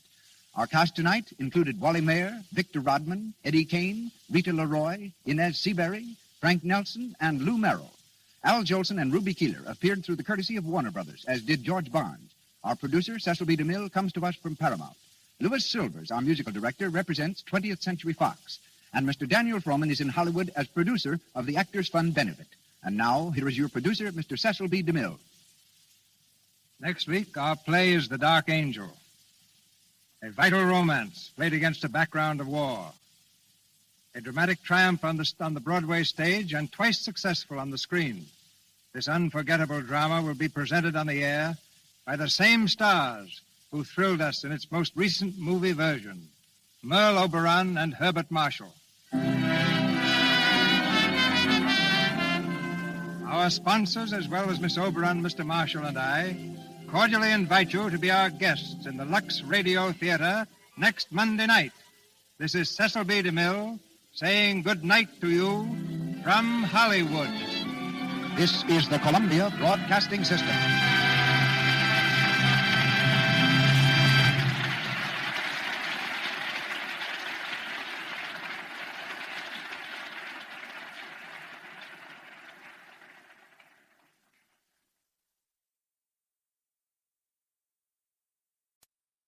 Hollywood, California, Monday, July 27th.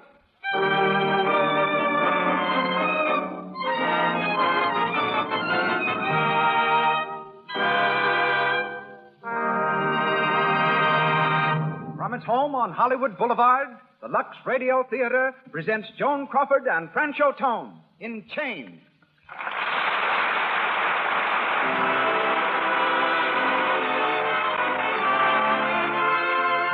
Lux presents Hollywood.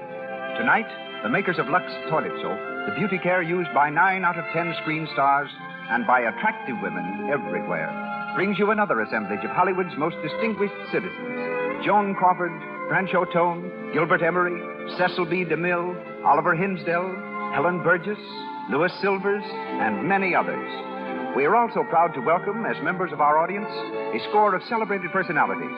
Among them, Patsy Ruth Miller, Paula Stone, John McGuire, John Lee Mahan, who adapted tonight's play for the screen, Lena Basquette, Mary Alice Rice, and Rady Harris, celebrated New York columnist.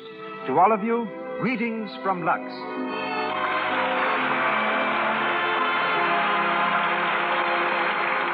No man in motion pictures holds a record of achievement more enviable than that of our eminent director. He brings to radio, just as he has brought to the screen, the greatest plays and players in the world of entertainment. Tonight, he comes to the theater direct from location, dressed in riding breeches and boots and covered with the dust of the set. And here he is, ladies and gentlemen, Mr. Cecil B. DeMille.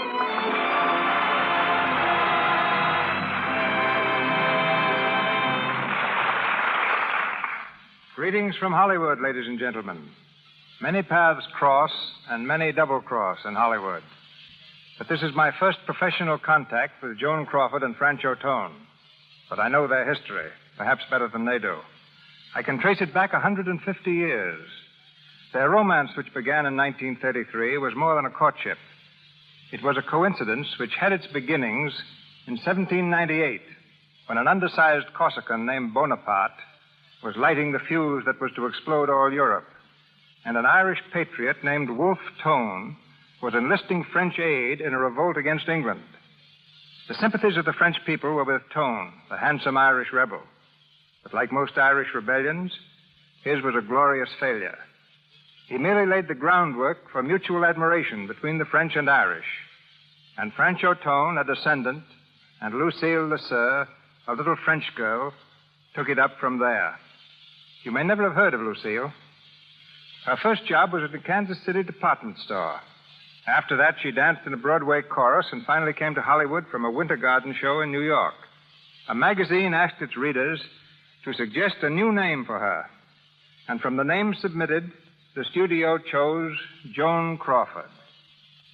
Today, more than 200 babies whose last names range from Ginsburg to McKillicuddy are called Joan Crawford, which will give you some idea of the star's popularity. To all the world, she symbolizes the American viewpoint in clothes and manner. And tonight, the Lux Radio Theater presents Chained, starring Joan Crawford and Francho Tone.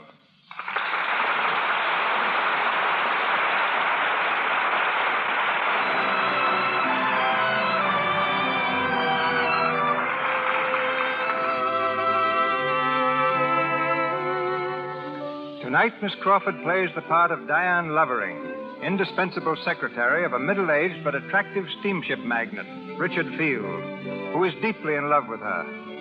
Francho Tone is Michael Bradley, young owner of a ranch in the Argentine. The curtain rises on Field's private office in the Empire State Building. We hear him talking briskly on an inter-office telephone.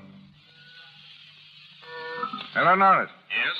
Richard Field talking. I've decided to start the Caribbean on the coastal run out of Savannah. That'll put the Southern Cross on the Rio Buenos Aires run until next December. Starting now, she can sail Friday. What about the Lloyd matter? Lloyd matter? Well, listen, that's got to be handled with kid gloves. Take maybe 6 weeks. But I'm not leaving this office until it's settled right our way. Okay, Norris, goodbye. Who is it? Good morning, darling. Ah, Deanne, it's you. Darling, I've just been through the Spanish Inquisition, and I came out alive. What did they say? 4 doctors put me through the 3rd degree, fluoroscope, metabolism, blood pressure, x-rays, the whole works. I felt like a murdered corpse being dissected by the Department of Justice. Yes, but what did they say? What's the verdict? Organically sound as $1, healthy as a young colt. They claim I'm just run down, that's all. Exhausted. They ordered me to take a long rest. Can you imagine my resting until the Lloyd affair is finished? Yes, I can, young lady, if I say so. Now listen, boss. Mr. Boss? Boss, darling. You're a strong man and you set a terrific pace, but I've got plenty of reserve power. We're going to finish that Lloyd deal together. Diane, come here. Do you think I'm going to let you risk your health just for a business deal? After all we've been through together, and now that we both realize how much we mean to each other? Oh, you do love me, don't you? How could I help it? Oh, Diane. I keep asking myself, am I worthy of Richard Field? Of all the love and bigness that's in his heart? And then you kiss me like that. So I guess I must be. I keep asking myself, how can an old man like me... Careful. Mention that subject to me again, and I told you I'll make a scene. All right, I'm a mere stripling of 46. Look here. What about this sudden command appearance? Anything wrong? Diane, it's happened. You mean your wife? Yes. Oh. She came into my room last night. She was very fine. No scene or anything like that. She simply told me that she knew about us. Had known for some time, in fact. She wanted to know what I was going to do. Did you tell her? I told her the truth. That there was nothing between you and me. Just that we loved each other. I tried to make her understand what a really fine person you are. I don't know how successful I was. And then? I asked her for a divorce. Darling. She wouldn't give it to me. Said she doesn't believe in divorce. I even offered to let her keep the children. Oh, Richard, you can't. You can't give up everything. I would. For you. It's no use. Oh, Richard. Diane, come here. No, please. There's only one thing to do now. Don't say it. Don't even think it, dearest. But we can't go on, not after this. We can, and we will. We've got nothing to be ashamed of. And let's not give up hope that someday she'll give me my freedom. But you know what you're going to do? No. The Southern Cross sails Friday for Buenos Aires. You're going aboard her. Going away on a little trip. You need a rest. It'll help you to forget. This had to come. It's a little too near us for the moment, but it's only temporary. And when you come back, everything will be just as before. Will it? Well, but you love me, don't you? Oh, yes, Richard. Well, then you run out and do your shopping and get yourself packed. You haven't got much time. Boat sails at 5:30 Friday.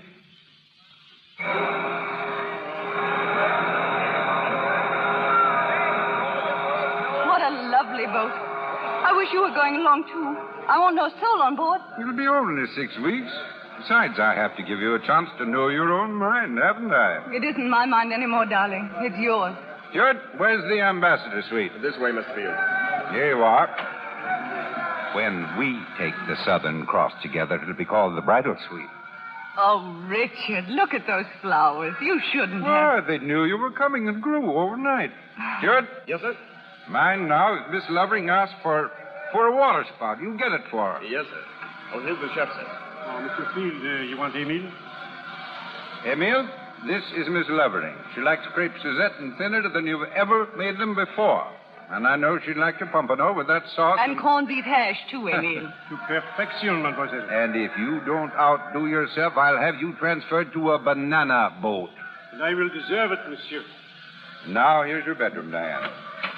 It's beautiful. And still not enough. Oh, it's taking all the willpower I've got not to chuck the whole Lloyd deal and come along with you. You will come back, won't you? I promise, Richard. I'll need you. Always. I think I'd crack up without you now. Oh, dear, we won't have time for our cocktail. The minute the ship leaves, you go to the bar and order one. Only a sherry flip, remember? Always a sherry flip, every day at 6 o'clock. I'll have one ashore. I'll think of you, Richard. Goodbye, darling.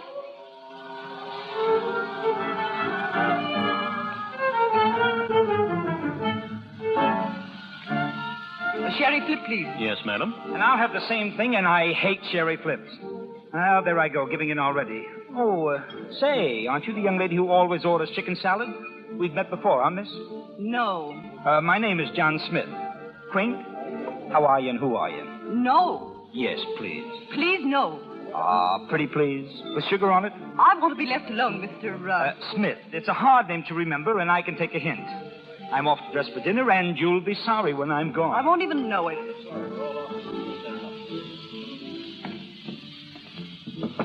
Who is it?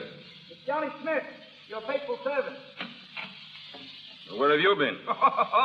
In the bar. Now, come on, drop all that housework and come with me and see what I found. She's gorgeous. Congratulations, Mr. Smith. Oh, no, they're not in order, Mr. Bradley. She was a little distant, I take it.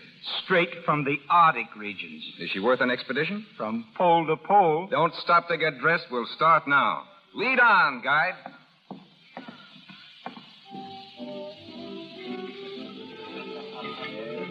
There she is over there. You mean the one sitting alone at the table? Yeah, and believe it or not, drinking a sherry flip. Can I pick 'em or can I pick 'em? Sometimes I actually have faith in you again, Johnny. I warned you. She's as cold as a sea lion's nose. And the first thing for you to do is go over and apologize for your behavior. Who, me? I should say not. It'd make me look weak. You don't understand tactics. It clears the decks for future action. Go ahead. I'll be over in a minute to help you out. All right. Okay, Master, I obey. Charming lady, after thinking over my rudeness, I've come to say that... So you didn't leave after all? Oh, but yes, I've been gone a half an hour. I hadn't noticed. How time flies. I've been watching you, my friend. You've been annoying women long enough. Why, you... No back talk now. I know your type, my man. A half hour out, you want to play Frankenstein. Well, listen, you big... I don't know who you are, my friend, but I don't want to see your face on deck again until you can act like a gentleman. You understand? Oh, you... Hey, miss, whatever your name is, this fella is... Stewart, find out where there's octopus bunks and lock him up till he's sober. Yes, sir. No, please, sir, Hey, come along. Hey, wait a minute. Let go of me, will you? Hey, wait till I see you. Thank you. I suppose he's really harmless. Allow me. An Irish uncle named me Mike Bradley. Well, good for him. Thank you again, Mr. Bradley. Look here. You're nervous, probably all unstrung over this attack on your privacy. How about another cocktail? Thank you, no. I've had my one for the evening. Well, I'll see you at dinner. I'm having dinner in my cabin. I'm turning in early. Then I'll see you around tomorrow in the swimming pool. Perhaps, if I decide to go in.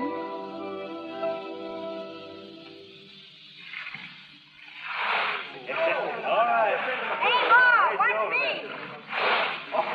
Hey there. Good morning. Oh, good morning. How's the water? Warm? Awfully cold. I don't think you'd like it. I'll soon find out.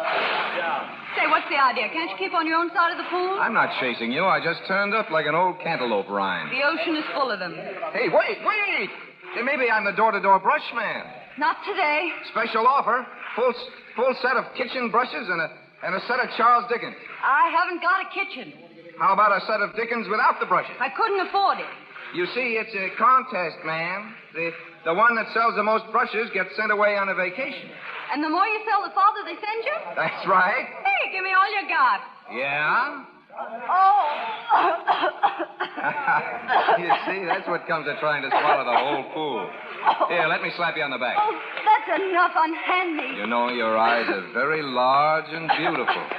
Oh, stop it. Even when they're bloodshot. Will you tell me what this is all about? I don't know, but isn't it fun?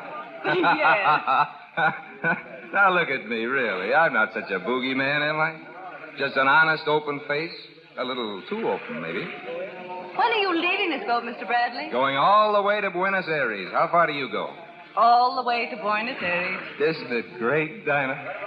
Dinah? Yes, I know. The passenger list called you Diane Lovering, but I call you Dinah. And in heaven's name, why? I had a black-faced doll when I was about 1.5 years old. They called her Dinah. I loved her very dearly. Couldn't go to sleep unless I had her safely tucked away in a shoebox. I'm afraid I don't see the comparison. There isn't any, except Diane reminds me of Dinah, that's all. Oh. See, there you go getting panicky again. I'm out for last, Dinah, that's all. Good. And you'd look pretty silly in a shoebox anyway. Very silly. And I'm not 1.5 years old anymore. Oh, I see. You're just backward. Would it be forward of me to invite you to have a cocktail with me? Sorry, but I'm going to bed at 6 o'clock. Without your dinner? I'm having it sent to my cabin. Okay. Then I'll meet you in the bar at 6, and we'll have dinner afterward.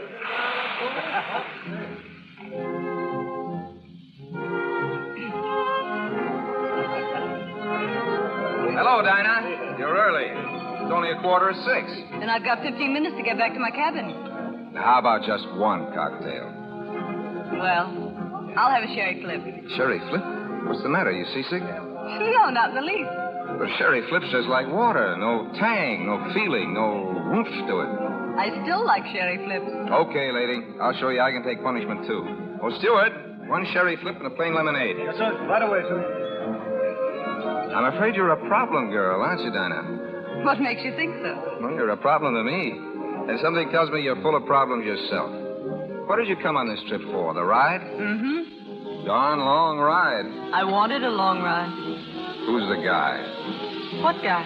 Well, every now and then your eyes are way out there on the horizon. There must be a guy behind a woman's eyes when they're like that. Would you listen to the conceited male? Honest now, you're not engaged to be married? Would that be one of my problems? Might be. You ever been engaged? No. Don't tell me you've lived in a cave all your life. Don't you remember? It was a shoebox. Lemonade for the lady? Do I look as if I drink a sherry flip? Sorry, sir. Well, here's to the two of us. Long may we wait. You came on this boat looking for trouble, didn't you, Mr. Bradley? I admit it. But then you dropped out of the sky. But I'm not trouble. I know. And I've just about decided that you're something distinctly different. Something I've always wanted to meet. And always thought was just a kid's foolish dream. I'm afraid you're on the edge of saying something very silly, Mr. Bradley. It doesn't seem silly. Then I've never been this close to the edge before. And let's forget you ever said it, shall we? All right. Until the day I can make you remember it. A good cure for that sort of sentiment is walking. Do you like to walk? Listen, young lady, I'll walk you around the deck tomorrow until you holler for help. Okay.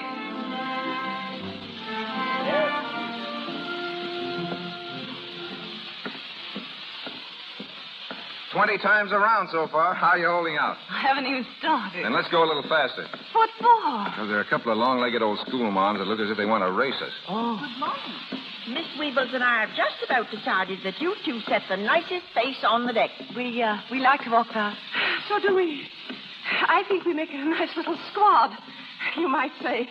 We'll all have to do this every morning. Yeah, good idea. You just keep leading the way and we'll follow. Hey, what do we do? Pull a fast one. You do it. I'm all out of fast. All right, here goes. Oh, look at the whales. Where? Right alongside the ship, there must be 100 of them. Oh, I don't see any. No? There aren't any whales there, Mr. Bradley. I'm afraid you're mistaken. No whales? Are you sure? Not a whale. Nothing but ocean. Gosh, you don't suppose... Not again. There, my poor dear Mr. Bradley. Well, what's the matter with him? Nothing, you see. They told me a sea voyage would cure me. I won't go back to that place again. They can't tie me up in that room. Keep calm. Edith, come along. The man's crazy. There, you see, it worked. That's what I call practical insanity. Do you always see whales? Only when being followed by long-legged schoolmarms. Sometimes I see the Southern Cross. Really? If you'll come on the upper deck with me some night, I'll show it to you. Only you'll see it, too. Will that mean we're both insane? I'm afraid that's too much to hope for.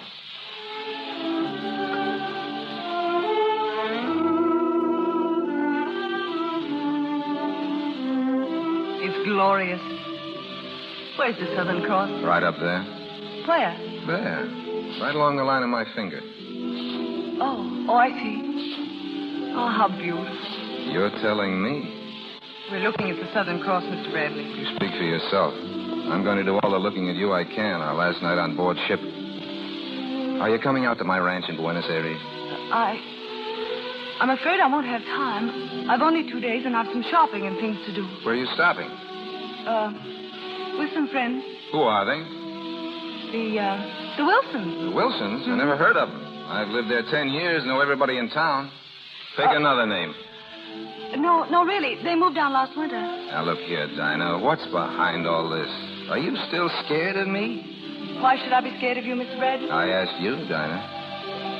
Oh, it's all wrong. We weren't meant to end this way. We weren't ever meant for anything else. Goodbye, Mike Bradley. I'll think of you often, and good luck. All right. So long, Dinah. Just the same old thing. Shipboard friends and never see each other again, right? Right? I don't believe it. Oh, but you must. I don't believe it. So long, Dinah.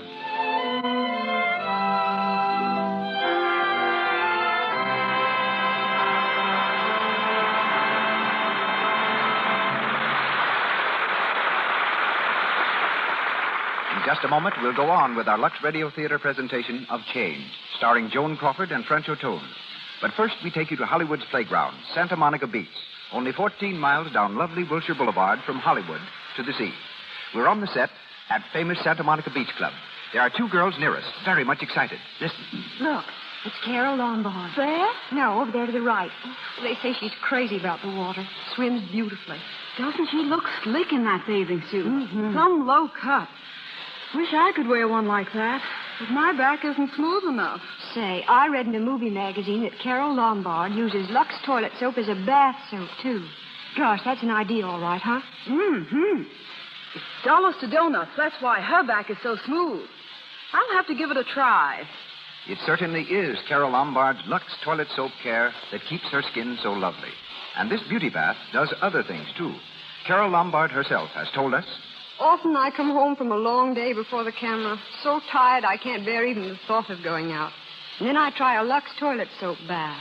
Lie back a few moments, completely relaxed. And when I step out, I feel marvelously refreshed. And I love the delicate perfume Lux toilet soap gives my skin. Lux toilet soap has an active lather that carries away from the pores all foreign matter, every trace of dust and dirt. It protects daintiness. Lux toilet soap's perfume is a blend of 34 costly scents. But because so many millions of cakes are sold, the cost of this fine soap is brought way down so that any girl's shopping list can contain the words, 6 cakes of Lux toilet soap, please. And once again, Mr. DeMille. Chained, starring Joan Crawford and Francho Tone, continues.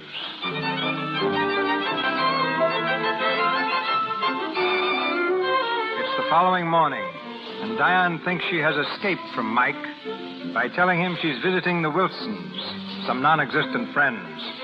Outside her luxurious hotel, she waits for a groom to bring the horse she's ordered for a morning ride.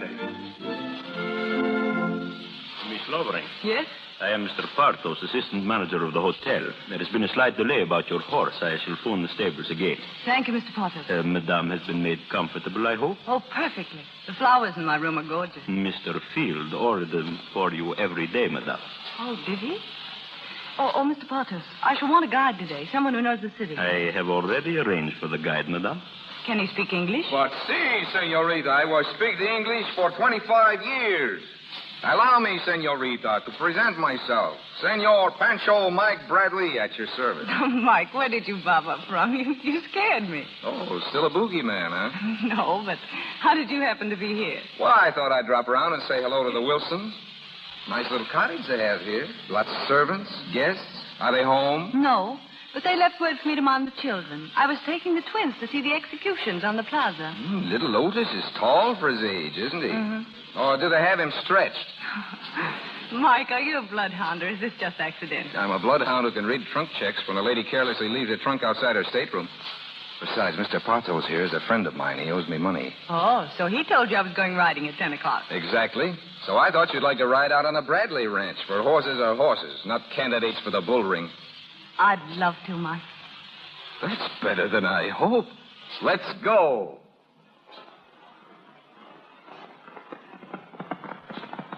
Mike, let's slow down to a gallop. All right.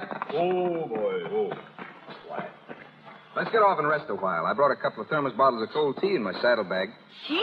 On shipboard, lemonade and sherry flips. On the Pampas, cold tea. I forgot to ask the name of my horse. Chili con carne. I'm glad to meet you, Chili.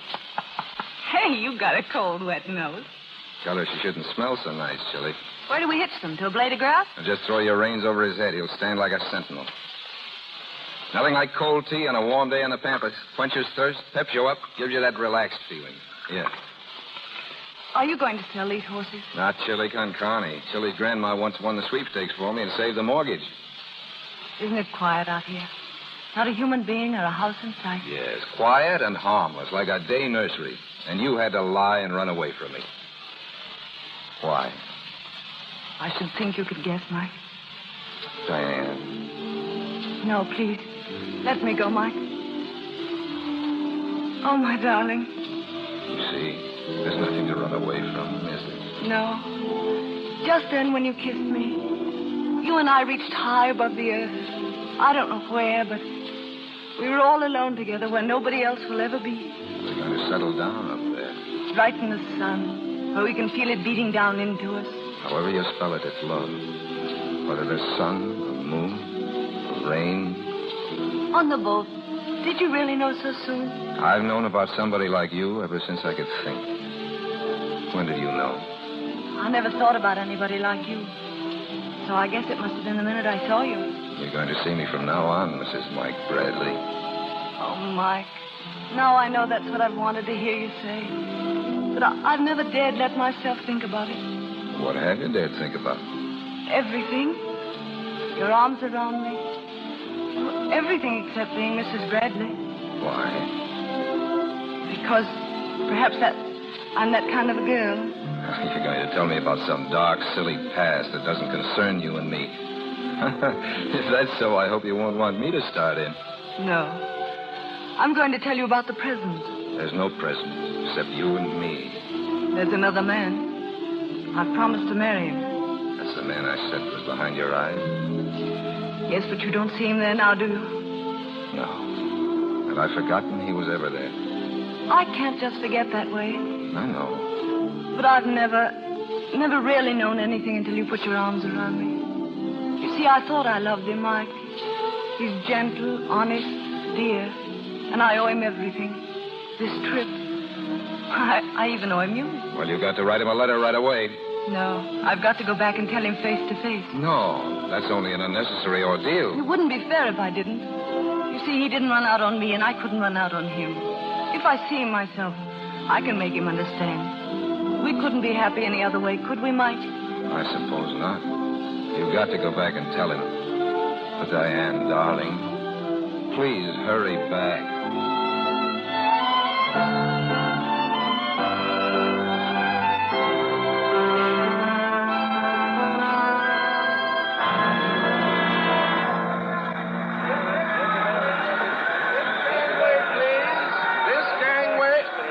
lovely. Here's your landing card. Thank you.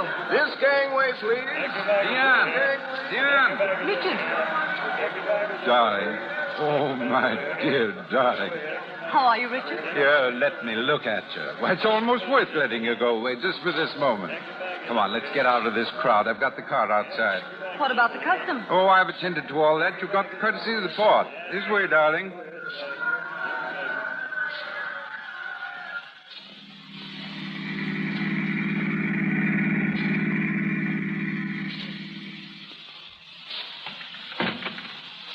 Well, Diane, home at last.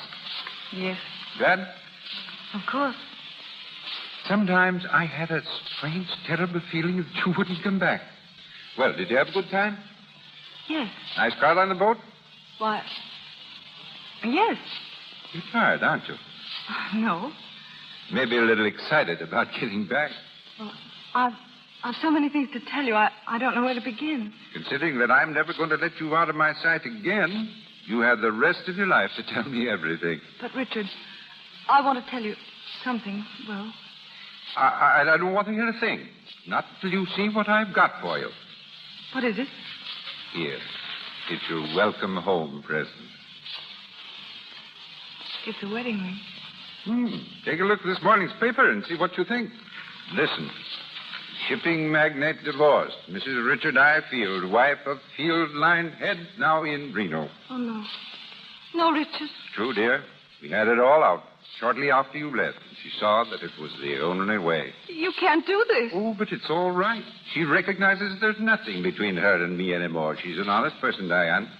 So, it's all settled. Darling, we can be together always, now? Always? Well, what's the matter? Don't you believe it yet? Well, it's just something I never counted on. At one time, I never even dared hope for it. You've given up your family, your home, and your children. You must love me very much. Your being away showed me I love you more than I ever knew. Every hour empty. Couldn't do a thing downtown. Just wondering about you and what you were doing. Waiting for you to come back. Am I really that much of your world? You're all of my world. If I ever lost you now, well, we don't even think of that. No. We mustn't think about that ever again. No. What was it you wanted to tell me?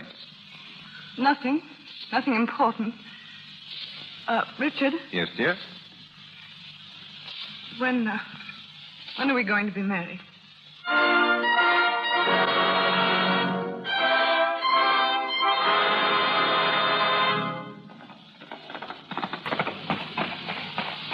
Here, Pablo, walk him till he cools off. And no water till sundown. Si, senor.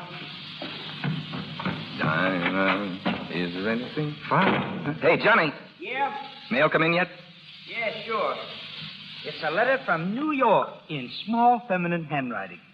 You know, it looks awfully thin to me. Shut up and hand it over. It's her first letter. Why, Mike.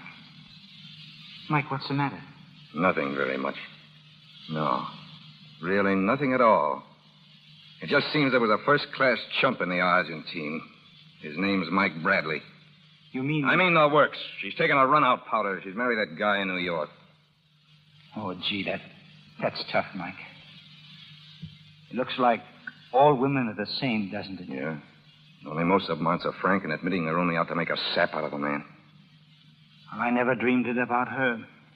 It's brutal. Sure, everything seems brutal when you're on the loser's end of it. But I guess I'm well out of that one. Oh, how does a dame like that figure things anyway? Can't she recognize a real guy when she sees one? That's not the point. She's got what she wants. She'll live up there in New York, spending her days buying furs and diamonds to show off in the evening at nightclubs. Probably her husband's a good guy, too. Just another sap. Only he doesn't know it yet. Is there anything I can do about it, fella? Sure. If I ever go up to New York again, keep reminding me that Don Juan and Casanova had the only real slant on women. Love 'em and leave 'em.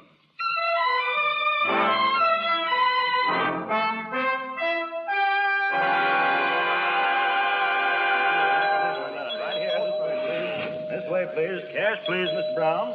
Good morning, Mrs. Fields. We haven't seen you since you and Mr. Fields returned from your honeymoon. No, we've been on Long Island this fall, but we'll be in town all winter. Anything I can do for you, Mrs. Fields? I'm looking for a pair of skis. Mr. Field and I are going to Lake Placid for a couple of weeks. You'll find them on the 3rd floor, Mrs. Fields. Take Thank the you. elevator straight ahead. Excuse me. Where's your gun department? I want to buy a rifle. The 2nd floor, Mike. sir. Thanks. Mike. Well, hello. Fancy meeting you in your own hometown. How are you, Diane? This is a surprise. Yes. How long have you been in New York? I don't know. 2 or 3 weeks. Where are you stopping? At the Westmoreland? I've my car outside. Can I drop you anywhere? No, thanks. I think I'll walk. All right. How's Johnny? Been well and happy? Sure. You look pretty well. I can't complain. I'm glad, Mike. So am I. Well, what are you doing? Buying the store out? No, just window shopping. I'm afraid I've got to run along. I'm supposed to be at the Club Savoy for luncheon. Well, Diane, keep up the good luck. And I'll tell Johnny I saw you. Mike, couldn't we go someplace and talk? Sure. Providing you can break that date and have lunch with me. That's all right. Providing you let me pick the place. Any way you say, Mike. I guess that's fair enough, isn't it? Oh, I do so want to talk to you. Sure.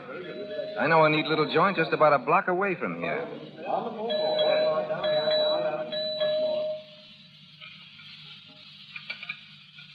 The luncheon, it was satisfactory, monsieur? Excellent, Felix. And I like your little private dining room. A nice, intimate feature that New York should have borrowed from Paris long ago. Quite so, monsieur. Quiet and, as you say, intimate. Liqueur, madame? No, thank you. No. No, Mike. Anything else? No. Very good. Well, Mrs. Field.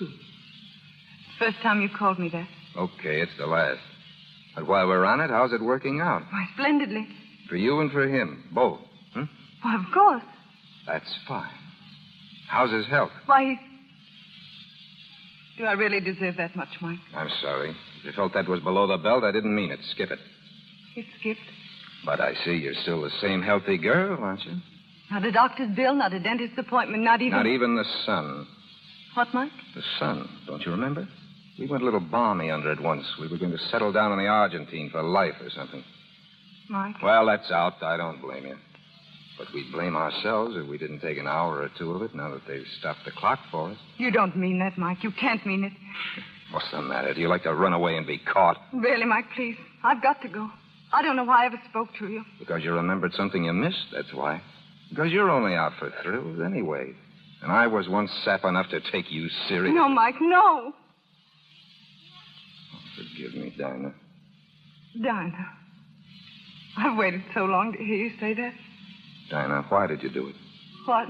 Why did you write that letter and let me spend a year thinking of you as a... Well, I thought I owed you the truth, Mike. And like a poor daffy kid, I believed it. But only because I was counting the days, I guess. No, Mike, really. It was true then, and it's true now. Only this is true. You're here saying meaningless words while all the rest of you keeps telling me differently. Every second. Mike, there are lots of people, men and women, who are, well, drawn to each other. Sort of a little spark that flashes up like a skyrocket every now and then, but... Are you trying to turn the sun, our sun, into a firecracker? It can't be done, Dinah. No, I guess it can't be done. So that changes everything. Nothing's changed, Mike. There's Richard, and there always shall be. Why didn't you tell him? Well, I couldn't let him down then. He's turned his whole world, his whole life over to me. I can't ask him to take it back now. It would disappear, and he'd be alone. How about you? Me? What about us? Grin and bear it. Oh, no. Now that I know, do you think I'll stand here and... Please, Mike. This can only mean one thing for us. I think you'd rather love me than hate me, and now you don't hate me anymore. And I thought I'd rather have you hate me than love me. Now I know why I spoke to you today. Because I hoped your eyes wouldn't be so hard. They were. But now they're not again.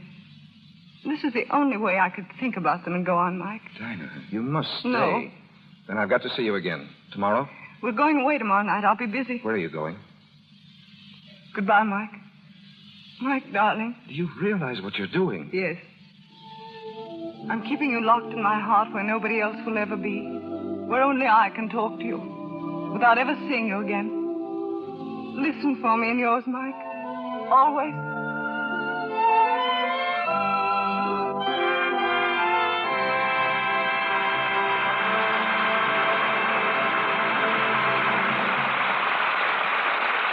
Pause for station identification. This is the Columbia Broadcasting System.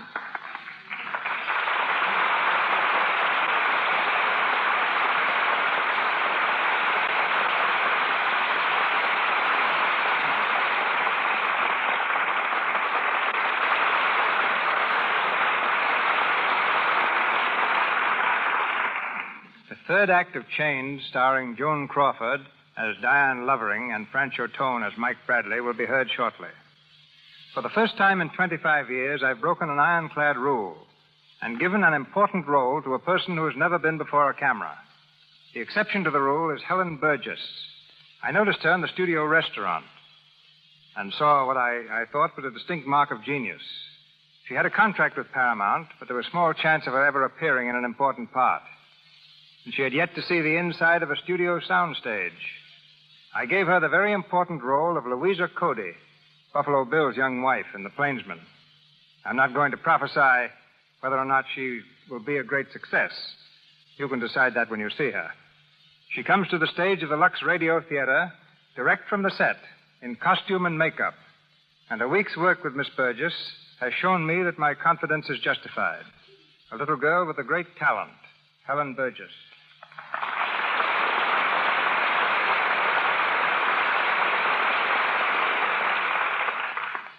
I'm so grateful, ladies and gentlemen, for this marvelous chance to work under Mr. DeMille's direction. And if it's a thrill to be the discoverer of someone new to the screen, it's much more of a thrill to be discovered. I'm sure that everyone in this audience wants to know something about you, Helen. And someone has said that there is nothing so interesting as a fact and nothing so vital as vital statistics. So what are yours? Well, I was born in Portland, Oregon, and next year I'll be able to vote. I also lived in Tacoma, Washington for a while before coming to Hollywood. And I went to Hollywood High School, like B.B. Daniels and so many other DeMille discoveries. The one difference in your case is that you had never appeared on the screen at all. And most of the girls like B.B. Daniels and Gloria Swanson, who finally found themselves in DeMille bathtubs, were bathing beauties to start with. Well, I envied them whatever experience they'd had. When I walked out on the set for the first time and met Gary Cooper and Jean Arthur, Charles Bickford, James Ellison, and the rest of the cast, I was so nervous my petticoats kept rustling. The man in charge of the microphone said it sounded just like a ton of coal going down a chute. Don't ever fear being nervous, my dear. This is your first picture. It's my 63rd. I begin to get nervous a week before the starting date on every picture, and don't get over it until a week after I finish. The first time I'm not nervous before starting a picture, it'll probably be a bad one. Well, it wasn't nearly so terrifying walking onto the set, though, as it was seeing our first day's work on the screen. I was so afraid I hadn't lived up to expectations that I'd have run away but for Gary Cooper. Gary said, "Well, don't be scared, Helen. This acting is a cinch. And I'm telling you now, you stole every scene." Yes, and I happen to know that just about then, Gary's knees were knocking together so hard they sounded like castanets. Well, the thing that makes me feel most at ease is that everybody else in the cast is so much at home. You know, some of the players have been in every one of the 63 DeMille films. You'll find the DeMille cast is not just a collection of players, it's a reunion. Well, I can think of only one bigger reunion in Hollywood. Get together all the picture stars who use Lux toilet soap. Then you'd have a reunion. And there seems to be the same friendly spirit here in your Lux Radio Theater, Mr. DeMille, as there is in your cast, which is probably why the show is as good as the soap. Good night. Good night, Scarlett.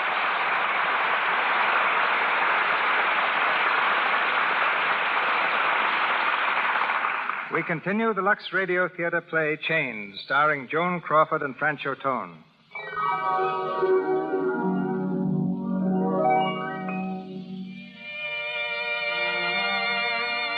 It's the evening after Diane's unexpected meeting with Mike. She and her husband are at home, dressing for dinner. Diane, Yes, Richard? all packed to go to Lake Placid tomorrow? Almost, but don't worry. Amy never forgets a thing. Good gosh, I'm hungry. What's for dinner? I really don't know. Aha. Beginning to forget your wifely duties already, eh? Yes. I mean, it won't happen again, Richard. Get your skis today? Skis? Oh, now, isn't it silly? I forgot all about them. So that's my girl with the efficient head for remembering. Been talking about skis all week and then goes and forgets them. I'll ask them to send some up by express. Are you all through at the office? All cleaned up. Good. Then you sleep late in the morning and stay around the house with me until we leave for the train. Can't. It's a Board of Governors meeting. Clubs. As long as I'm in town, I've got to attend. Richard, Yeah. I've got a marvelous idea. Name it. Let's not wait for that stuffy train trip tomorrow night. Let's get to bed early, get up early, take the open car and every fur robe in the house and motor up. If we leave by 7, we can make Placid by 6 in the evening, no matter how much snow. Pretty cold ride. Oh, it'll whisk the cobwebs out of our brains. Say, what makes you so anxious to get away on our little holiday? You? I make you anxious? What's eating you anyway? You've been talking in riddles ever since you came home today. Have I? Well, it's just that I want to be with you, alone. Just us two together. Away from the whole world. Oh, I can't explain what I mean. Why, Diane, I believe there are tears in your eyes. Darling, I'm really touched. We can motor up, can't we? I'll say we can. We'll run away from everybody and everything. Oh, thank you, Richard.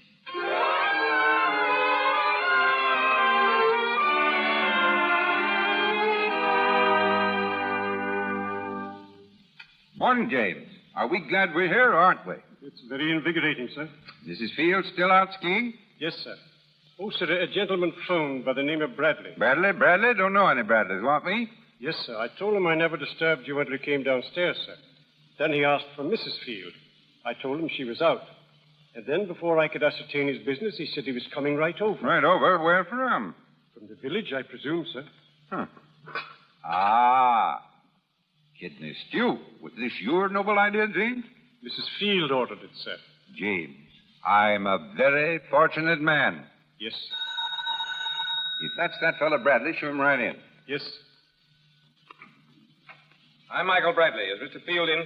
Yes, sir. This way, sir. Mr. Field is expecting you, sir. Mr. Field? Yeah? Mr. Bradley? Yes. Well, you look fresh from civilization. Came up on the night train. Sit down, won't you? If you'll excuse me, I'll go right on with my breakfast. All right, James. By the way, Mr. Bradley, have you had yours? Thanks.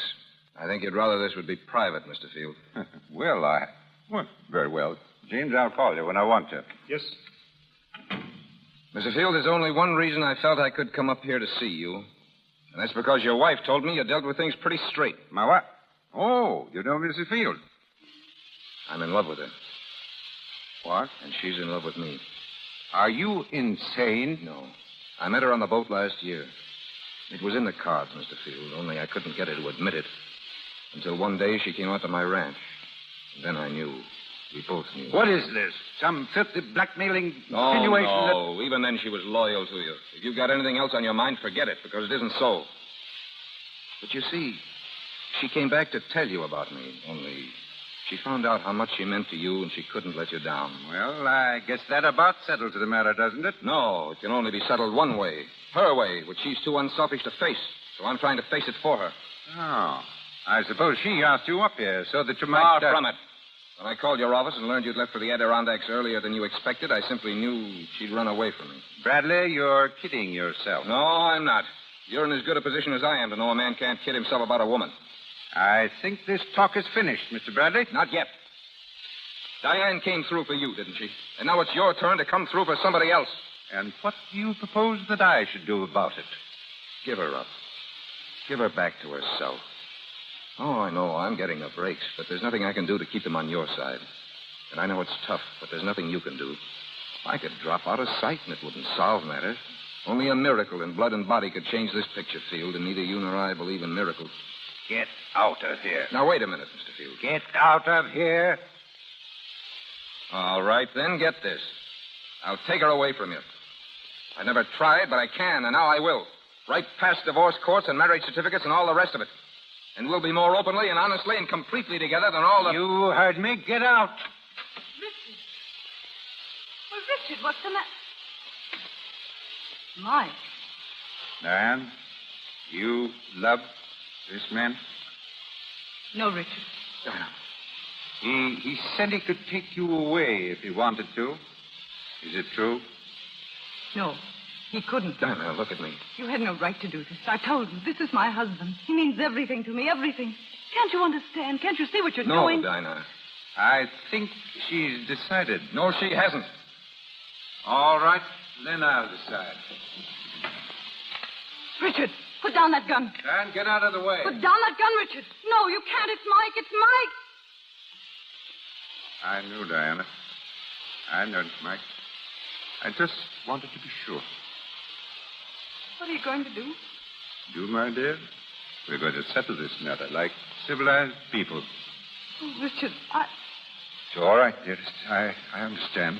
I think Mr. Bradley understands, too. I'm afraid I don't. When are you sailing back to the Argentine, Mr. Bradley? Why, I hadn't thought. Next week, perhaps. Next week. That doesn't allow you much time, Diane. You mean? I mean that you'll be sailing, too, my dear. Oh, Richard, I can't say anything. You aren't supposed to. You're not to feel sorry for me. You've given me 2 years, Diane. 2 glorious years. I'm grateful for them. Please don't. Diane, please. I said you were not to feel sorry. You see, darling, same old problem. Youth versus, well, shall I say, middle age. You have your youth, Diane. I want you to have it. The man you love with Mike. I don't deserve this. Oh, yes, you do, Mike. You deserve anything. Anything that'll make her happy.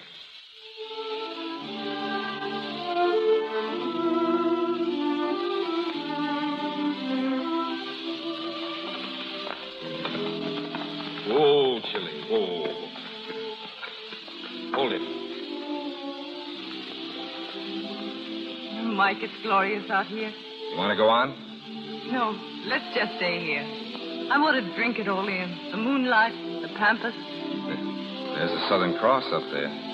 Where? Just about where it used to be. Oh, it's more wonderful than ever. And so are you, Mrs. Mike Bradley.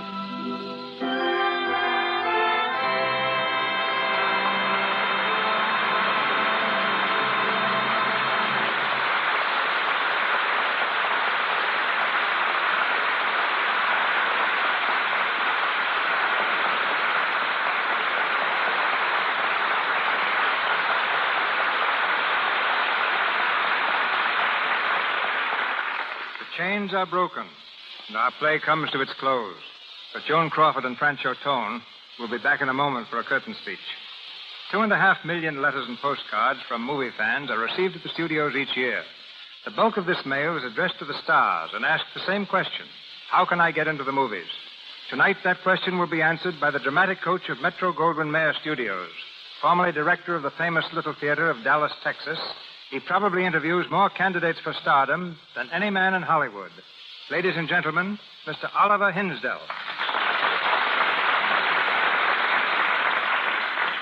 Well, Mr. DeMille, I think that even you must admit that that's a pretty big order.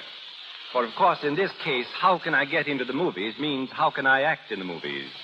Acting is an art, and an art of any kind is a hard taskmaster. There's no formula, no open sesame into this land of make-believe, save that of work, work, work. Believe me, there is,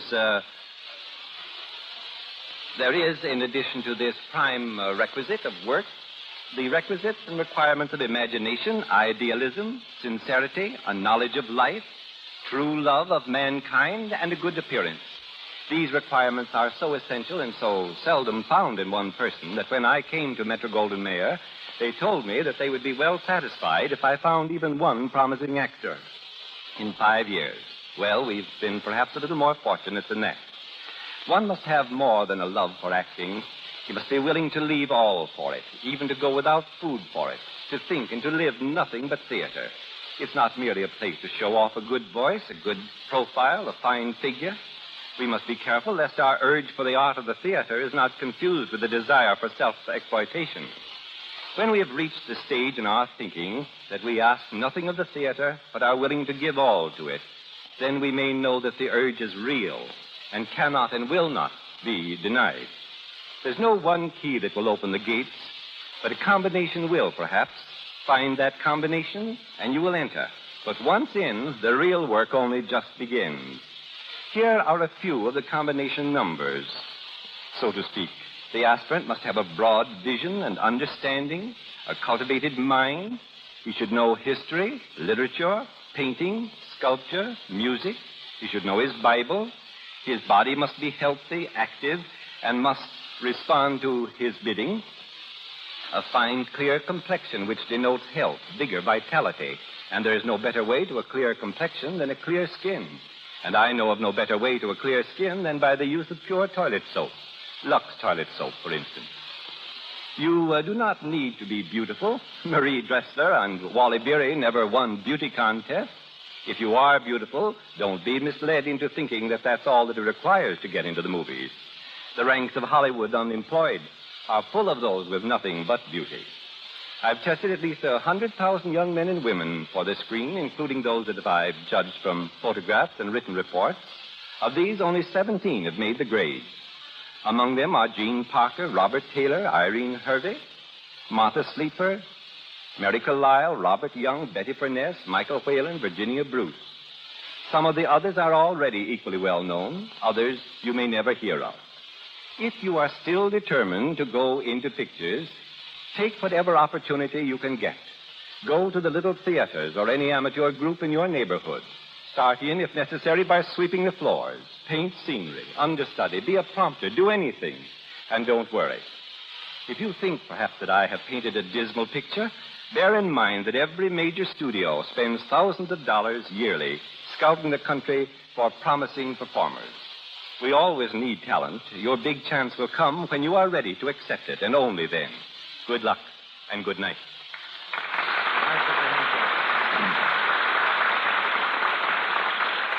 Before the movies discovered glamour, it was just an old Scotch word meaning a spell cast by magic. But a good two-word definition of the term today would be Joan Crawford. She is, of course, one of the best-dressed women in Hollywood, and I seem to have contributed to her leadership in style because I discovered her designer, Adrian. In fact, Adrian asked me to look at the first gown he designed for her. I agreed and waited for her to come to my office. After a while, there was a knock at the door. I said, "Come in, Joan." The door opened. Joan took one look at me and fled, apparently in terror. I didn't know until this week why she ran away, and think the reason is one she'd better explain to you herself. Miss Joan Crawford.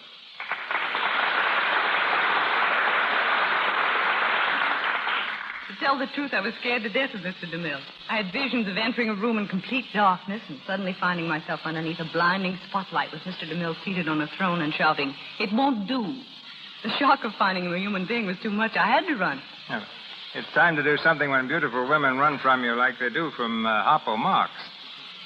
But no need to apologize, Joan. Your performance tonight makes up for everything. My congratulations to you also, Francho. It's been great playing on a program that Joan and I listen to so often, C.B., and I'd like to congratulate you on the way you speak. Joan and I call you the final G-man because you never drop a final G. But I speak an entirely different language on the set. Out there, Jenny isn't a girl's name. It's an electrical generator. A hi-hat isn't something you wear. It's a camera stand. A lily isn't a flower. It's a good take or scene. I once asked a new assistant director to rush a lot of babies on the set. In 10 minutes, he was back with about 50 children. And what I wanted was some spotlights. You learn more in pictures with a new language. For instance, Clark Gable learned to swim. When we were making Chain, the script called for several swimming scenes, and Clark couldn't swim a stroke at the time, but I taught him how. And in return, he taught me how to shoot a gun. Personally, I'm a chess player. You can see where Joan gets her complexion, C.B. Swimming, shooting, she's out of doors all the time. In just a minute, dear. If you were a little more observant, you'd know that Lux toilet soap has lots to do with it.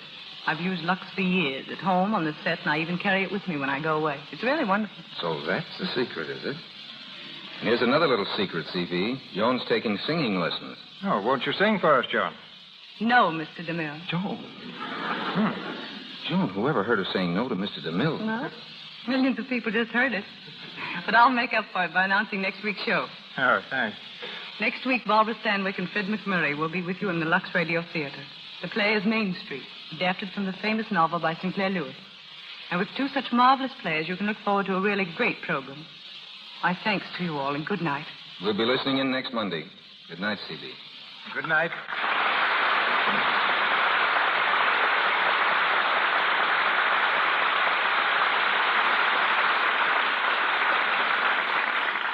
Thank you, Miss Crawford and Mr. Tone.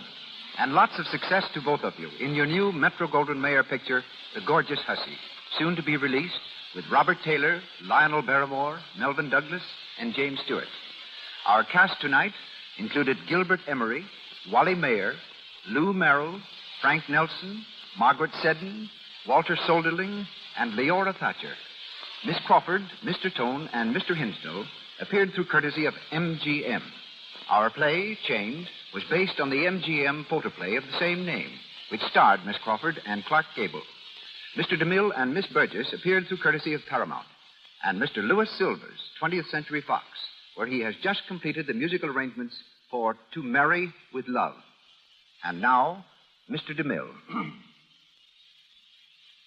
As Miss Crawford announced, our play next Monday night is Main Street, starring Barbara Stanwyck and Fred McMurray in this modern classic by Sinclair Lewis.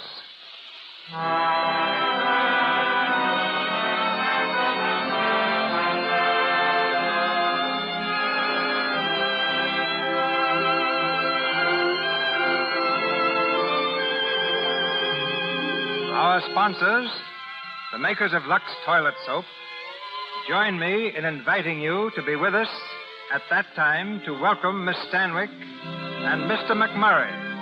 This is Cecil B. DeMille saying good night to you from Hollywood.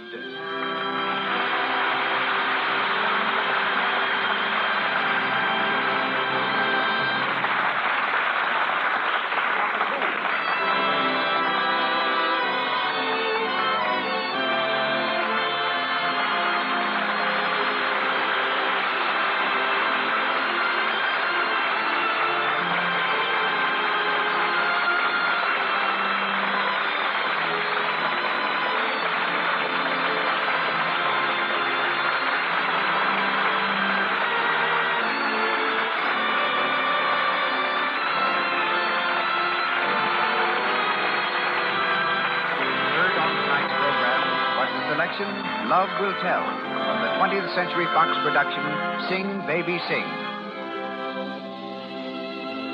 This is the Columbia Broadcasting System.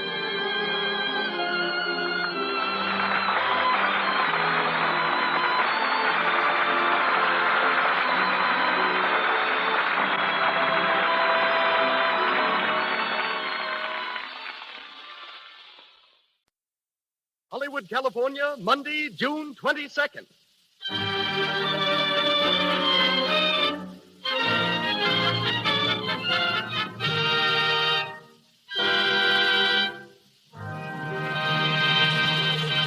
The Lux Radio Theater presents Merle Oberon and Herbert Marshall in The Dark Angel.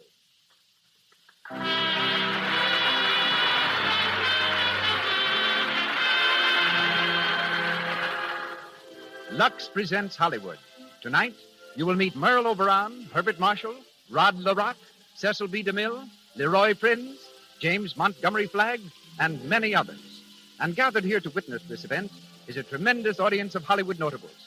Seated across the footlights, I see Lois Wilson, Brian Ahern, May McAvoy, Matt Moore, Alan Baxter, Leo Carrillo. Welcome, all of you, to the Lux Radio Theater.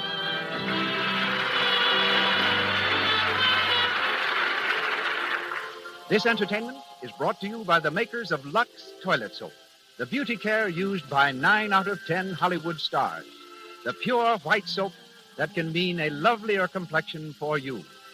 As producer of the Lux Radio Theater, we present one of the world's foremost motion picture producers, a man so closely identified with Hollywood that the history of the motion picture industry might well be the story of his own life. Ladies and gentlemen, Mr. Cecil B. DeMille.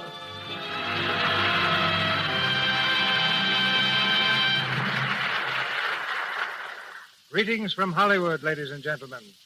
The lights of 1,000 cities are the footlights of our stage tonight. The play of the evening will be heard from Beverly Hills to Boston, from Miami to Montreal. By shortwave, we are even linked with Tasmania, that island in the South Pacific that gave us the lovely star of tonight's production. Her name is Estelle Merle O'Brien Thompson. but she is known to us all as Merle Oberon. We have listeners also in Hawaii, where once before I directed the man who stars in tonight's production, Herbert Marshall. We were making a picture on the slopes of Mauna Kea in the Koa Forest. I had to stage a fight between Mr. Marshall, Bart as we call him, and William Gargan. Bart was supposed to win, and Gargan was prepared to take a blow and be knocked down. We filmed the scene several times. Each time, Bart played the scene magnificently, up to the final blow. Then something went wrong. I finally asked him why he wasn't giving me what I wanted. And that delightful gentleman, who served with the London Scottish Regiment during the war, who saw action on many fronts and figured gallantly in the Battle of Arras, said very simply, "Mr. DeMille, I just can't bring myself to hit a man full in the face."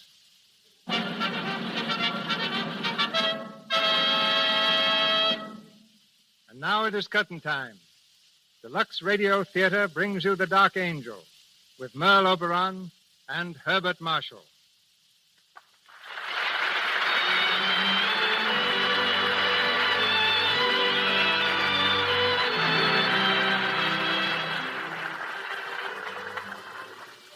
The Dark Angel is the story of Kitty Vane, played by Merle Oberon, and Alan Trent, a young English officer with whom she is in love, played by Herbert Marshall.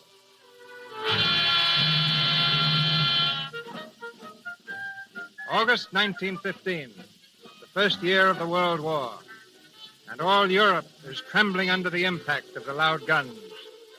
Excitement is the keynote of the day. And in a little cottage in the country, Kitty Vane, a charming young English girl, is hurrying off to meet two old friends who are coming home on leave. We hear her running down the stairs. Good morning, Granny. Good morning, darling. You're early. A little. Going to have breakfast? I don't think so, Granny. I'll have something at the Shannons with Alan and Gerald. Very well, dear. You're excited, aren't you? Terribly. It's a big day. The biggest ever, Granny. Alan Trent and Gerald Shannon. It seems like yesterday they were just babies. And here they are coming back to us after a whole year of war. Yes. You know, Granny, at first seeing them as soldiers was fun, and I suppose I never really thought they'd be going away. But when they did... Oh, Granny, I'm so glad they're coming home again. I'm afraid it won't be for very long. No, I suppose not. But even a few days are better than nothing. And Alan promised me they'd stay just as long as they possibly could. In these days, we have to make the best of everything. It's been a long year for you, hasn't it, darling? It wouldn't have been so bad if... Oh, Granny, if only I knew. If I were only sure. Of Alan? Yes. Aren't you sure? How can I be? When one loves so hard and for so long, one can never really be sure. And it used to be so easy, Granny. When we were children, I'd just ask him to marry me. But now, it's growing up, Granny. That's what it is. Things aren't so simple anymore. I can't just say, Alan, please marry me, quick. Why not? That's the best way to do it. Saves a lot of time. I bet that's just what you would do. Of course. Kitty, come here. I want to talk to you. Yes, Granny. Kitty, you may not be sure of Alan. I don't know how he feels about you. But I do know how Gerald feels about you. Gerald? He's in love with you, Kitty. Granny. Yes, my dear. I've seen it, and I know it. But it's silly. You shouldn't say things like that, Granny. I'm an old woman, my dear. I can say what I please. But, Gerald, I've never thought about Gerald except as Alan's cousin. Why, I've known Gerald ever since we were babies. And Alan, too, my dear. Yes, but, well, that's different. Somehow. I can't explain it, but it is different. Is it? Of course it is. Heavens, look at the time. I must fly. I've got to meet Mrs. Shannon at the station. Goodbye, Granny, dear. Goodbye, child. Don't drive too fast. I won't. And give my love to Alan and Gerald. I will, Granny. Goodbye. Bye.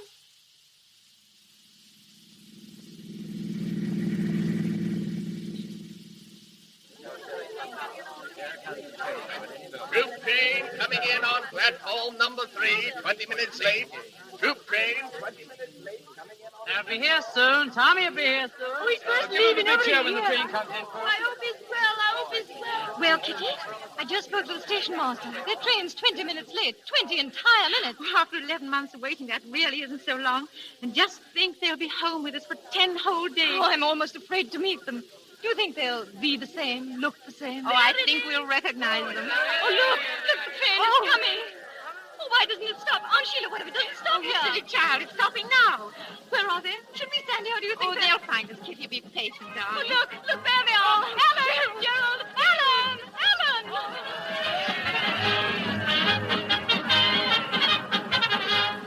Kitty, darling. Oh, Ellen. Gerald. How are you, Kitty? Aunt Sheila.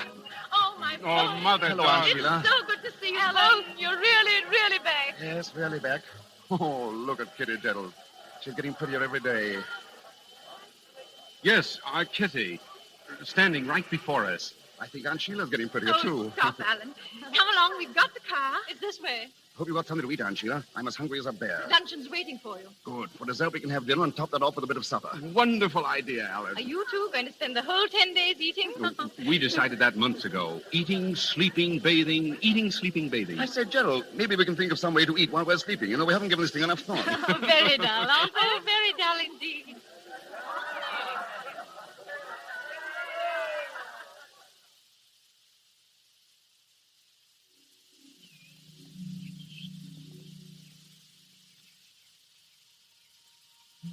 Hey, Kitty, where are you going? Alan, don't you know it's very bad manners to shout out of second-story windows? Well, just as bad as shout back. Want a piece of cake? No, I'm tired of seeing you eat. I'm going home. Oh, wait a minute. I'll come with you. Maybe there's something new to eat at your house. There isn't. Goodbye. No, wait. Look, Kitty, if you don't wait, I'll jump down. Get back in that window, idiot. Will you wait? No. All right, here I come. Alan, don't! Alan, why did you do that? Alan, darling, get up. You're not hurt, are you? Alan, why don't you speak? Aunt Sheila always taught me not to speak with my mouth full. You like some cake? Here. Stupid clown. Now I will go. No, don't go, Kitty. See, I did scratch my hand. No, slow up there. Scratches like this cause lockjaw or something. Serves you right. Kitty, you're changed. You're positively bloodthirsty. And you haven't changed. You're still a child. You don't feel... Huh? What don't I feel? You don't feel anything. Don't I? How do you know what I feel? Do you know about the months I've been away? The agony I've been in because of you? You know how frightened I was of coming home, of finding that you'd changed, that you didn't feel the things I wanted you to feel. Oh, look here, I can't say it all. Maybe I can't see any part of it. I'm scared. Kitty, I have so much love for you. It's like something you saved up for a lifetime and didn't know about. And then it all comes at once. I love you so, Kitty. Oh, Alan, I wanted to hear you say that so much. Darling, surely you knew. I wasn't sure. You see, I've always been around. I know. When I first took to the bars of my crib, there you were, telling me what to do. I was not. When I saw my first tree, you were in it, peering down. My first bird, my first squirrel, my first bath, you were always there. That's what makes me afraid. You may be just used to me. You may meet some other girl. No, shh, you sweet idiot. Don't ever say that. There'll be no one else ever. If you ever weren't there, I'd stop living. I'd stop breathing. I'd stop wanting to breathe. Alan. Don't ever go away, Kitty. Never, Alan. Oh, my darling. Come on, we'll tell Aunt Sheila. And Gerald, too. No, wait, what are we going to tell them? That we're going to be married. But when? Day after tomorrow? No, tomorrow. Why, you shameless hussy. Come on, we'll run. Wait, Alan. Now, come on. You're going too fast. Up the steps, quick. Who's going to tell them? Both of us. Aunt Sheila, where are you? Hello. What's all the excitement? Oh, Gerald. Big news. Can you guess, Gerald? I think I can. So it's fully happened after all these years. Congratulations. Oh, thank you, Gerald. All my love, Kitty, for you both. This is the way it should be. I'm happy about it. Did you call me, Alan? Come here, Mother. Is anything wrong? Oh, no, it's right. These two have got themselves engaged. Getting married tomorrow. Married? Oh, that's splendid, Kitty, dear. I'm very happy. I know you'll be happy. Both of you. We'll all of us be together. Always now. Do you mind if I run? I can't wait to tell Granny. I think you should come with me, Alan. I fully intend to. We'll be back. Come on, Kitty.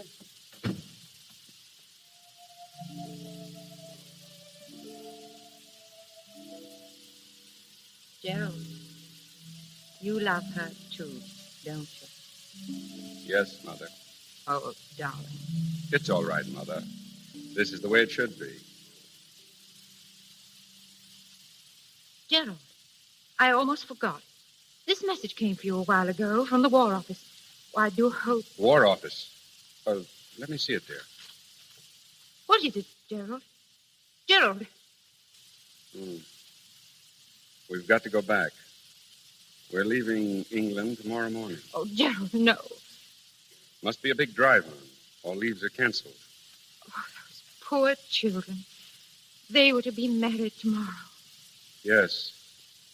I'll have to tell them.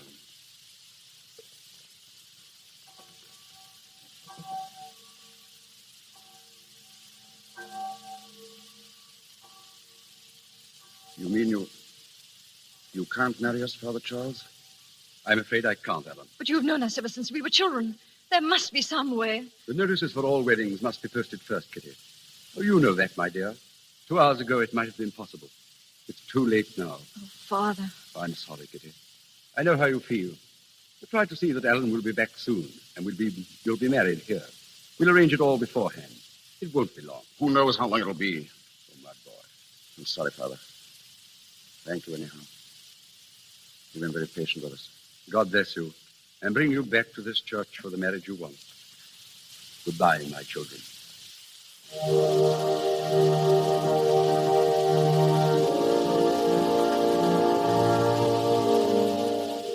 No, Kitty. Nobody will marry us. After all these years, we're 2 hours too late. 2 hours, Kitty, that would have changed our lives. No, Alan. They're not going to change our lives. Kitty. I marry you, Alan Trent, in front of the church. And I marry you, Kitty Vane. For always. Until the day I die.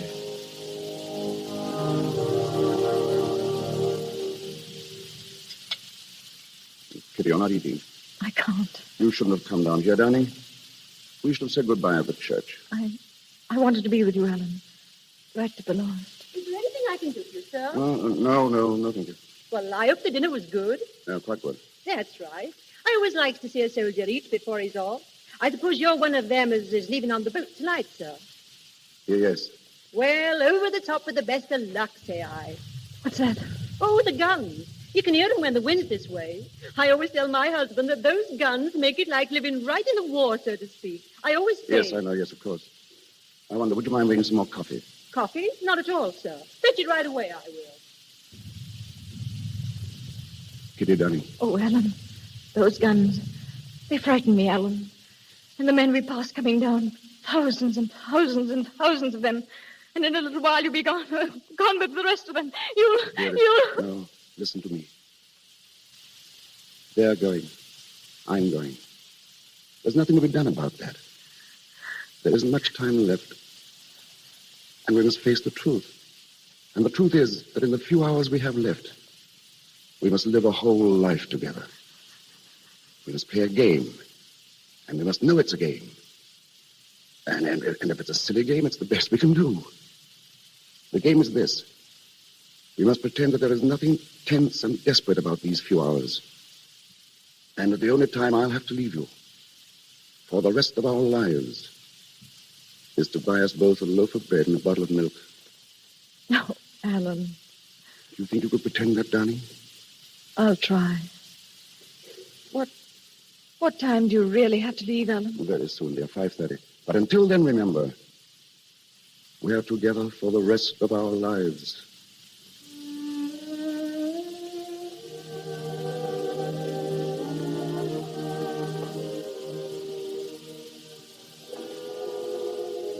Time now, darling. So Yes, soon? dear. Yes, I've got to leave. Very well, Alan. Look at me, Kitty. You do something for me? Whatever you wish. Then sit here. Just where you are. Close your eyes, darling. Now, don't open them till I've gone. I love you.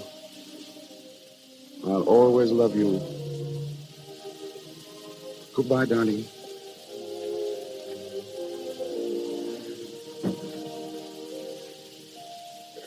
Goodbye, my love. Goodbye.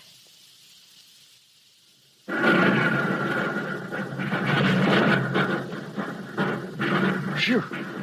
Pretty bad going out there tonight. Sounds like it. How's that trench coming along? Oh, slow but sure. Say, I meant to ask you, Gerald. Do you mind signing this card for me? It's an application for leave. Leave? At this time? Afraid I can't do it, Alan. Now, look here, Gerald. You said that last week. I want to go home. I want to see Kitty. I know you do, but I need you here, old man. You could get along without me for 5 or 6 days, couldn't you? Wouldn't lose the war? No, wouldn't win it either. I'd like to let you go, Alan. Well, you could if you wanted to. Alan! Sorry. I'm sorry, it's nerves. Forget it, will you? Captain Shannon. Yes, sir, in here. Good evening. Evening, sir. How are you, Trent? Oh, all right, sir. Keep your seat. Thanks. Shannon, we've reported enemy activity on the northern sector. We've got to find out what it's all about. Yes, sir. Tonight's a good night. There's no moon. A raid? Yes. I want a dozen men. Can you take a party out? I can find 6 or 8, sir. We're rather depleted. I know. How about Trent here? Trent? Well, I don't know, sir. I'll need him for some other... I want volunteers only. I'll go, sir. Glad to. That's the spirit, Trent. Now then, take a look at this map. Here's the sector. I should warn you that they'll be expecting you. And they'll make it as hot for you as they possibly can. Now, I would suggest...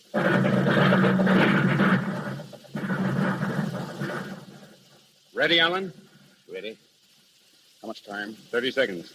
Sorry I got you into this, old man. That's all right. Look out! Who? The Colonel said they were expecting us, didn't he? Oh, it won't take long. Over and back in 3 minutes if all goes well. What is it now? 10 seconds. Good luck, Alan. Good luck, Gerald. All set? Anytime you are. 4, 3, 2, 1. Over we go. Come on. Stay down. Down, everyone. Stay down in the...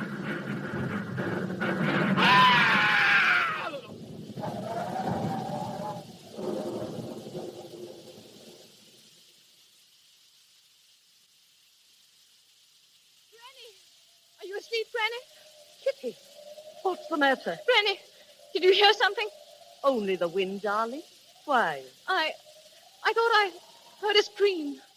A long scream. Oh, Granny. You've been dreaming, child. Yes. I thought I saw Alan. Alan with a black cloud hanging low over him. Like a dark angel come down to... Oh. There. Go back to bed, my darling. You'll be all right in the morning.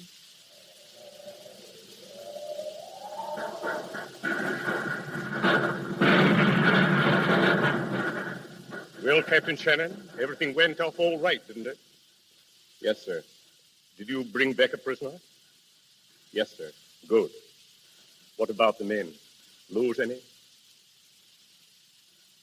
Shannon, I asked you if you lost any men.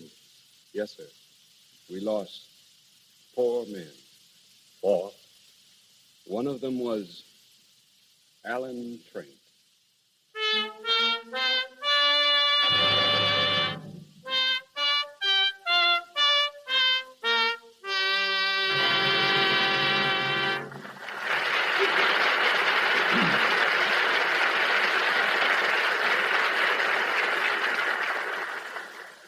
You are hearing Merle Oberon and Herbert Marshall in the Lux Radio Theater presentation of The Dark Angel, coming to you direct from Hollywood.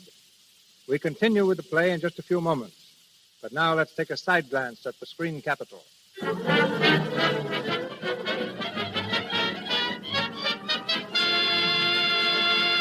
It's lunchtime in the Brown Derby, and as usual, this famous restaurant is being patronized by lots and lots of stars, and lots of visitors hoping to see them. Let's listen to a chat between Elsie, a girl who lives in Hollywood, and a visitor from out of town.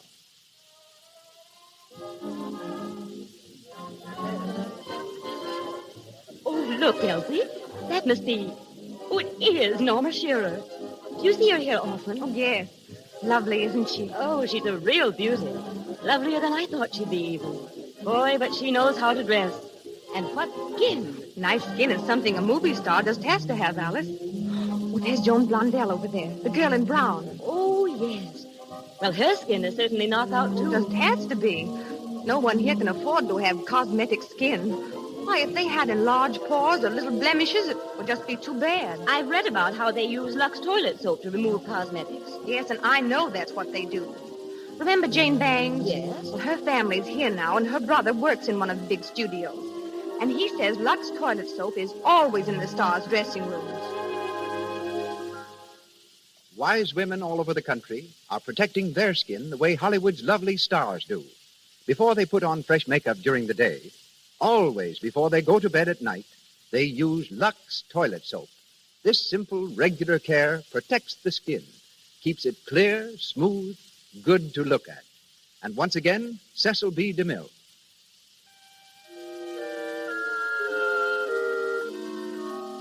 The Dark Angel, with Merle Oberon as Kitty Vane and Herbert Marshall as Alan Trent, continues. Many months have passed since the night Alan disappeared into the darkness of the battlefield. Gerald, on leave again, has gone directly to Kitty. We find them sitting under a tree in Kitty's garden. It's wonderful to see you again, Gerald.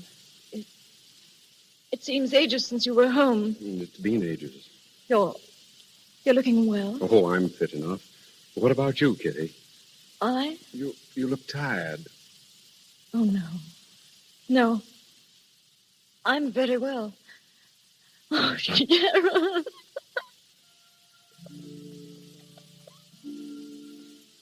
Kitty, darling, don't cry, please. I'm so sorry. What a bad homecoming for you. I wanted it to be different, happier for you. No, it couldn't have been without Alan. Gerald, when Alan died, it was the night of the 17th, wasn't it? Yes. What time was it? I don't know, dear. There was an explosion, and I never saw him again. I think it must have been shortly after... Shortly after 11 o'clock. I know. He had wired me he was expecting leave, and then... He wanted leave, Kitty. He wanted to come home to you. And he couldn't get leave? I wouldn't give it to him. What? I wouldn't give it to him. I could have, but I didn't. I refused, Kitty. I killed Alan. Gerald, what are you saying? It's my fault. If I'd done what he wanted me to, he'd be alive today. It's my fault, Kitty. I killed Alan.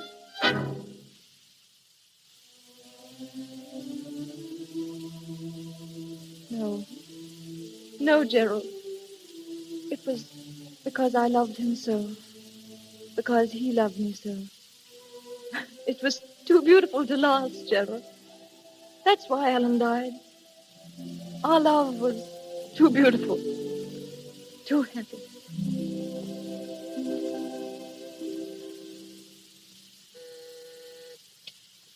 Yes, Doctor? Bring Roger Crane in, please. Yes, sir. Roger Crane? Yes, Dr. Barton would like to see you. of course. Give me your hand. I'll lead you in. Thank you. There you are. Roger Crane, Dr. Barton. Come in, Crane. Thanks. This way, Crane. There's a chair right in front of you. Here, let me help you. Oh, it's all right. I can find it, Doctor. I'm learning to feel my way around quite well now. Fine, fine. Nature takes care of a man, doesn't she, Doctor? If she takes away his eyes, she gives him a good sense of direction. Compensation, we call it. You notice the difference between night and day yet? No, not yet. Well, that'll come. Is that all I can ever hope for, Doctor? To notice the difference between night and day? Will I never see anything again? No, Crane. I'm sorry. Oh, well. Oh, Crane, I want to talk with you, not as the head of a rehabilitation hospital, but as man to man. Today, you leave us. I'm assigning an orderly to you, Mills, a pleasant fellow. He'll take you home. I'm not going home, Doctor. I have no home. And your real name is not Roger Crane, is it? It's as good a name as any other. Yes, I suppose so. Well, Crane, I have a few things here that belong to you. Some money, a very disreputable-looking pipe. Thank you. And a photograph. Photograph? Yes. So I've kept these things for a reason. Now, look here, my boy. You came to us from a German prison hospital. Your card read that all means of identifying you had been destroyed. I could have gone into that further, but I didn't. I know that. I'm grateful. Now, this picture. I see there are 3 people in it. One of them is you. There's an inscription. To Alan and Gerald. Take care of each other. Kitty. Now, Crane, those 3 people are not strangers to one another. Who are the other 2? Why aren't you going home? Fear of being pitied, I suppose? Being a nuisance? I know what it means. I once saw blind men in a hospital, stumbling, helpless. Now I'm one of them. Is that your only reason? Reason enough, Dr. Barton. I know. What are you going to do? I don't know. Take a cottage somewhere in the country where I can be alone. And I've always wanted to write. I think now might be a good time to start, don't you? And that's going to be your life. Away from your home, your friends, away from everything that made life sweet. Yes. It's a lonesome existence you've picked for yourself, Crane. I know it. But that's the way it's got to be. I can't go back. Never.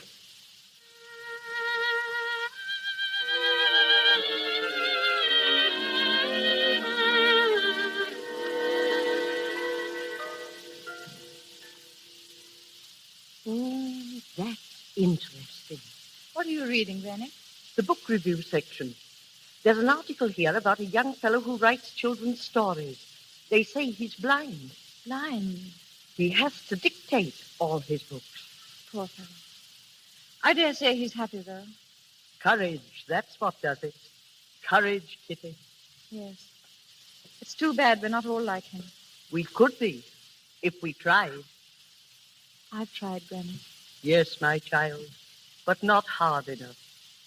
You are living in the shadow of a death, Kitty. A deep, dark shadow. You must come out into the sun again. Oh, Granny, what's the use? I'll never forget Alan. Never. I don't ask you to forget, Kitty. I ask you to remember. But make your memories pleasant. Happy memories, not sad ones. I'll try, Granny. Miss Kitty? Yes, Martha? Mr. Gerald's at the door, Miss Kitty. He asked if he might see you. Well, dear? Ask him to wait, Martha. I'll be right there. Yes, Miss Kitty. I'm glad you're going to see him. He's been very unhappy about you lately. Has he? He's still in love with you, darling. Excuse me, Granny. Of course, dear. Run along.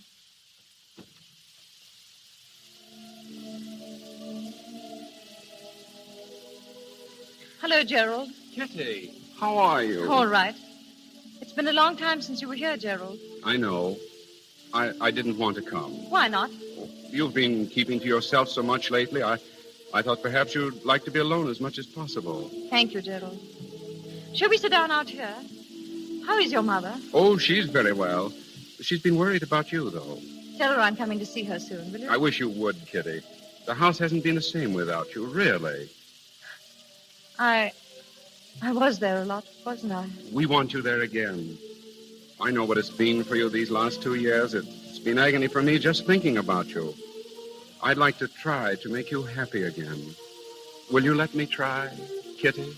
Oh, Gerald, you're very sweet to me.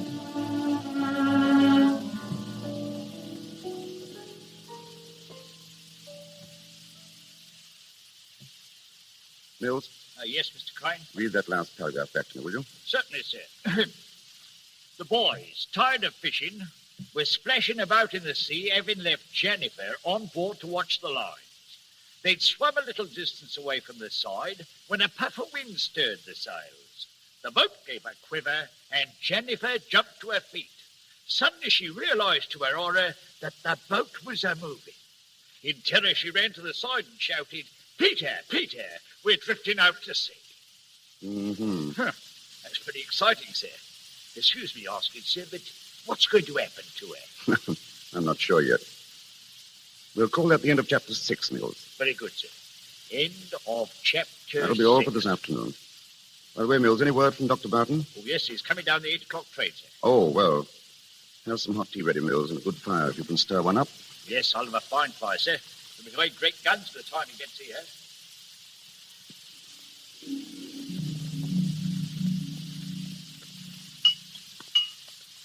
Another cup of tea, Dr. Barton? No, thanks. It's a nice place you have here, Crane. I like it. Very comfortable. And how's the new book coming along? Oh, we made a start. That's fine. You've certainly made a success of it. Well, it's been amazingly easy. I just stretch out all day here in the study or back there in the garden and dictate to Mills. Sometimes I laugh at myself. Imagine me writing adventure stories for boys. Read a piece about you a few weeks ago in the book section of the Times. I wondered why you refused to let anyone print your photograph. I don't think my picture would interest anyone, Doctor. No? Oh, Crane, during the war, you were in the artist rifles, weren't you? Yes? Why? Did you ever come across a chap called Shannon? Gerald Shannon? Yes. We were in the same company. Oh, is that so? Crane, do you remember a photograph of yours I gave back to you when you left the hospital? A photograph of 3 people? I remember. I think I saw 2 of those people again. Oh, their pictures, I mean. Where? In the Sunday Times. I brought it along with me. The caption says they're Gerald Shannon and Kitty Vane. Is that right? Yes, that's right. What's it say about them? It says they're going to be married. Married? Are they? I'm very glad. We used to be quite good friends. They've been very close to each other all their lives. I was hoping this would happen. When is the wedding? June 3rd. They're giving an engagement dance tonight at his home. Oh, that's fine, isn't it? I'm glad.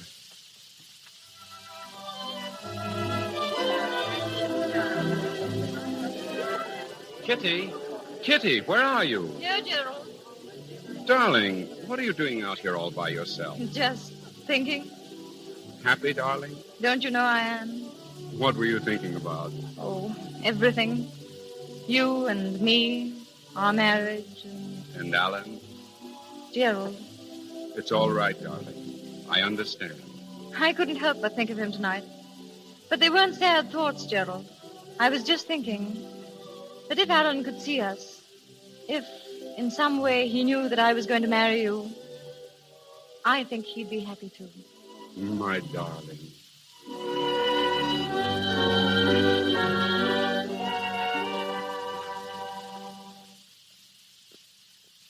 I say, Crane.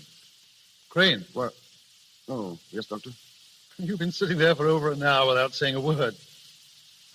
Anything wrong on that? No, nothing's wrong. Wasn't that talk about the picture, was it? I thought so. I'm sorry. I guess I've gone off the deep end again. No, that's all right, Doctor. Right. Oh, it's my own fault. It's been my own fault right from the beginning. I ought to put 1,000 miles between her and me, but I didn't. I stayed here where I might be near her. Hear a word of her. I had it coming to me, and now I've got it. I've lied to myself, Doctor. I pretended that I've made a life, that I was happy. Now I've found myself out. The work of all these years thrown away. It's tough luck, old man. Sorry I let go. I ought to be darn well ashamed of myself. I think I'll take a stroll in the garden and cool off. Can I take you out? No, I can find my way. I'm used to it now. Doctor, that picture in the paper, is she just as pretty as she always was? Yes. She's very pretty. I'm glad it's a good picture. I wish I could see it.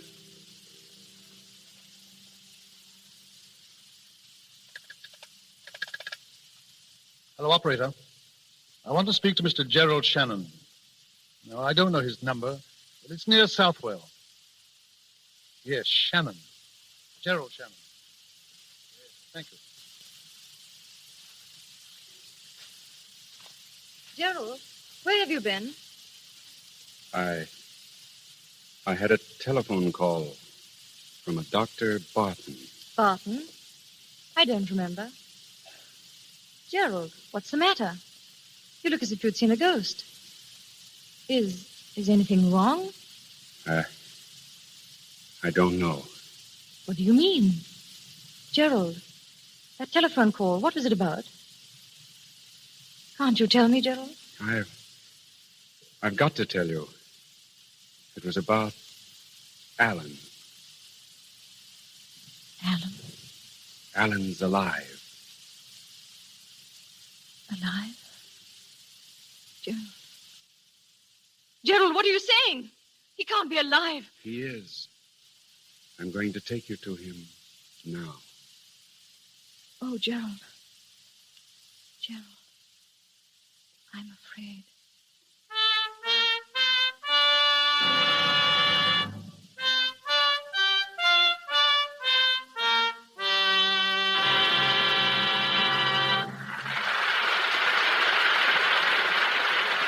We pause for station identification.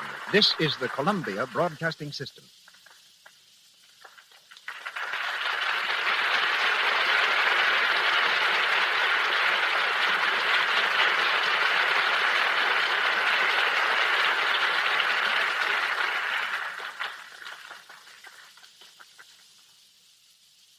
This is Cecil B. DeMille speaking to you from Hollywood. Our play continues in just a moment. Standing beside me is a man who has been dancing in and out of trouble all his life. Soldier of fortune, war ace, member of the French Foreign Legion, political prisoner in Cuba, ammunition smuggler in Mexico. His adventures would provide material for 100 Hollywood thrillers. Yet today, of all things, he is a dance director at Paramount Studio. But his courage never deserts him. He flew to Yuma yesterday and was married. The man who fears nothing, Leroy Prince.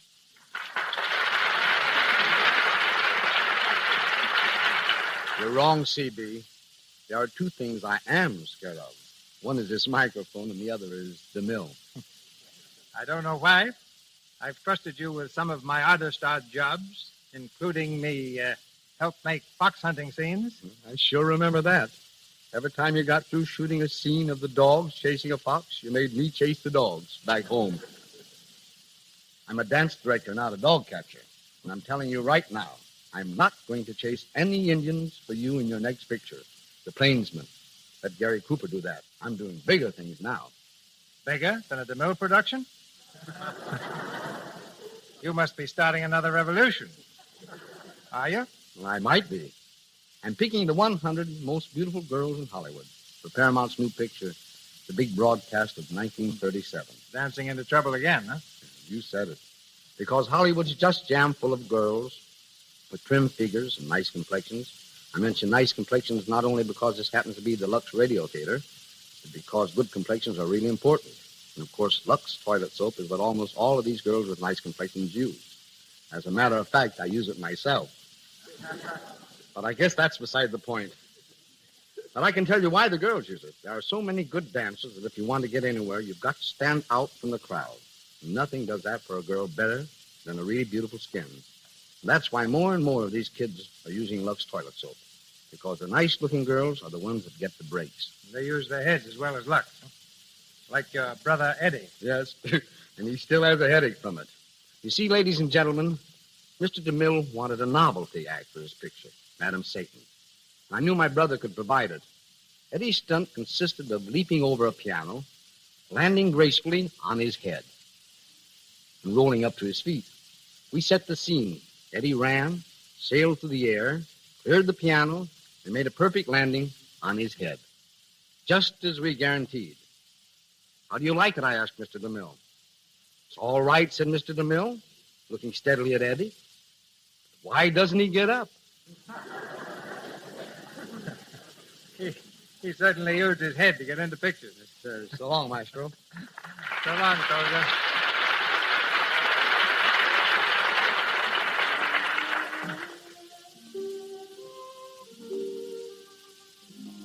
We come to the last act of The Dark Angel, starring Merle Oberon as Kitty Vane and Herbert Marshall as Alan Trent. It is 1 hour later. Dr. Barton and Alan stand facing each other across a table in Alan's cottage. The doctor has just told Alan of his telephone call to Gerald. Why do you do it, Barton? Why? I had to, old man. I knew it was right and that it had to be done. Shannon ought to be here soon. I expect you'll want to speak to him alone. Yes, of course. Well, I'll clear out. Did you tell him that I was blind? No. Only that you were here. Is he coming alone? He didn't say. I don't know what this will do to your feeling for me. I hope not too much. Good night, old man. Gerald coming here. Mills. Mills. Yes, sir? Come here, Mills. Tell me something. Is this room just as it usually is? Why, yes, Mr. Crane. I must be absolutely certain. Have a good look. Is anything out of its usual place? Any furniture changed about? No, sir. Nothing at all, sir. Good. My pipe's here in the tray. Yes, that's right. Matches. Cigarettes on the table? Yes, sir. And flowers in the bowl, right? Yes, sir. Right. What kind? What color? Yellow, sir. Tea roses. Tea roses. I must remember that. Anything else, Mr. Crane? No, thanks, no. Oh, wait. There was a copy of the Times that Dr. Barton left. It's here, sir. By the lamp, sir. Thanks. Bring in some drinks soon, will you? I'm expecting a visitor. Very good, sir. Let me know as soon as he comes. But remember this. Say nothing about my eyes. Do you understand? Nothing. I don't want him to know that I'm blind. That's why I want everything in its place, so he won't notice it. Yes, sir. I won't mention a thing, sir. Not a thing. That's all, Mills.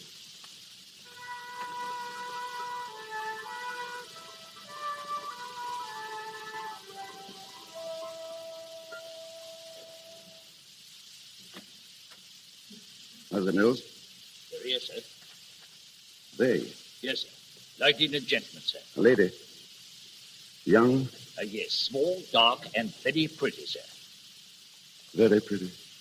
Shall I show him in, sir? Yes. Very well, sir. Mr. Crane's in the sitting room, ma'am. Thank you.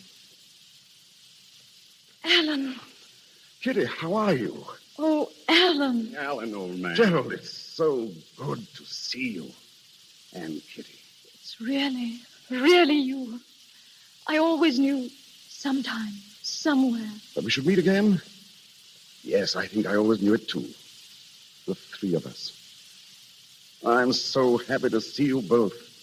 Sit down, Kitty. Gerald, old man, sit down. You'll have a drink, won't you? Alan, what? The cigarette's right there on the table, Gerald. Alan, what's the matter? Why, what do you mean? You act so queerly. You treat us like strangers. Oh, Kitty. But you must have so much to tell us. Yes, Alan. Well, it's a long story. But I want to hear about you. How's Aunt Sheila? How's everything? I'll keep you here for days telling me. Give Kitty a cigarette, Gerald. Matches, here you are. Thanks. I have some. Where have you been, Alan? Where? Well, I've been here. I've become a writer. Remember when we were kids?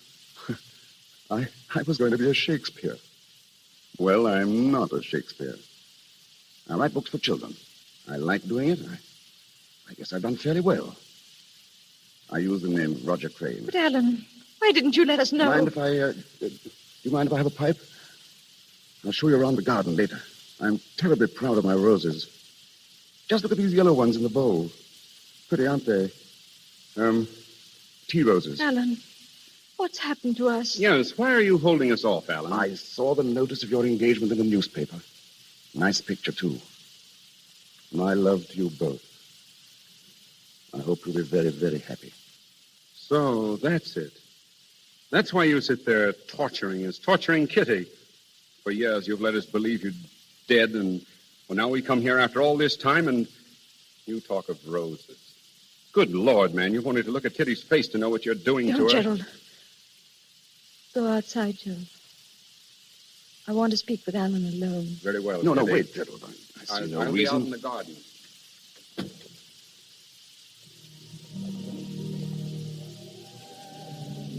Alan, tell me now. There's very little to tell, really. You suffer, darling. Something's hurt you. Won't you tell me? Why didn't you come home, Alan? It's hard to tell you, Kitty. But I've got to. The war did something to me. I've changed. Changed? Yes, after all, the war doesn't leave you quite where it found you, does it? I spent months in a German hospital, months in a prison camp. When I came out, I wanted to be alone for a little while. To build a new life away from old friends and old memories. So I came here. I always meant to come back someday. But I like it here, and... well, I just didn't come back. You stopped loving me. Is that it, Alan? I love you, Kitty. I loved you then. But in a different way, I suppose. I didn't have the courage to tell you. I see. I understand. Forgive me. I've been tormenting you. This means we won't see each other again. It would be better if we didn't, Kitty. Very well. But before that happens, I want to tell you that I loved you then. I love you now. I love you with all my heart. I've never loved anyone else. I never will again.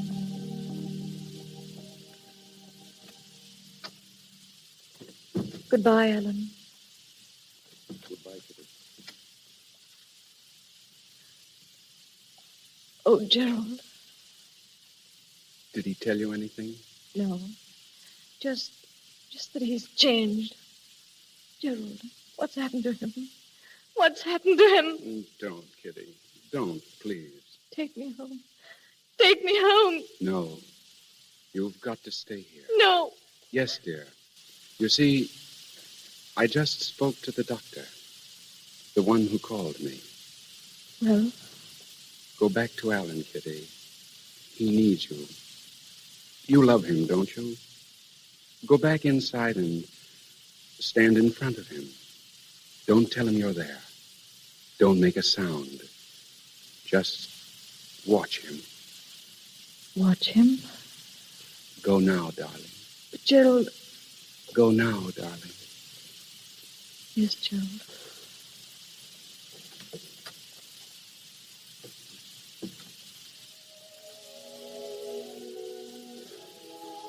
Who's that, Mills? Mills, come here. I was just about to call you. I've been thinking lately of going away, leaving the country. I have reasons, unfortunately, and I'll have to let you go. I'm sorry, Mills, but... Mills, are you there? Who is it? Who's standing there? Alan. Oh, Alan, my darling. Darling, my darling. Why didn't you tell me? Why didn't you tell me you couldn't see me? Pity don't. I'm here now, darling. Right here in front of you. Put your arms around me. Hold me. Hold me tight. Stop. Think what it means. It means life again. I've been dead. Oh, dearest, it was cruel of you. How could you know me so little? Kitty, will you listen to me? No, I won't. I won't. You told me once never to go away. I never shall. You may as well face it. You'll never be alone again, darling. Wherever you are, I'll be with you. Always. Always. Oh, Kitty. I never could escape from you, could I? Never. You were always popping up. Always. Thank God you popped up this time.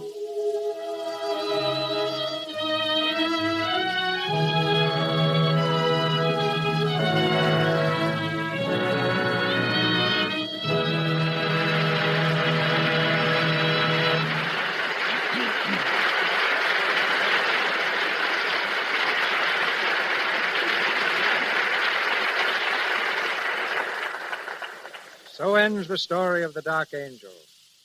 And in just a moment, you will hear further from our artists, Merle Oberon and Herbert Marshall.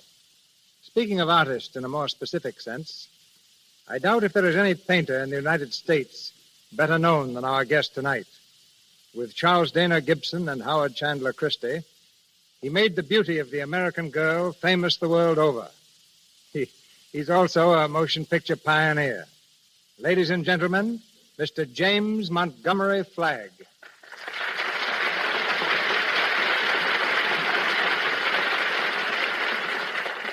Yes, you may not have noticed it, Mr. DeMille, but I was making two-reelers when you were making your first great spectacle films. I produced and supervised 26 satirical comedies. They were billed as comedies because they claimed no one would know what a satire was. They thought it was a gent with goat's legs and horns. I even acted in some of them. I hope your acting was better than my painting.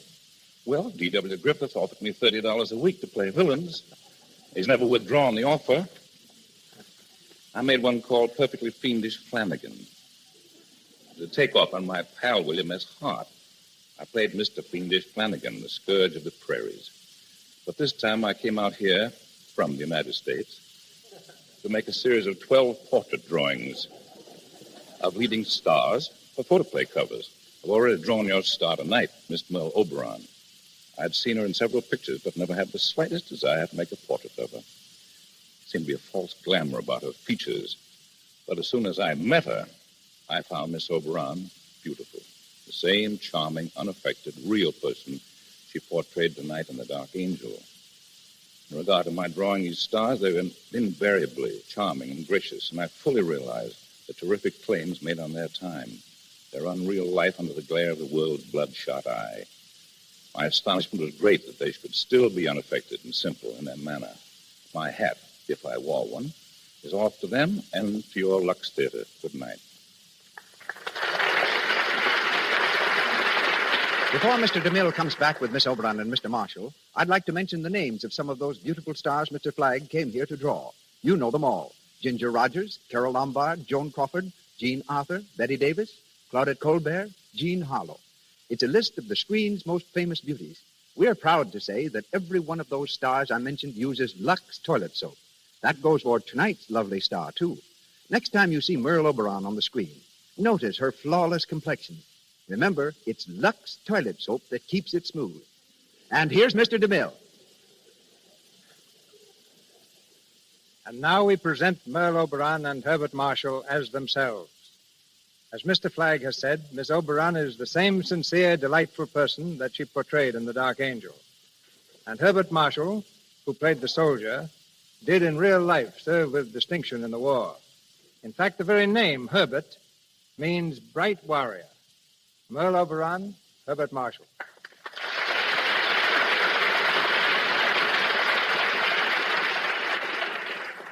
Now, just a minute, Mr. DeMille. You have me a little mixed up. Before the play, I was a man who hated to fight.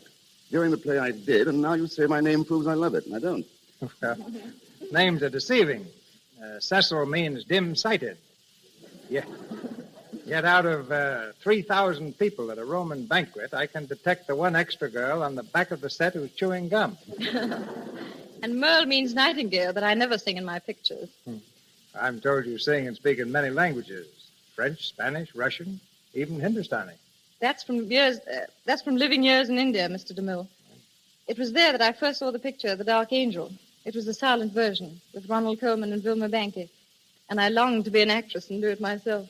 Well, you realized your dream magnificently, both on the screen and tonight in the Lux Radio Theater. It's your best performance so far. What's your next? It's called, for the time being at least, In Love and War. What's yours, Bart? All's fair? Now, next week I start in Portrait of a Rebel with Katharine Hepburn. Who's the rebel, you or Catherine? Oh, it's Catherine. But I was a rebel once.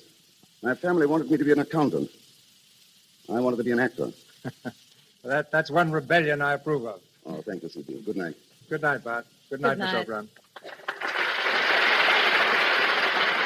Thank you, Miss O'Brien and Mr. Marshall. Ladies and gentlemen, this is your announcer, Melville Ruick. Before Mr. DeMille returns to tell you of next week's play, may I say that our cast tonight included Rod LaRock as Gerald, Edward Cooper, Lillian Kemble Cooper, Crawford Kent, Juana Lidbell, Gwen Mannering, Lionel Pate, Edward Reimers, Charles Romano, and Zeffie Tilbury. Miss Merle O'Brien appeared through the courtesy of Mr. Samuel Golden.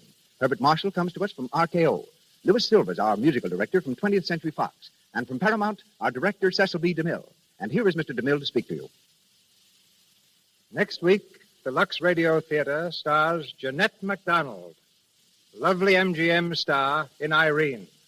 A large and colorful cast will join Miss MacDonald in singing the exquisite music of Irene, and the girl in the Alice blue gown will live again, this time on the air.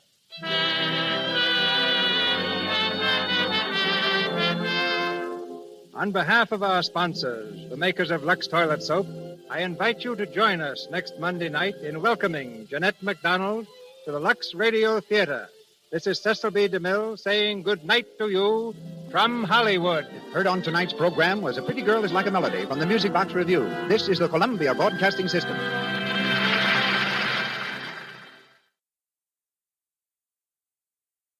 Hollywood, California, Monday, July 6th.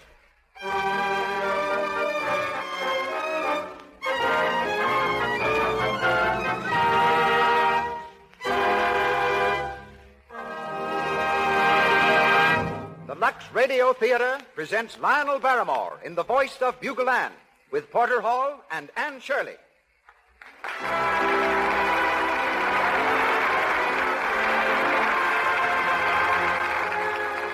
Lux presents Hollywood with Lionel Barrymore, Anne Shirley, Hal Roach, Cecil B. DeMille, Ruth Waterbury, and many others.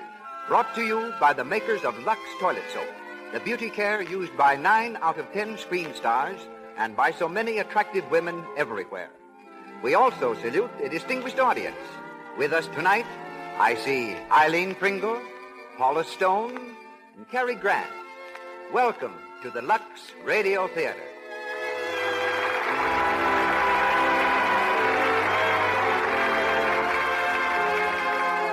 As producer of the Lux Radio Theater, we present one of the most distinguished personages of the entertainment world. Producer of great screen spectacles, creator of stars, his name is known wherever motion pictures are seen. Ladies and gentlemen, Cecil B. DeMille.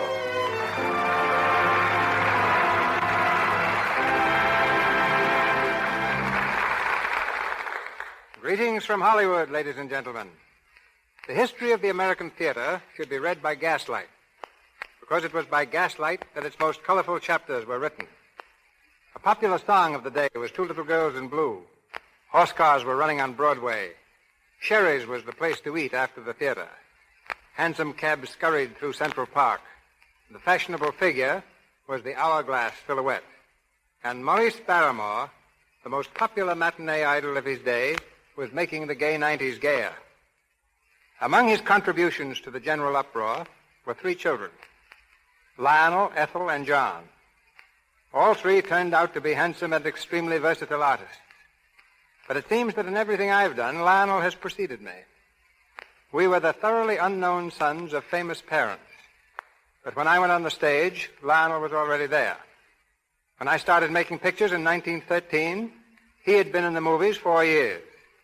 When the screen switched from talkies, he directed the first all-color talking and singing film, The Rogue Song, starring Lawrence Tibbett. And when I came on the air, he was already so well identified with radio that people were calling him Mike. But at last I have Lionel exactly where I want him, in a DeMille production. The production is The Voice of Bugle Ann by McKinley Cantor. And here is our star, Lionel Barrymore.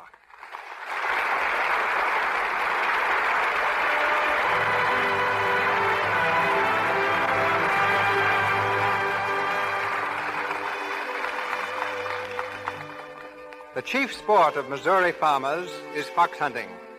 Night after night, they gather in groups and let their hounds loose on the trail. Far or near, they know each hound's voice. They know when the scent is hot and when the fox has doubled on its trail. They sit by friendly fires before and after the chase. There's such a fire burning now. And toiling toward it through heavy underbrush, we see the shadowy figures of Spring Davis, a grizzled old farmer, played by Lionel Barrymore, and his son, Benji. Can I help you, Paul? No, I don't need no help. You just take care of yourself, son. I can hear the hounds coming this way. That the fire right up there? Yeah. I can see old Calhoun Royster standing up by it, and Bake, and some other fella. Who's that? You, Spring? Yeah, me and Benji. Well, come on. You're missing the whole thing. Well, got here as fast as we could, Cal. What held you?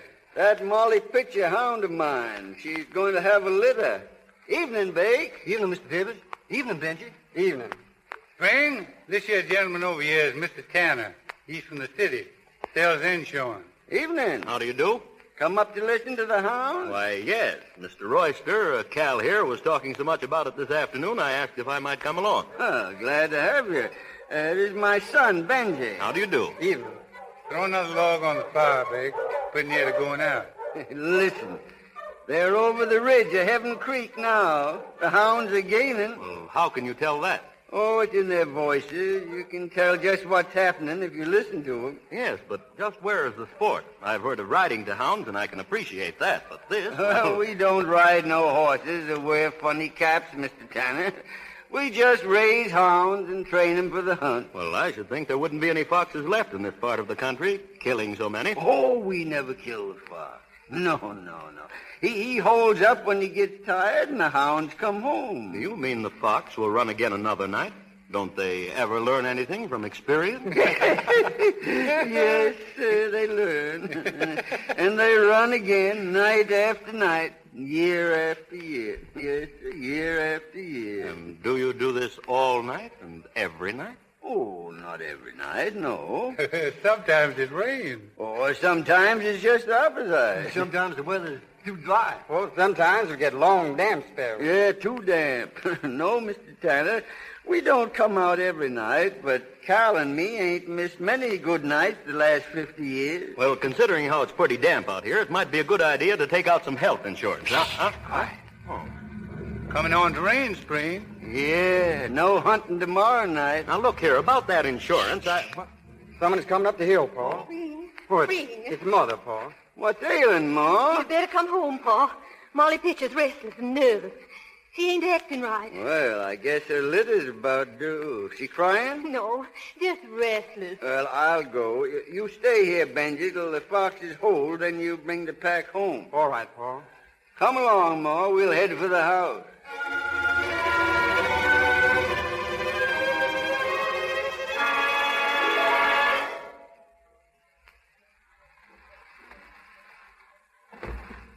Well, Paul. I guess it ain't no use. Is she dead? Yeah.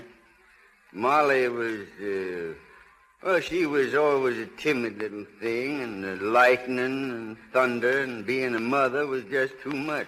I guess so, Spring. Too bad. Yeah, too bad. How's the litter? Well, here they are. 5 of them. Let me see. Cute, ain't they? Yeah. But they demand a pretty big price sometimes for coming into this here world. Which ain't saying nothing about the trouble of raising them on a bottle. Well, it ain't as though I hadn't done it before. Look at that mare. She's a mouse run spring. No strength at all. Best let her die, I'm thinking. Oh, no, Ma, I wouldn't do that. After all, Molly sort of give her life for this one, the last of the litter. Not much to look at. No, she ain't.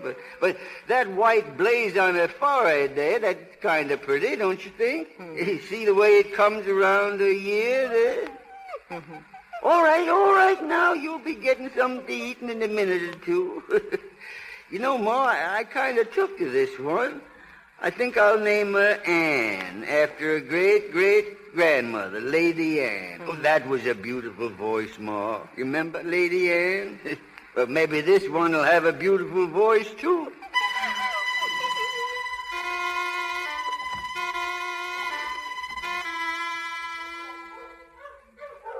Put another stick on the fire, Blake. I'm there. I'll do it.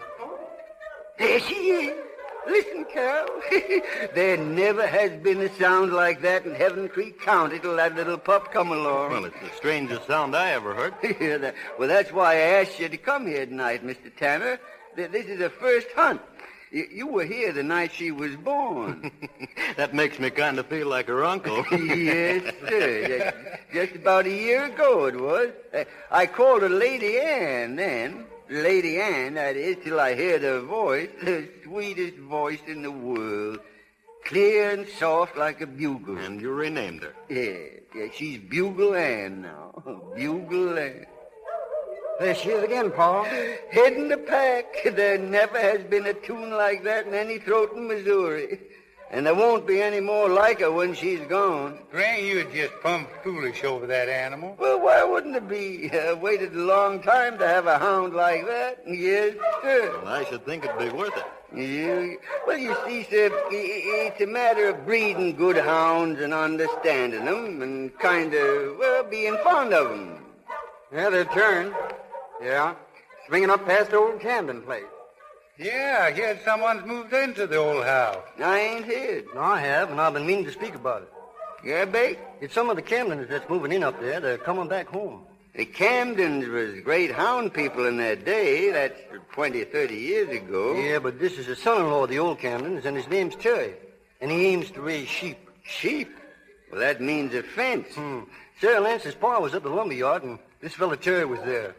He was ordering posts and wire.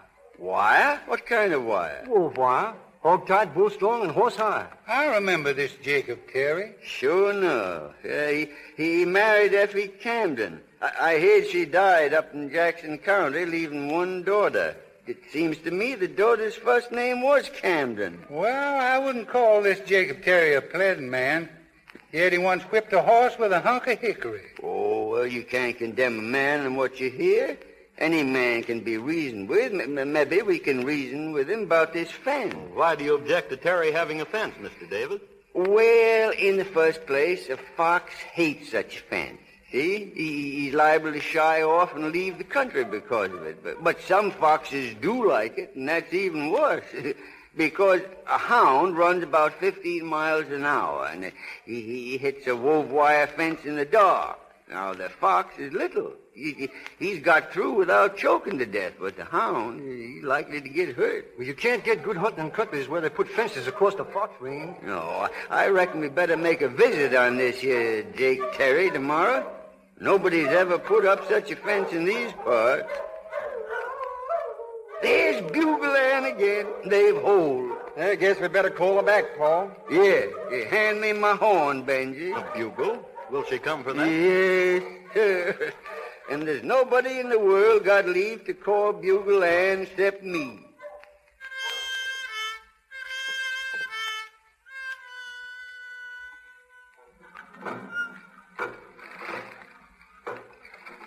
Camden, where are you? Here, Father, getting some water at the pump. Well, hurry up about it. There's a lot of work to be done around the house this morning. Yes, Father.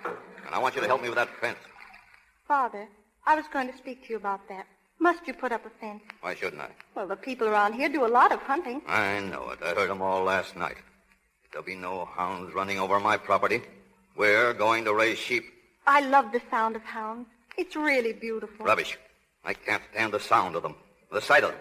Or the fools that make a fuss over them. Oh, but it's just a game, Father. Well, I've often heard Mother tell how they used to sit around the bonfire at night, right out there on the ridge. It's in your blood, too, I guess. Your mother was more interested in dogs than she was in me. You're her daughter, all right. Please, Father, let's not quarrel. Oh, get on with your work. I've got better things to do than argue with you.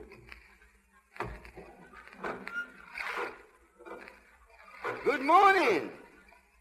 You're Miss Camden, I reckon. Yes. Well, I'm Springfield Davis. This is my son, Benji, and this is Cal and Bake Royster. How do you do? We are neighbors, Miss Camden. We'd like a word with your father. Well, what is it about? Well, it's just that we wanted to discuss a little matter with him. Oh, Who are all these people, Camden? they want to speak to you, Father. What do you want? Mr. Terry, we heard you was going to put up a wove wire fence around your land. Well? Well, a hound can't get through that kind of a fence, Mr. Terry. It's sure to get hurt. If they get hurt, it'll be their own fault. I'm going to build a fence, hog tight, boot strong, and horse high to keep hounds out. Father, please. Be quiet. Now, nobody has ever put up such a fence in these parts. Well, mine will be the first then. And if any hounds do happen to get through, I'll shoot them down. Well, now, I reckon nobody who was married to a Camden had hurt a hound. I'll do what I like. It's my property. Father, don't. I told you to keep quiet. Now, you pick up that bucket and take it into the house. Yes, Father. Well, let me help you, Miss Camden. You don't need your help. But You put down that bucket. I'm only trying to help. You heard what I said, Joe. Don't say it. Put it down, Benji. We're going now. Yeah. And the sooner you get out, the better. And there's something else you better understand before you clear off. A hound ain't the only thing that's going to get hurt if it comes sneaking around my property. There ain't nobody going to get hurt, Mr. Terry, unless you say so.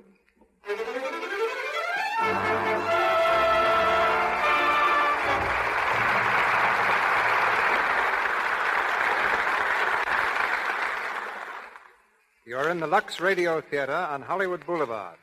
Our play, The Voice of Bugle Ann. Our star, Lionel Barrymore. We shall resume the play in just a moment.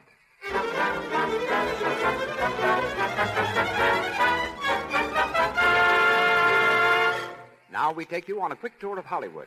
Sightseeing buses do a tremendous business here in the world's great movie capital. Picture yourself on one of these buses now, going down Hollywood Boulevard. Don't miss anything. Here's the tour conductor. Corner of Hollywood Boulevard and Vine, ladies and gentlemen. Most famous intersection in Hollywood. A few doors to your right, down Vine Street, the popular Brown Derby Restaurant. Now, straight ahead, on your right, the Lux Radio Theater, the most famous radio theater in the world. Well, will you look at the Lux Radio Theater?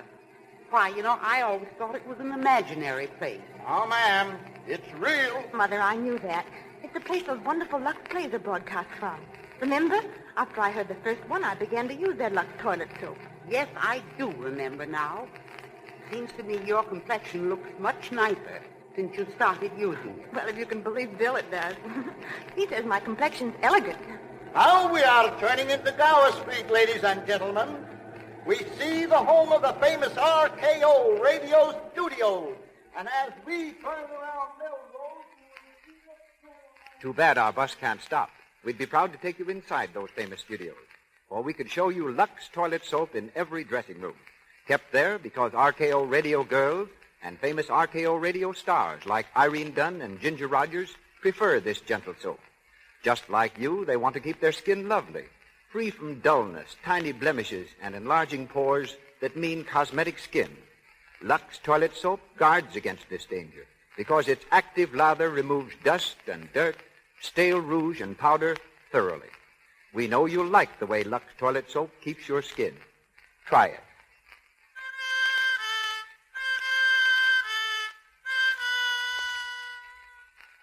Now we return you to Cecil B. DeMille.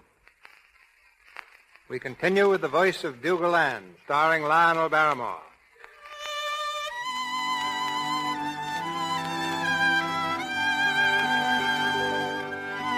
It's several weeks later. Benji and Camden have been seeing each other almost every night. They stand together now by the rail of a rustic bridge, gazing into the stream below.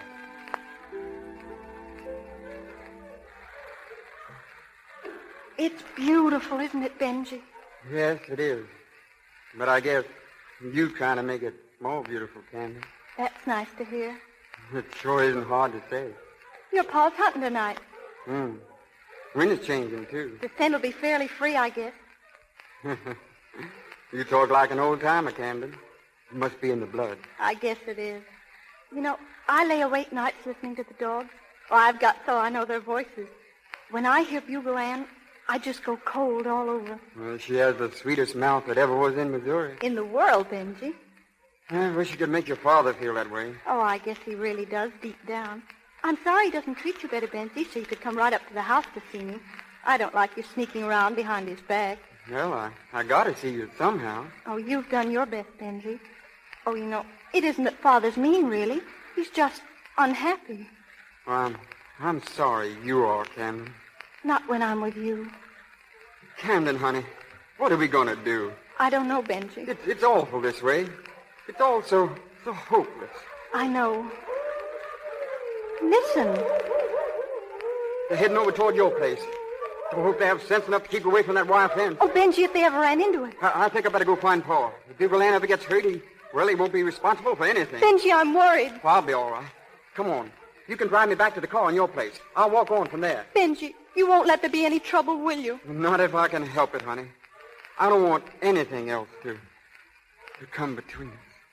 Oh, Benji, darling.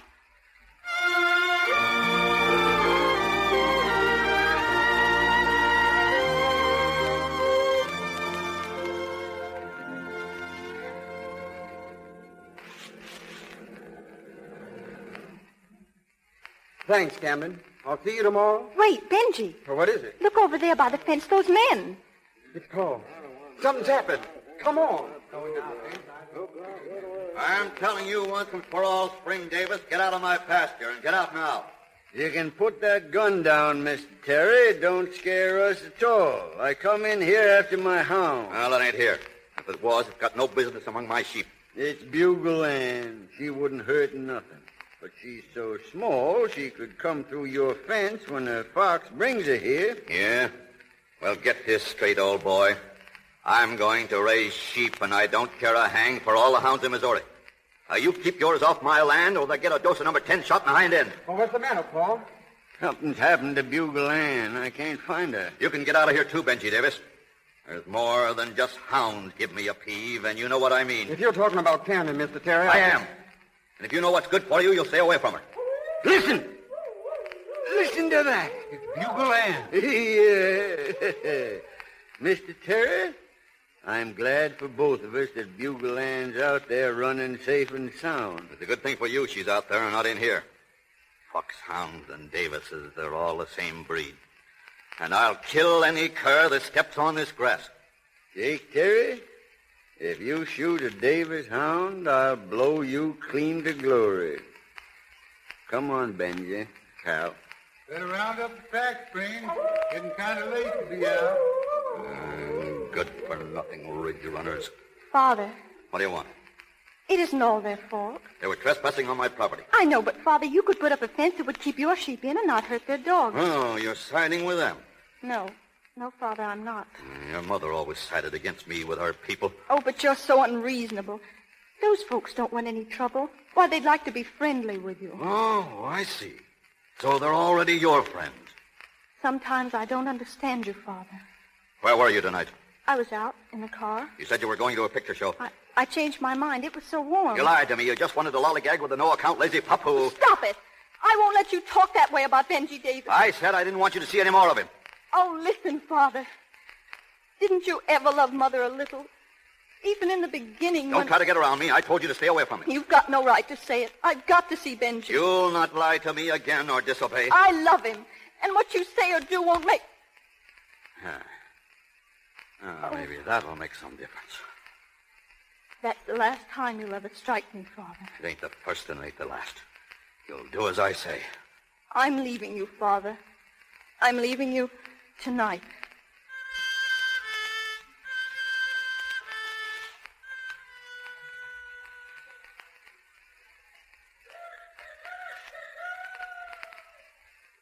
Where are you going, Pa? To call on Jake Terry. But that gun. Ain't going to take a gun, Spring. Bugle Ann can't be dead. You hear it yourself up by Terry's pasture. That was earlier, Ma. I called her all last night, but she didn't come to me. You think Terry shot her? I ain't sure, Ma, but me and Cal and Benji is going up that way this morning to look for her, and if she's there... Oh, Spring, I wish you wouldn't. Oh, you just leave this to me. I know what I'm doing.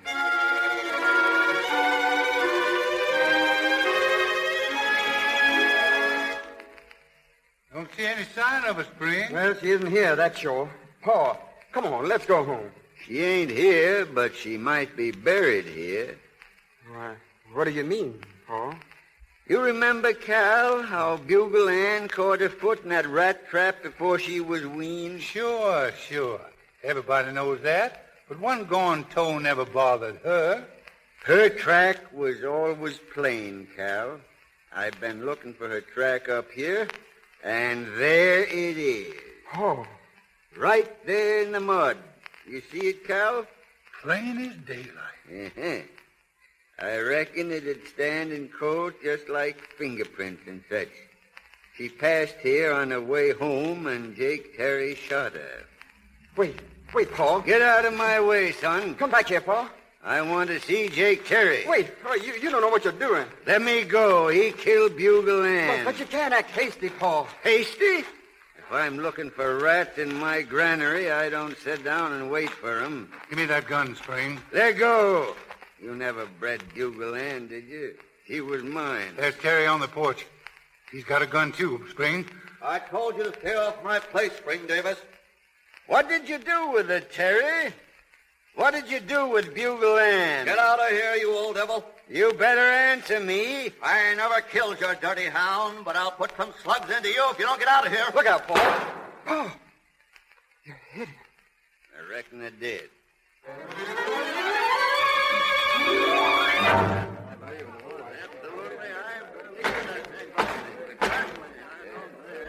Miss Terry, you are under oath to tell the truth. You know that. Yes, sir. Then please tell the jury just why the defendant objected to your father building a fence. Because it interfered with his fox hunting. Where were you on the evening preceding your father's death? I was out riding with Benji Davis. When you returned to your house, what happened? We saw men by the side of the house. Spring Davis and Calhoun Royster. Yes. And Spring Davis quarreled with your father, didn't he? Miss Terry. Yes. And after they left? I tried to speak to Father. We had an argument. And then? He slapped me. Struck you? Just once, not very hard. What was the argument about, Miss Terry? About Benji. He objected to your going out with him. Yes. And the argument was not about dogs. Well, that's what started it, and I was... What happened then? I packed my clothes and took the car. It was my car, and he didn't stop me because he knew my Aunt Nancy had given it to me after Uncle Newt died. Go on. Well, I was angry. I didn't want to stay there. I drove away. Where? To my Uncle L. Nathan's place, up north. It was 2 days before I heard of my father's death. Miss Terry, are you still friendly with the defendant's son? We haven't seen each other, if that's what you mean, since... One more question, Miss Terry. Did your father kill the defendant's dog? I left. I wasn't there. That's all, Miss Terry.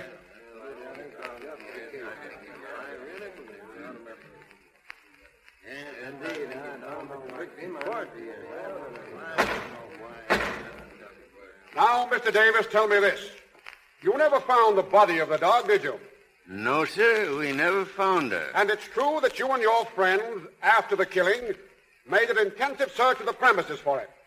Well, we knew she'd been there. I couldn't mistake her footprint because she was one toe shy. Never mind that. You went over Mr. Terry's fence and into his yard armed, didn't you? That's correct. You were prepared to kill. I object, Your Honor. Objection overruled. Answer the question, Mr. Davis. I told Jake Terry if he harmed Bugle Ann, there'd be trouble. Do you mean to tell me you were prepared to kill a man because of a dog? Oh, now, wait a minute. I guess you never owned a hound. Answer my question. Well, I am answering it. It kind of answers itself to anybody that ever owned a hound and loved it the way I did Bugle Ann. It wasn't because Bugle Ann had the sweetest mouth in the world, and it wasn't because I raised her from a pup and bred her to the horn. If she didn't have no more voice than a frog, I'd have felt the same way about her or any other hound of mine. Jake, you may remember what Senator Vest said about a dog. I reckon you do. He was a lawyer, and he said what he had to say in court, the same as I'm talking. He could talk a whole lot better than I can. What he said was this: the best friend a man has in this world may turn against him. His son or his daughter that he's reared the best way he knows how may turn against him. The people who hoorah and cheer when everything's going good will be the first ones to heave a rock at him when he's down. The one absolutely unselfish friend that a man can have. The one that never deserts him, the one that never proves ungrateful or treacherous, is his dog. Yes, sir. A man's dog stands by him, rich or poor, sick or well. He'll sleep on the cold ground with the wind blowing and the snow driving. It don't make no difference to him so long as he's there by his master's side. He'll kiss the hand that ain't got no food to give him. He'll guard the sleep of a pauper as if he was a king. And when all other friends desert, he sticks. If fortune drives the master and an outcast into the world, friendless and homeless, the faithful dog don't ask nothing more than just to be with him and guard him against any danger that he can. And when the last scene of all comes, and he's laid away in the cold ground, no matter if all his other friends go on their way, there by his grave you'll find the dog. His head between his paws, and his eyes sad but open and watching, faithful and true right down to the very end. Yes, sir. Oh, I seen it more than once. I'd kill a man if he killed a friend of mine without no reason. And a hound is as much a friend as any man, except he ain't got none of a man's fault. Yes, sir. I ain't denying I killed Jake Terry, 'cause he killed Bugle Ann. I didn't want to do it, Judge. I just had to.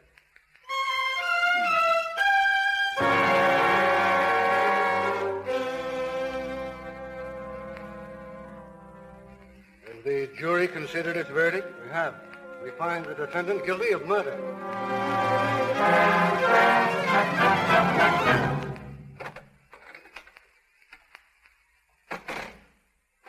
Sit down, Cal. Sit down. These cells ain't much to look at. I guess the best they can do.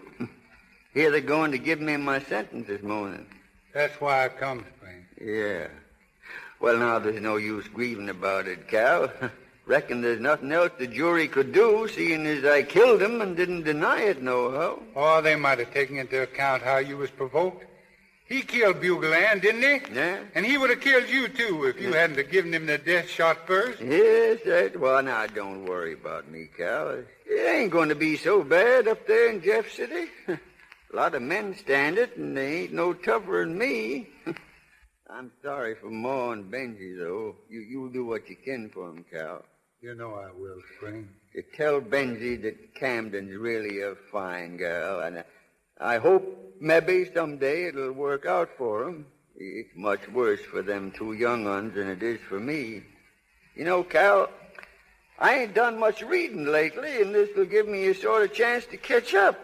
Oh, I'll send you the Red Ranger and the Hunter's Horn to read. Oh, now that's mighty fine of you, Cal. Spring, now, sure. Don't feel bad, Cal. It's all right. It ain't nothing. I'm kind of looking forward to the chance of getting myself in good physical shape again. I heard they got a lot of exercise up there. I reckon I've been setting out in the wet too much nights. Guess I won't be setting out nights up there much. All right, Davis. They want you in the courtroom. Yes, sir. Say, Cal, I'm kind of nervous about this. You know, I never was sentenced before. You go ahead, Cal, and tell Ma and Benji not to take it too hard. Goodbye, Spring. Goodbye. I'll do the best I can. Yes.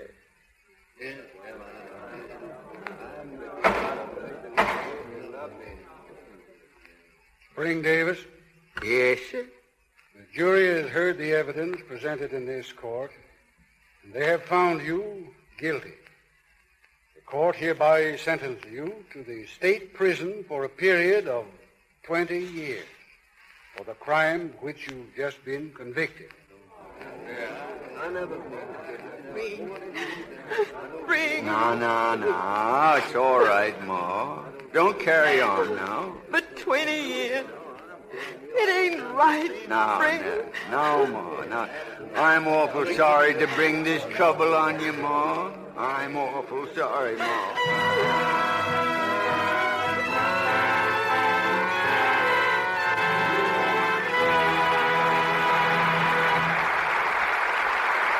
For station identification, this is the Columbia Broadcasting System.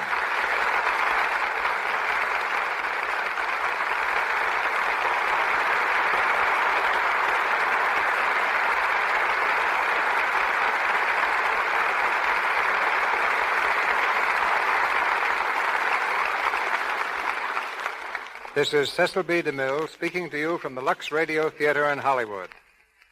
Lionel Barrymore and Anne Shirley return shortly for the third act of The Voice of Bugle Ann. Line for line, more news is printed about Hollywood than any other community in the world. Affairs of state are taken off the front page to make way for Shirley Temple's newest tooth or Greta Garbo's search for solitude. And magazines make public the private lives of our stars. Millions of people see Hollywood through the eyes of a certain editor who has left her editorial uneasy chair to come to the Lux Radio Theater tonight.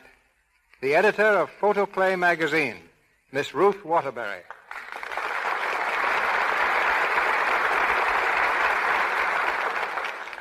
Thank you, Mr. DeMille. You know, when an editor interviews a director, that's not news. But when a director interviews an editor... That's a radio program. Miss Waterbury, I have a protest to file on behalf of the gentlemen of the screen. Why aren't more pictures of male stars used on magazine covers? The answer's simple. When we have a beautiful girl on the outside of our magazine, many people buy it just for the picture. But when we have a man's picture on the cover, no soap. Don't say no soap. This is the Lux Radio Theater. What I mean is, we have to have women's pictures because the majority of our readers are women. Then why not men's pictures? Aren't most women Gable Gapers and Coleman Cravers?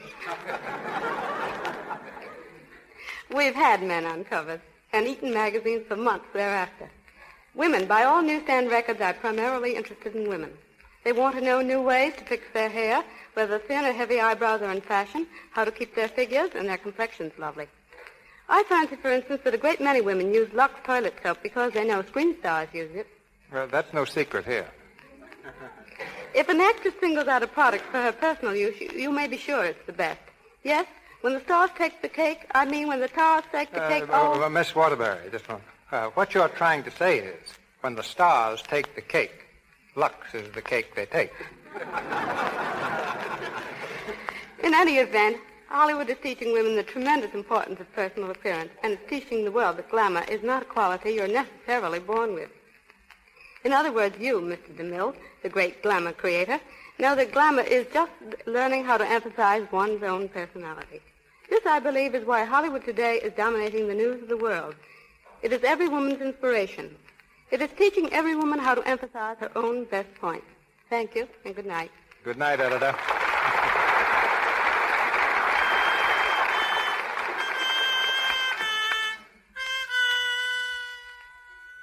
And now for the last act of our play, The Voice of Bugle Ann, starring Lionel Barrymore with Anne Shirley. Almost a year has gone by since Spring Davis was condemned to prison. It's late evening, and in the kitchen of the old farmhouse, Benji and Mrs. Davis are sitting tensely in their chairs. They seem to be waiting for something, half expectant, half frightened.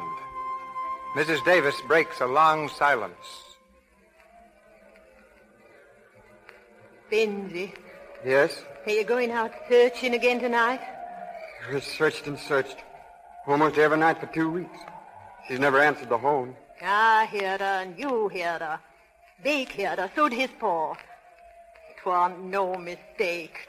Bugle Ann was bugling that night. She couldn't have been more. Bugle Ann dead.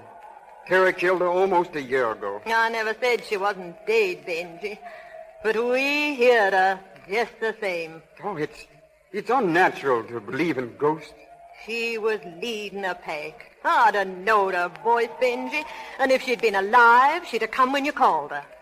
I guess the pack that she's been leading could go through a hog-tight fence like so much dishwater. Because there ain't no fences where they've been. No more. I guess the great hounds have got a place of their own to go to after they run the last race here. Benji, I've been meaning to ask you. Didn't Camden ever write you nor nothing since the trial? Huh? Oh, no, she never did, Ma. I ain't never heard a word. Know where she is, don't you? Up with Uncle. No, I know, but... Oh, what's the use? There can't ever be nothing between Camden and me. Not now. If she loves you, Benji. How can she? My father killed her father. There's a murder between us. Benji. Oh, I'm not saying Thor wasn't right. I'll do the same thing in his place. But that doesn't change things. Nothing can change things. Benji. Shh. There it is again. She's back, Benji. She's come back. Don't say that, Ma. Ma, it isn't possible. Possible or not, Benji. That's the voice of Bugle Ann.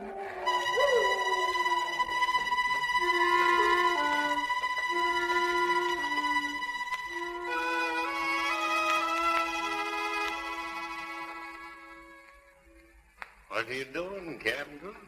Writing a letter? Why, yes, Uncle L. Nathan. I've been trying to. Don't seem very successful. Got the end of that pen all chewed to bits and hardly lying down. Who is it to? No one. I'm not going to write it after all. Camden, come here. You ain't still thinking on that young Davis fella, are you? Are you? Would it be so terrible? No, not terrible, but, well, it ain't exactly right. Why not? Do I have to answer that for you, Camden?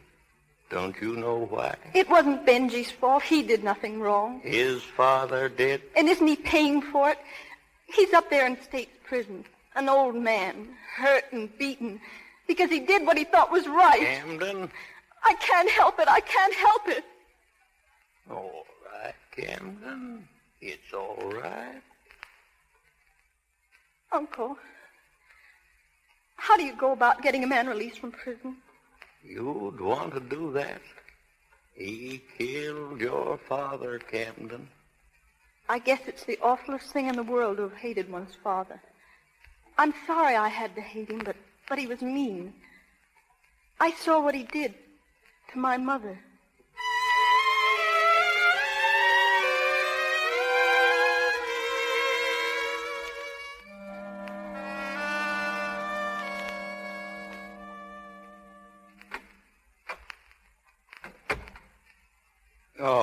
Come in, Davis. Thank you, sir. Thank you. They tell me you want to see me, Warden. Yes, I suppose you're wondering what it's all about. Well, about the only thing I could figure was maybe I wasn't doing so well as a gardener. Maybe you was sending me to some other prison. No, nothing like that. Mr. Davis, you're free. Free? That's right. But the judge said 20 years, and it's only nigh under 4. Here's your pardon from the governor. And I can go home? That's it.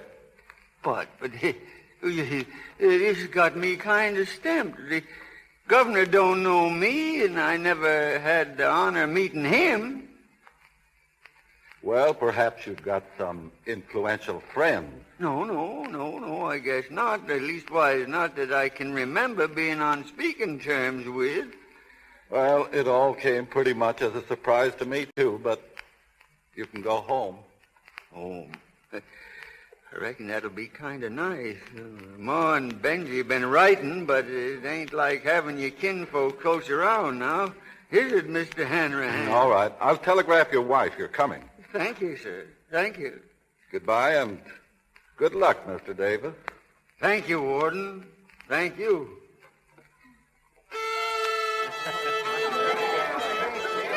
Take your partners for the dance. Swing your partners. It's mighty nice of you, Ma, to have all the folks over. Oh, we're so glad to have you home, Pa. It's a real celebration. How do I look? Am I all right to go downstairs? Yeah, let me fix your tie. There, that's better. You can come down anytime you want to now. We'll have dinner whenever you want. Well, son? Pa, I want to speak to you. Now? What about? Wait till I close the door. Pa, I got something I want to show you. What, Benji? Look, Pa. Dog's collar. Bugle and collar. That's right, Pa. Bugle and collar. Where'd you get it? Where is she? Now, sit down, Pa. Sit down and be calm. And... You found Bugle Ann, and you never wrote it to me. Now, take it easy, Pa. Where was it? Where? Up in Bachelor's Timber. We were never found until last September. Bachelor's? No, couldn't have been up there. Yes. She was caught right in that old rusty wire windbreak down near the shack. Caught in the wire? Strangled? Yes. How long she been there? You couldn't tell, Pa. If it hadn't been for the collar, I wouldn't have known it was her. Maybe a year she was there. Maybe a lot more. Then Jake Terry never done it. Well, maybe Bugle Ann run up there after he shot her. Or maybe... Oh, stop your foolish talk. Well, that ain't the whole story, Pa. There was a time, the 1st of June, after you went up there, when we heard her bugling in the woods beyond Heaven Creek. She was alive then? Yes. But 3 nights ago, the night we heard you were coming home, we heard her again, Pa. 3 nights ago? We heard Bugle Ann. There was a time when I'd laughed my head off at that, but I've had plenty of time to think these last 4 years. There was funny things in the Civil War, boy. My father told me about, and there's been funny things other times. Now, I don't say you heard Bugle Ann the other night, but you did hear something. Mighty often I thought I heard her clear off in Jeff City. 3 nights ago you heard her. Yes. Not since. Well, there's been rain. Well, there ain't no rain tonight. Oh. We listen tonight, Benji. You and me and Cal and Bake, like we used to. I'll have my horn along, and if I hear her voice... Oh, listen. If I hear her voice, I'll call her home.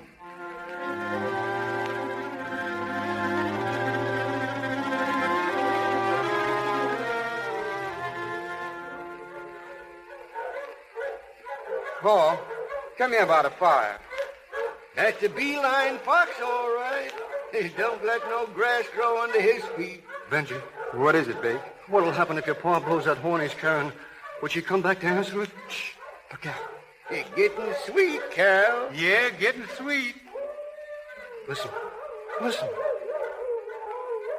It's Bugle Ann. It can't be. It can't. It's Bugle Ann. Paul, listen. It's a hound, an ordinary hound. It belongs to... I reckon it's an Armstrong. No Armstrong ever had that kind of music in him. No. For pity's sake, Spring, it's just a kind of an echo. Cal, If she comes real close to us, I'll blow the bugle for her. Pa, sit down, sit down. Are you plumb certain that was her collar, Benji? I reckon nobody but the Lord seen her bones hop up out of the orchard tonight. Now, Spring, you got to get hold of yourself. Get hold? Why, I bred the most beautiful tune ever played in these parts. I ain't ashamed. Maybe you laugh when you seen me bring this bugle, but I reckoned it'd come in handy. Bugle Ann'll come home, Carol, when she hears this. She'll... What's that? It's someone else. Someone else is blowing her in. I never done it.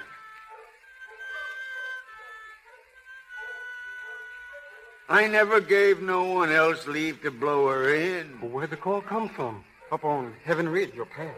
We'll find out where right now. Come on. There it is. Another fire. And there's a hound walking back and forth. That's it? That's the hound? Wait. There's a girl there. She's looking right at us. Sees us, too. Oh, it's Camden. Camden? Come on. Camden. Good evening, Benji. Why, what are you doing here? Was it you blew them notes? Yes, I did. Twice. That hound. What hound is that? I raised her. But it's got her voice. It's got Bugle Ann's voice. Yes, I know. I used to hear her. I tell you, the Lord never made no two hound voices alike. Same kind of mouth and all, he never did. What is it all about, Camden? This hound. She was hers, Benji. She's Bugle Ann's puppy. There were 4 more, but only this little one had the real bugle mouth. Bugle Ann? She never had no pup. Mr. Davis, my father never killed Bugle Ann. Ah, we know that. The boys found a skeleton over there by Bachelor's, and they heard her voice in the woods. But I still say she never had no puppies. That night, I drove out of the yard just like I told in court. Bugle Ann was coming past the gate. I couldn't see her in time. I couldn't. It was an awful sharp turn, and I ran over her. I got out and picked her up. She wasn't dead, and she didn't seem to blame me. I was afraid there'd be trouble over her being hurt. Well, where did this dog get her voice? I took her up to Uncle L. Nathan's in Jackson County. After we heard what had happened, I didn't dare tell the truth. It would have been worse for you if the jury knew that Bugle Ann wasn't really dead at all. Go on. Please, Camden. I nursed Bugle Ann back to health. There were 5 pups, but, this one was like her. What happened to Bugle Ann? She waited till they were weaned. Then she left one night. There was a moon. She wasn't strong enough to run, but she did go away. We traced her 15 miles next day, then lost her for good. Likely she was heading for home when she struck a fox and you folks heard her. We never knew she was dead for sure, but we always thought she'd been killed trying to get back home. Benji says he heard her bugling 3 nights back. That was the dog here. I came out thinking you might be in the timber. You knew they let me out of prison? Why, yes. How'd you know? Well, I just knew, that's all. You ain't got prophecy nor second sight? Say, maybe you're on speaking terms with the governor. No, I wouldn't call it that. But you had something to do with his pardon? Why, plain as you know. Speak up, child. All my folks weren't Terrys. There were some Camdens. That's right. They might have counted for something when considering a pardon. The Camdens mean something in this state. Why, even yet. Some of them are in the legislature, and the governor listens to them when they want something as much as I wanted you to be free. You did it, didn't you? Oh, I just did what I could. I told them about Mr. Davis. Well, thank you, Miss Camden. Oh, please. Hey, this little hound here. Hey, she's kind of taken to me, I think. Look at her, sniffing around. Well, I reckon you 2 youngsters got things to talk over. Well, I have. Camden. Not now. But it's going to be all right, isn't it? If you want Benji. Sure he does. Been mooning around ever since you left, his mother tells me. Well... Wait, Mr. Davis. I brought the dog for you. I'd like you to have her. For me? Well, that's mighty nice of you. I trained it at the horn, just the same as Bugle Ann. Well, what you call her? Little lady. Little lady, huh? Well, you got quite a mouth, little lady. And spotted just the same as your ma. He's got the same voice. Yeah. And it's going to sound mighty pretty. Coming clear across the hills. Mighty pretty, little lady.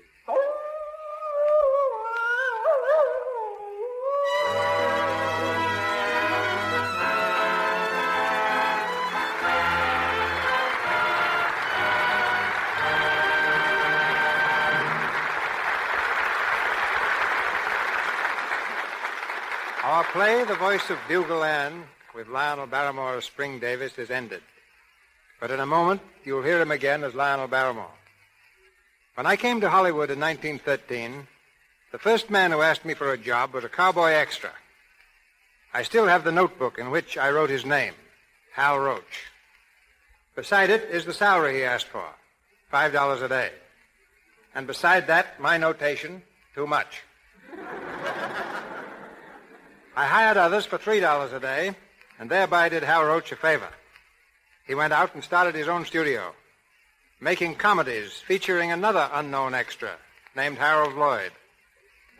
In time, he started the Our Gang series, and the motion picture industry now awards him the laurel for producing more comedies than anybody else in Hollywood. Wait a minute, C.B. If you're going to mention Laurel, you've got to mention Hottie. Mr. Hal Roach, ladies and gentlemen, who insists that among his laurels is Hardy, and many other great comedians, including B.B. Daniels, whom I stole from him.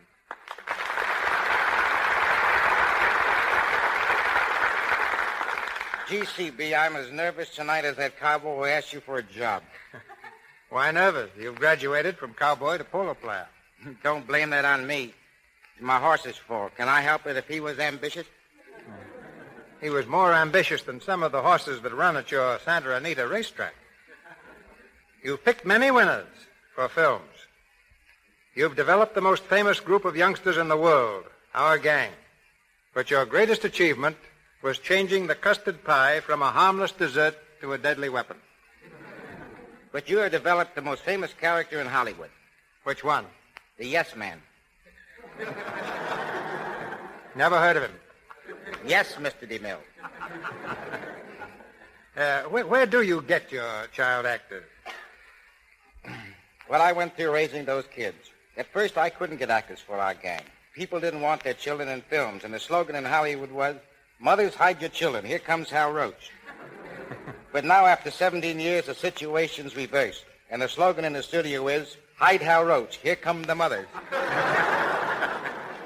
Now, you created a lot of laughter in those years, and millions of people have relived their childhood seeing those comedies on the screen.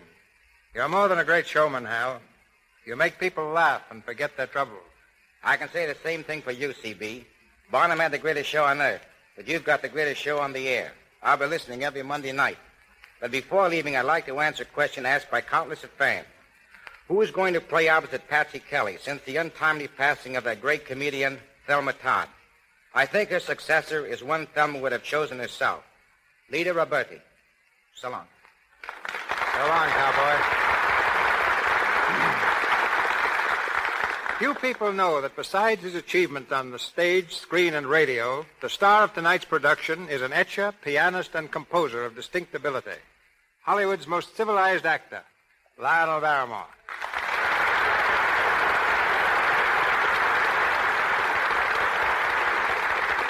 Well, thanks very much for the bouquet, C.B. There's one flower I left out of it. We all know you're a great actor, but few of us know that you invented one of our most important mechanisms, the movable microphone. Well, somebody had to do something. You see, ladies and gentlemen, in the old talkie days, microphones were stationary. They were concealed in places like bookstands and floor lamps. And it was pretty embarrassing for a player to walk over to a vase and say, "Darling, I love you." So I putted around with a few wires and screws and gave us an instrument which follows the player and picks up every word naturally. I hope you remembered to patent it. You know, Edison forgot to patent all the rights of the motion picture machine. That little oversight cost him many millions. But if it hadn't been for that invention, I wonder where you and I'd be right now. Well, you'd probably be writing and directing plays, and I might be a commercial artist. I remember you once deserted the footlights and turned painter, but the paint didn't stick. Now you're an actor and the son of an actor. Well, I guess so. Blood must be thicker than watercolor. I'm looking forward to seeing your portrayal of Andrew Jackson in your next picture, The Gorgeous Huzzy. It's going to be quite a change to see you without whiskers. Well, I've been wearing beards and mustaches so long I'd almost forgotten how I looked myself. It's a real relief to be able to wash my face again. With Lux, I hope. Lux? Why, you can't turn around in Hollywood without running into that soap. In one picture, I'm Norma Shearer's father, and she uses it, and then I'm some other girl's uncle, and she uses it. And now I come over here, and there's a broadcast about it. Even Anne Shirley, who played in tonight's show, uses it. I certainly do, Mr. Barrymore. My complexion is no better friend than Lux toilet soap. You see? That's all I hear. Lux, Lux, Lux. And why do you listen? Well, because I like it, too. Good night. Good night, Mr. Barrymore and Miss Shirley, and many thanks. Mr. Barrymore appeared through courtesy of Metro-Goldwyn-Mayer, Anne Shirley, RKO, Louis Silvers, 20th Century Fox, and Cecil B. DeMille and Porter Hall, Paramount. And here is Mr. DeMille with word of next week's play. Next Monday night, the Lux Radio Theater stars Marion Davies and Joel McCrae in the story of a tempestuous waif, The Brat. It's an exceptional entertainment we've chosen for you, with one of Hollywood's brightest stars in one of Broadway's most brilliant successes. This is the Columbia Broadcasting System.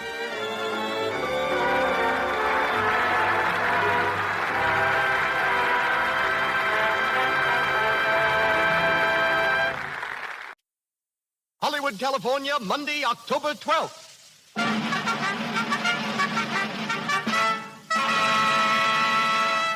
The Lux Radio Theater presents The Curtain Rises, starring Ginger Rogers and Warren Williams, with Alan Mowbray and Very Teasdale.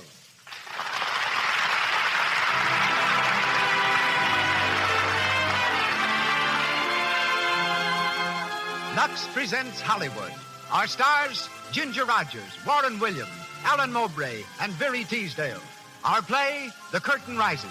Our guests, Doris Kenyon and Mrs. Leela Rogers, dramatic coach and mother of tonight's leading lady. Our producer, Cecil B. DeMille, and our director of music, Louis Silvers. To you who crowd our theater tonight, and to you millions whose theater is your home, greetings from Lux.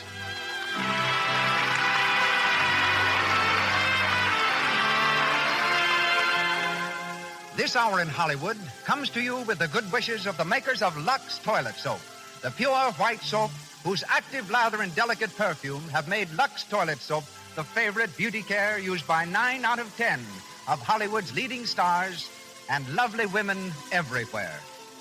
And now, on with the show. Ladies and gentlemen, that distinguished producer of screen and radio, Mr. Cecil B. DeMille.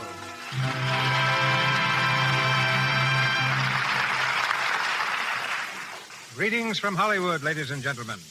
Just 444 years ago today, Christopher Columbus made good his promise to see America first. He discovered a new hemisphere, and we celebrate the occasion by discovering in Ginger Rogers a new star. It's true that Ginger has appeared in many pictures. She's the young woman of Fort Worth who came to the screen in Young Man of Manhattan. As a singer and dancer, she has few, if any, equals. Yet every time she asks a producer for a dramatic role, our young star is in the position of Christopher Columbus, who, as a young tar, was thrown off a ship because the captain swore he'd never be a sailor. Tonight, however, Ginger's ambition to play a straight dramatic role is fulfilled. We shall hear her as Elsa Carling in the Lux Radio Theater's drama, The Curtain Rises, by Benjamin Kay. Playing opposite Ginger is Warren William. When a youngster, Warren was the dashing hero who laughed at onrushing locomotives and snarling villains and consistently rescued lovely ladies in the early serial films. Graduating to the stage, he returned to pictures, played Julius Caesar for me in Cleopatra, and will be seen next in Go West, Young Man.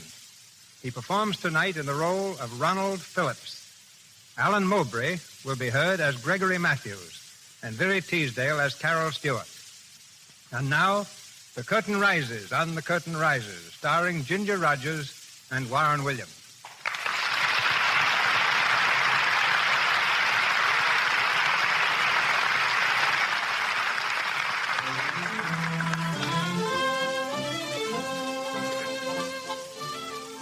There's a gay party in progress at Carol Stewart's New York penthouse.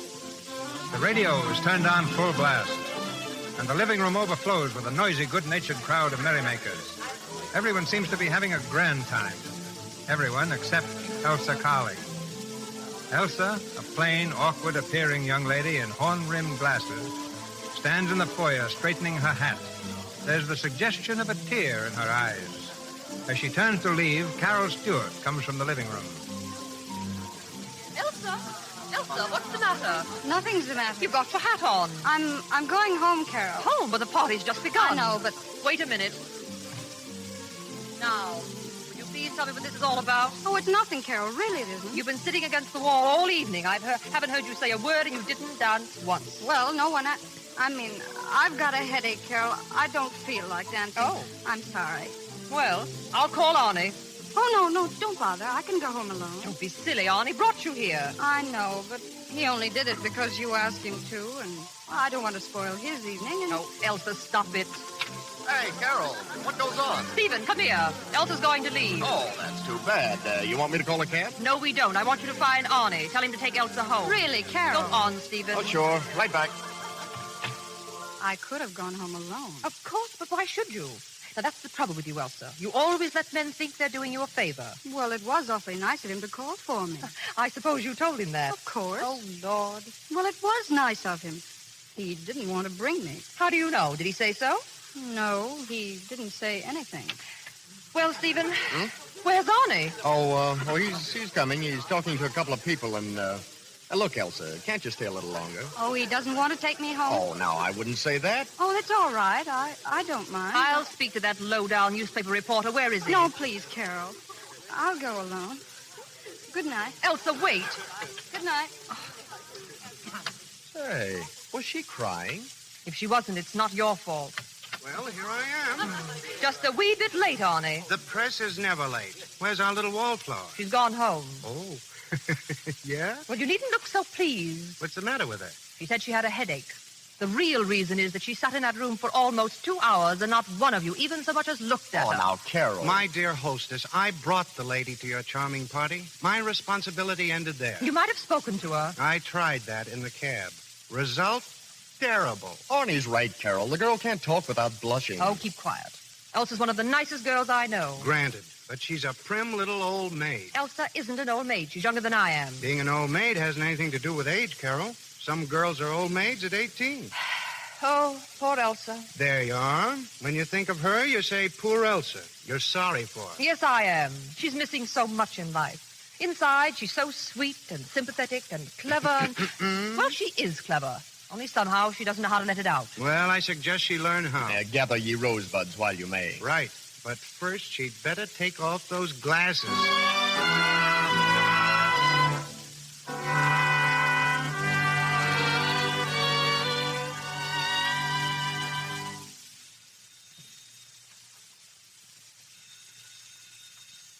Hello? Elsa, darling. Where have you been hiding? I haven't seen you for ages. You've taken the studio? But why? Of course I can come. Stephen? Yes, I can bring him. Arnie, too? Elsa, what is it, a party? Who? Gregory Matthews? You mean the actor? Well, I don't know. I'll try. Maybe Arnie can get him to come. Elsa, you've got me all excited. What's it all about? Well, I know, but... All right. Tomorrow at 9.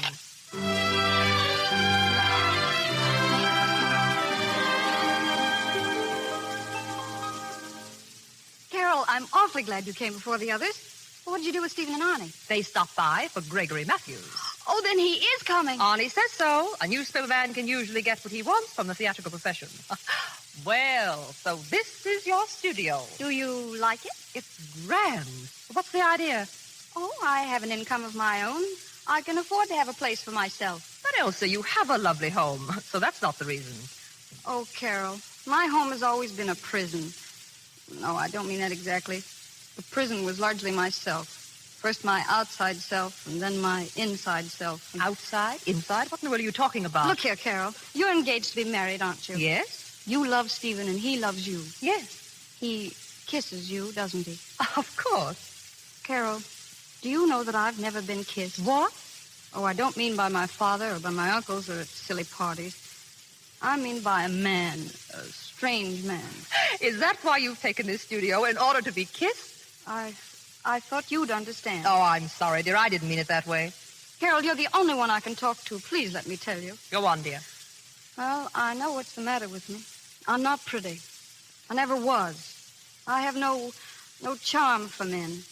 Even as a little girl, I used to see boys putting their arms around other girls and stealing kisses. Oh, I wanted that, too. I want it now. But, darling... I want romance, Carol. I want what every girl wants. Love, kisses, and the arms of a man around her. But what in the world has all this got to do with your taking a studio and Gregory Matthews? Well, I want to see if I can't arrange to have Gregory Matthews give me lessons in acting. Lessons in acting? But you surely don't expect to become an actress. Well, no. But you see, I've seen all the plays that Matthews does. I know all the parts. I got the books and studied them. And I feel now that all I need is a little coaching. Oh, I see. If you took lessons, you and Gregory Matthews could play all the love scenes together. Is that it? Oh, Carol, really? Now, don't tell me that's not the reason. Well, maybe. You've got a crush on Gregory Matthews, haven't you? I haven't. I mean, I don't know whether I have or not, but lessons in acting won't do me any harm. Elsa, you're a fraud. But I can't say I blame you. It must be rather nice to be kissed by Gregory Matthews, especially when it's your first kiss. Carol, am I wicked in thinking this way about it? Mm-mm. Thinking isn't wicked. I mean, it isn't wrong for me to plan this. Oh, of course not. Yet I'm a little worried about one phase of it. What's that? Suppose the handsome Mr. Matthews gives you lessons, and you play scenes together, and you really fall in love with him. Won't you be letting yourself in for a lot of suffering? I'll take that chance. At least I will have lived for a little while instead of going along as I am now, just nothing at all. I'm willing to feel hurt. Even pain is an emotion. And that's why you're giving this party, to meet Gregory Matthews. Yes. And now that it's here, I'm just a little nervous. I don't know how to explain it to him. Oh, don't worry. You'll find a way. But if I could speak to him alone... Of course, darling. I'll get rid of the others. You leave it to me. You'll have Mr. Matthews all to yourself. Oh, thank you, Carol. You're such a comfort.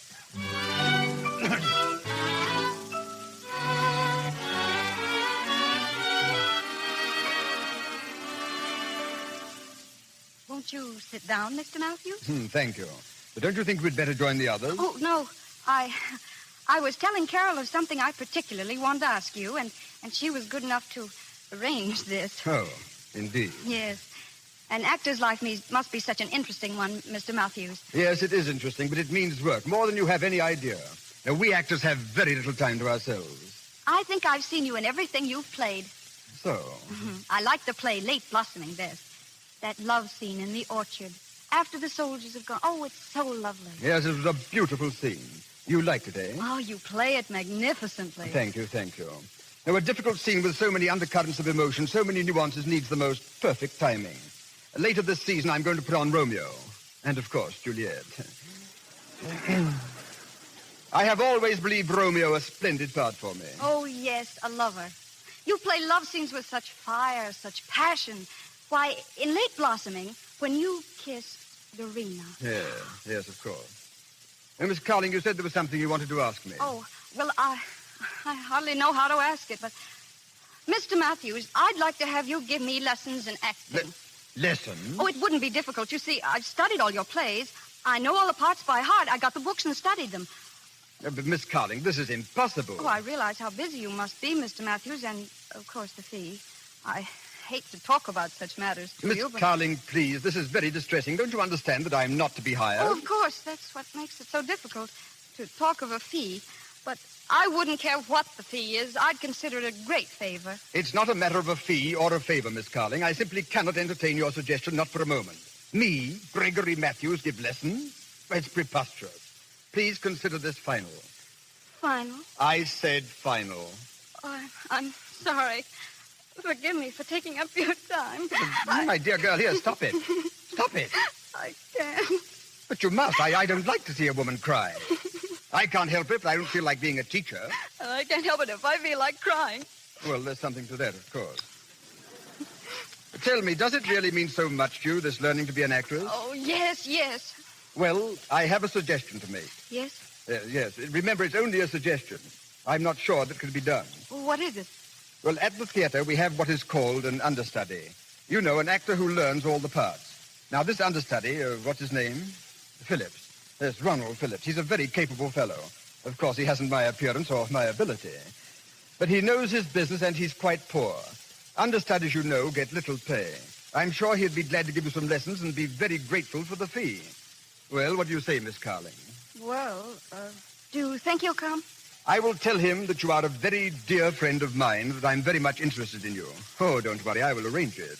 Then if he teaches me, and if I learn awfully well, then will you play one scene with me? Yes.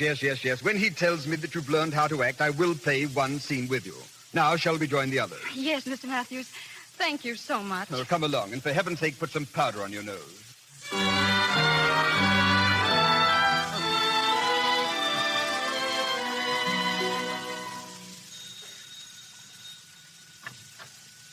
Yes? Is this Miss Carling's studio? Yes, sir.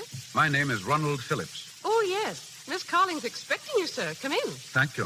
Who is it, Anna? Mr. Phillips, miss. Oh, you may go, Anna. Oh, yes, yes. My name is Elsa Carling, Mr. Phillips. How do you do? It was nice of you to come so soon. Oh, not at all. Nothing's too much for a friend of Mr. Matthews. Has Mr. Matthews explained everything to you? About the lessons, I mean. Oh, yes. I don't believe I've ever seen you at the theater, Miss Carling. Oh, I go to the theater very often. I mean backstage with Mr. Matthews. Oh, I see. No, I haven't been backstage. Mr. Matthews calls on me here. Oh, yes, of course. I suppose you've seen him in all his roles? Oh, yes. I think he's magnificent. You know, I know all of his plays by heart. You see, I've accomplished quite a little already. Well, learning lines is a very small part of acting, Miss Carling. The least important part. But I can't learn to act unless I know the lines, can I? You can't learn to act unless you learn a lot of other things first. Well, I don't understand. No? Well, would you mind walking across the room for me? Walk? You mean like this? No, Miss Carling, not like that. What's the matter?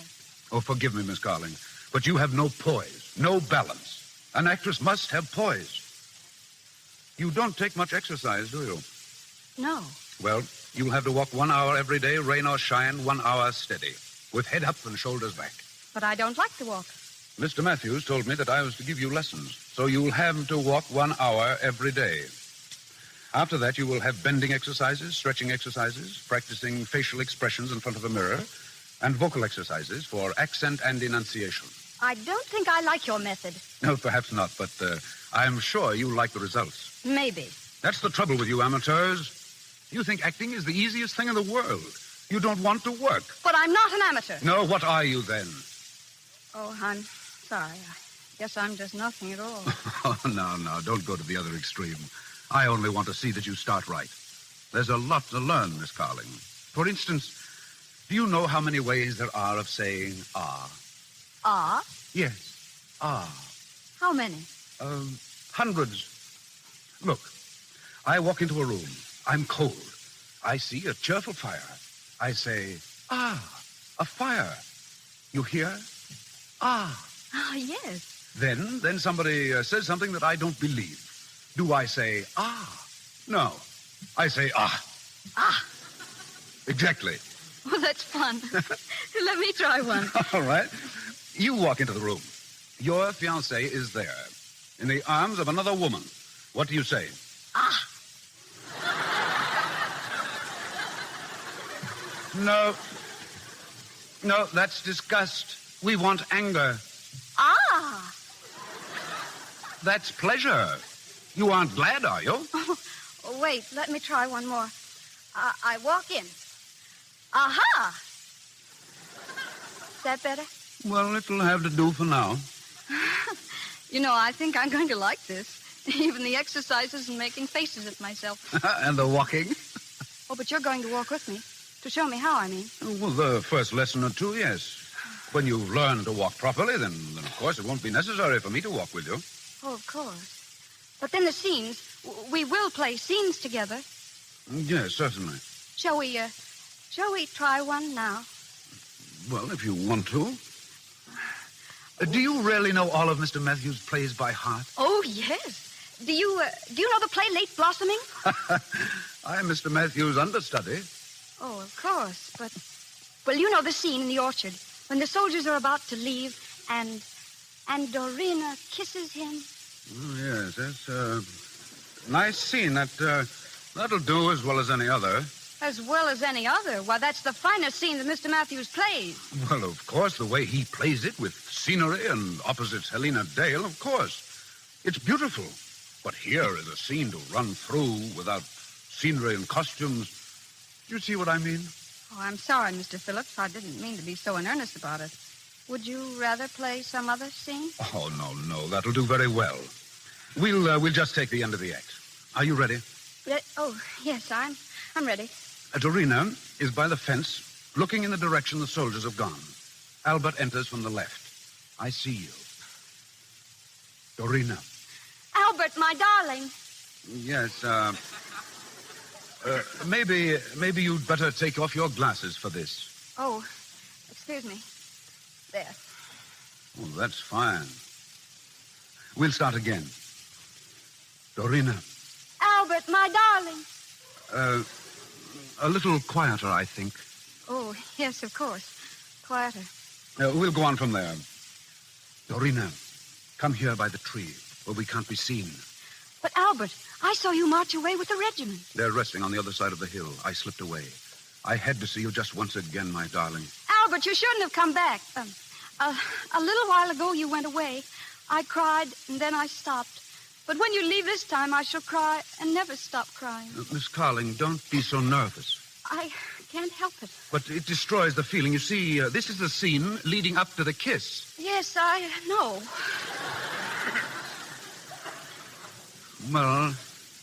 Well, let's go on. If there be tears for every kiss you gave, and yet more tears, for every kiss that I'll be bringing you, you'll not have tears enough. Meanwhile, there will be tears. Oh, why did you return in that 1 hour I should lose you twice?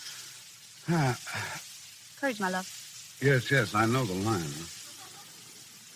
Well, courage, my love. What if you lose me twice? What if we lose each other 20 times? A cloud may hide the sun, erase the moon, but they return in glory like our love. Was that a trumpet call? Don't go. Don't go. I must. One kiss. One kiss. And then farewell. One kiss. I take it now, my love. What? Here, Miss Carling. Miss Carling.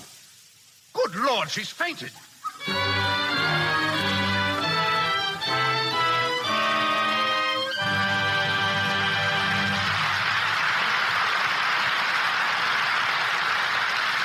In just a moment, we continue with The Curtain Riser, starring Ginger Rogers and Warren Williams.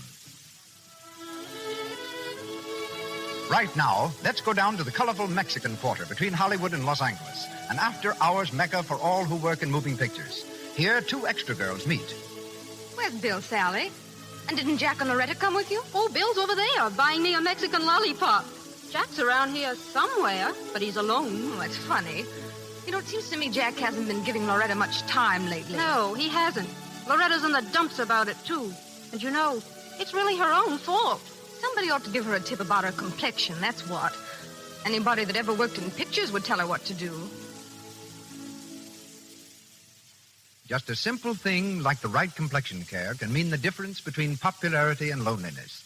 Any girl who has a really lovely complexion is attractive. But unfortunately today, there are all too many girls who have cosmetic skin, enlarging pores, dullness, tiny blemishes. simply because they don't remove stale cosmetics, dust, and dirt thoroughly. Lux Toilet Soap guards against this danger. You can use powder and rouge as much as you like if you depend on the active lather of this fine soap to remove them thoroughly. Why don't you try Lux Toilet Soap, the beauty care of 9 out of 10 lovely screen stars? And once again, Mr. DeMille. We continue The Curtain Rises with Ginger Rogers, Warren William, and an all-star cast.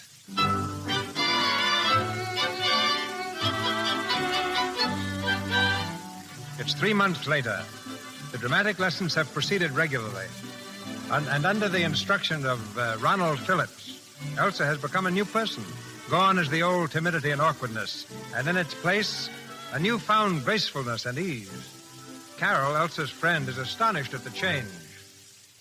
Darling, turn around and let me look at you.